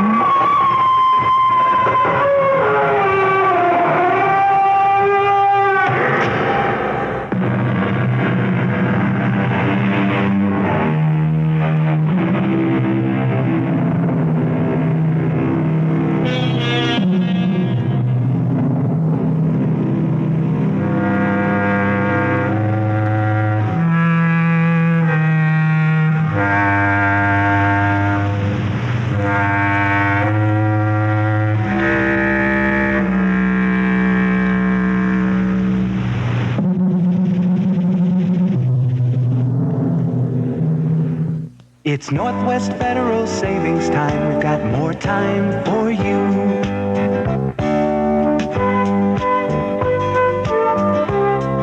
Northwest Federal has more for you. More hours, more convenience, and right now, more gifts for savers. Choose from a terrific selection of quality Samsonite luggage at special low prices. Or pick a genuine leather Buxton accessory free or at greatly reduced prices. Just deposit $100 or more at any Northwest Federal location. You can choose Samsonite hard side or soft side luggage. Cordoba soft side flexes for easy packing. Montebello 2 hard side keeps its tough molded shape. Or take a beautifully crafted Buxton leather accessory. But hurry, offer ends June 9th, 1979. One gift per family. Stop by any Northwest Federal Savings Center and see the selection. Just one more example of how Northwest Federal does more for you. It's Northwest Federal Savings Time. We've got more time for you. CBS News. One radiation leak has been plugged at a nuclear power plant near Harrisburg, Pennsylvania. A second has not, and very low-level radiation now detected 16 miles away. I'm David Jackson reporting on the CBS Radio Network. Officials stress the radiation levels outside the plant are so low there's no immediate threat to health and safety. A federal government official says radiation detected a mile from the plant is about the same as that of a medical X-ray. The plugged leak was at the main reactor building. Correspondent Gary Shepard tells us about the other. A spokesman for Metropolitan Edison Company, which operates the 3 Mile Island nuclear power plant, told CBS News tonight radiation is still leaking into the atmosphere from the auxiliary building of reactor number 2. Low levels of radioactivity have been detected as far away as 16 miles from the plant, but officials of the Nuclear Regulatory Commission, who have been investigating the nuclear accident for most of the day, say the amount of radiation at that distance is not dangerous. Much higher levels have been measured at the north gate of the plant. Power plant officials confirmed tonight that radiation levels inside reactor number 2's main building are extremely high, that the building has been sealed off, and it will be several days at the earliest before power plant employees will be able to enter it to conduct a complete damage assessment. Gary Shepard, CBS News, Harrisburg, Pennsylvania. Exactly what caused the pre-dawn accident at the plant is still not known. Federal officials, however, now say no damage was done to the reactor core, the part that holds the uranium. Earlier, there was concern there had been core damage. Power company official Jack Herbine says radiation contamination of plant workers was kept to a minimum. No one's been injured, and that's certainly in the plant cleanup. We don't intend to expose anyone. I'm sure that some of them got some exposure, but I am positive that no one was overexposed. A federal expert on scene says at the reactor site proper there is a serious contamination problem. But that serious problem, he says, is inside the reactor building and not out. More after this. Mom, why didn't you show Mrs. Wood the ring Daddy gave you for your anniversary? Because all she'd look at would be the brown spots on the back of my hand and guess my age. Oh, Mother, if you're that sensitive, get some porcelana. Some what? Porcelana. It's a medicated cream that helps fade age spots. It sure worked for Bob's mother. Really? Porcelana works on age spots, brown spots, and freckled spots. Just rub it in. Watch spots start to fade. Porcelana Medicated Fade Cream actually works to lighten brown patches and spots that come not only with age, but during childbearing years, too. Porcelana is available at cosmetic counters everywhere. Porcelana, you say? I'll get some. It'll help bring back the natural tone of your skin in just 6 weeks. Porcelana. Just rub it in. Watch spots start to fade. Porcelana medicated cream. Use only as directed. The State Department has released 2 letters from Egypt's Prime Minister Khalil, sharply critical of a memorandum of agreement between the U.S. and Israel. That agreement details U.S. obligations to Israel, military and economic, should the new peace treaty collapse. Khalil calls that tantamount to an anti-Egyptian alliance. Secretary of State Vance says the Egyptians can have a similar pledge from the U.S. anytime they want. The vote of no confidence in the British Parliament was close, a 1-vote margin, but it was enough to bring down the Labour government of Prime Minister James Callaghan. First time in 55 years, Parliament's voted to turn a government out. New elections expected in May, and opinion polls show the Conservatives ahead right now, indicating Conservative leader Margaret Thatcher stands a good chance of becoming Britain's first woman Prime Minister. 4 cars of an Amtrak passenger train flipped over on their sides Wednesday night in north-central Montana. About 100 people were hurt. Most of the injuries, broken bones and bruises. An Atlanta jury has convicted the owner of Hustler magazine, Larry Flint, on 11 counts of obscenity. The sentence? Fines of $27,500 and an 11-year suspended prison sentence. Now this. I have 35 children to take care of, and I'm not even married. I'm a school teacher. So when I get home in the evening, I really need to relax and have a good cup of coffee. Maxwell House coffee. I've tried other coffees, but I've learned one lesson. Maxwell House is coffee you can count on. Maxwell House is coffee you can count on. Good to the last drop, Maxwell House. The Amana Touchmatic 2 radar range microwave oven is so completely automatic, you can set it before you go out to have dinner ready when you come home.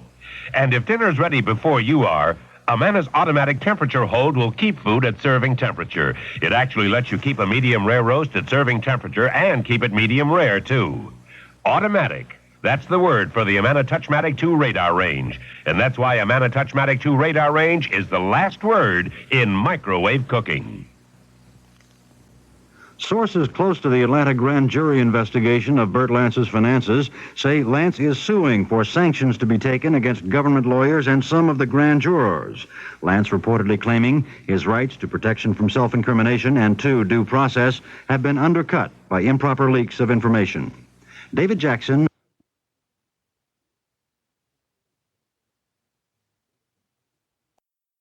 KQV Pittsburgh, it's 10:07. The CBS Radio Mystery Theater presents...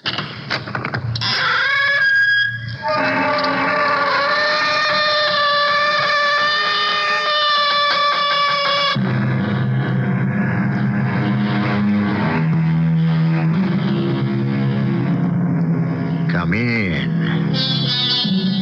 Welcome. I'm E.G. Marshall, presider over our excursions into the world of the macabre. Beyond the world as we see it, there are other worlds, certainly. The dark world of the mind, of the spirit, and probably distant worlds and life on planets throughout the universe. It is such a world that we will visit because of a strange discovery by a psychiatrist named Philip Sargent, 40 years old, and thought to be as normal as you and I, except for what happened to him. Sargent's friend, Paul Dennison, looks in disbelief at him. I'm sorry, Phil. It makes no sense. What would convince you that it's true? Proof. I'm an astrophysicist, so my mind isn't closed to the mysteries in space, but you're speaking of the intangible. Intrastar isn't intangible. It's a small planet in the middle galaxy. It exists. I've been there. It is ruled by an immortal named Lord Z, who is in charge of the redistribution of souls. Phil, I've had astronomers search for Intrastar. It's a fiction. It exists only in your mind.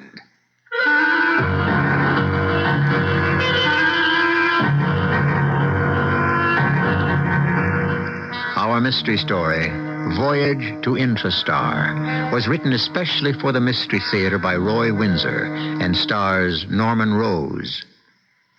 I'll be back shortly with Act One.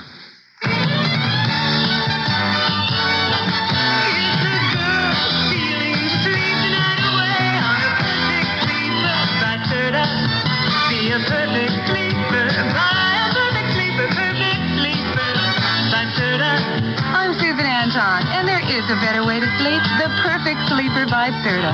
Every perfect sleeper, from the Signature One to the Avanti with Pillow Soft Top, gives you firmness that feels good.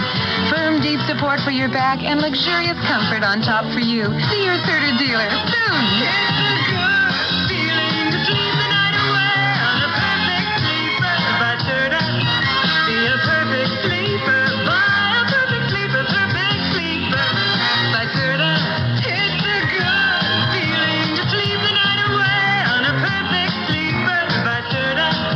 Be a perfect sleeper by a perfect sleeper, perfect sleeper by Serta. You've changed, Bernard. You're not the man I married. What do you mean, Francine? Remember the way you were, vulnerable. You made mistakes. But now look, you're confident. Everything you do turns out right. It's that book you sent away for. It's just a catalog from the Consumer Information Center. It lists more than 200 federal publications you can send for on building, fixing, eating. Buying, selling, working, playing, living. And more than half of them are free. Yes, Francine, the man you married is gone for good. All right, Bernard. But would you make just one more mistake for old time's sake? All right. For you, I'll just replace that window glass like I used to. Whatever you do, learn to do it better. Send for your free catalog. Just write Consumer Catalog, Pueblo, Colorado, 81009. Francine, send for that publication on first aid. What was that address? Pueblo, Colorado, 81009.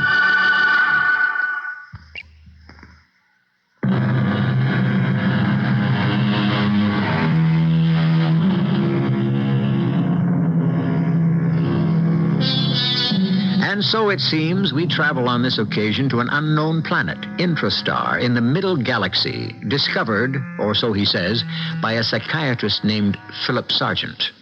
Far-fetched? You don't believe in the possibility of a science fiction experience? Then how do you explain away UFOs, or those black holes infinite miles away at the edge of the universe? Both are facts. Their explanations are not. Therein lies mystery, the kind we explore. One person who rejects such talk as foolishness is Dr. Sargent's housekeeper, Mrs. Buckley. Concerned about him, she speaks to Paul Dennison. I hope you don't mind me taking the liberty, Mr. Dennison, but you're... What liberty, Mrs. Buckley? Oh, busting in on you like this. It's about the doctor. There's something the matter? Has anything happened to him? Oh, no, sir. I mean... Oh, yes, sir. Please, sit down. Oh, just for a minute. I told him I'd be out for an hour. If you don't mind, please tell me why you've come to see me. What are you worried about? Well, I think there's something wrong in his top story, as they used to say. Why? I saw him a few days ago, and he seemed normal to me. I dare say. But it's at night. He begins to be funny. Funny? In what way? Well, it's about Mrs. Sargent that was, poor dear.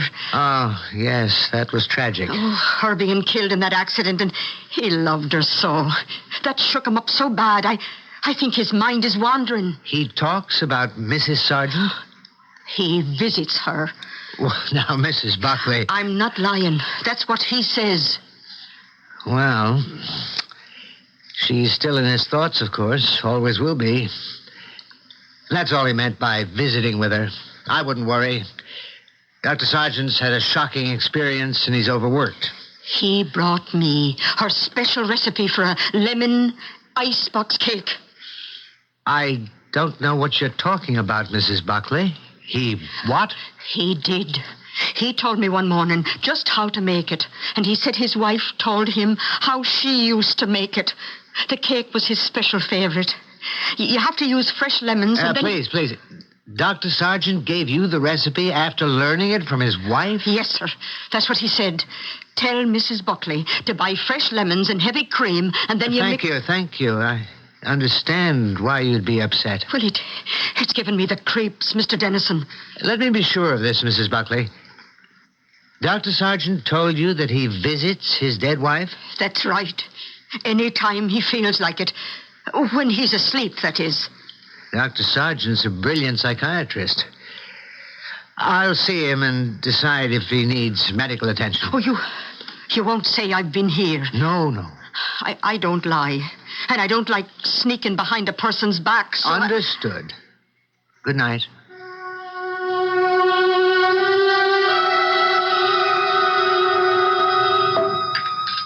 How was the cake, Paul? Oh, great. Mrs. Buckley's some cook. This is Helen's recipe. Lemon icebox. Oh.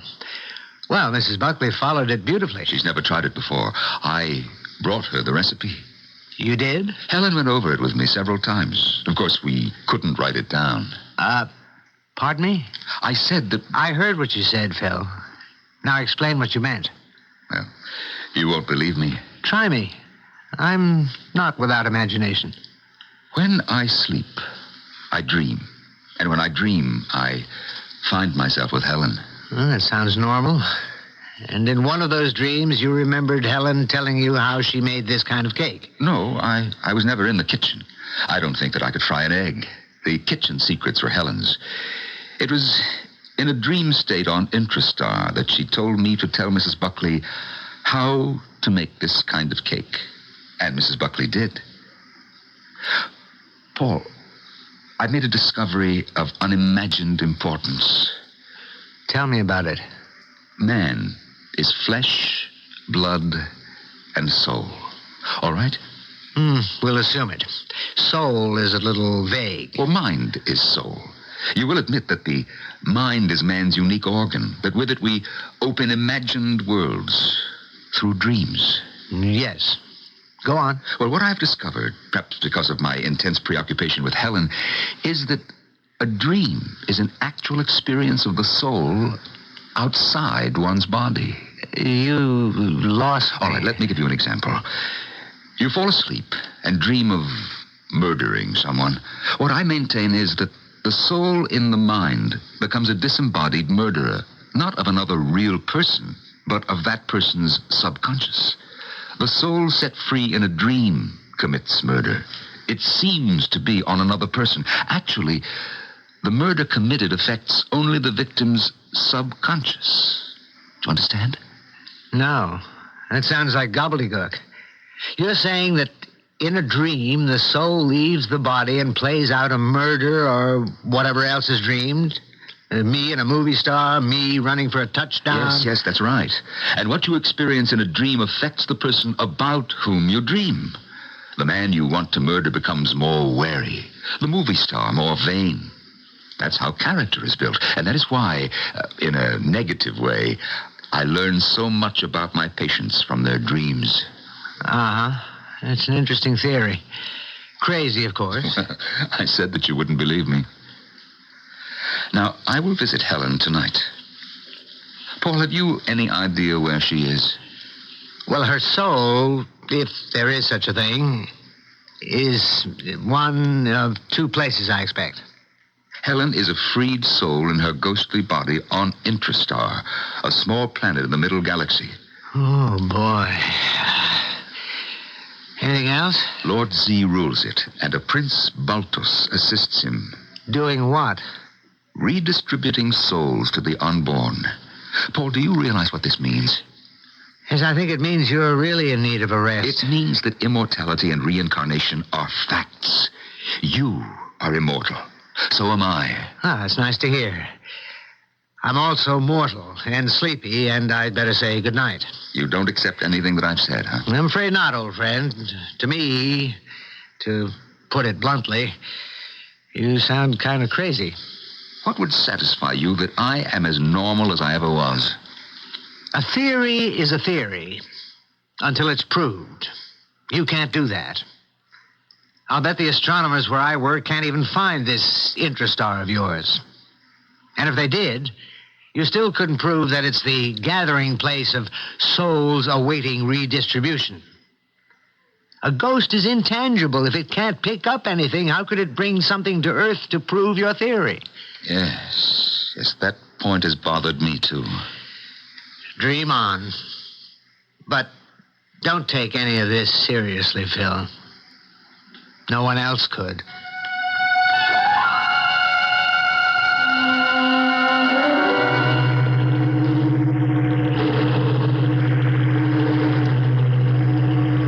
My darling Helen.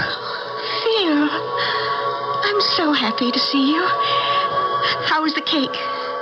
Did Mrs. Buckley make one for you? They think I'm crazy, Mrs. Buckley and Paul. Well, you expected that, didn't you? Well, yes. How are you, darling? For a soul in limbo, happy enough, and curious about what will happen to it when I'm assigned to someone unborn. Of course, there are distractions on Intrastar. I float around as we all do, meeting one another. What do you talk about? What we were on Earth, what we did, the persons we loved, what might happen to us next. Now, this is a beautiful place. The light doesn't vary. It's always dim and soft. Still, this little planet supports vegetation, and the rock formations are unusual. I remember studying botany and geology, but I can't identify anything here. Have you made any friends? I've been singled out by Prince Baltos, who, I must say, overdoes his affection for me. Oh? Don't be jealous, darling. I'm just a shade. Baltos likes me because in 600 BC, he fell in love with a beautiful Greek woman, descended to Earth, and lived with her until Zeus found him out. End of Baltos on Olympus. He was consigned to Intrastar. And you remind him of that Greek beauty? So he says. A long time. 2,500 years. Helen, no one believes me. I've discovered that immortality is a fact, and no one will believe me. Oh, be content with the discovery, Phil. There's no way to prove it. Yes, I know. That's what Paul said. But there has to be a way. If I could take something back to Earth with me. Your soul is with me, but not your body, darling. I know that. May I intrude, my dear Helen? You have, Prince Baltos. Hello, Prince. Your widowed husband sounds disgruntled. You should be pleasant to me, Dr. Sargent. Don't forget, you will arrive one day on Intrastar for the reassignment of your soul. Like a number of remarkable men before you, you have discovered that man's soul is immortal. They could not prove it, nor will you. I'm not so sure. I am. The secret of immortality is all that binds the human race together. Remove the secret, and there'd be anarchy on Earth. Be content to know that you know the truth. And now, don't you think you've overstayed your visit? It's 5 o'clock in the morning. Go back, Phil. What is it that disturbs your conscious mind, Doctor? A dog barking.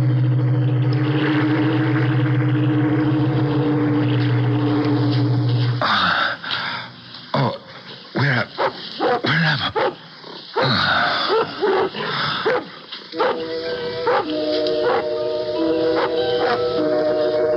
Dr. Sargent has discovered that immortality is a fact, and that after death, human souls ascend to Intrastar in the middle galaxy.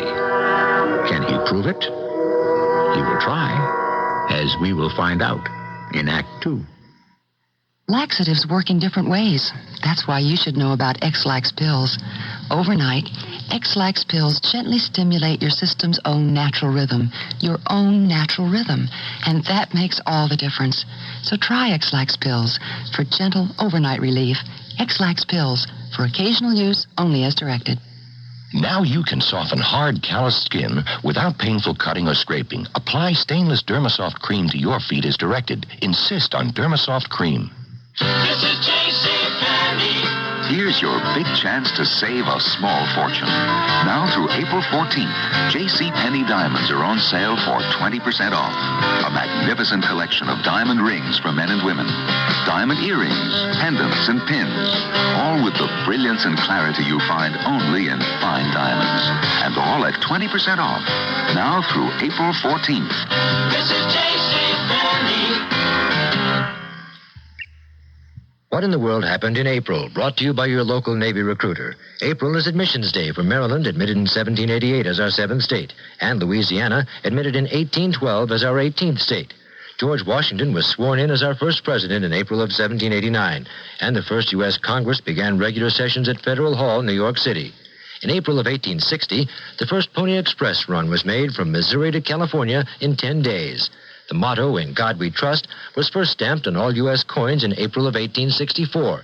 The Navy's first submarine, the USS Holland, was commissioned in April of 1900. Navy Commander Robert E. Peary and Matthew Henson reached the North Pole in April of 1909. What in the World Happened in April is brought to you by your local Navy recruiter who will answer your questions about Navy opportunity. Or in the continental United States, call 800-841-8000 toll-free. In Georgia, 800-342-5855. Navy, it's not just a job, it's an adventure.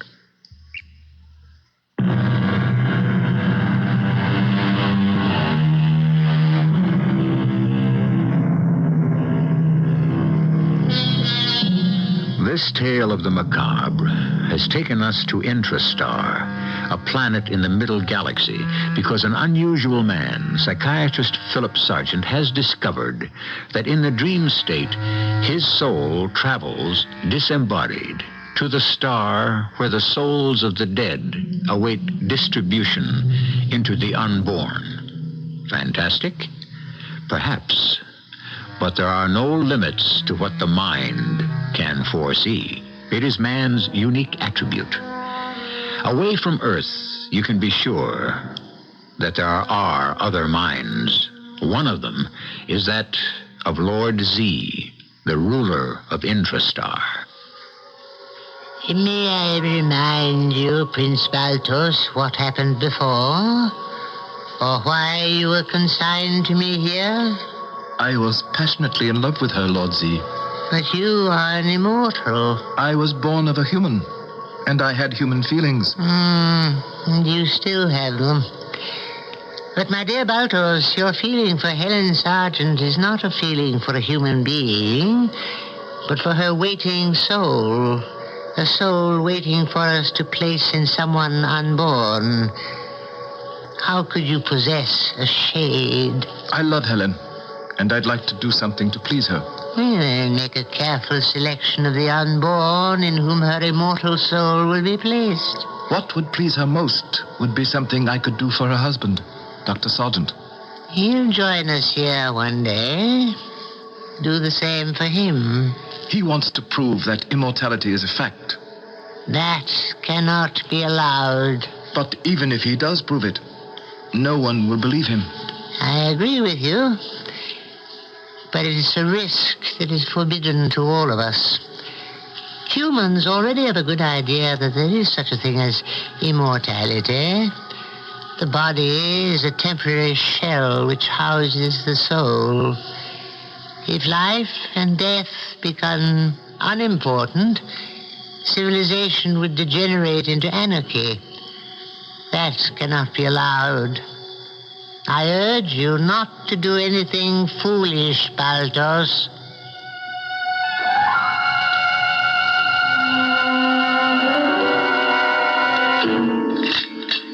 Good breakfast, Mrs. Buckley. Starts the day right, my old father used to say. Here, let me have your cup. Got to keep the machinery oiled. He always ate a hearty breakfast. Made us eat one, too. Have a cup yourself, Mrs. Buckley. With you? Why not? I'd like to talk with you. Helen sent you her love. Dear, did I startle you? Oh, if you're going to talk like that, Doctor... In your way, you love Mrs. Sargent as much as I did. And still do. Nothing wrong with that, is there? She couldn't send me her love. No way. Ah, but she did. You see, I was with her last night. Oh, Doctor, please. Don't you know how you sound? What if anybody heard you? I'm sorry I upset you, Mrs. Buckley. You just mustn't talk to me that way, Doctor. Like you were possessed of the devil. He speaks in many tongues, you know. So does God. Well, we won't talk about Helen anymore, but really she did send you her love. Well, that's very nice, I'm sure. I don't want to go into how she sent it. Through me. From Intrastar. May the Lord protect you and drive such crazy notions from your head. Oh, please, don't talk to me any more about those visits and that planet you say you visit. You know that's just plain crazy.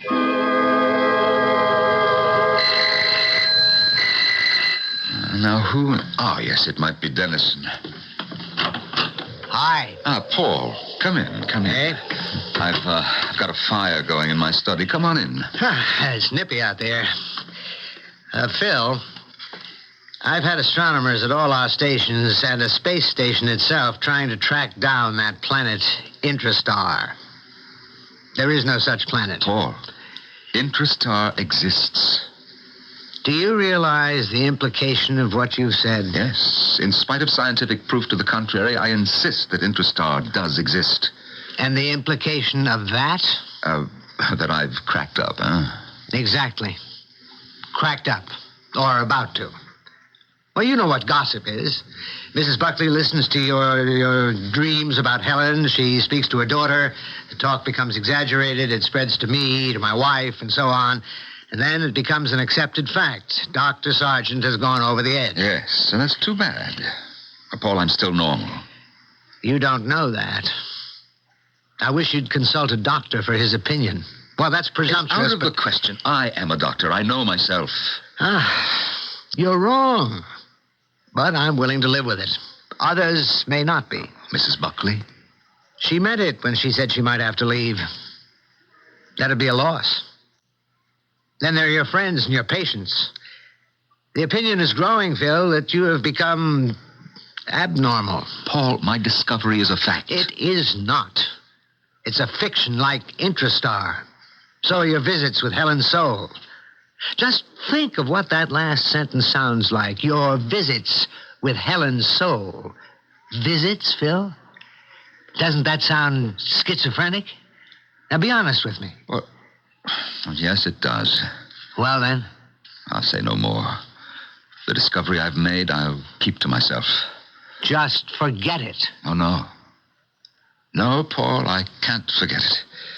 It's a reality. But I'll say no more until I can prove it.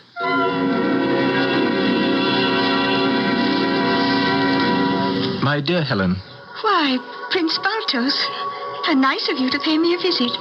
The last time Dr. Sargent visited you, I said that from his tone he sounded disgruntled. Remember? Very well. He was always jealous of anyone who looked my way twice. You mean everyone. That, of course, includes me. Oh, how can you have any feeling for me when I'm just a disembodied soul? Odd as it may seem, I can.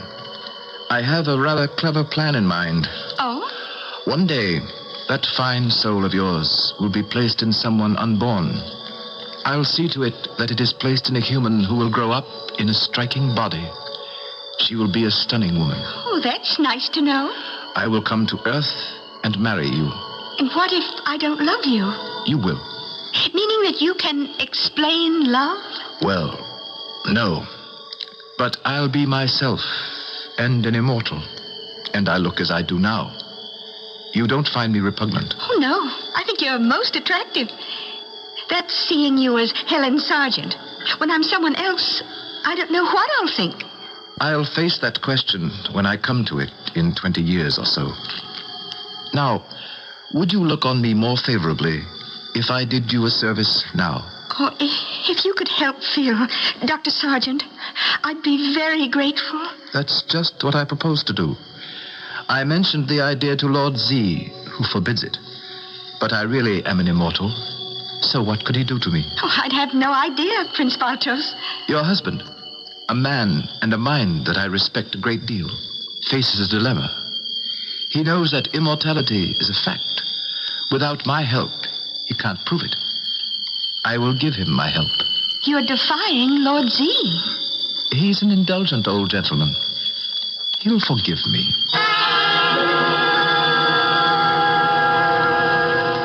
Lay the king on his side, Phil. There's no way you can win.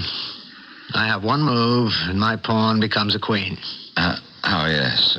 Stupid of me to lose my knight. Good chess game, otherwise. And you did win the first game. Yes, but you won, too.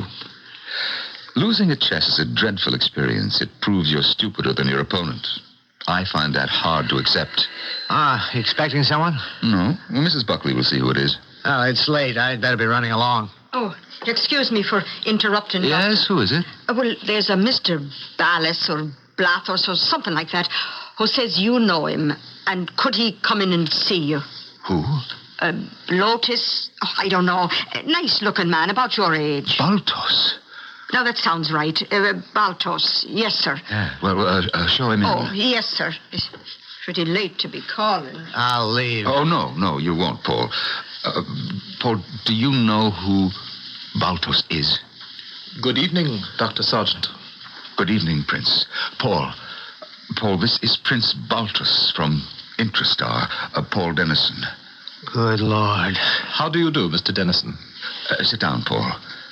Well, Prince, this is an unexpected pleasure. I am here because of Helen. She hasn't been reassigned. No, not yet. Soon, perhaps. How different all this is from Greece before the birth of Christ. Marvelous.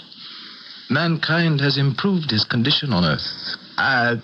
You, sir, claim to be a Prince Baltos from Intrastar? I do not claim it. I am. And Intrastar is a fact. Not to my astronomers. Oh, that means nothing. They are finite. Only their souls are infinite. And a few of them, in a disembodied state, have visited my planet. Dr. Sargent is one of those rare souls. You have told Mr. Dennison. Yes, everything. And he thinks you're a lunatic. That's right. You sit there and tell me you're from another planet. And I'm a god. And that Intrastar... Well, tell me more. Lord Z is the ruler. I'm his aide. Intrastar is the gathering place, a way station, if you will, for all the human souls. They arrive there after death for redistribution in the unborn. Reincarnation is a fact? Yes. I don't believe it. Why should you? After all, as a scientist, you must have proof. I will furnish that tomorrow night. Shall we say the same time? Will you really? I promised Helen I would. What would satisfy you, Mr. Dennison? A plant not found on Earth? A kind of rock unknown in this world? You'll excuse me, Phil. Wait just a moment. Please answer the prince. Prince?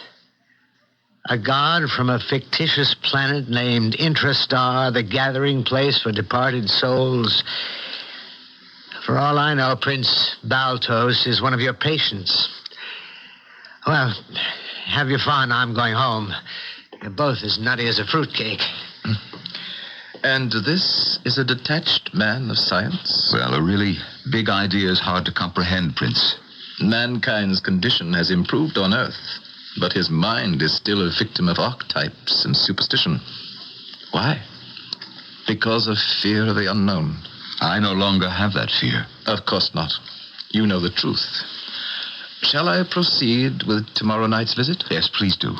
If it will not place you in danger. There's a risk, but not a serious one. I'm grateful to you, Prince Baltos. And Dennison will be here, I assure you. Yes.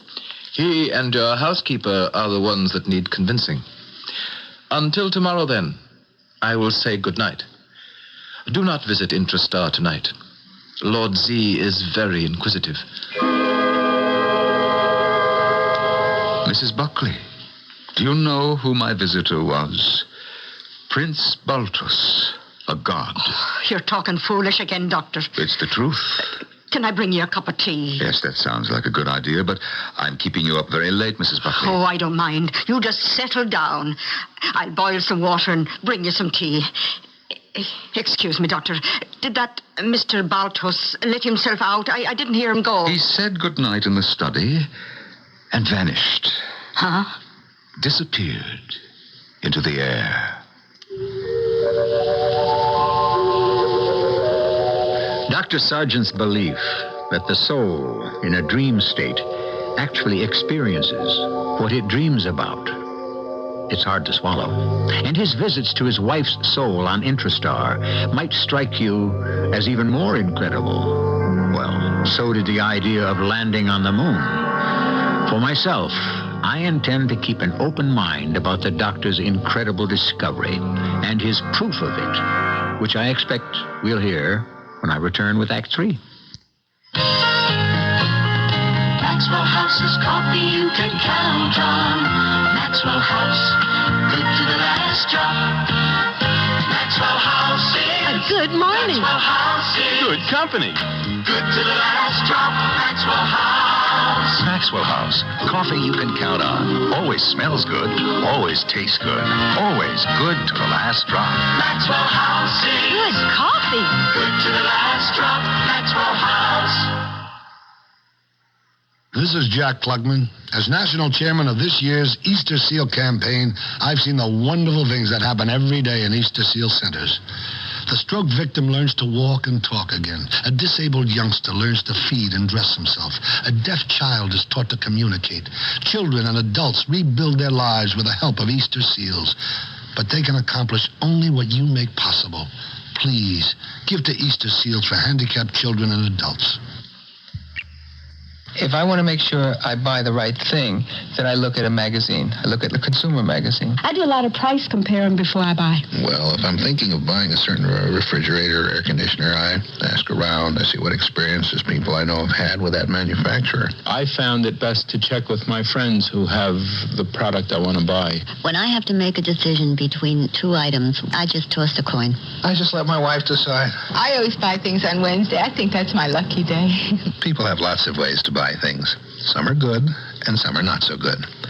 But one way that really helps is to read and compare warranties, just as you would price or quality. The law says on purchases of $15 or more, warranties must be available for you to see before you buy. You'll find that some are full and some are limited, so compare. A tip from the Federal Trade Commission. It's good to read warranties before you buy. And don't be bashful, because it's your money.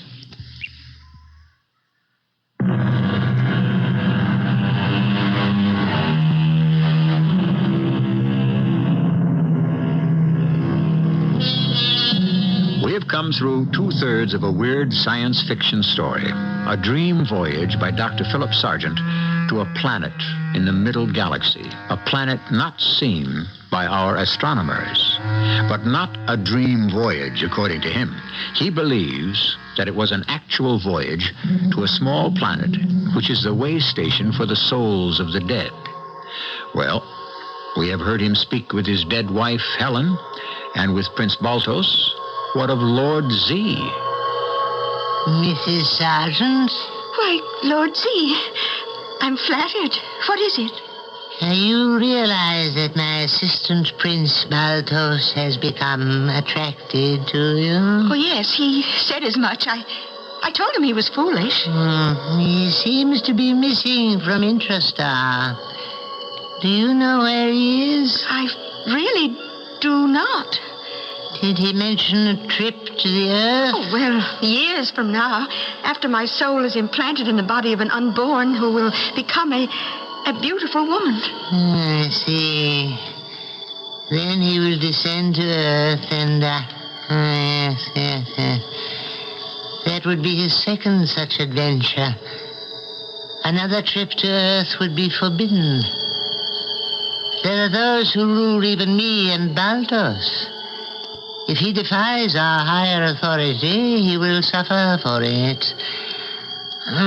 May I ask another question? Where is Baltos now? Well, he has gone to Earth to help Phil, my husband. As I suspected. Baltos curries favor with you by helping your husband. An outstanding mind, by the way. To prove what he has learned about Intrastar. Isn't that it? I know. Phil accepts that immortality and reincarnation are facts. But he can't prove his discovery. Baltos intends to provide proof. Oh, what a foolish god. He longs for a human relationship. Forgive him, Lord Z. Would that I could, but I cannot. He will be punished. And you will never see your husband again. In the morning, I will assign you to the body of an unborn, and you will leave Intrastar. I won't see Phil again? No.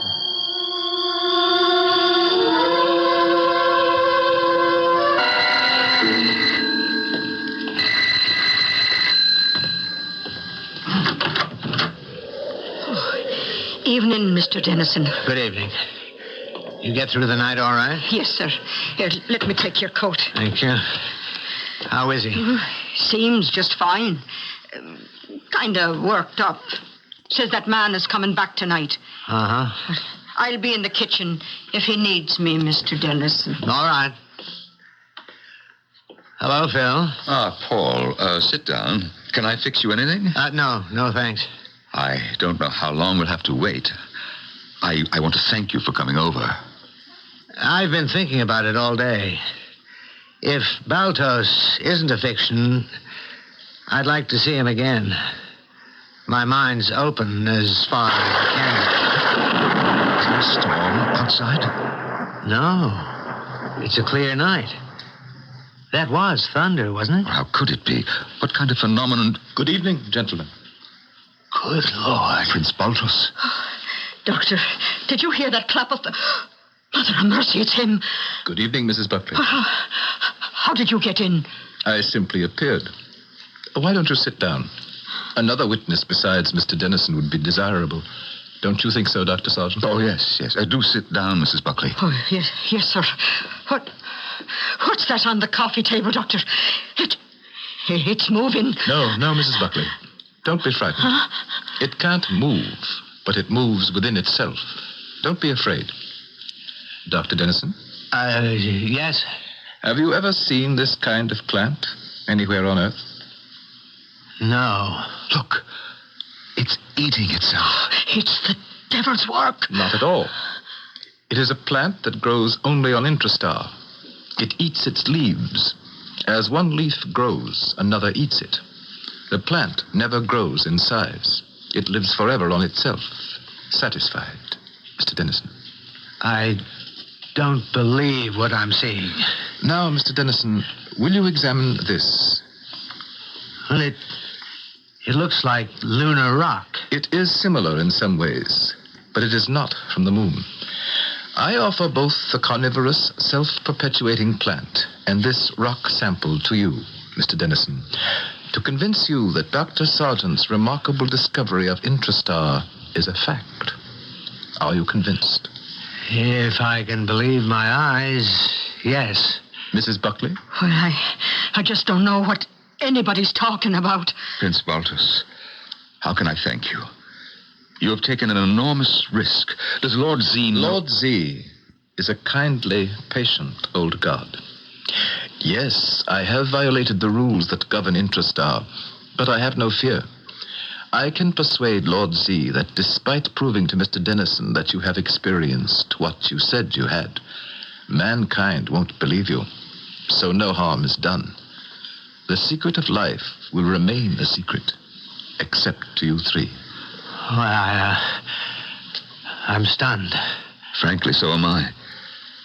Why, Prince Baltos, did you decide to help me? I have a distant plan I intend to carry out. But I've overstayed my visit. Goodbye. Look, Doctor, look at him. I can't project myself back into space. Look, he's beginning to age. Paul, look at him. His face is sagging. And his hair is turned white. He's bent over like an old man. Lord Z, what have you done to me? What's happened? I'm changing into a human being. No. Sit down, Prince. He's changed me into a human. Thousands of years old. I'll turn to dust. It's horrifying, Phil. And look at the plant. It's dying. And the rock is ashes. Oh, you'll excuse me. I can't stay here any longer. What do we do with him, Phil? Nothing. There is nothing to be done.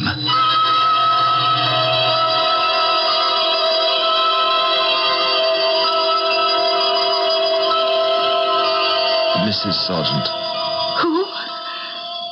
Oh, Prince Baltos. What happened to you? Lord Z turned me into a human, and I disintegrated. And now you're disembodied soul? Yes. Return to Intrastar for reassignment. But you're a god. No longer, Mrs. Sargent. Lord Z, in the name of the immortals, why did you do this to me? Why have you destroyed me? It was ordained. I warned you, Baltos. You have disobeyed the gods twice. There is no third chance. You were changed into a human and killed. Your soul is immortal. To what unborn will I be assigned? To someone on Earth who will lead a life of deception and trickery. That will be part of your punishment. And Helen? Helen Sargent? She has already departed from Intrastar. Look around you. Gone. Her soul has already been implanted in an unborn. Spare Dr. Sargent. I accept my punishment. But Sergeant... Too late. Will I see him here? No. And after I have now spoken, you won't see me.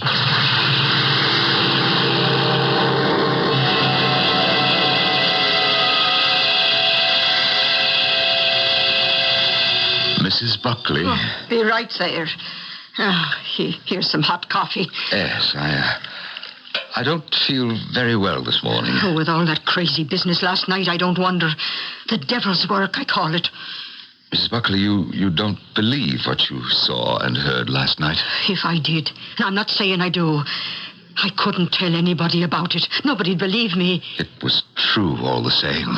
Well, anything more I can do for you? Oh, why, you haven't eaten your nice fried eggs. No appetite.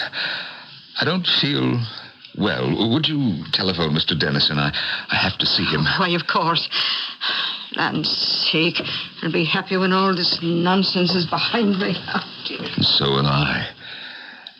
And I think it is about to be.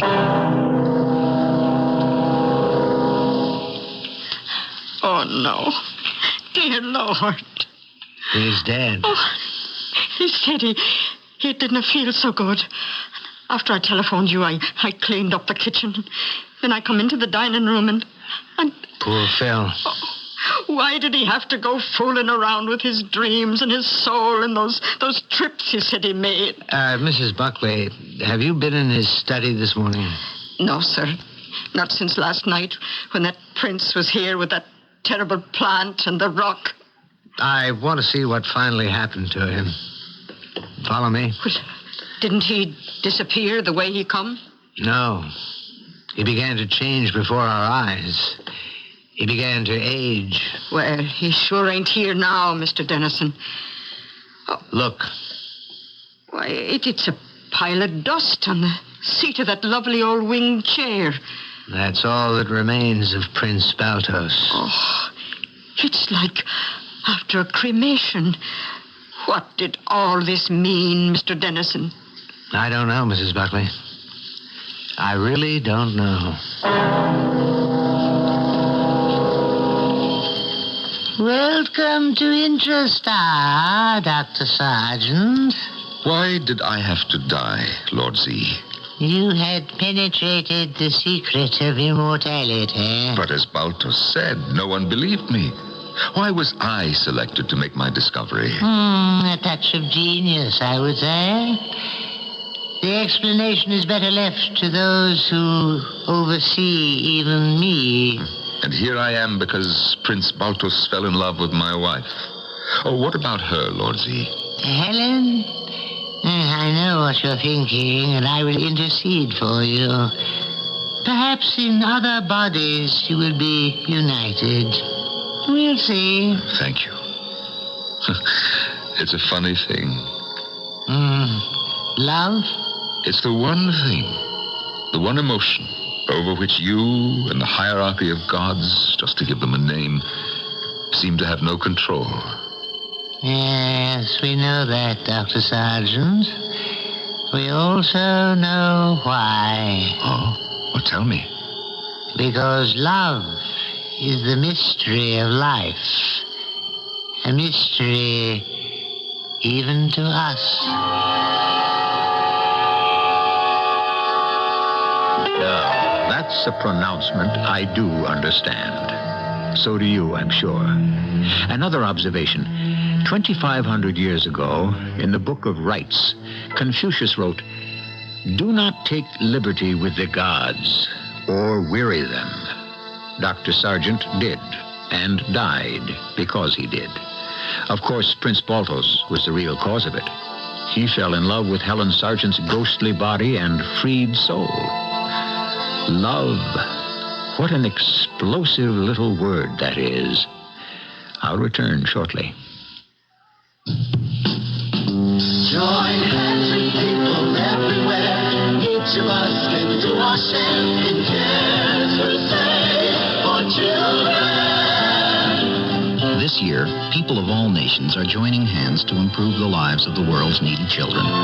Through CARE, you can provide the families of these children with the means to grow their own food, to build medical facilities, safer water systems, and schools. Tomorrow's world is in our hands. Help make it a better place for all the children.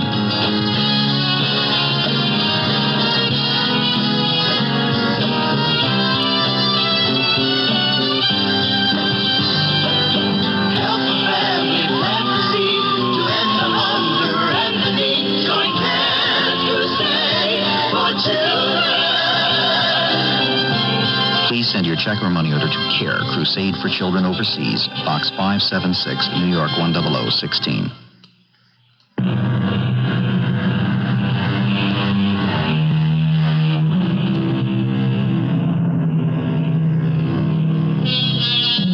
This tale of the macabre led us into the world of fantasy.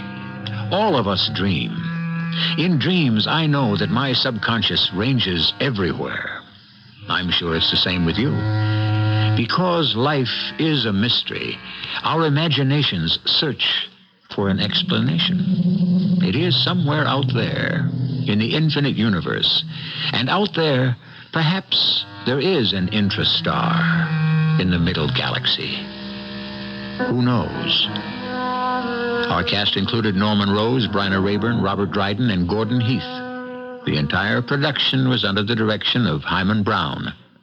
And now, a preview of our next tale. You're the DA, and I want you to see something for yourself. Something to do with the 5-spot, obviously. That's right. Boy, you're all alike, you newspaper guys. Every one of you trying to sniff out some scandal of your very own. The whole world isn't corrupt, Tom. Well, you're entitled to your opinion. Look at your desk. Papers all over it, and every one about some kind of ripoff. That's why you got the job you've got.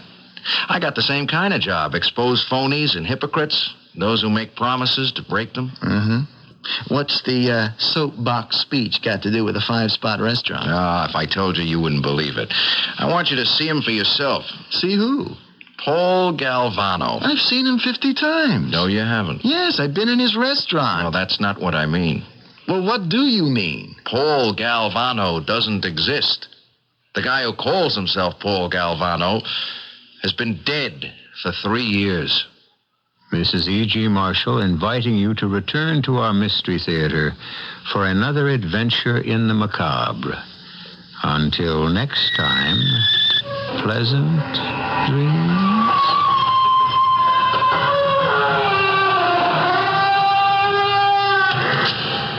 CBS News. Serious economic problems are being predicted as a result of the strike and lockout in the trucking industry. This is Doug Poling reporting on the CBS radio network. The Teamsters Union has called selective strikes, and major trucking firms retaliated with a shutdown of their operations. Auto plants have already announced sharp production cutbacks. In Boston, the strike interrupted delivery of food to most of the city's public schools. Herbert Markley, chairman of the National Association of Manufacturers, said big problems for the nation's economy could be just around the corner. It really can't last for more than a few days before it's really going to seriously affect the economy of the country.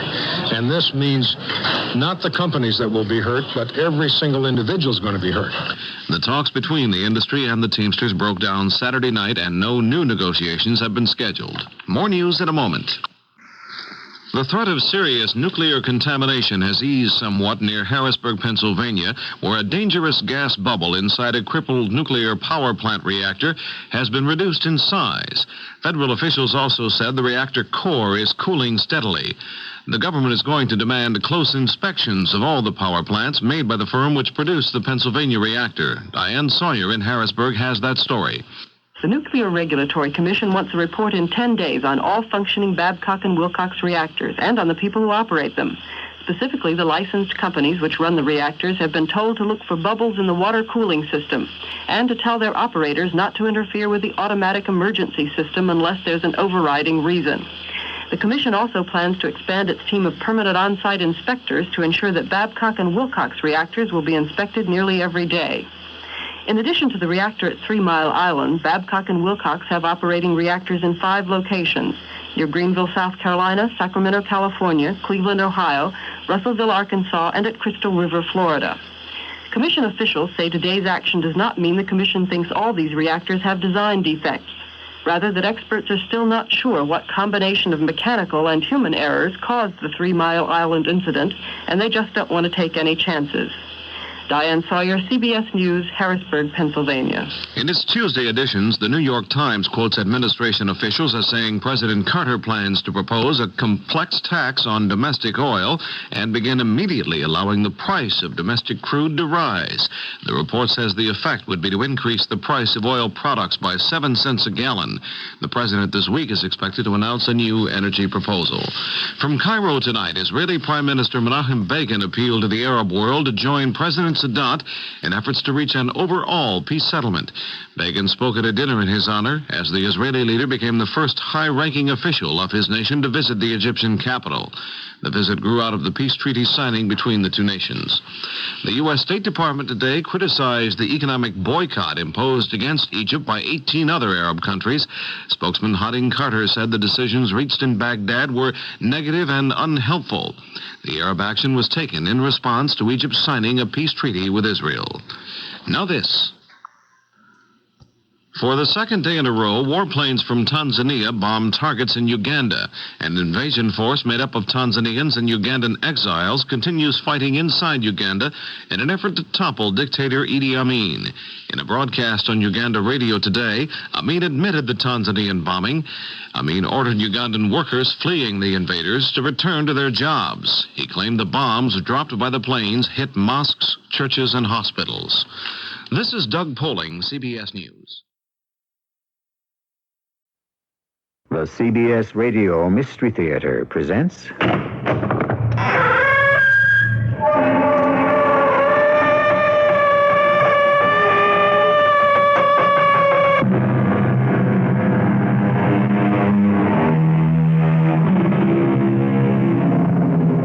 Come in.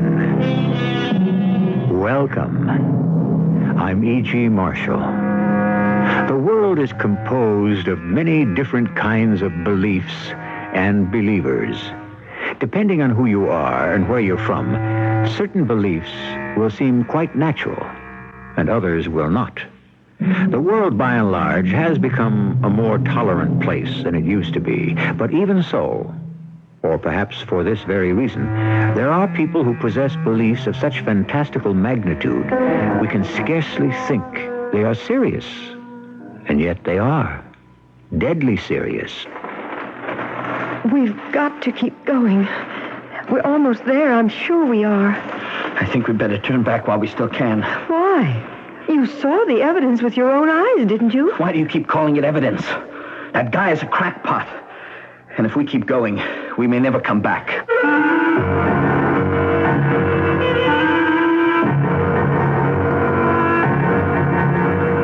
Our mystery drama, The Believers, was written especially for the Mystery Theater by Percy Granger and stars Christopher Tabori.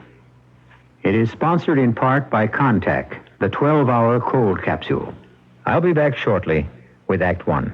Take your Contact, take it now. Give your cold to Contact. Can your cold medicine fight the congestion, shrink the swollen membranes, help relieve the runny, sneezy, cloggy misery caused by every known cold virus? Are you sure? contact, Cam. Today's contact does all that up to 12 hours, all day, all night, no matter what cold virus attacks. That's the wonder, contact. If you're cold to contact. Take only as directed. This is JCPenney. Here's your big chance to save a small fortune. Now through April 14th, JCPenney diamonds are on sale for 20% off. A magnificent collection of diamond rings for men and women. Diamond earrings, pendants, and pins. All with the brilliance and clarity you find only in fine diamonds. And all at 20% off.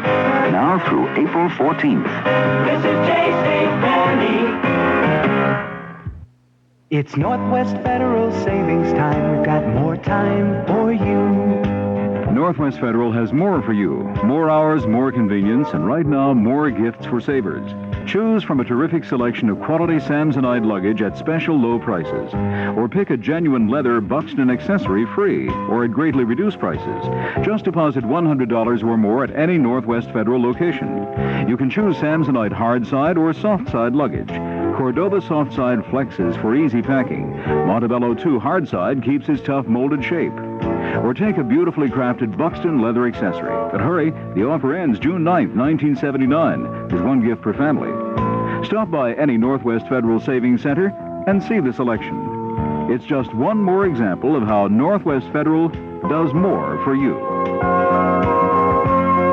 It's Northwest Federal Savings Time. We've got more time for you.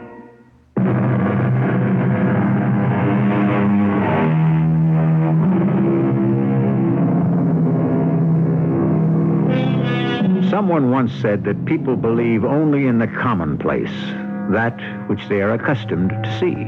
But Emerson maintained that we are born believing, and that we bear beliefs as trees bear apples. Some feel that you can even measure the depth of a person's soul by the magnitude of his beliefs. But belief is like most other things. Too much of it can be a dangerous thing. We're in a modest country house on the outskirts of a town in the Midwest. Mother, I'm home. Mother, are you in the kitchen? Huh. Mom, where are you? Oh, there you are. You've been in the parlor the whole time? You were sitting so still, I didn't even see you. Well, why didn't you answer me? Shh. Mom, what's the matter? Be quiet. I'm waiting. Waiting for what? Get away from that window. He might see you. Who? What's going on? Something very strange. Oh, I don't see anyone out there. I know. That's just it. Oh, no, Mother. It's that neighbor of ours, that Mr. Bolivar. Oh, now, Mom, not that again. I tell you, Alan, something very immoral is happening over there. Now, Mr. Bolivar is a perfectly harmless old guy. How does he make his living? Well, that's none of our business. But we don't know, do we? At least you have an honest job. You leave the house at a decent hour each morning and come home from the factory at a decent hour each evening with a decent day's sweat on your brow. Mr. Bolivar never leaves his house at all.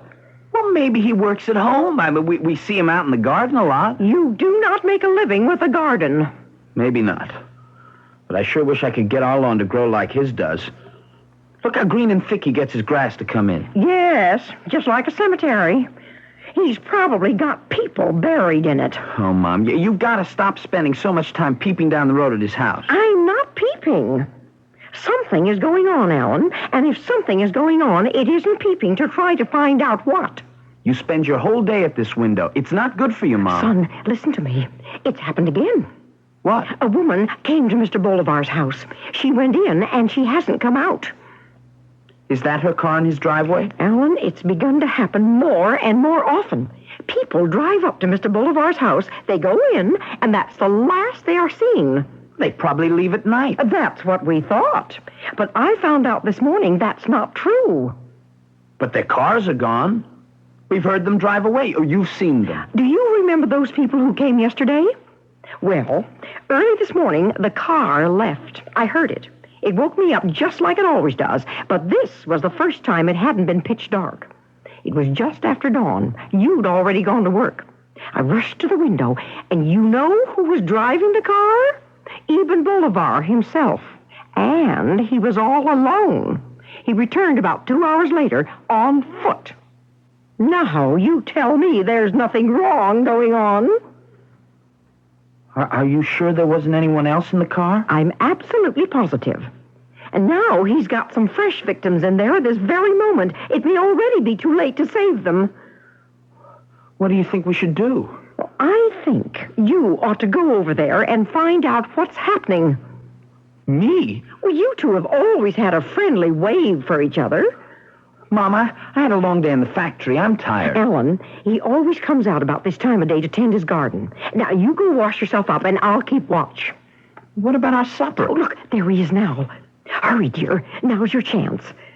What am I supposed to say? I don't know, but you're a clever boy. Just don't let him know you suspect anything. And don't worry, dear. I'll be watching you.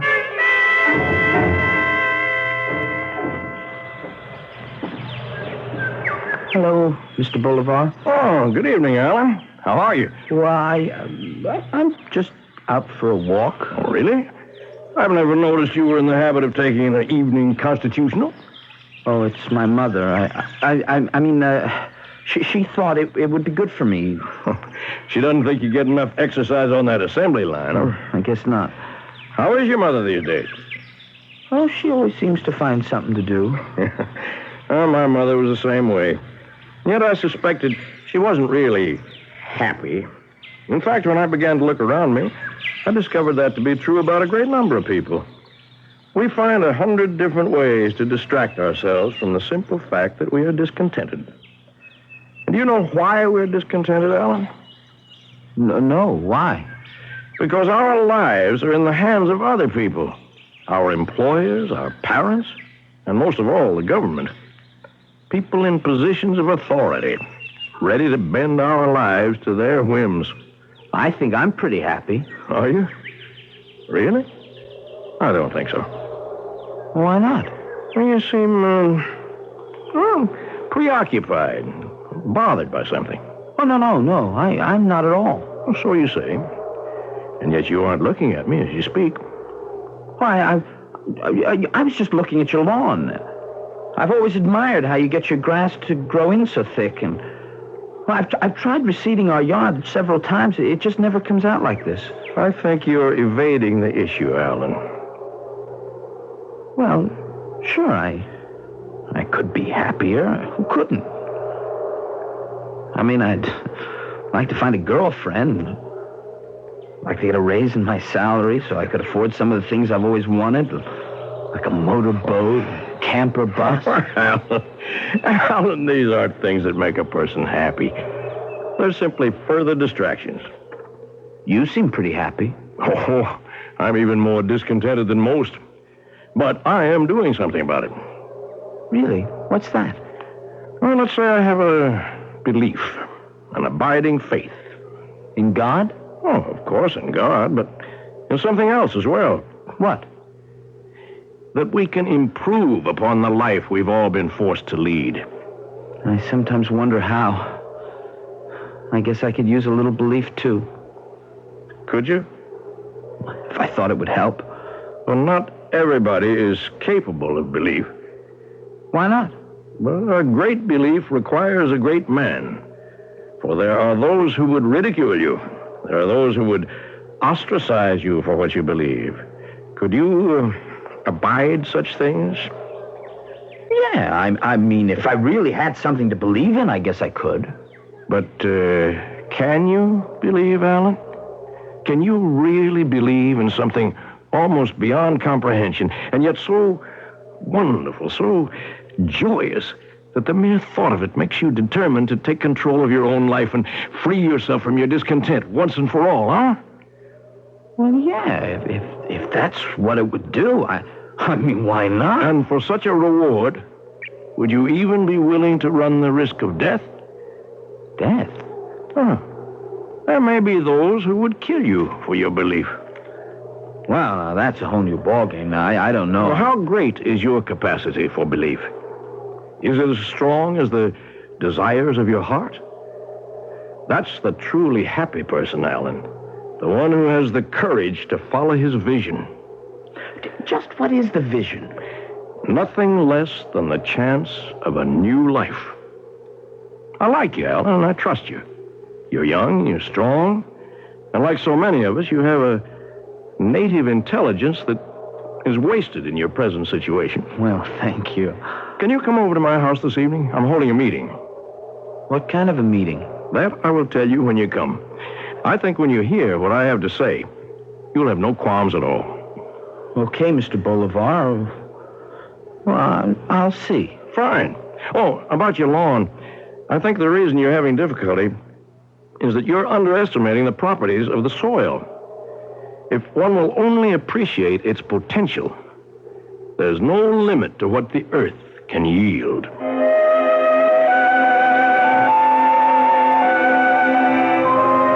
Well, what was he saying? He invited me to his house tonight for a meeting. Oh, dear. I don't think I better go. Oh, no, absolutely not. Alan, you're all I've got. I could never forgive myself if you disappeared. What did he say the meeting was about? Belief. Belief? In what? Some kind of new life. He said he'd explain it all at the meeting. Oh, but you're right. I don't think I should go. What time is the meeting? 8 o'clock. If I make you your dinner right away, you can be finished by then. What? Now, I think you've got to go. Oh, no, Mom. We've got to find out what is happening, don't we? I mean, all those poor people. Maybe we should just call the police. No. What if they didn't find anything? Then Mr. Bolivar would be after us. But I'd be putting my life in danger, Mom. Well, yes. Yeah, but forewarned is forearmed. You'll be prepared. And Alan, you're much bigger than he is. What can he possibly do to you? Yeah, but... Anyway, it's a meeting, isn't it? I mean, there will be other people there, so you outnumber him. No, you have to go, son. I want to know what's going on. Oh, Alan, good. You decided to come. I'm sorry if I'm late. We just finished supper. Oh, that's perfectly understandable. You're not late at all. Come into the parlor. We're just about to begin. I'll introduce you to the other person. The other? You mean there's only one? Hello. Joan Larkin, this is Alan Pearson. Alan's a neighbor of mine. How do you do? Oh, hello. Well, I guess we can begin. No one else is coming? I don't think so, not tonight. But as we tend to forget in this day and age of mass conformity, even two individuals can make a quorum. And now, Alan, if you'll have a seat next to Joan, I'll welcome you to our society and tell you exactly why you're here. A precipice is something villains traditionally leave heroes verging on at the end of an act. But no matter how high the precipice, one can always see where he will fall if he fails to hang on. A precipice of the mind is an altogether different matter, for it affords no view of the abyss that awaits the hapless victim. We'll find out what kind of a precipice Alan's mother's curiosity has landed him on when I return with Act 2. I'm Susan Anton, and there is a better way to sleep. The perfect sleeper. It's a good feeling to sleep the night away on a perfect sleeper by Serta. Be a perfect sleeper. Buy a perfect sleeper by Serta. Firmness that feels good. Every perfect sleeper has it, from the Signature One to the fabulous Avanti with Pillow Soft Top. Choose from a full range of comfort and firmness combinations and enjoy firm, deep support for your back and luxurious comfort on top for you. Be a perfect sleeper. Buy a perfect sleeper by Serta. Be a perfect sleeper. Buy a perfect sleeper by Serta.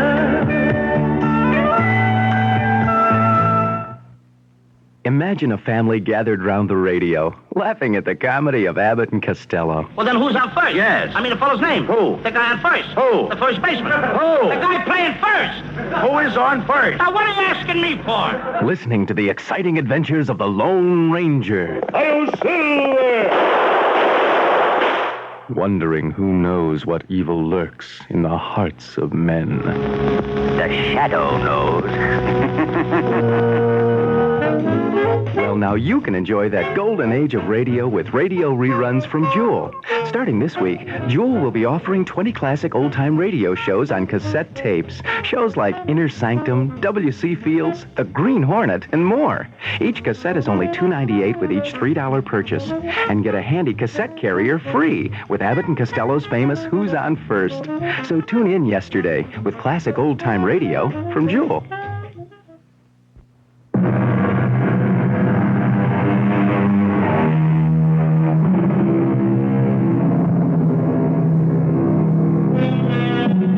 The secret society is as old as mankind. Small groups of people who consider themselves the elect have always formed clandestine groups and flattered themselves with secret codes and rituals, and sometimes with secret knowledge. Knowledge that they feel gives them insight to the mysteries of life and death. Eben Bolivar has spoken cryptically of the chance of a new life, the chance to escape this world. Let us rejoin him to find out more. Are you sure we shouldn't wait until more people show up? Oh, there won't be any more people tonight, Alan. It's just you and Joan. What kind of society is this? Doesn't he know, Mr. Bolivar? Not yet, Joan. You mean you do? Of course. Joan has traveled a great distance to be here tonight. All the way from Lipitsky, Ohio. I don't ever want to hear that name again. You mean you know what's going to happen? Of course I do. That's why I'm here. Now I'm going to have to wait. I'm sorry, Joan. Your intended partner's had a last-minute change of heart. That happens frequently under the circumstances. It's to be expected. They can't be blamed, and there's nothing to be done about it. But you'll have to give Alan time to think about it. And I'm all ready to make the journey now. Well, that'll be up to Alan. What kind of journey are you talking about? What's the name of this society? We call ourselves the Hollow Earth Club. The Hollow Earth Club? Mm-hmm. You mean you think the Earth is hollow? We don't think so, Alan. We know it is. We have proof. This is the other world I was speaking of. It's not somewhere off in space or in the heavens. It exists right here, inside our own. It's a civilization of people superior to us in every way, technically and culturally. They live deep inside the earth, in towering cities of shimmering crystal. Mr. Bolivar, excuse me, but, I mean, are you serious? Where did you ever get a notion like this? The notion has been around for centuries. There are references to the civilization of Hollow Earth in texts dating back to ancient times. The ancient Hebrews and Greeks knew of its existence. Oh, but those were just myths. Many governments have mounted expeditions to try to go into Hollow Earth. During World War II, the Germans sent a specially outfitted U-boat into the Arctic. The boat never returned. Every government-sponsored expedition has met with disaster. Why? Because governments are only interested in interfering and taking over. The Hollow Earth people do not approve of the mess we've made of surface Earth and want no part of it. That's why they've chosen to stay underground.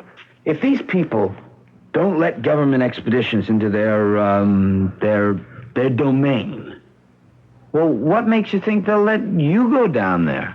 That, Alan, is the chance we take. That is the risk I spoke of this afternoon. It's very important that we make the journey with compassion and understanding.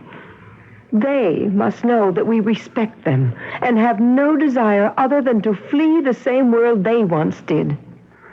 You still look skeptical. Why, it's a pretty fantastic theory. No, Alan, you're wrong. Oh, but everyone knows the Earth is solid as a rock. Joan, I guess we're going to have to show Alan our proof, aren't we? You mean you have proof? 30 years ago, Modern man came into actual contact with these wondrous people. Someone's actually seen them? Yes. How? There are large openings at the north and south poles that lead into hollow earth. These openings are normally obscured by snow and ice, but Alexander Hobbs, an Arctic explorer, discovered one of them in 1946.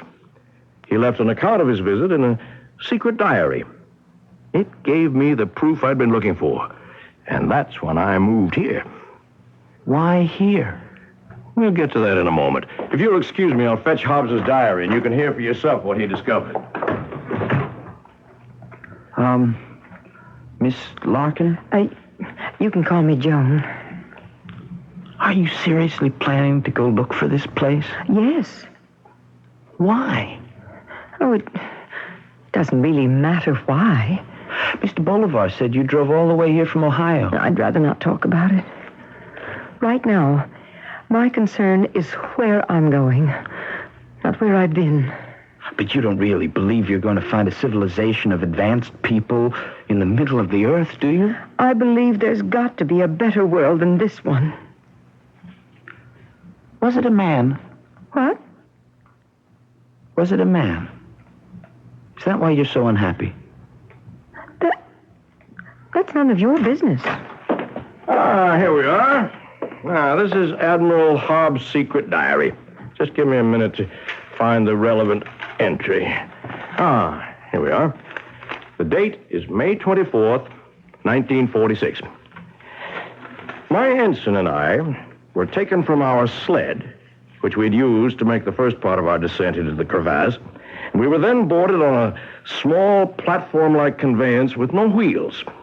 It moved us deeper into the earth, and finally toward the glowing city with great swiftness.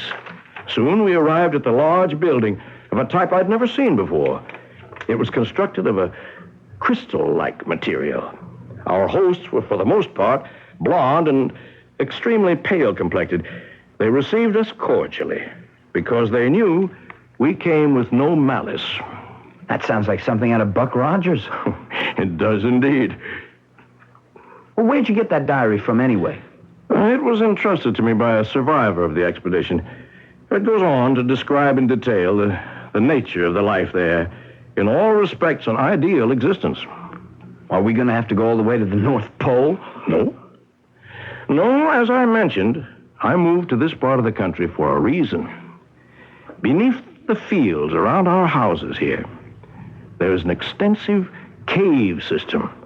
I spent 3 years digging a tunnel to those caves, the entrance to which is in this very room. Where? Oh, you may see for yourself.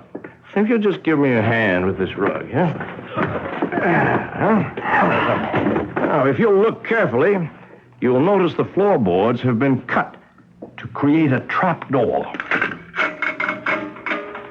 Look. There it is, the entrance to Hollow Earth. I have hard hats, lights, and boots, everything you'll need for the descent. Why do you keep the entrance hidden?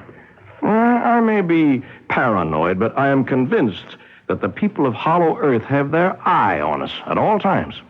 Our success depends on their goodwill. And that, in turn, depends on our discretion. And you think this cave system will lead you to Hollow Earth? Just like those holes in the Arctic? I know it will. A great many members of our society have already made their descent.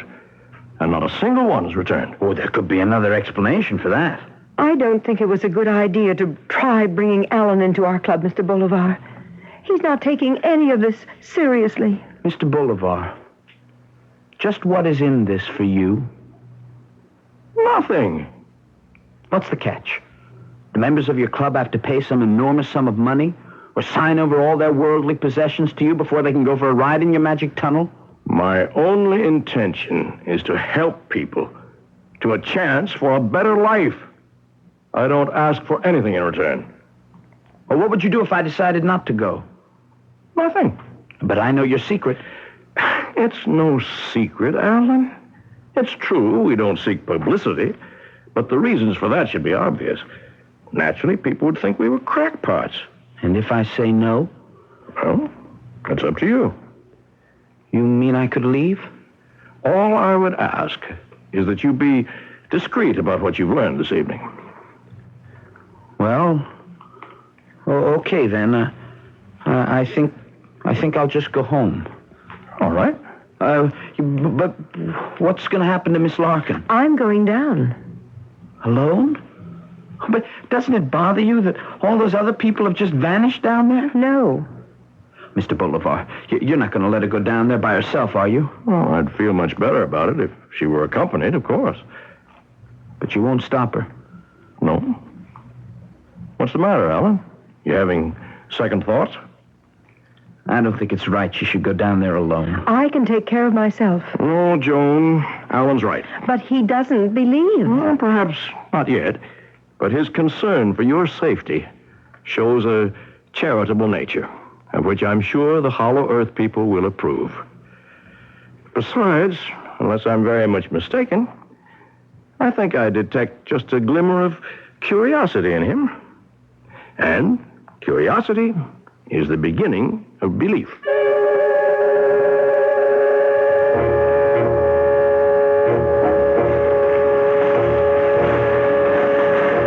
How you doing? I'm all right. This is something, isn't it? I've lived here all my life and never knew about these caves. I bet we're passing into my house at this very minute. Be quiet. The less they hear of your inane chit-chat, the better. You think they're listening to us too, huh? I wish you hadn't decided to come. I feel very unsafe with you. I'm as curious as the next guy. I've always liked Mr. Bolivar, and I think his theory is, kind of neat. Oh, please don't talk like that. They're not going to let anyone enter who just thinks it's all a big joke. Well, now, you're not one of those people who's determined to be unhappy no matter what happens, are you? Shh. Because, you're not bad looking, How'd you ever get some boy to leave you in the lurch? How do you know that's what happened? I don't. Joan, stop. Stop and listen to me. My mother's seen a lot of people come into Mr. Bolivar's house, and she's never seen anyone leave it. Mr. Bolivar drives their cars away and comes home on foot. Your precious mother. Now, Joan, I'm being serious. You don't really think those people didn't return because they found some underground El Dorado, do you? Why not? Well, 100 things could have happened to them. They could have fallen off a ledge or gotten lost or starved to death. Or maybe they just walked right out the other end somewhere into a cornfield and were so embarrassed they just went home. This is still all a big joke to you, isn't it? I'll get serious when you do. I am. I don't believe it. No one could get hurt so badly that they'd have to buy this crazy story supported by nothing but a fake diary. And I think we've let this whole thing go on long enough. Now let's just turn around and go back to reality. You have no right to give me orders. You can do whatever you want to, Alan. But I am going on.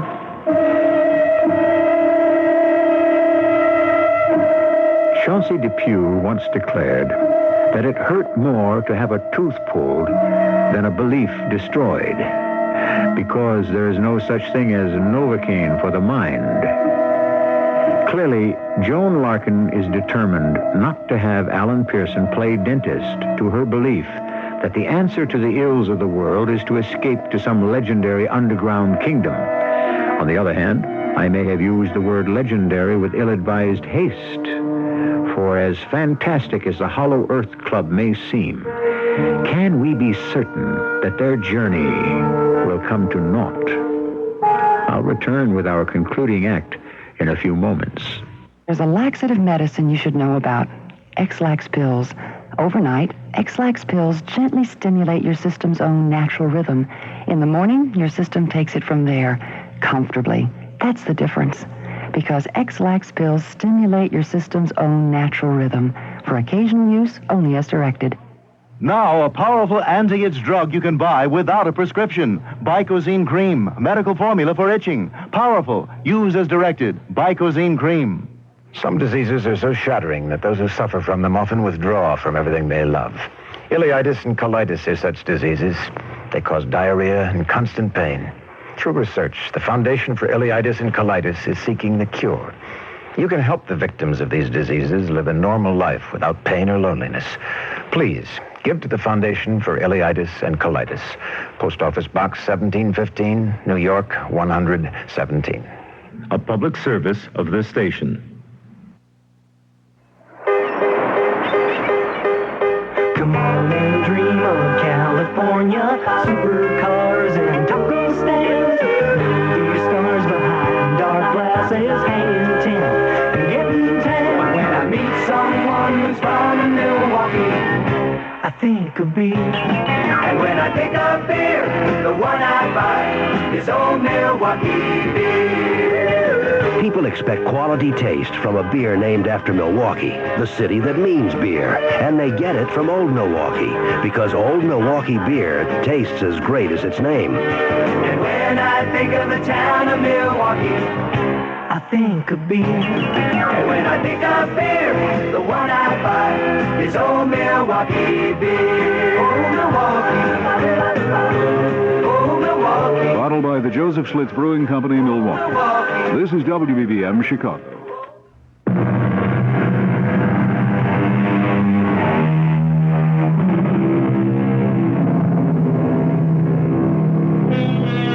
Curiosity killed the cat, and it's probably been responsible for a lot of other misdemeanors as well. As for the two people whose separate stories have brought them together under the bizarre circumstances we have been following, only one is motivated by curiosity. The other is driven by a desire to escape, and we can only speculate as to how deep that desire must be. Curiosity and desperation. Not ideal traveling companions, I should say, especially when the journey is as unusual and possibly dangerous as the one they are on. Joan, stop for a minute. What's the matter now?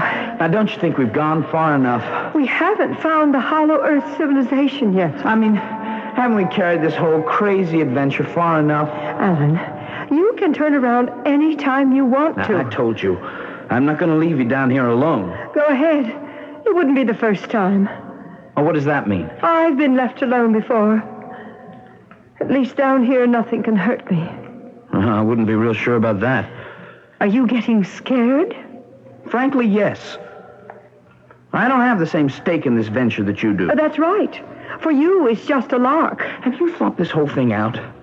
I mean, just how do you think you're going to make contact with this so-called civilization? They know we're coming.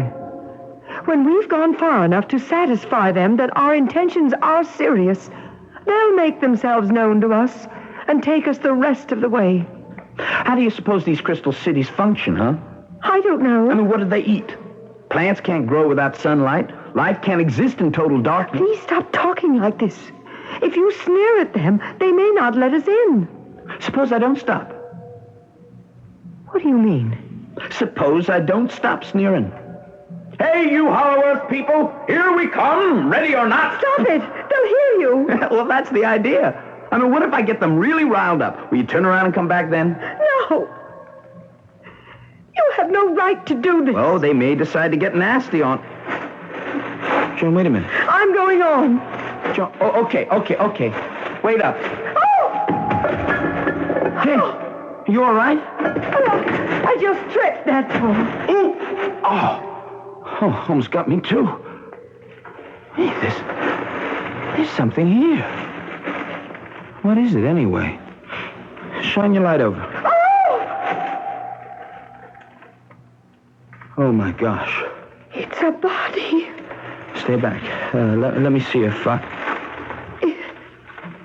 Is he? Yes. He's dead. Oh. Are you all right? Shine the light on his face. Now, Joan. Please. Oh, it's Mr. Franklin. You know him? I met him at one of our meetings. He was a member of the Hollow Earth Club? Yes. I wonder what happened. Oh, he must have slipped and struck his head. Yeah, look, we've got to get back up and report this. No, I'm going on. Now, Joan... I've come this far. I can't turn back now. He needs to be given a decent burial. He is buried. And as for decent, this is as decent a burial as he would ever get. He was all alone in the world, too. I'm going on. Joan. I want to get away from you. Okay, you win. I'm not going any further. That's fine with me. I'm sorry I laughed at you. Oh, skip it. So long. Goodbye, Joan. Joan? Joan, what's the matter? Oh, no. What? The others. All the others. They're here. Look at that. There must be 24 bodies. Are they all members of the club? Yes. Now, Joan, look. I don't want to become a nag, but I think we'd better turn back. No. Now, listen, it's ridiculous to continue. Look at this. They're all dead. Yes. I know you're right. What's that noise? What? Shh. I hear something. Someone's coming. Yes. But from which direction? It's hard to tell. Turn off your light.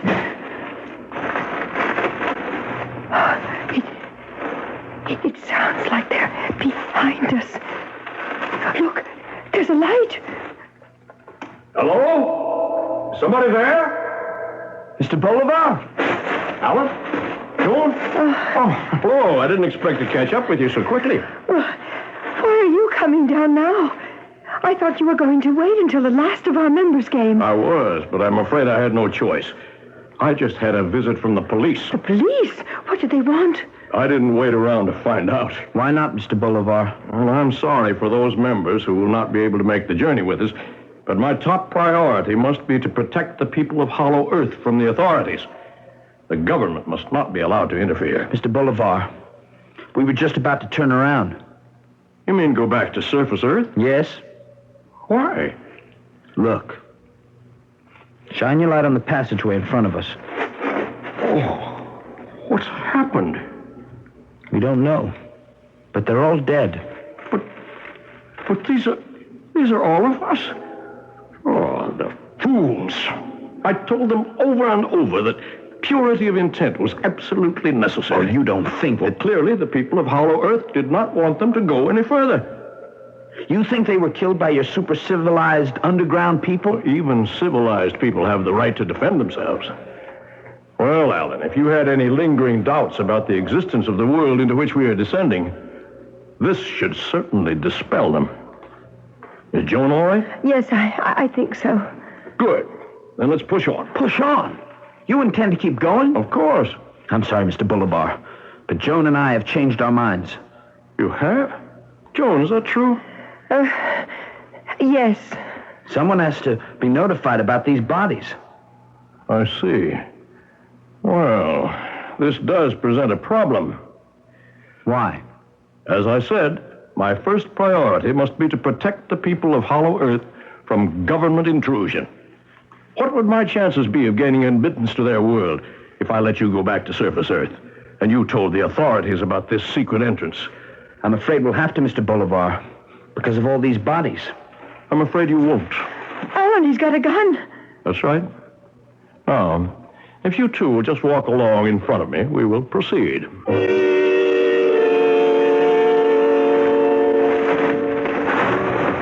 Do you suppose the people of Hollow Earth are going to want someone in their midst who carries a pistol? They'll understand that it was in their best interest, Alan. Tell me, Mr. Bolivar, what are you going to do when we come to the bottom of this cave and there's still no sign of a crystal city? Mr. Bolivar? Alan, look behind us. He isn't there. What?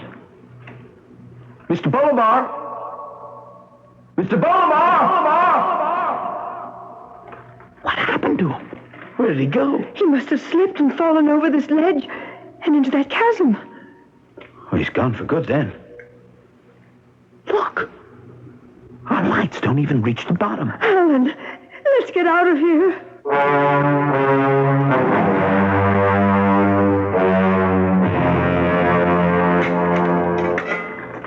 Here, give me a hand. Thanks. Well, the police must have left. We better call them back right away. Wait, before you do, Alan, I want to go. Why? I don't want to talk to the police. I don't want to have to give them a statement. Joan, you're not in some kind of trouble, are you, with the law? No, it's not that. I just don't want to talk about why I was here. Where are you going? Home. You know, Joan, if you wanted to stick around here for a while, No, thank you, Alan. But I think I'd better go. Well, maybe I could come and visit you sometime. It's a long drive. Well, I wouldn't mind. You wouldn't? No. Well, I'd like that. Lipitsky, Ohio, right? Yes. I'll give you a 15-minute head start before I'll call the police. Thank you, Alan.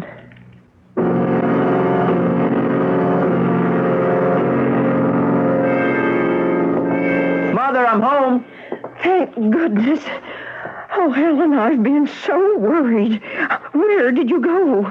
I called the police, but when they went to Mr. Bolivar's house, they said no one was there. Oh, so it was you who called them. Are you all right? Oh, look at you. You're all covered with dirt. What happened? I'll explain in a minute, Mom. I have to call the police. Why? Alan, where's Mr. Bolivar? He's dead. Dead? Alan, you didn't... No. You said you wanted to know what was going on. But I don't think you're going to believe it. Mr. Bolivar was president of something called the Hollow Earth Club. Hollow... What in heaven's name is that?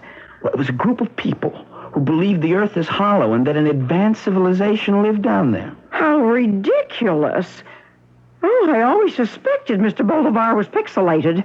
The reason you never saw anyone leave the house is because they're all going down through a tunnel into a cave system to try to find this place. Really?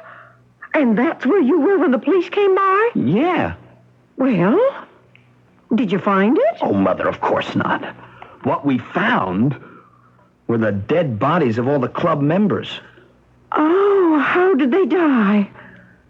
I don't know. Mr. Bolivar tried to force us to continue at gunpoint, but then he slipped and... And what? What? Why didn't we hear anything? Alan! I was going to say he fell into a chasm. But we should have heard something. We? Who's this we? There was a girl there, too. Oh, was she pretty? Mother, something's wrong. Was she pretty? And those dead people, how did they die? There weren't any marks on them. Alan, what are you talking about? Alan, where are you going? I thought you were going to call the police. Not yet. Hey, I just want to check some things out first. Don't leave me alone. I'll come with you.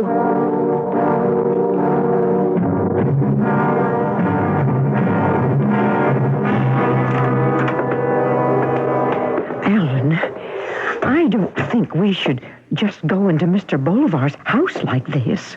There's no need to lower your voice, Mother. Mr. Bolivar's dead, remember? Now, how can you be sure? You said you didn't hear anything. You come through here now. What are you going to do? I want to go back down in that cave and have a closer look at those bodies. Now, help me move back this rug. Oh, Alan, why don't you just let the police take care of this? I want to see for myself. There we are. What? There's a trap door. It leads to the tunnel that takes you into the cave. Now, Mr. Bolivar said it took him 3 years to dig it. What? What's the matter? Mother. The tunnel. It's gone. You mean someone filled it in? The earth. It's packed solid. It's like there was never a tunnel here at all. Are you sure you have the right trapdoor? Of course I do.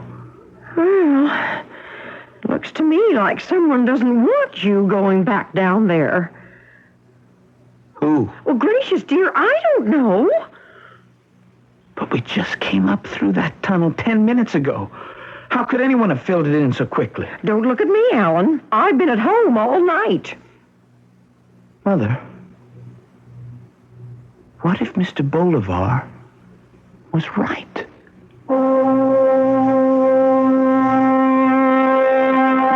I do not believe today everything I believed yesterday. And I wonder, will I believe tomorrow everything I believed today?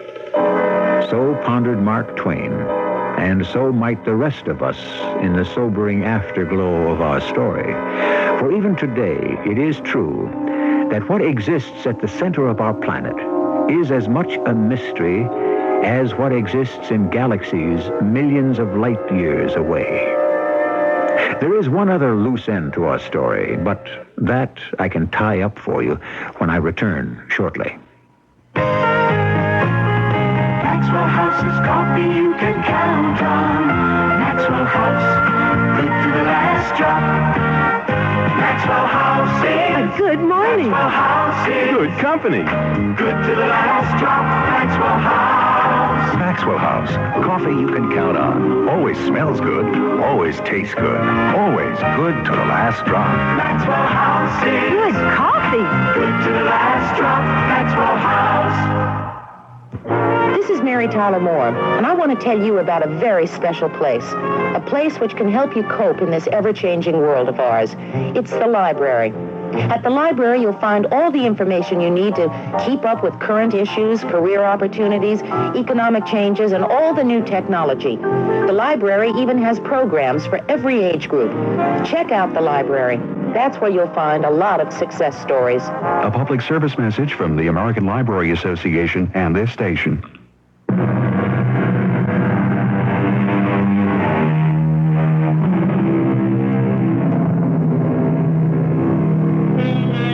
Is it possible that a race of creatures exists and thrives far beneath the Earth's surface? The possibility is a slim one.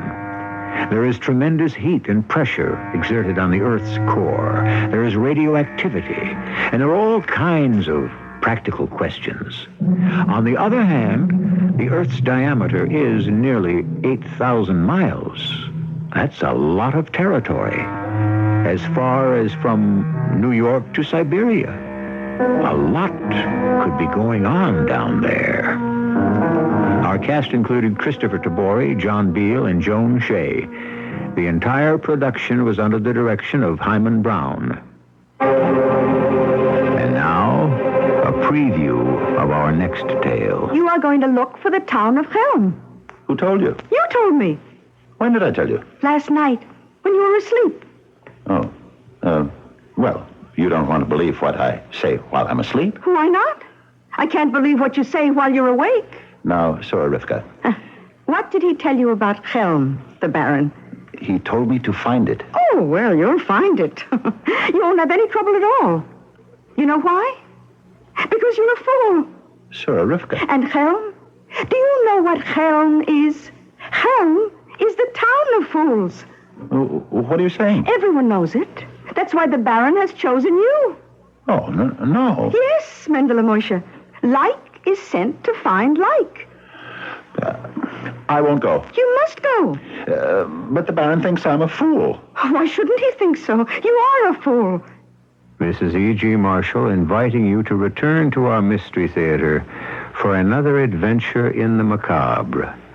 Until next time, pleasant dreams.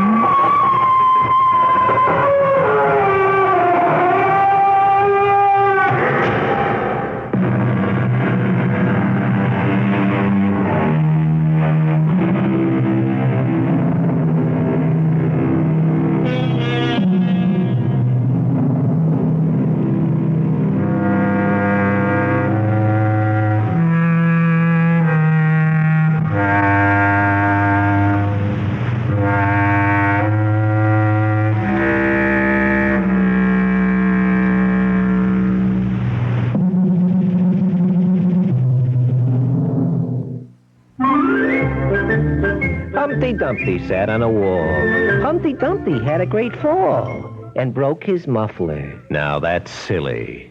And in this weary old world, we should have some silliness. But when you need a muffler, it's serious. You can't afford to waste time or money getting it fixed. Sed's Muffler Service will do it right and get it out fast. They'll also do your brakes, shocks, or springs if it's come to that.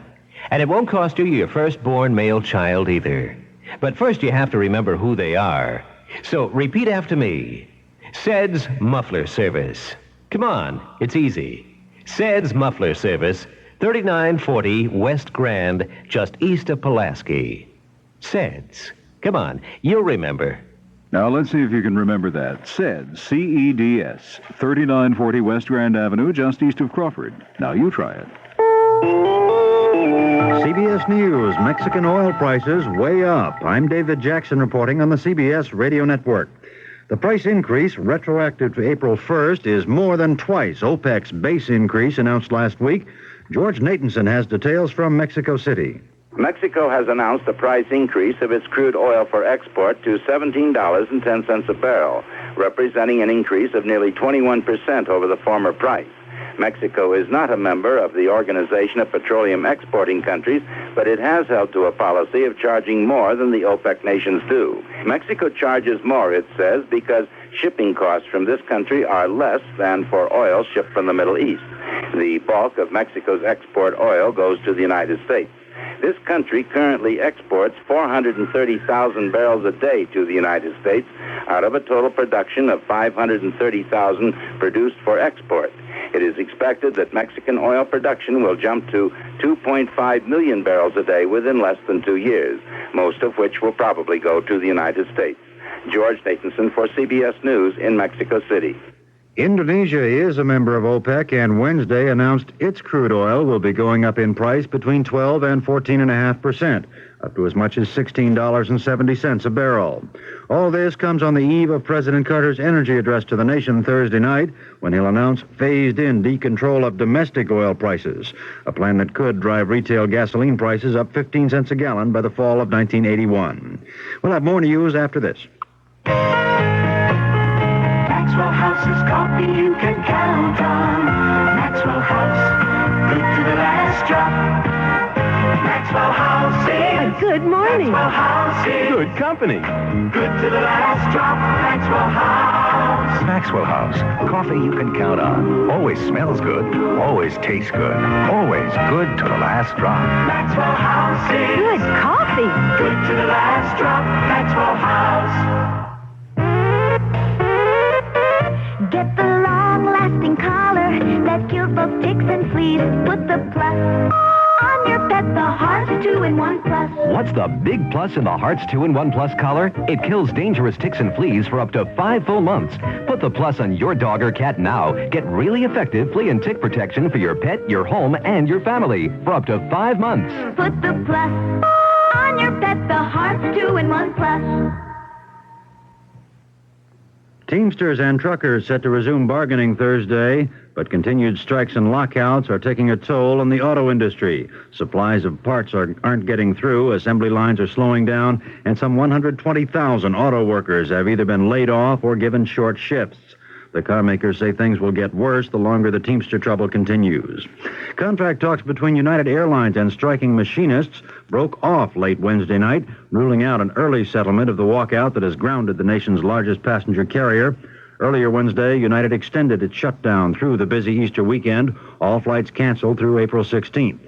Pan Am faces a flight attendant strike Saturday midnight. They've been without a contract for nearly a year and a half. A federal court of appeals rejected the plea of John Lewis Evans' mother that her son's death sentence be delayed. The convicted murderer is scheduled to be executed in about 24 hours at an Alabama prison. An attorney says an emergency appeal will be filed with the U.S. Supreme Court in the morning. But Evans says he wants to die, and Wednesday read a statement aimed at youngsters who he says may try to glorify it. I want you to know that there are laws in society, needed laws, and there always will be. If you think you can beat the system, you're wrong. Dead wrong. This is the only place that you're ever going to end up. There is no alternative. I'm going to die because I was stupid enough to take a chance on losing my freedom. Vietnam is claiming victory in its latest offensive through Cambodia. Hanoi saying its troops have overrun the headquarters of the Khmer Rouge resistance, still loyal to the ousted Prime Minister Pol Pot. More news after this. Are you an unpublished author? Do you have a book-length manuscript ready or almost ready for publication? Or do you know of anyone else who is an unpublished author? If so, note this toll-free number, 800-821-2280. You're invited to telephone Vantage Press, a leading New York subsidy publisher, for a free illustrated brochure titled To the Author in Search of a Publisher. Just call this toll-free 800 number, 821-2280. This brochure explains how you may have your manuscript printed and published in a matter of months. The number is 800-821-2280. Whether your subject is fiction, non-fiction, poetry, or even scientific, specialized or controversial, this 52-page brochure shows you how to arrange for prompt publication. To get your copy, dial 800, then 821-2280. The phone call is free. If this is your first book, you'll find this free brochure especially valuable and informative. Dial 800-821-2280. The Senate Budget Committees reported out the Carter administration's proposed defense budget, 99 and 45/100% pure. The committee chopping $700 million from the Carter figure of $126 billion. Collision in the South China Sea. The U.S. aircraft carrier Ranger and a tanker owned by the Chinese Petroleum Company. No injuries reported aboard the carrier, no major damage. The tanker, though, is reported dead in the water and listing. David Jackson, CBS News. First in news, we're CBS, News Radio 78, WBBM, Chicago. Good evening, everyone. It's 11:30 now, 11:33, I should say, and this is Alan Bickley on WBBM, News Radio 78 in Chicago. Cook County State's Attorney has some suburban renewal in mind. He wants to knock down John Gacy's house. The outcome of that plea from Fred Partito. And it came shortly after 10 o'clock after a nearly 7-hour hearing, which began shortly after 3 o'clock this afternoon. It just ended a few minutes ago. Judge Richard Jorzak will enter an order Friday afternoon calling for the immediate demolition of the home at 8213 West Summerdale Avenue in Norwood Park Township. This is Assistant State's Attorney Morris Alexander. I think that the judge is absolutely right. I think it's essential for this community, under the evidence that was presented of the condition of these premises, the fact that they have no value and that they're a public nuisance and an attractive nuisance, be demolished as soon as possible. He added within a few days, hopefully. Defense attorneys argued there is no real emergency, no immediate danger of the house collapsing, and no public nuisance, and the state is trying to strip Gacy of his property to which he has a right. The defense will make a motion for a new trial Friday and appeal to the U.S. Supreme Court if need be. And this is Fred Partito. The CBS Radio Mystery Theater presents...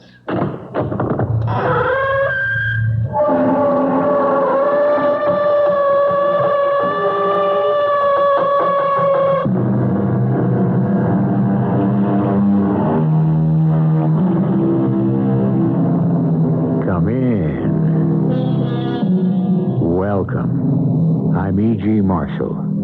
Welcome to the world of tomorrow. I caution you, though, that because man is the creature he is, whether he is placed or misplaced in the centuries past, present or future, is no assurance he gets smarter or better.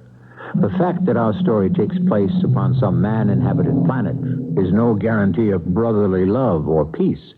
In fact, though his planetary address may have changed, man has not.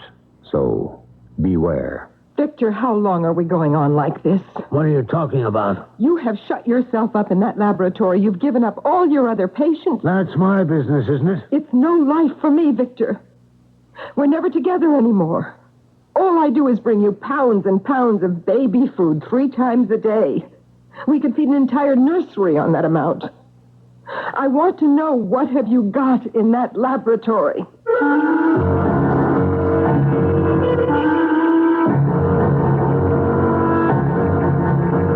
Our mystery drama, The Permanent Man, adapted from a tale by William Morrow, especially for Mystery Theater by Gerald Keane, stars Robert Dryden. It is sponsored in part by Contact, the 12-hour cold capsule. I'll be back shortly with Act 1.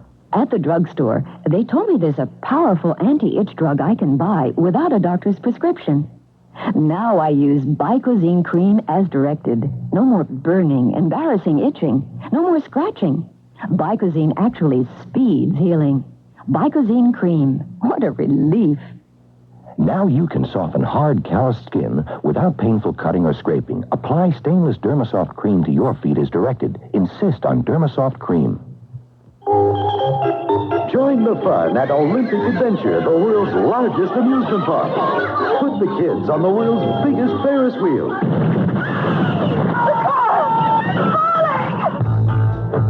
Read Amusement Park, the novel that takes you into the beds and boardrooms of those men and women whose manipulations turn a day's fun into a nightmare of death. Read Amusement Park by Robert Stewart Nathan and get set for the ride of your life. Amusement Park, now in paperback from Fawcett. If you're up in the air about your vacation, Delta has a down-to-earth answer for you. Delta has put together hundreds of dream vacations at low package prices. You could take a fly drive in Florida or California, run away on an air-sea cruise to the Caribbean islands, or island hop in Hawaii. Hit the tables in Las Vegas, Reno, the Bahamas, or hit the slopes in New England, the Rockies, the Laurentians. Visit Great Britain, or taste a bit of Britain in Bermuda. Delta has the dream vacation that's just the ticket for you. See your travel agent for all the happy details. Now's the time to get going to sunny Florida. Delta Suntan Package gives you 4 days, 3 nights at Miami Beach for $60 to $135 per person, double occupancy, plus Delta airfare. Delta is ready when you are.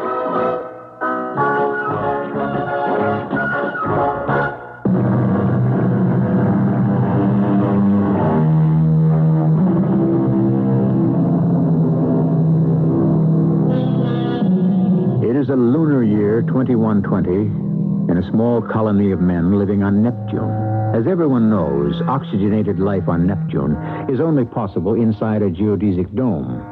And indeed, that was preferable to those early days when Dr. Vigo first arrived and all the dome plates were not yet in place, and everyone had to wear spacesuits carrying their own life support systems. Doc Vigo had arrived on a shuttle in 2099, and let me tell you, the Neptunians were glad to see him. In fact, they had built him his own dwelling right near the spaceport, where everybody and anybody with stellar ills could get to see him. Next. Are you the security police? That's what the sign says. Your papers, please. All in order. You're on the 0300 to Venus? Yes, sir. Have you had clearance from Dr. Vigo? Clearance? Health check. What did you say your name was? Oh, it's Tech. T-E-C-H. I don't see a doctor's check off here. Well, I have the district overchief's signature. Isn't that enough? Oh, yes, so you have. I didn't turn the page. Your flight leaves at 0300. There's that manifest. 25 males, 25 females. You know, this is a space probe for the genetic thin air colony. Probe? Well, the overchief told me the dome was in place. You're ready for colonization. Well, have a good trip. Excuse me, I just thought of something. What's your problem, Tech? This, Dr. Vigo, I've never met him. Does he live far? Check the sentry outside. He'll direct you.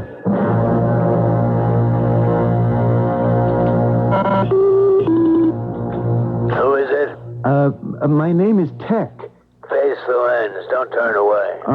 I'd like to see Dr. Vigo. What about? You don't look sick? Well, it's a little hard to explain being outside and talking into a camera lens in the door. I can't take any more charity patients this month. Well, I'm not asking for charity. I have 300 credits in my account. Well, why didn't you say so? Just a minute.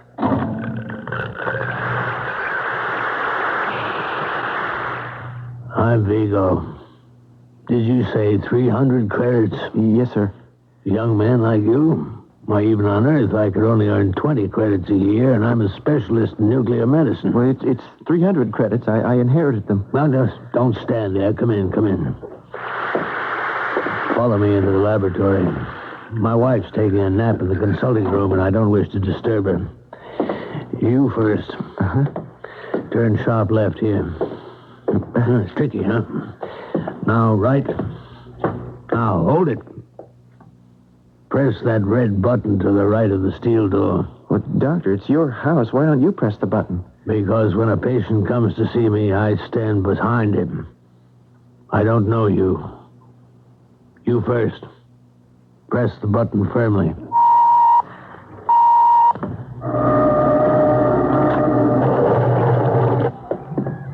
Go to that chair you see facing the marble desk and sit down. Right. Hey, excuse me while I take a look at this scope. What is it? It's an adaptation of the heat-seek installations. Well, what does it show you? That you're not armed. Doctor, don't you trust me? On Neptune, I don't trust anybody. Well, you're clear. So suppose we find out what's troubling you. Doctor, I'm 25 years old. I was born on Neptune, and I shall die on Neptune. No doubt. Unless you'd like to get into the Mars or Venus colonizations. But dying here is more civilized, I'm told. You're joking with me, but I'm serious. I don't think I have long to live. What did you say your name was? Tech. I'll tell you something, Tech. 75% of my patients also believe death is around the corner. My own wife, same thing. It's due to the rationing of oxygen inside the dome. It's affected many people here. But you've got to fight it. Things will get better. You'll adapt. Already they've clamped down on immigration, so there'll be more oxygen for those of us who live here. I can give you some medication to heighten your awareness and desire to go on from day to day. But I don't want that, Doctor. You wish to die. We're all going to, isn't that so? Someday. So I've decided the most rational thing to do is to give my body to science. When did you decide that? Oh, I've had it in my mind for some time. It's not a hasty thought. It's a noble thought, Tech. Well, if you just fill out this form and have it notarized and put through the interstellar biorecording channels, when I get it back cleared, I'll put it in the files. When your time comes, it's all automatic. Science will get your corpus. But you don't understand, Doctor. I wish to donate my body to science now. You wish me to kill you? Yes. I have no patience with that nonsense. If you're serious and wish to do away with yourself, go do it by yourself. Put on a suit, head for the airlock, leave the dome, open the suit, and let the atmosphere squash you flat. Now, will you please go? I didn't mean to make you angry, Doctor. You've taken up enough of my time and insulted me to boot. If you please, the way out is the way you came in. Dr. Vigo, don't dismiss me until you've had a chance to hear me out. Now, isn't it more valuable for medical research to have a healthy young specimen for examination and teaching than a decayed, aged corpse? Tech, you're simply foolish. You think you're in trouble. Life has no meaning. I don't want to know what it is. Well, Doctor, wouldn't my body, dead or alive, help blaze a trail? Did you say dead or alive? Oh, why not? A human guinea pig. You're insane. You better surrender yourself to the authorities and be sent to an asylum for treatment. Doctor, I've heard about you. You think I came to you by accident? I could have taken the shuttle to Johns Hopkins or the Lenin Institute and made them the same offer. No, why didn't you? If I'm handing over my body for research, I want it to be new research. New trails, as you put it. Not some tired old experiments on DNA or longevity or prenatal determination. I know you've been doing analysis and verification on humans. Well, experiment on me. Well, why does your conscience bother you now? That's a good question, Tech. I've never denied there's some research which can only be conducted while the subject remains alive and conscious. But that's not what I want. You can keep my heart beating or my organs functioning. If I say yes, that's up to you. But I will only hand over what is mine to give, my mind, if you can guarantee I will no longer be able to think or to remember. No thinking. No memory. What is it you wish to forget? There's nothing on Neptune I wish to remember. You see, all my life, I wanted to be a priest, to devote myself to God's work, and that's been denied me. I was born at the wrong time, too late. 900 years ago, I might have joined the Crusades. I was born into this world of scientific know-how. No room for the spirit, no room for miracles or devotion to a deity. So I hope that if my brain no longer has to deal with insignificant man, perhaps God will rescue me and take me to a world no rocket can reach. Doctor, I'm willing to take that chance.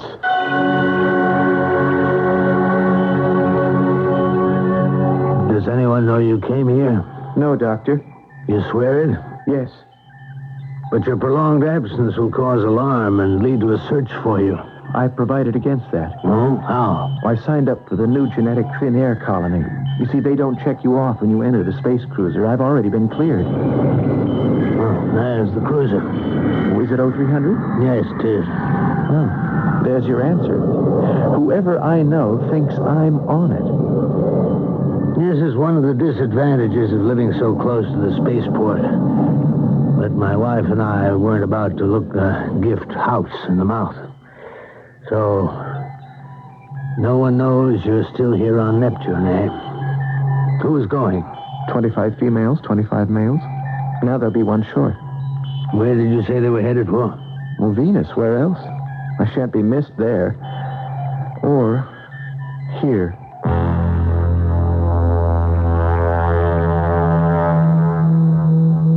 Tell me, how is your heart? No, don't tell me. You wouldn't know. Lie down on that couch and we'll soon find out. Give me your wrist.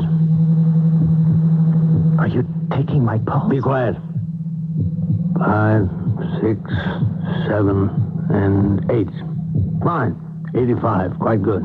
Well, how did you figure that? Count for 6 seconds and multiply by 10. Good, strong pulse. Have you ever had any heart irregularities? Well, none that I know of. But I don't understand the question. I mean, if you're going... I don't wish to inflict any unnecessary pain. Now, take. Before I begin, think again. Coldly, calmly, dispassionately. You have absolutely no desire to change your mind? None whatsoever. What's that liquid you're pouring in that glass? The first liquid you must drink. Take.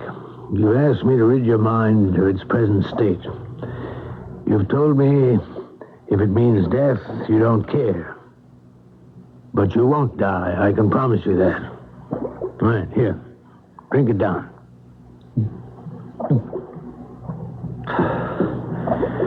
Thank you. Now, what have I swallowed?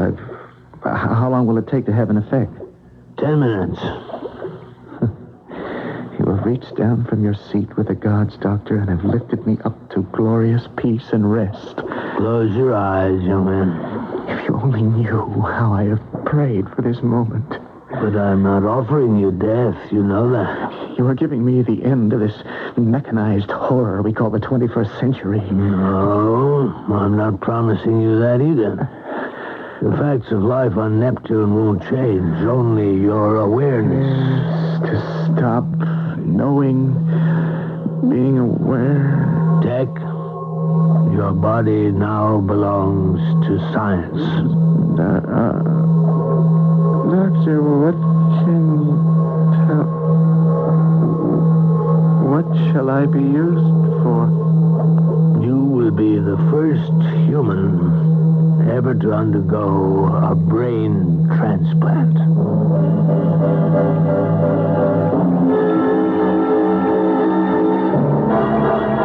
Life-taking or life-giving.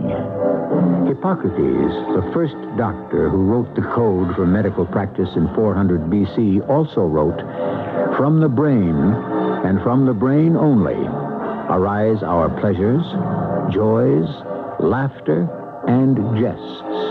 as well as our sorrows, pains, griefs, and tears.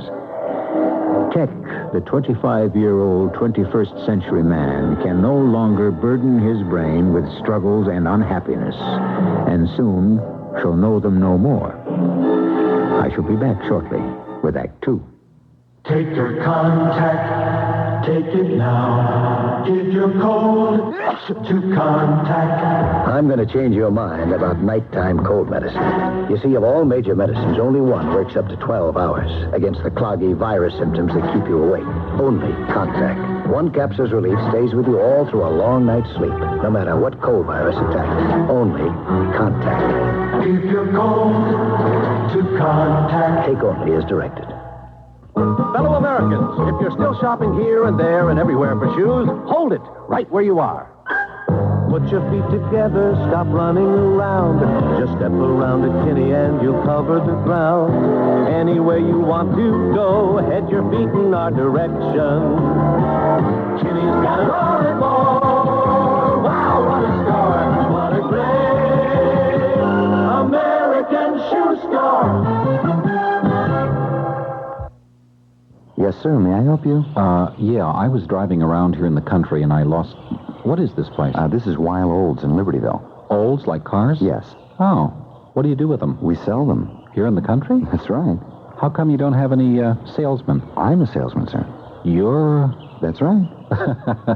No, you're not. Yes, sir. Really? Where's your dark glasses and your big checkered coat and your white shoes? We don't wear anything like that. You sell many cars out here? Oh, quite a few. Folks come from miles around to Weil Olds. How come? Well, it's a nice leisurely drive into the country, and they like the relaxed and friendly way we do business. Can you fix me up with a good deal on a new car? Here at Weil Olds, a good deal means more than low price. It means good selection and service and a lot more. How come you're not grabbing my sleeve? What? You're not a salesman, are you? Sir, really? Come on. What is this place, really? It's Weil Olds. You sell eggs I'm a salesman. No. Weil Olds in Libertyville, it's a beautiful place in the country.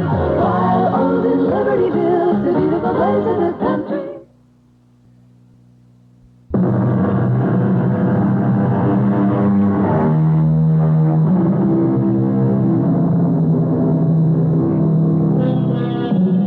Revealing life in the year 2120 under a crystal plexiglass dome rising 700 feet at its peak. Outside, on this inhospitable planet Neptune, it is cold and nitrogen-laden. Inside the dome city, there is warm and breathable air, a city of buildings, of young people, and of dreams, like those of Tech, the young man in Dr. Vigo's laboratory, relinquishing his tomorrows. Delicious. Delicious. I feel it going. Doctor. Reflexes weakening. Doctor. Eyesight going. Can you feel my hand on your arm, Tech? I'm gripping your arm tightly. Feel? Numb. Extremities are numb. Doctor. Past hearing. Can you hear me snapping my fingers at your ear? Tech, can you? Hearing's gone. Dripping.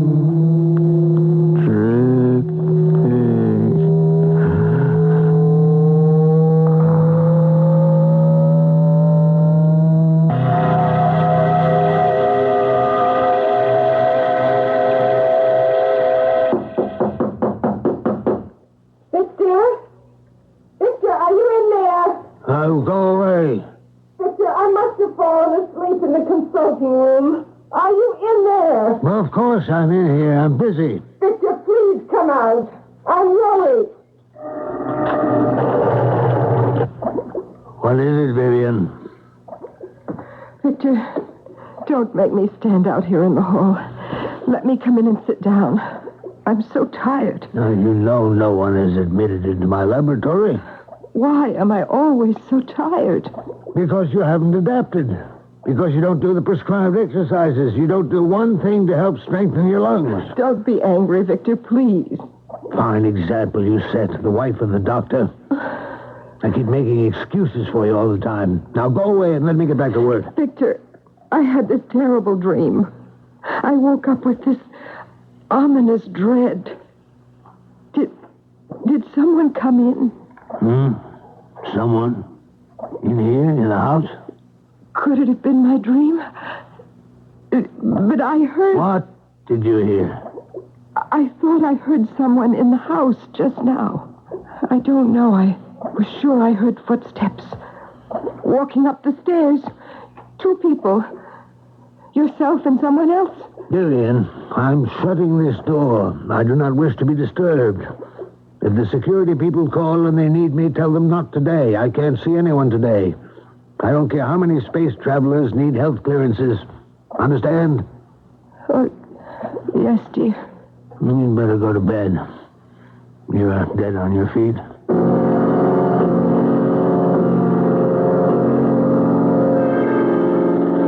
You're waiting to see me, Mrs. Vigo? Yes, sir. Are you the security police for this district? Yes. What's on your mind? May I talk to you privately? This is a little difficult for me, and I... All right, Mrs. Vigo. This way to my office.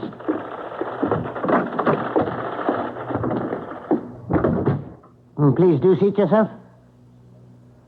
Does, Dr. Vigo know you're here? That's just the point, sir. He doesn't. Oh? Can I ask you, sir, what I'm going to tell you, that you'll keep it confidential? You have my word. If the doctor ever found out that I've come here to the security police, I mean, his own wife... You have my word, Mrs. Vigo. But why? I don't understand. I suppose I ought to know better, to trust what he does completely, but what's been going on in our house for weeks now, in his laboratory, it's so horrible.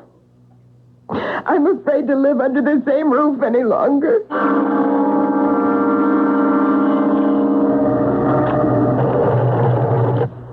Lillian, where's our dinner? I mean, my dinner. I'm coming. Steps get harder every day. Just hand me the tray as you always do. Here. Oh, so much food I could barely carry it. But nothing spilled. Thank you. Breakfast at the usual time. Good night. Victor? Yes? Now what is it? Victor, how long are we going to go on like this? What are you talking about? You have shut yourself up in there for 2 months now. You've given up all your other patients. You don't give health clearances anymore. That's my business, isn't it? Victor, it's no life. It's certainly no life for me. You've moved into the laboratory. We're never together. I've never seen so much food as I bring up here every day. Baby food, nothing but baby food and sandwiches for you. We could feed a whole nursery of babies on what I carry up here. Are you quite finished with your complaints? Don't you think my animals eat? That's what experimental surgery is all about. You've got to keep them fed and healthy. But I never hear them bark anymore.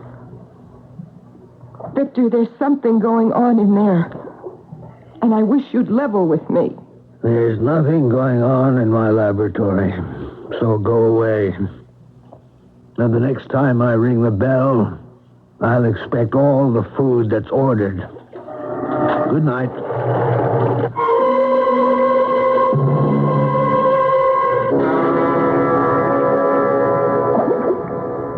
Here we are, my dear Tech. Spinach and carrots, and now let's see what's in this dish. Oh, you like this.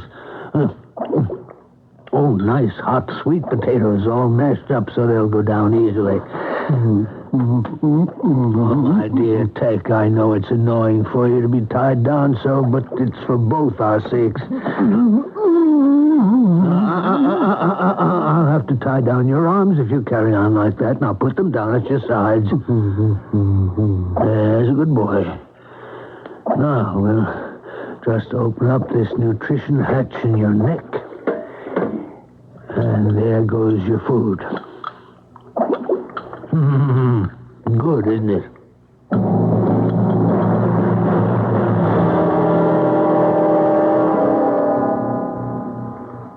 The beginning of the 4th almost month, and I'm very pleased with tech. Where I failed with removing the cerebrum from the dogs, I have succeeded with the human. The dogs became idiotic, but retained their physical senses to some degree.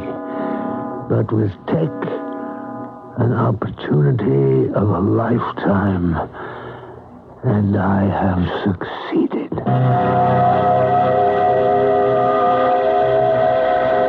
An opportunity of a lifetime, and I have succeeded. Miss Vigo, you say these are your husband's actual notes? Yes, they are, sir. He had to go out in a hurry this morning, and he didn't lock the door to his office. If it weren't that I was so frightened, I wouldn't have brought them here. Well, where did the doctor have to go this morning? There was a call coming in from Calypso 6. He said he wouldn't be back for a few hours. Please, can you read it and tell me what it means? Yeah, I'll try. In the cerebrum, the intellect and the affections, in the cerebellum, the senses and the motor forces. In the medulla oblongata, control of the diaphragm. Oh, Mrs. Vigo, this is all very technical medical stuff. It certainly doesn't appear to me that anything strange is going on. May I suggest you go home, put your husband's notes back where you found them, and forget all about this. He's had a big steel door put in outside the laboratory. The windows where the dogs were kept are all boarded up, and I don't hear them bark anymore. Something he doesn't want me to know about is going on. Oh, I don't doubt it, Mrs. Vigo. Washington wouldn't be calling him on Calypso 6 if his work was to be general knowledge. Excuse me. Yes, hello, District Chief George speaking. District Chief, this is Dr. Vigo. Yes, just a moment. It's your husband, Mrs. Vigo. How did he know I was here? What can I do? No, calm yourself. He doesn't know you're here. He won't see on the picture phone. I won't switch on the resident lens. Now, sit quietly. Yes, Dr. Vigo. Are we alone? Well, if you mean just you and I talking, why, yes. Has there been any report into your district office in the past hour about my wife? Your wife, Dr. Vigo? Why should there be? I'm at the Earth Consuls. I've been here all morning. We're waiting for a call through on Calypso 6. I've activated the receivers at my house, but there's no answer. Was that so unusual, Doctor? Couldn't your wife have just gone out? That's just the point. She never goes out. No, we haven't had any report on her. Well, the reason I was so concerned about my wife is that, I fear she is losing her reason. She imagines things. And I wouldn't want her wandering about the colony, you understand? She might do herself some damage. In an age of space and space travel, of planets connected by jet shuttles and interplanetary ferries, there comes a point where mechanisms are shut down and man prevails. Life, as we are picturing it, may one day exist in the remote regions of distant galaxies. Yet the human element will always remain. Man is man, with the same wisdom and the same failings, telling the same truths and the same lies. I shall return shortly with Act 3. I like pickles, but they don't like me. Send your stomach some Digel. I like pizza, but it doesn't like me. Send your stomach some Digel. Digel's special combination of antacid and anti-gas ingredients gives you fast, gentle relief from acid indigestion, heartburn, and gas in just minutes. I like hot dogs, but they don't like me. Send your stomach some Digel. For occasional use, only as directed. Join the fun at Olympic Adventure, the world's largest amusement park. Put the kids on the world's biggest Ferris wheel.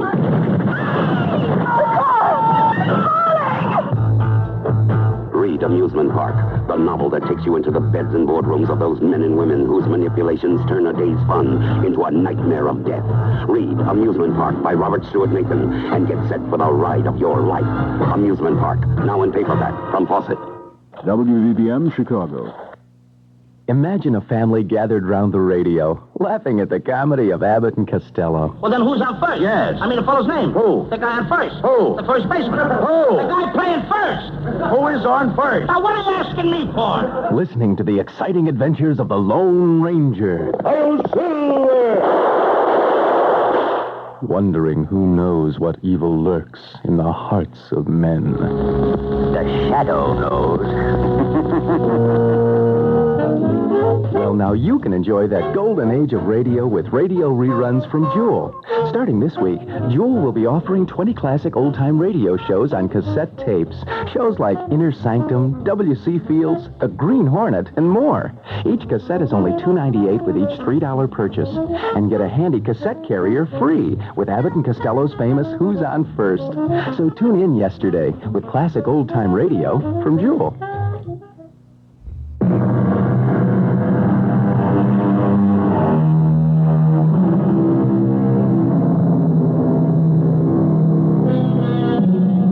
What a strange society it is, this colony on the planet Neptune, bounded by plexiglass, half a globe encasing 10 round miles.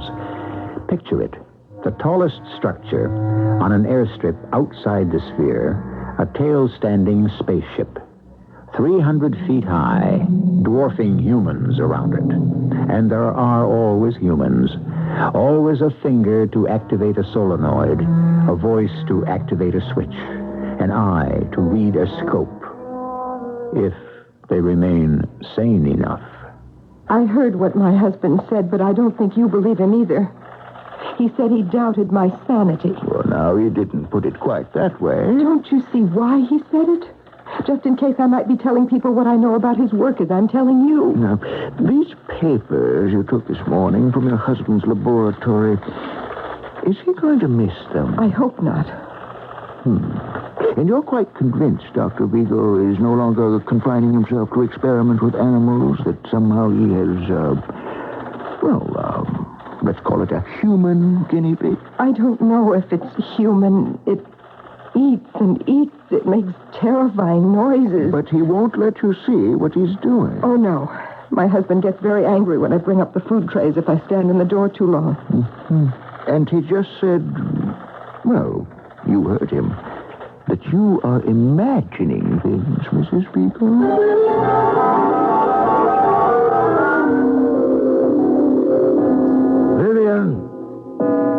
Vivian, where are you?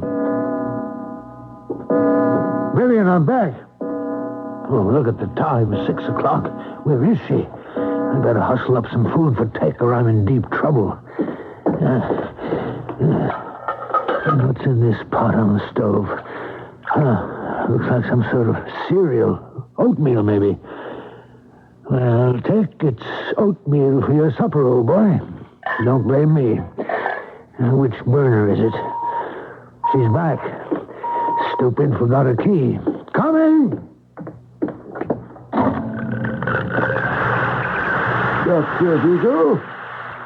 Who are you? Oh, we spoke a few hours ago, District Chief George. Oh, yes, come on in. I thought you were my wife.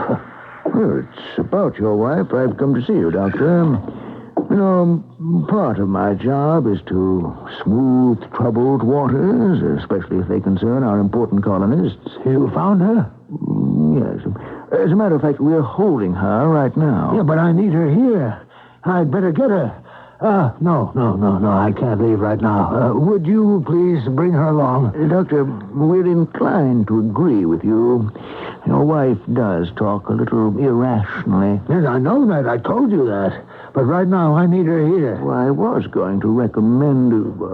does Mrs. Vigo have any relatives on Earth? You mean still alive?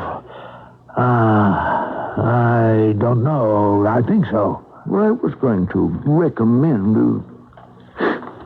Dr. Vigo, do you smell something burning? Great galaxies, it's the oatmeal.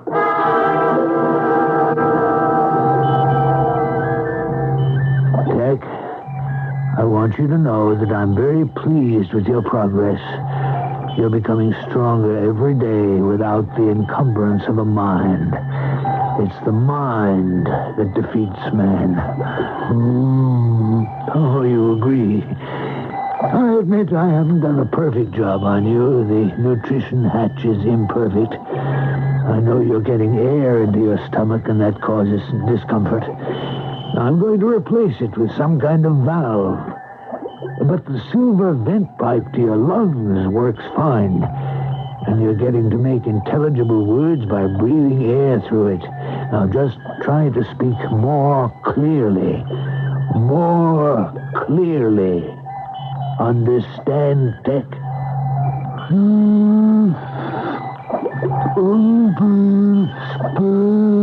Excellent. I knew you'd master speaking.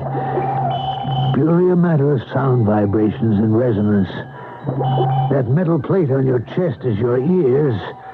A diaphragm which vibrates to all sounds, voices included.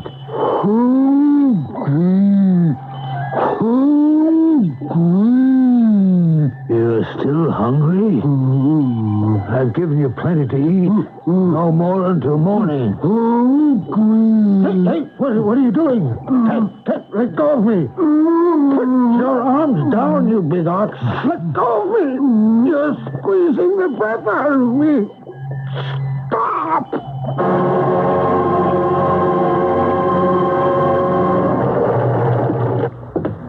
Victor? Victor, where are you?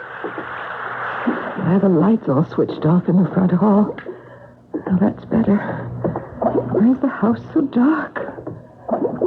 Victor? Are you upstairs? It's probably in the laboratory with all the doors closed. Victor? I'm coming up. Victor? Is that you on the landing? Victor, what is it? Why are you lying there? What happened to you?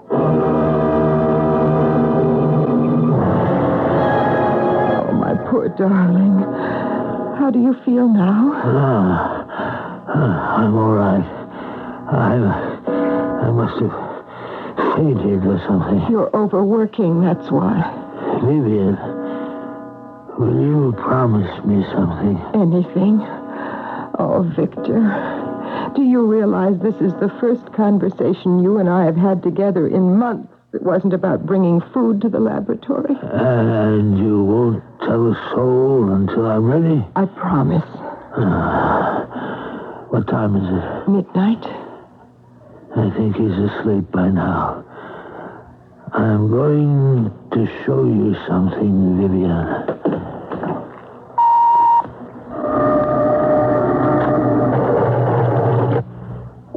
What is it? It's so dark in here, I can't see anything. No, I don't want to turn on the lights. He's very susceptible to radiation changes, and even the low level of amperage into a lamp would disturb him. Him? Try and adjust your eyes to the dark. What is it? Is it alive? Very much so. I see it. No, it isn't. A giant.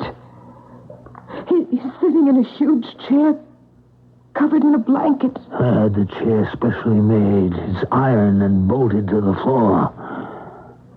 Does he... I don't see... Is his head bent over? He has no head, and not the kind that you would recognize. But why, Victor? Why? It is the human mind that controls the body. The aging process, the survival process. I have done away with those limitations. I've done a transplant. But what have you put where the head is? Oh! Vivian, come closer. Now, can you see what I've done? Oh, the poor creature. But why? Why? What's the good of it? Tech is twice the size of an ordinary man. You are looking at a boon to mankind. But that thing up there where his neck was. Ah, hair, ears, cheeks, nose, mouth, they're all useless appendages. They stop up, they sag, they interfere. Hearing and sight are not necessary. Tech can tell everything, respond, and obey by reacting to vibrations. He can be ordered. He will fulfill. Now, he won't hurt you, Vivian.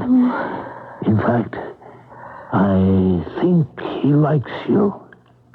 He's so enormous. It's so frightening. He won't wait now. He keeps eating and growing, and he needs his sleep. I'm going to light this kerosene lamp.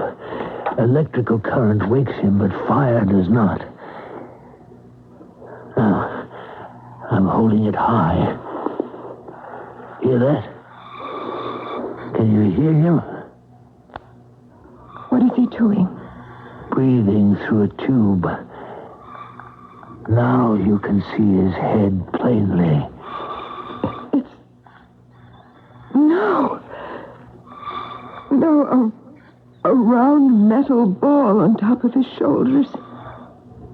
And that's all. My research and discovery.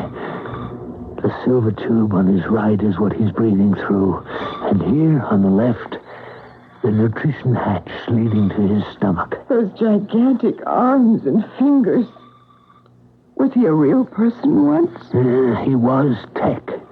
A young man who came to see me 6 months ago, unable to bear his thoughts, unable to live in a scientific world. Victor, let me go now. I can't bear to look at him anymore. What use is such a monster? Didn't I tell you, Vivian? Tech, my own Tech. If he is housed and fed, he could live forever.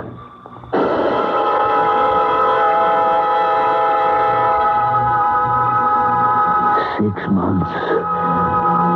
Tech has an insatiable hunger. He can no longer stand erect in the laboratory, but must hunch over. 11 feet high, 5 feet across. A living machine. I don't know how to stop the growing process.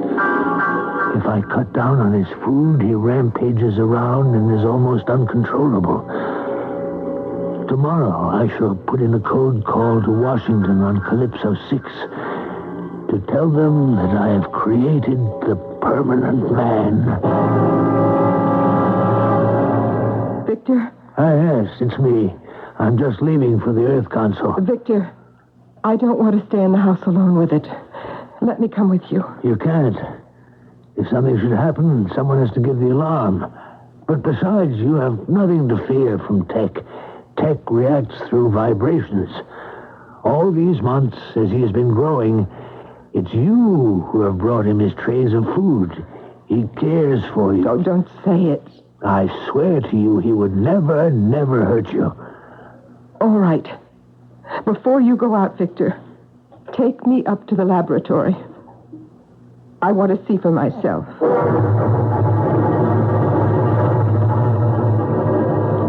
Good morning, Tech. I've brought you Vivian. Good morning. His talking is getting so much better. How are you this morning, Tech? Nice, Vivian. Lady. Good. Good. Well, go on over to him. Hello, Tech. Good, Tech. He's putting his arms around me. It's like being folded into a rug. Yeah, I told you he wouldn't hurt you. He is very gentle, sort of cuddling me.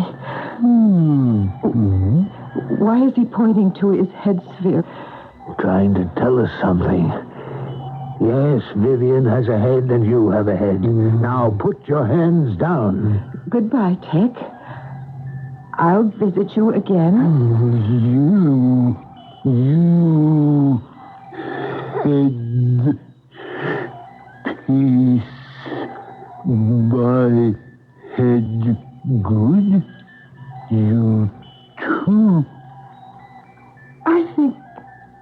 wants me to have a head like his.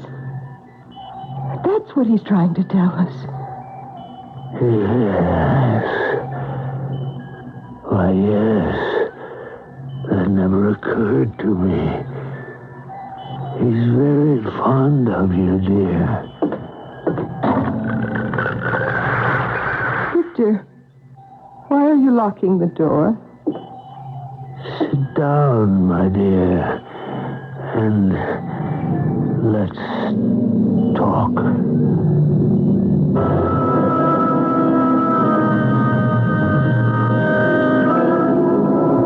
The space age of Horizons Unlimited began over 20 years ago in October 1957, when the Russian Sputnik orbited the Earth. Since then, landing on the moon and probes into infinite space, life on Neptune is no more improbable than the predicted landings on Mars and Venus, but always by man, bringing with him ambition and failure. I shall return in a moment. I'm Susan Anton, and there is a better way to sleep. The perfect sleeper. It's a good feeling to sleep your night away on a perfect sleeper. That's it. Be a perfect sleeper. Buy a perfect sleeper. Perfect sleeper. By Serta. Firmness that feels good. Every perfect sleeper has it, from the Signature One to the fabulous Avanti with Pillow Soft Top. Choose from a full range of comfort and firmness combinations, and enjoy firm, deep support for your back and luxurious comfort on top for you. Be a perfect sleeper. Buy a perfect sleeper. Perfect sleeper. By Serta. Be a perfect sleeper. Buy a perfect sleeper. Perfect sleeper. By Serta. Hey, I got something for you. What is it? Ask me what it is. Haven't got time. I got to get over to Goodyear. Oh, well, that's what I wanted to tell you about. Worn-out tires won't wait, and Goodyear's having a special tire sale. Yeah, you know that Goodyear's America's best-selling tire? And it's on sale right now at your Goodyear store. You know that. Yeah, I got to get over there. I haven't seen a sale like this since the tall ship sailed into New York City. What does that mean? It's April Auto Fest time. This week only, save from 15 to 20% on American Eagle Radial's Goodyear smooth-riding flexed and belted tires. See your Goodyear retailer now. Maxwell House is coffee you can count on. Maxwell House, good to the last drop. Maxwell House is good morning. Maxwell House is good company. Good to the last drop. Maxwell House. Maxwell House, coffee you can count on. Always smells good, always tastes good, always good to the last drop. Maxwell House is good coffee. Good to the last drop. Maxwell House.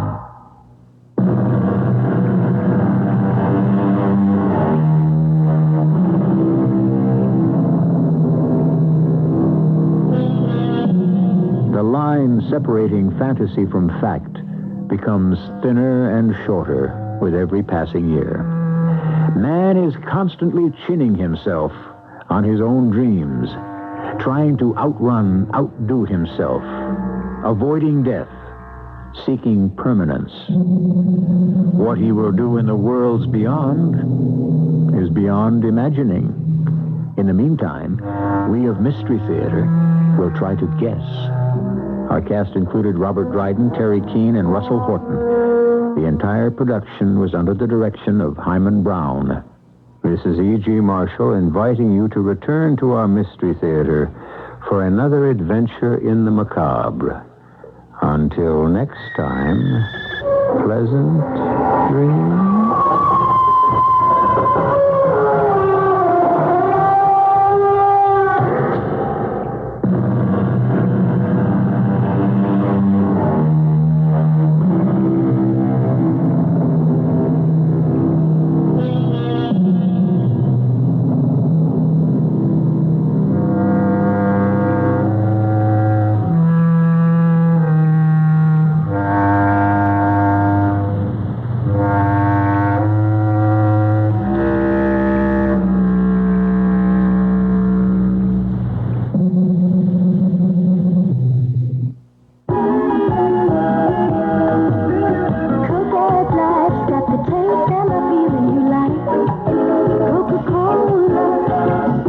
qualify to win a free 10-minute shopping spree at your favorite food store, a grocery cash certificate worth from $50 to $500, or a month's supply of Coke.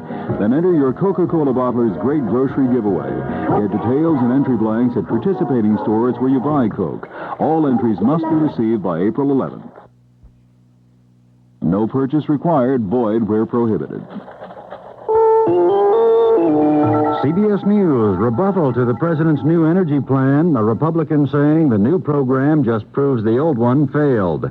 I'm David Jackson reporting on the CBS radio network. The Republican is Senator Bob Dole of Kansas, who spoke on the CBS News broadcast Energy Other Views Monday night. While citing past failures, he did offer some faint praise for the president's new plan. I think he made a step in the right direction about decontrolling the price of oil. And I would even go one step further. I don't believe you'll find Republicans rejecting out of hand any windfall profits tax if, in fact, it's a windfall profits tax. What the president proposes is an excise tax on oil. A Democrat, Howard Metzenbaum of the Senate Energy Committee, said he, too, could support a windfall profits tax, but he does not think it'll get through Congress, as the oil lobby is too strong. And Metzenbaum took the president's advisors to task. There is no actual oil shortage. In my opinion, the president has been getting bad advice. For months, the Department of Energy and the oil industry have been telling us that the situation in Iran has cut our supply by 500,000 barrels a day. But now we have learned that worldwide oil production has actually increased during this period. The oil companies have not been making that oil available to us. They have been holding it back while they raise prices at the pump. Metzenbaum does not dispute there is an oil problem, but he says price decontrol is not the answer. What we need, he says, are strict mandatory conservation measures coupled with a crash program to develop alternative energy sources. We'll have more news after this. KQV News Time, 10:07. The CBS Radio Mystery Theater presents...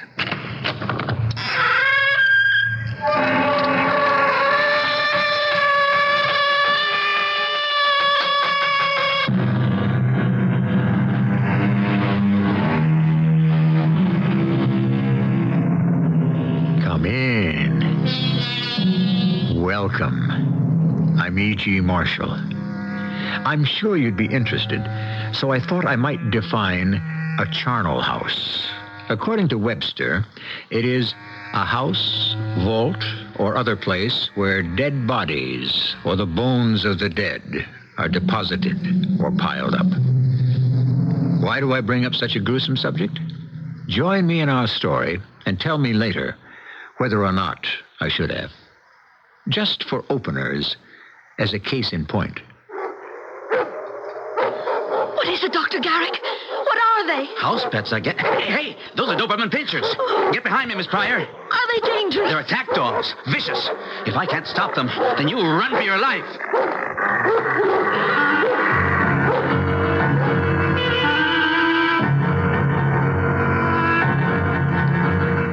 Our mystery drama, The Charnel House, was written especially for the Mystery Theater by Ian Martin and stars Roberta Maxwell. I'll be back shortly with Act One. It's a good feeling to sleep the night away on a perfect sleeper by Sarah. I'm Susan Anton. The Perfect Sleeper gives you the top comfort you love and the deep support you need. Top comfort, deep support. You get both from every Serta Perfect Sleeper. That's firmness that feels good. So, Be a perfect sleeper by a perfect sleeper by Serta. Maxwell House is coffee you can count on. Maxwell House, good to the last drop. Maxwell House is... Good morning. Maxwell House is... Good company. Good to the last drop. Maxwell House. Maxwell House. Coffee you can count on. Always smells good. Always tastes good. Always good to the last drop. Maxwell House is... Good coffee. Good to the last drop. Maxwell House. Hi, I'm Landon Saunders. This is Heartbeat. Do you like the way you look? Well, what do you do the first thing when you wake up in the morning? Now, you probably go look in the mirror. Worst time in the world is look at yourself. And if you don't like the way you look, you begin your whole day, you see, in the hole. And you spend the rest of your day trying to dig out. The problem is, how can you be successful with your day if you don't like your looks? Let's face it, so you're getting bald, or you got a big nose, or you're short, skinny, fat, and you hate yourself for it. Can you do anything about that? Well, the answer is yes. You can like yourself no matter how you're packaged. You can be a successful human being with your looks. You can get some ideas on this by asking for your free copy of the Success Plan. To get your free copy, simply put the word success on a card or in a letter and send it to Heartbeat, Hartford, Connecticut. That's Heartbeat, Hartford, Connecticut. Heartbeat is sponsored by the Highland Church of Christ.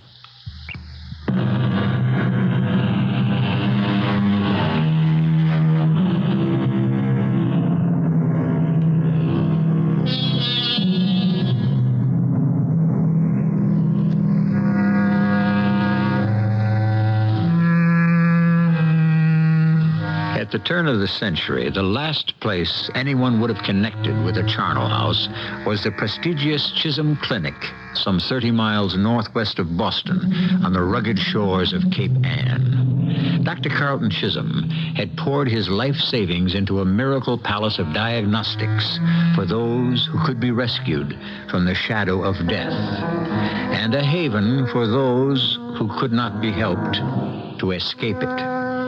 But dark shadows lurked behind the bright promise, as Jane Pryor is about to discover. By the time I got off the train at Marblehead and into the Hackney carriage, I was exhausted. The long 12-day trip that had brought me home from Vienna had been a nightmare, tortured by fears and uncertainty. Now that I was on the final lap, the last thing I wanted to do was to make conversation. In all the rush, I didn't get a chance to introduce myself. I'm Dr. Stephen Garrick. How do you do? May I ask your name, Miss... it is Miss, isn't it? Yes, it is. Miss Jane Pryor. Oh. I don't mean to pry, but are you headed for the same place as me? I don't know. I don't know where you're headed. Oh. I thought from the fact I was a doctor. I mean, I'm going to the Chisholm Clinic. So am I. You work there? No. Well, you certainly can't be a patient. I'm going to visit my father. He's a patient there. Oh, good. I mean, I'm sorry he's a patient, of course. What I meant was, if you visit there often, I thought I could ask you a couple of things about it. I'm just about to start there. It's all new to me. I'm afraid it's just as new to me, too, Dr. Garrick. Oh? Your father just took ill recently? No. He's been a patient at the clinic for a little over a year now. I didn't mean to upset you, Miss Pryor. I only hope that there isn't anything for me to be upset about. I sure hope so, too. What's the nature of your father's illness? A year ago, he had a bad fall and fractured his hip. He wrote me from Chisholm Clinic to say that it had been reset, but that he would be spending quite a while there till it healed. Quite a while? A year? Longer than that, actually. 14 months. Oh, I wanted to come to him, but he put me off. It was a long trip, and it would have been very expensive. You were out of the country? I was in Vienna, studying voice. I was to be there 2 years. I see. Your father is an older man? Oh, no, he's quite young, really. I mean, I don't know exactly how old he is, but somewhere in his late 40s. We exchanged letters every week at first, and he seemed to be coming along quite well. Then there was some sort of setback, and apparently they had to operate again. But he was very cheerful about it and insisted that I must not come home. There was nothing I could do anyway. Well, certainly with the reputation that Chisholm Clinic has, he was under the best of care. I knew that. And also, Dr. Chisholm was an old friend of the family, practically an uncle of mine. So I didn't worry that much till about 3 months ago. Well, what happened then? All of a sudden, my father's letters just stopped coming. But you kept writing to him? More often. The last 2 letters I even sent directly to Dr. Chisholm. Were your letters returned to you? No. Even the ones I sent to our house in Boston. Well, it's a big ocean, and mail does go astray. I'm sure there must be some simple explanation. I'm sure there must be. Anyway, I'm being a fool, since I'll find out very shortly now. I wish to help you. any way I can. You already have. Now that's enough about me. Tell me about yourself. You're quite young for a doctor, aren't you? It's the way you get to be when you're just fresh out of med school. Will this be your first job? Sure will. And not a moment too soon. What do you mean? Well, I more or less had to put myself through medical school, so it had to be a small one. And you don't waltz into good internships that easy if you're not from one of the bigger schools. In fact, I just about given up hope when this fell open. I mean, the Chisholm Clinic, that's really hitting the jackpot. I congratulate you. Yes, what a piece of luck. You say the job fell open. How did that happen? Now, that's the part that's not so good. The guy they had was in his second year. He was carrying around a virulent culture in a test tube, and somehow it slipped, and in trying to catch it, he cut his hand and got it infected. Is he very ill? Not anymore. He got blood poisoning through his whole system and died of it 2 days ago.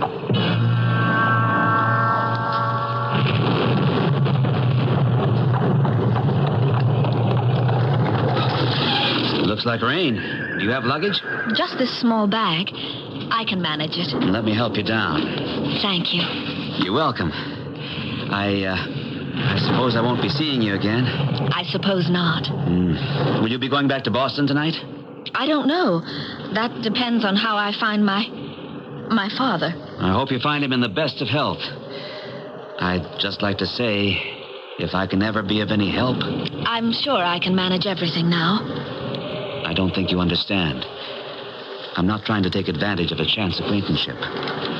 You may need help, Miss Pryor.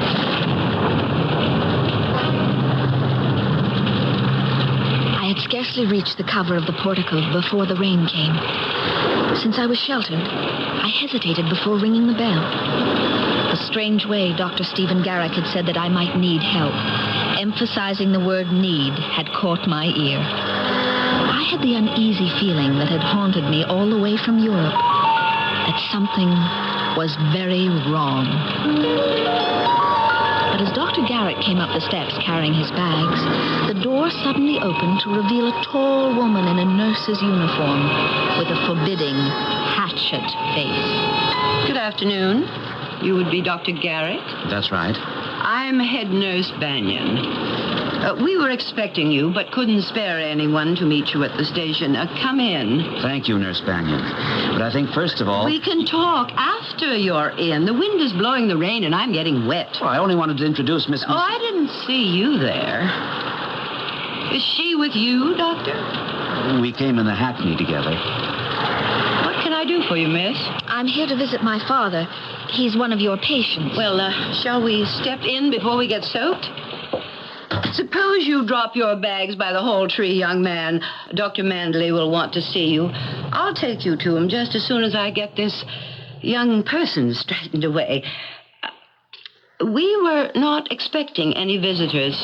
Why didn't you write? I did before I left Vienna. Vienna, Austria? Yes. I couldn't give you an exact date because I didn't know when I would arrive. Visitation hours for permanent guests are once a month on the weekend. Not till a week from Saturday. I've come over 4,000 miles to see my father, and I intend to see him now, today, this minute. May I inquire the name of the patient? Mr. Robert Pryor, and he's a close friend of Dr. Chisholm's. I think you had better talk to Dr. Mandley, Miss Pryor. You'll have to wait, Dr. Garrick. That's all right. I don't mind. I don't want to talk to anyone else but my father. Well, of course. But you must see Dr. Mandley first. Why? Who is this Dr. Mandley? At the present time, he is the head of this clinic. This way, please, Miss Pryor. She turned and headed towards one side of the big hall. My head was clamoring with unasked questions. I had a sick sense of foreboding. What is it, nurse? Dr. Mandley, this is Miss Jane Pryor, the daughter of Mr. Robert Pryor. Robert Pryor? Oh, my dear Miss Pryor. Yes, come in. Won't you please sit down? Dr. Manley, I want to know what's going on here. I'm not a fool. Obviously, there's something very, very wrong. It's Father, isn't it? What's wrong? Well, I thought, of course, you knew. I'm afraid that your father is dead, Miss Pryor. Oh. When did it happen? About 2 weeks ago. Oh, no. Oh, Father. Close the door, nurse, and fetch some brandy in the decanter. Now, Miss Pryor, you must try to relax. I know what a terrible shock this must have been. All the pent-up emotions of the last 12 days, the agonizing frustrations of what had seemed like an endless journey, the strain of trying to turn away from the terrible presentiment that my father might be dead hit me. I felt the room spin, and I must have fainted for a while.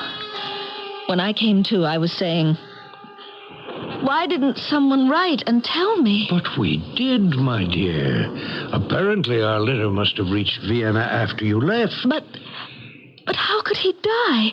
I mean, just of a broken hip? Well, your father had a great deal more than that's the matter with him. You mean the other operations? I mean the cause of them. Something we were not able to arrest. I don't understand. Your father had osteomyelitis, my dear. What's that? A disease of the bone and the bone marrow. The disease has a normally slow growth, but in your father's case, the deterioration was very rapid. Oh, I assure you he had every care, everything that money could buy. Even after the money ran out, the clinic provided the same lavish care for him, but, well, to no avail. The money ran out? The cost of medical care can be astronomical.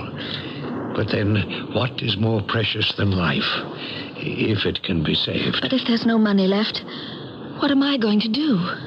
I thought, I mean, you were off in Europe, and your father was not exactly a rich man. We thought you were independently wealthy. I had to beg, borrow, and steal to get myself home. I have less than $2 in the whole world. I don't know what... Oh, yes. Yes, I do know what.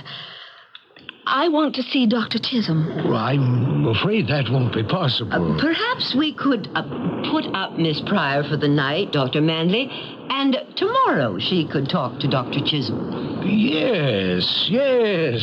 That's an excellent idea, Nurse Bannion. And I shall prescribe a sedative for her so that she may have a good long rest, the one she needs. Miss Pryor, I won't take no for an answer. You must be our guest. I had this dreadful urge to run from someone who seemed only trying to be kind. In any case, where was there to run to?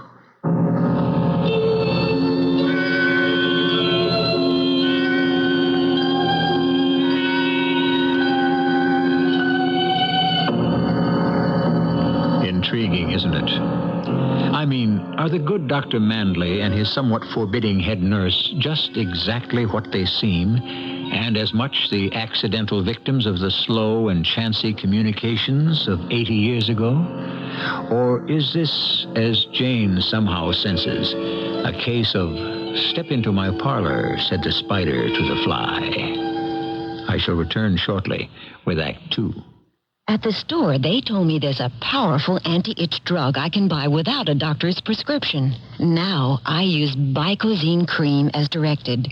No more burning, embarrassing itching. No more scratching. Bicozine actually speeds healing. Bicozine cream. What a relief. For constipation, remember X-Lax Pills, the overnight wonder. X-Lax Pills, the overnight wonder. X-Lax Pills, for occasional use only as directed. Tony Randall, for Rinsenback. September is Rinse and Vac Carpet Cleaning Month. And that means you can save your carpets and some cash now when you do it yourself with Rinse and Vac. We have very low rental rates to help you save now. And when you rent during Carpet Cleaning Month, we'll give you a coupon good for a free Rinse and Vac rental later, the next time you steam clean your carpets. So save some cash and save your carpets when you do it yourself with Rinse and Vac. Rinse and Vac. Rent it now at a participating drugstore near you. This is Lorne Green.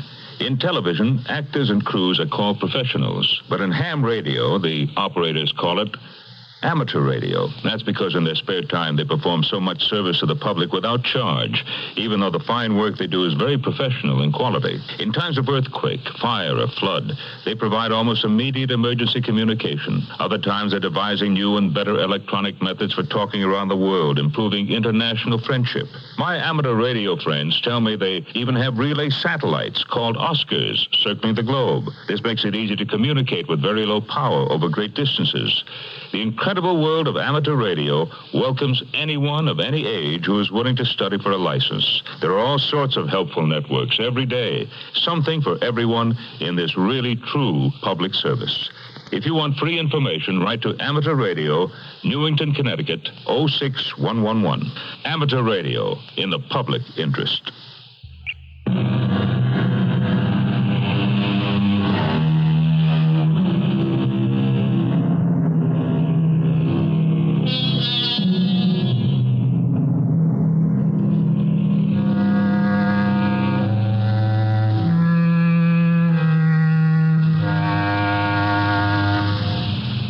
Whatever Jane Pryor's instincts may have told her, a practical assessment of the spot she finds herself in have drowned them out, and she has spent the night at the Chisholm Clinic in a long, dreamless sleep.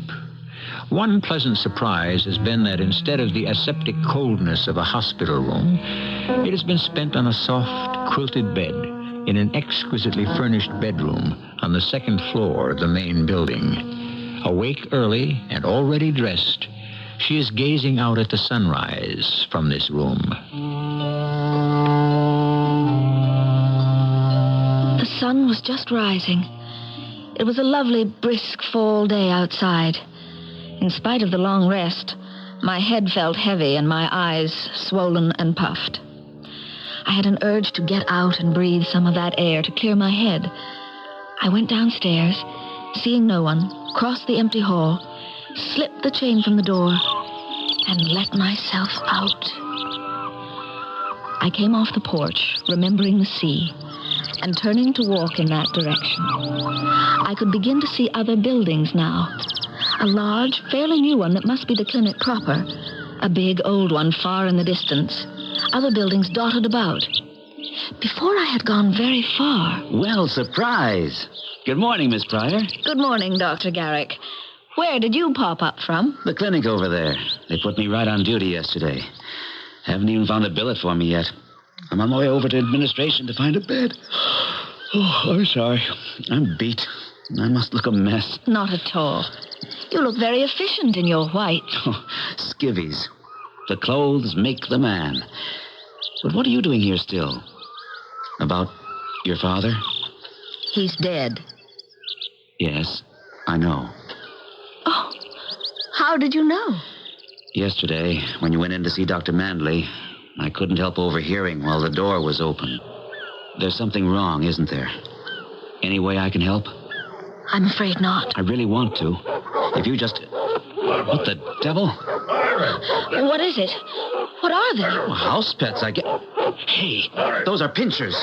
Get behind me, Miss Pryor. Oh, are they dangerous? They're attack dogs. Down, boys. Down. I can't stop them. I'll keep them busy. Then you run for it. But, Doctor... Listen to me. They're vicious. Down. You hear me? Down. Sit, Hans. Sit, Gretel. Easy, then. Easy. Stay. Oh, sure, I'm glad you showed up. Who are you? Who are you? Dr. Garrick. And this is Miss... We ain't got no Dr. Garrick here. I just joined the ranks yesterday. Oh, you're the new intern? That's right. Who are you, sister? Well, this is Miss Pryor. Let her answer for herself. Now, just a minute. Who do you think you are? I'll tell you, Doc. The name is Morris, the enforcer. I'm in charge of security around here. You break my rules, I'm the boss. Please, don't argue. My name is Pryor, Jane Pryor. My father was a patient here. How did you get on the grounds? I came yesterday afternoon. And stayed the night? Yes. I never heard of no visitor staying overnight. It was Dr. Manley's suggestion. Oh. Well, I'll check on that, you know. Why don't you go do that, Mr. Enforcer, and take your two brutes with you? I'm not quite finished. Where was you headed, miss, at this time in the morning? I wanted some air.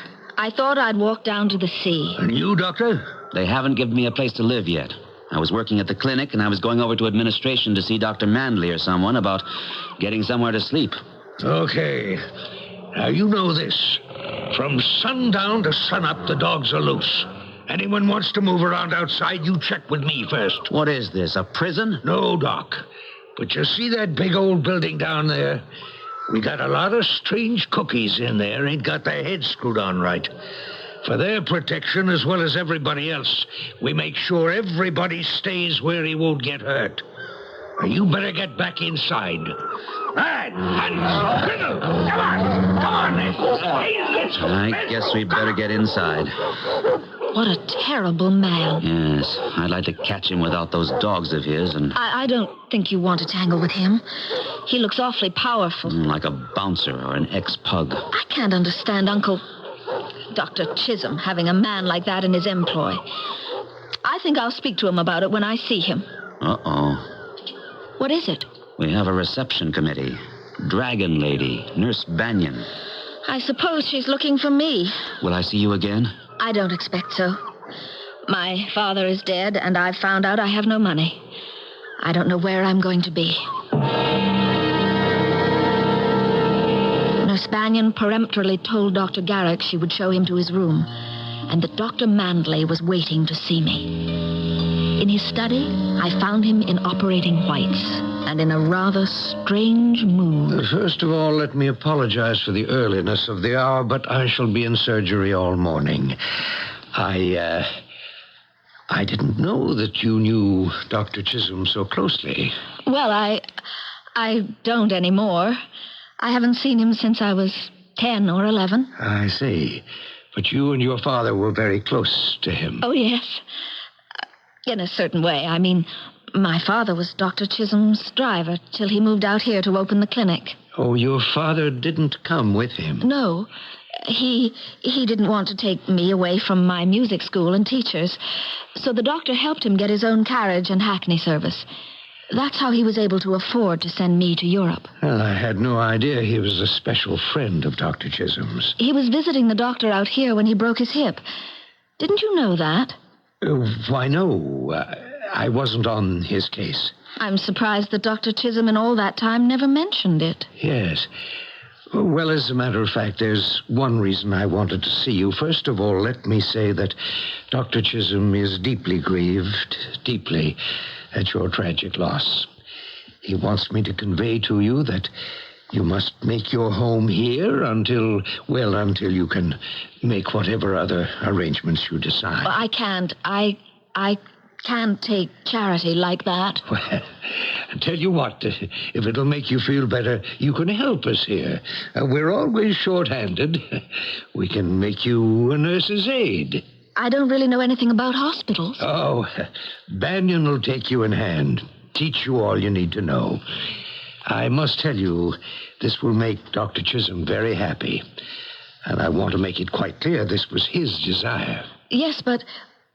Well, if I'm going to see him myself, why do you have to tell me all this, Dr. Manley? My dear little girl, you say you haven't seen Dr. Chisholm in several years. Well, I'm afraid you must prepare yourself for quite a shock.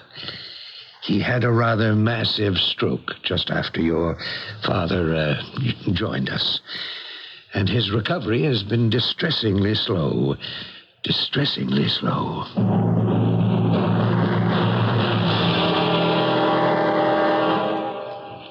Here's little Miss Pryor come to see you, Dr. Chisholm. What? Who's that? Nurse Banyan. Not you. Who? It's me, Uncle Carl. Remember? Little Janie. Janie. Little Janie. Janie Pryor. Don't you remember, Uncle Carl? How I used to come here summers, and we'd run down to the water, and how you taught me to swim, and all the places, the secret places you showed me in the rocks, and the shells we gathered, and how we'd run on the sand. Shells, sand, yes. Little brown legs, sturdy legs.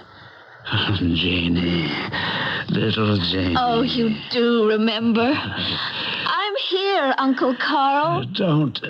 Good to have you back. Don't go away. I won't till you're better. Children, lonely men need children. Lucky man, Pryor. Good man.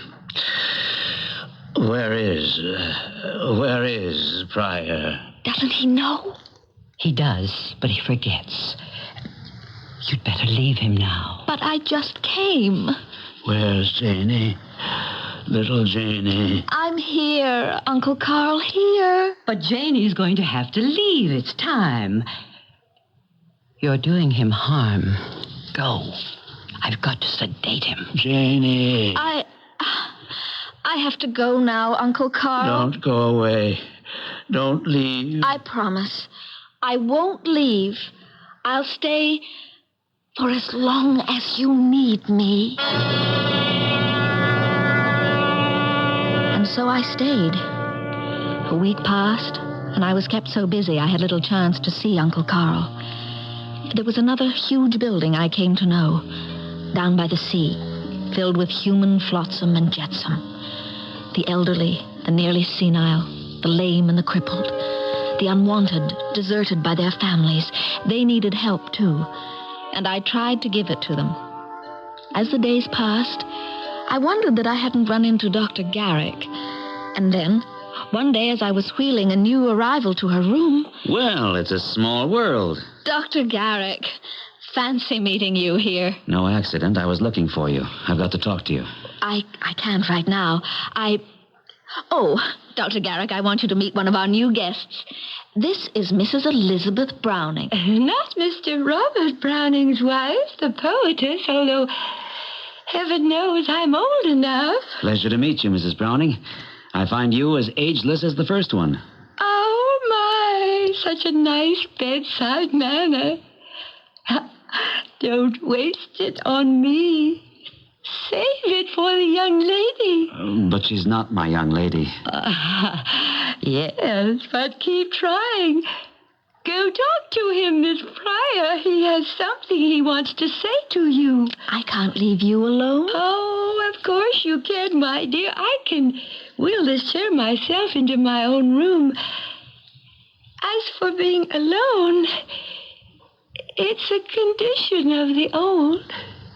One gets quite used to it. Nice to have met you, Dr. Garrick. We'll meet again, I hope. I don't want to leave that sweet old lady alone. What is it you want, Doctor? I've got to talk to you. All right. But not here. Oh, Lord, here comes the dragon. Now I've got to fade. I'll find some place where we can talk in private. What about? I can't tell you here. Just this one thing, if we don't get a chance soon. Get out. Get out of this place, I beg you, before it's too late.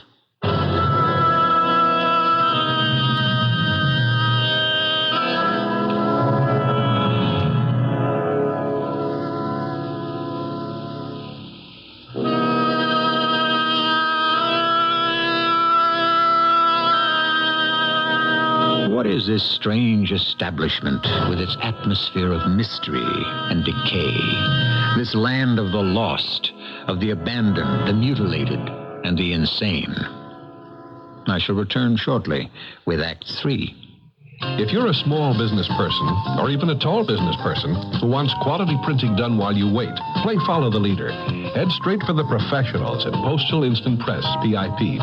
Howdy, this is Steve Allen, with a little printing tip you can use to win new friends and impress old customers. Next time you need printed letterheads, sales reports, resumes, announcements, you name it, look for the red, white, and blue sign that says PIP. Printers at PIP use professional printing presses to print copies that are identical to your original. PIP printers work fast, and they're proud as peacocks of the work they do. And that, in a nutshell, is why you always get quality printing at PIP. America's #1 while you wait printer. For quality printing, here's a tip. Always rely on your nearby PIP. They'll print it fast while you wait. Take it to PIP. The printing is great. Look for the PIP printer near you in the yellow pages under Printers. It's Athletes versus MS. We're at Lime Rock Auto Track in Connecticut.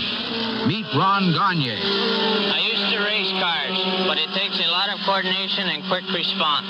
I had it until MS, multiple sclerosis, attacked my central nervous system. With Ron Gagne, Paul Newman, actor and fellow race driver, and his racing teammate, Terry Knight. My teammate Terry and I race against the clock, just like Ron here. We want to beat multiple sclerosis before it beats him. You see, multiple sclerosis doesn't just cripple. So we all have to find a cure before it's too late. Help us get Ron back on the road to good health. Send a check to the MS Society. When you help, we all win. This message has been brought to you by the National Multiple Sclerosis Society, 205 East 42nd Street, New York City, 10017.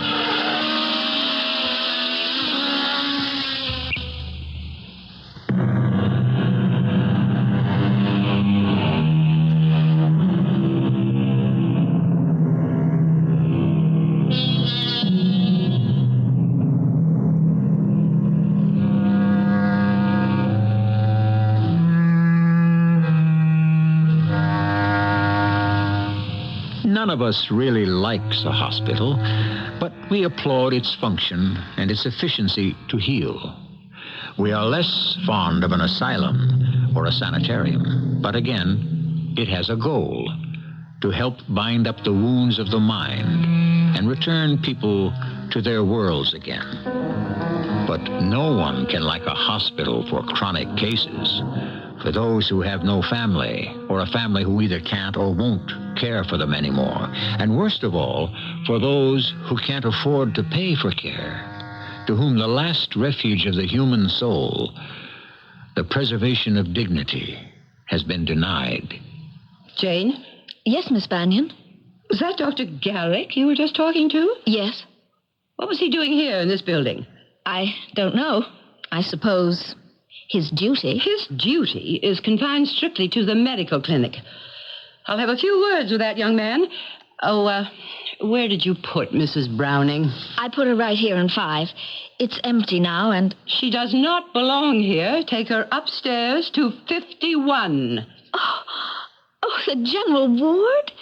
But she doesn't belong there. She's not The sick. woman is senile. Indeed she is not. She's bright as a penny. May I remind you that you are not a doctor? I don't have to be for this. Why, if you put this sweet little lady up with all those poor, sick women... I want to talk to Dr. Chisholm. I'm sure he wouldn't allow it. You are to stay away from Dr. Chisholm. Your presence is not good for him. He's had quite a setback since your visit. I don't believe it. And you can't keep me from seeing him. The orders are not mine. They come from Dr. Mandley. Then I'll go to him. As you wish. In the meantime, as long as you are working here, get Mrs. Browning up to 51 and right now. I felt like an executioner, but I followed orders and took her upstairs. When I left her, she was wheeling about brightly among those sad old women and scattering cheer like popcorn. The rest of the day, I couldn't get her out of my mind. I tried to see Dr. Mandley, but was told he was out for the evening. I went up to my bed in the deepest depression I ever remembered being in. Don't be afraid. And keep your voice down, Jane. Jane? Well, sooner or later, Steve and Jane. Might as well be now, though I could have picked a better time. What is all this about? I don't know it all yet.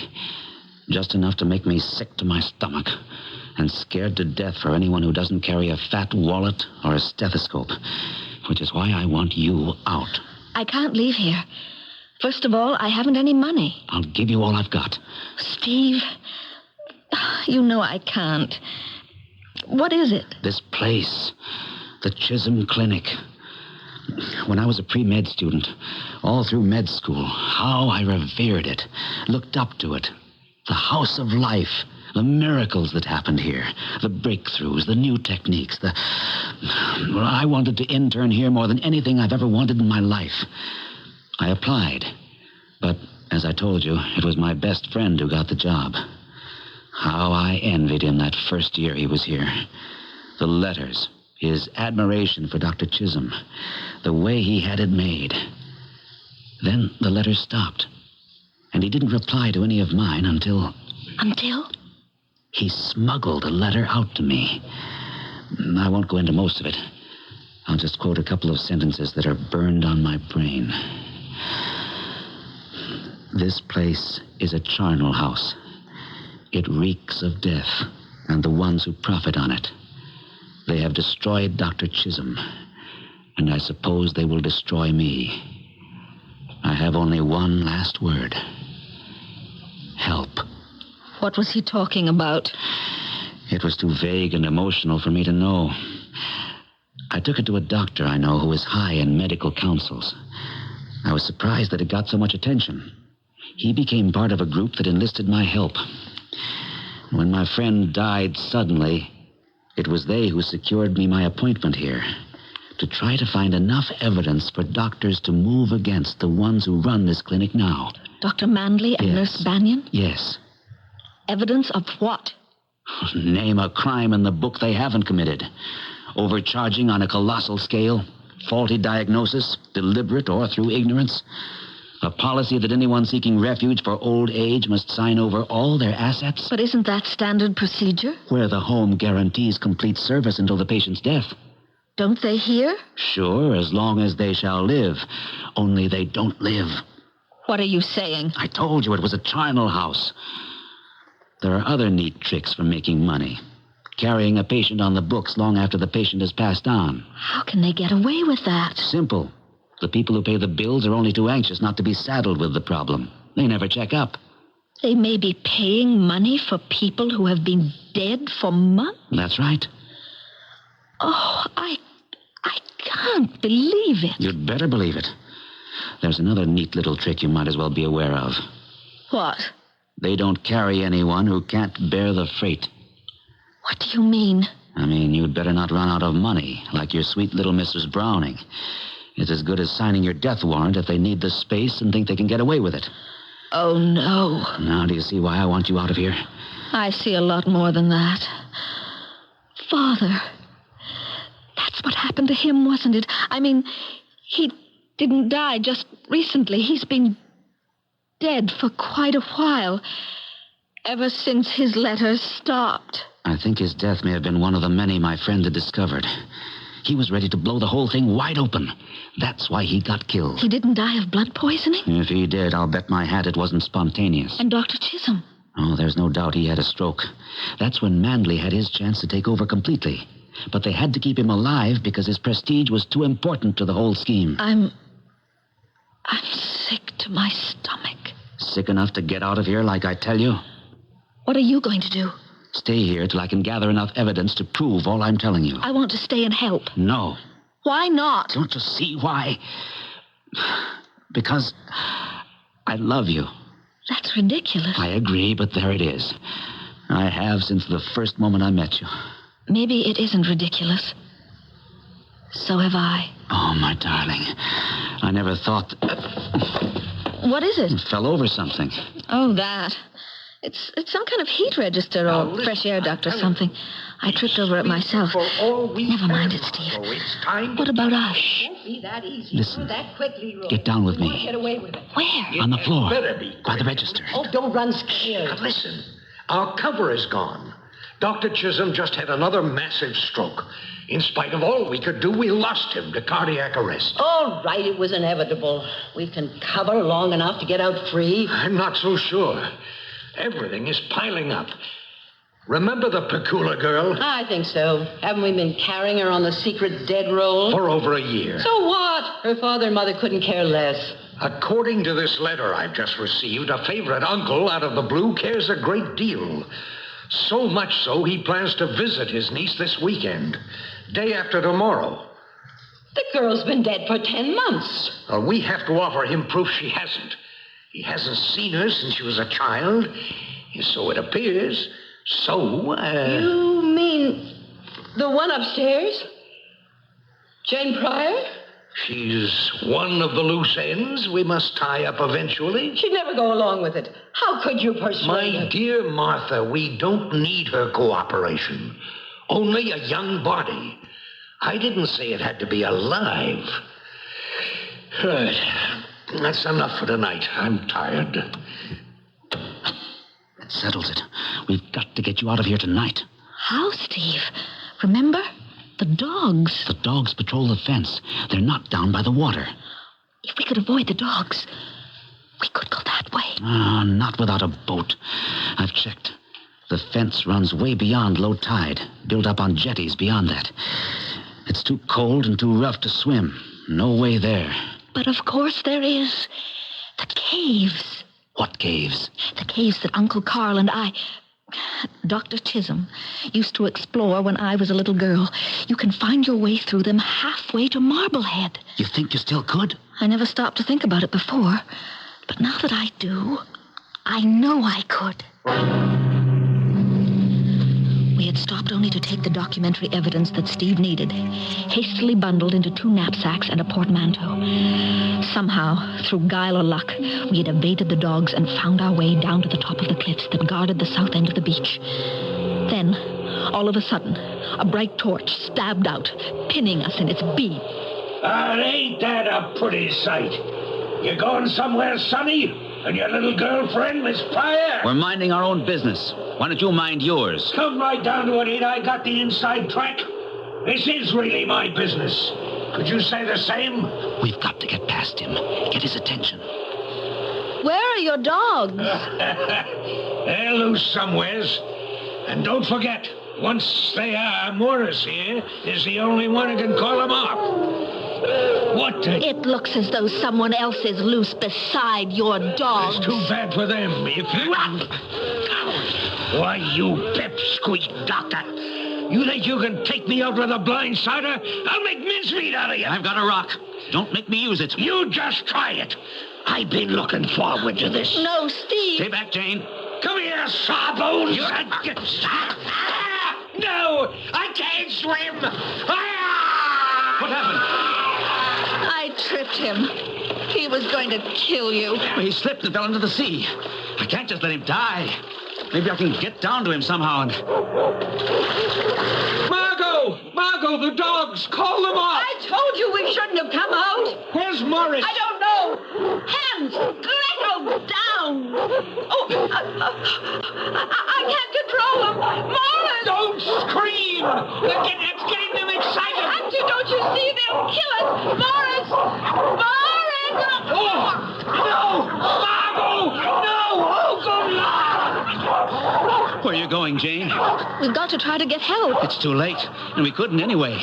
They're only getting what they deserved. But they are human beings. After what they've done, not in my book. Come on, darling.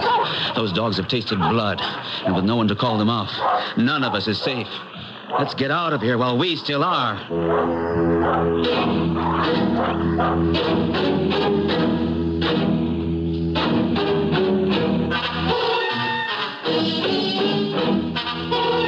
I suppose that Nurse Banyan must have checked my room and found me missing.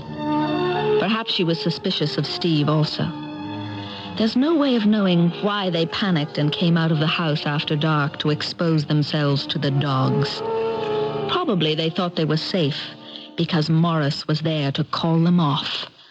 Only Morris wasn't. He was already dead. And now, so were they.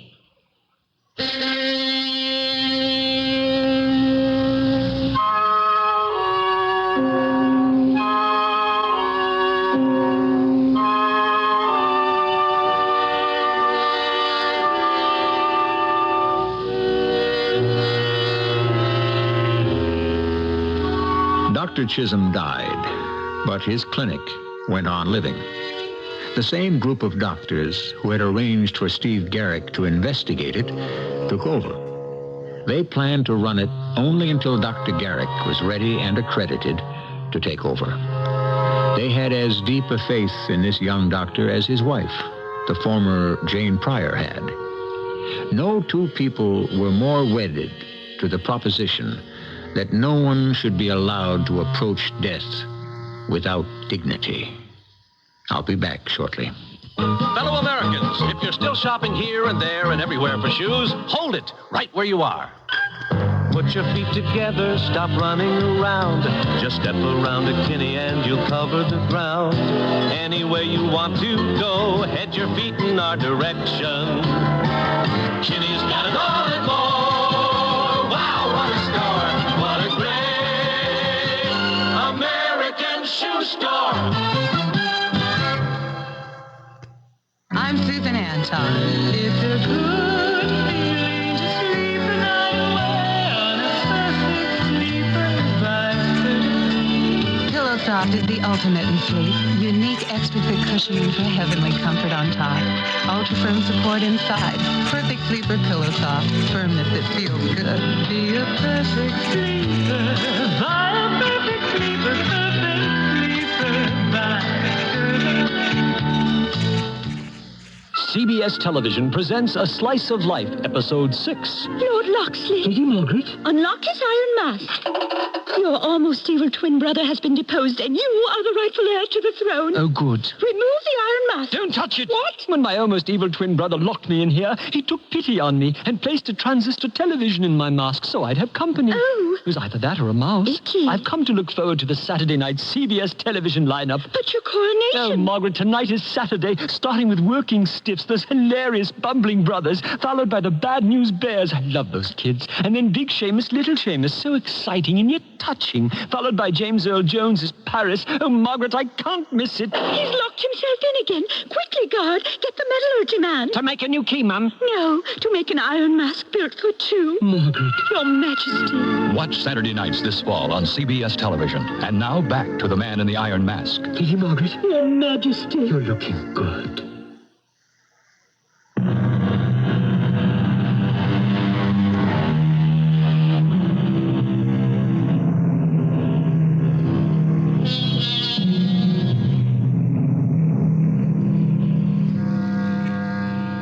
This was a story of almost a century ago, when communications were slow and unsophisticated. And you might think that many things were conceivable which no longer are today. But treatment of the elderly, as you can confirm for yourself by reading any big city daily, is always an opening for the ruthless. It's a sad fact that wherever there is money to be made, there are always people who don't care how it is made. Our cast included Roberta Maxwell, Gordon Gould, Grace Matthews, and Court Benson. The entire production was under the direction of Himan Brown. This is E.G. Marshall inviting you to return to our Mystery Theater for another adventure in the macabre. Until next time, pleasant dreams.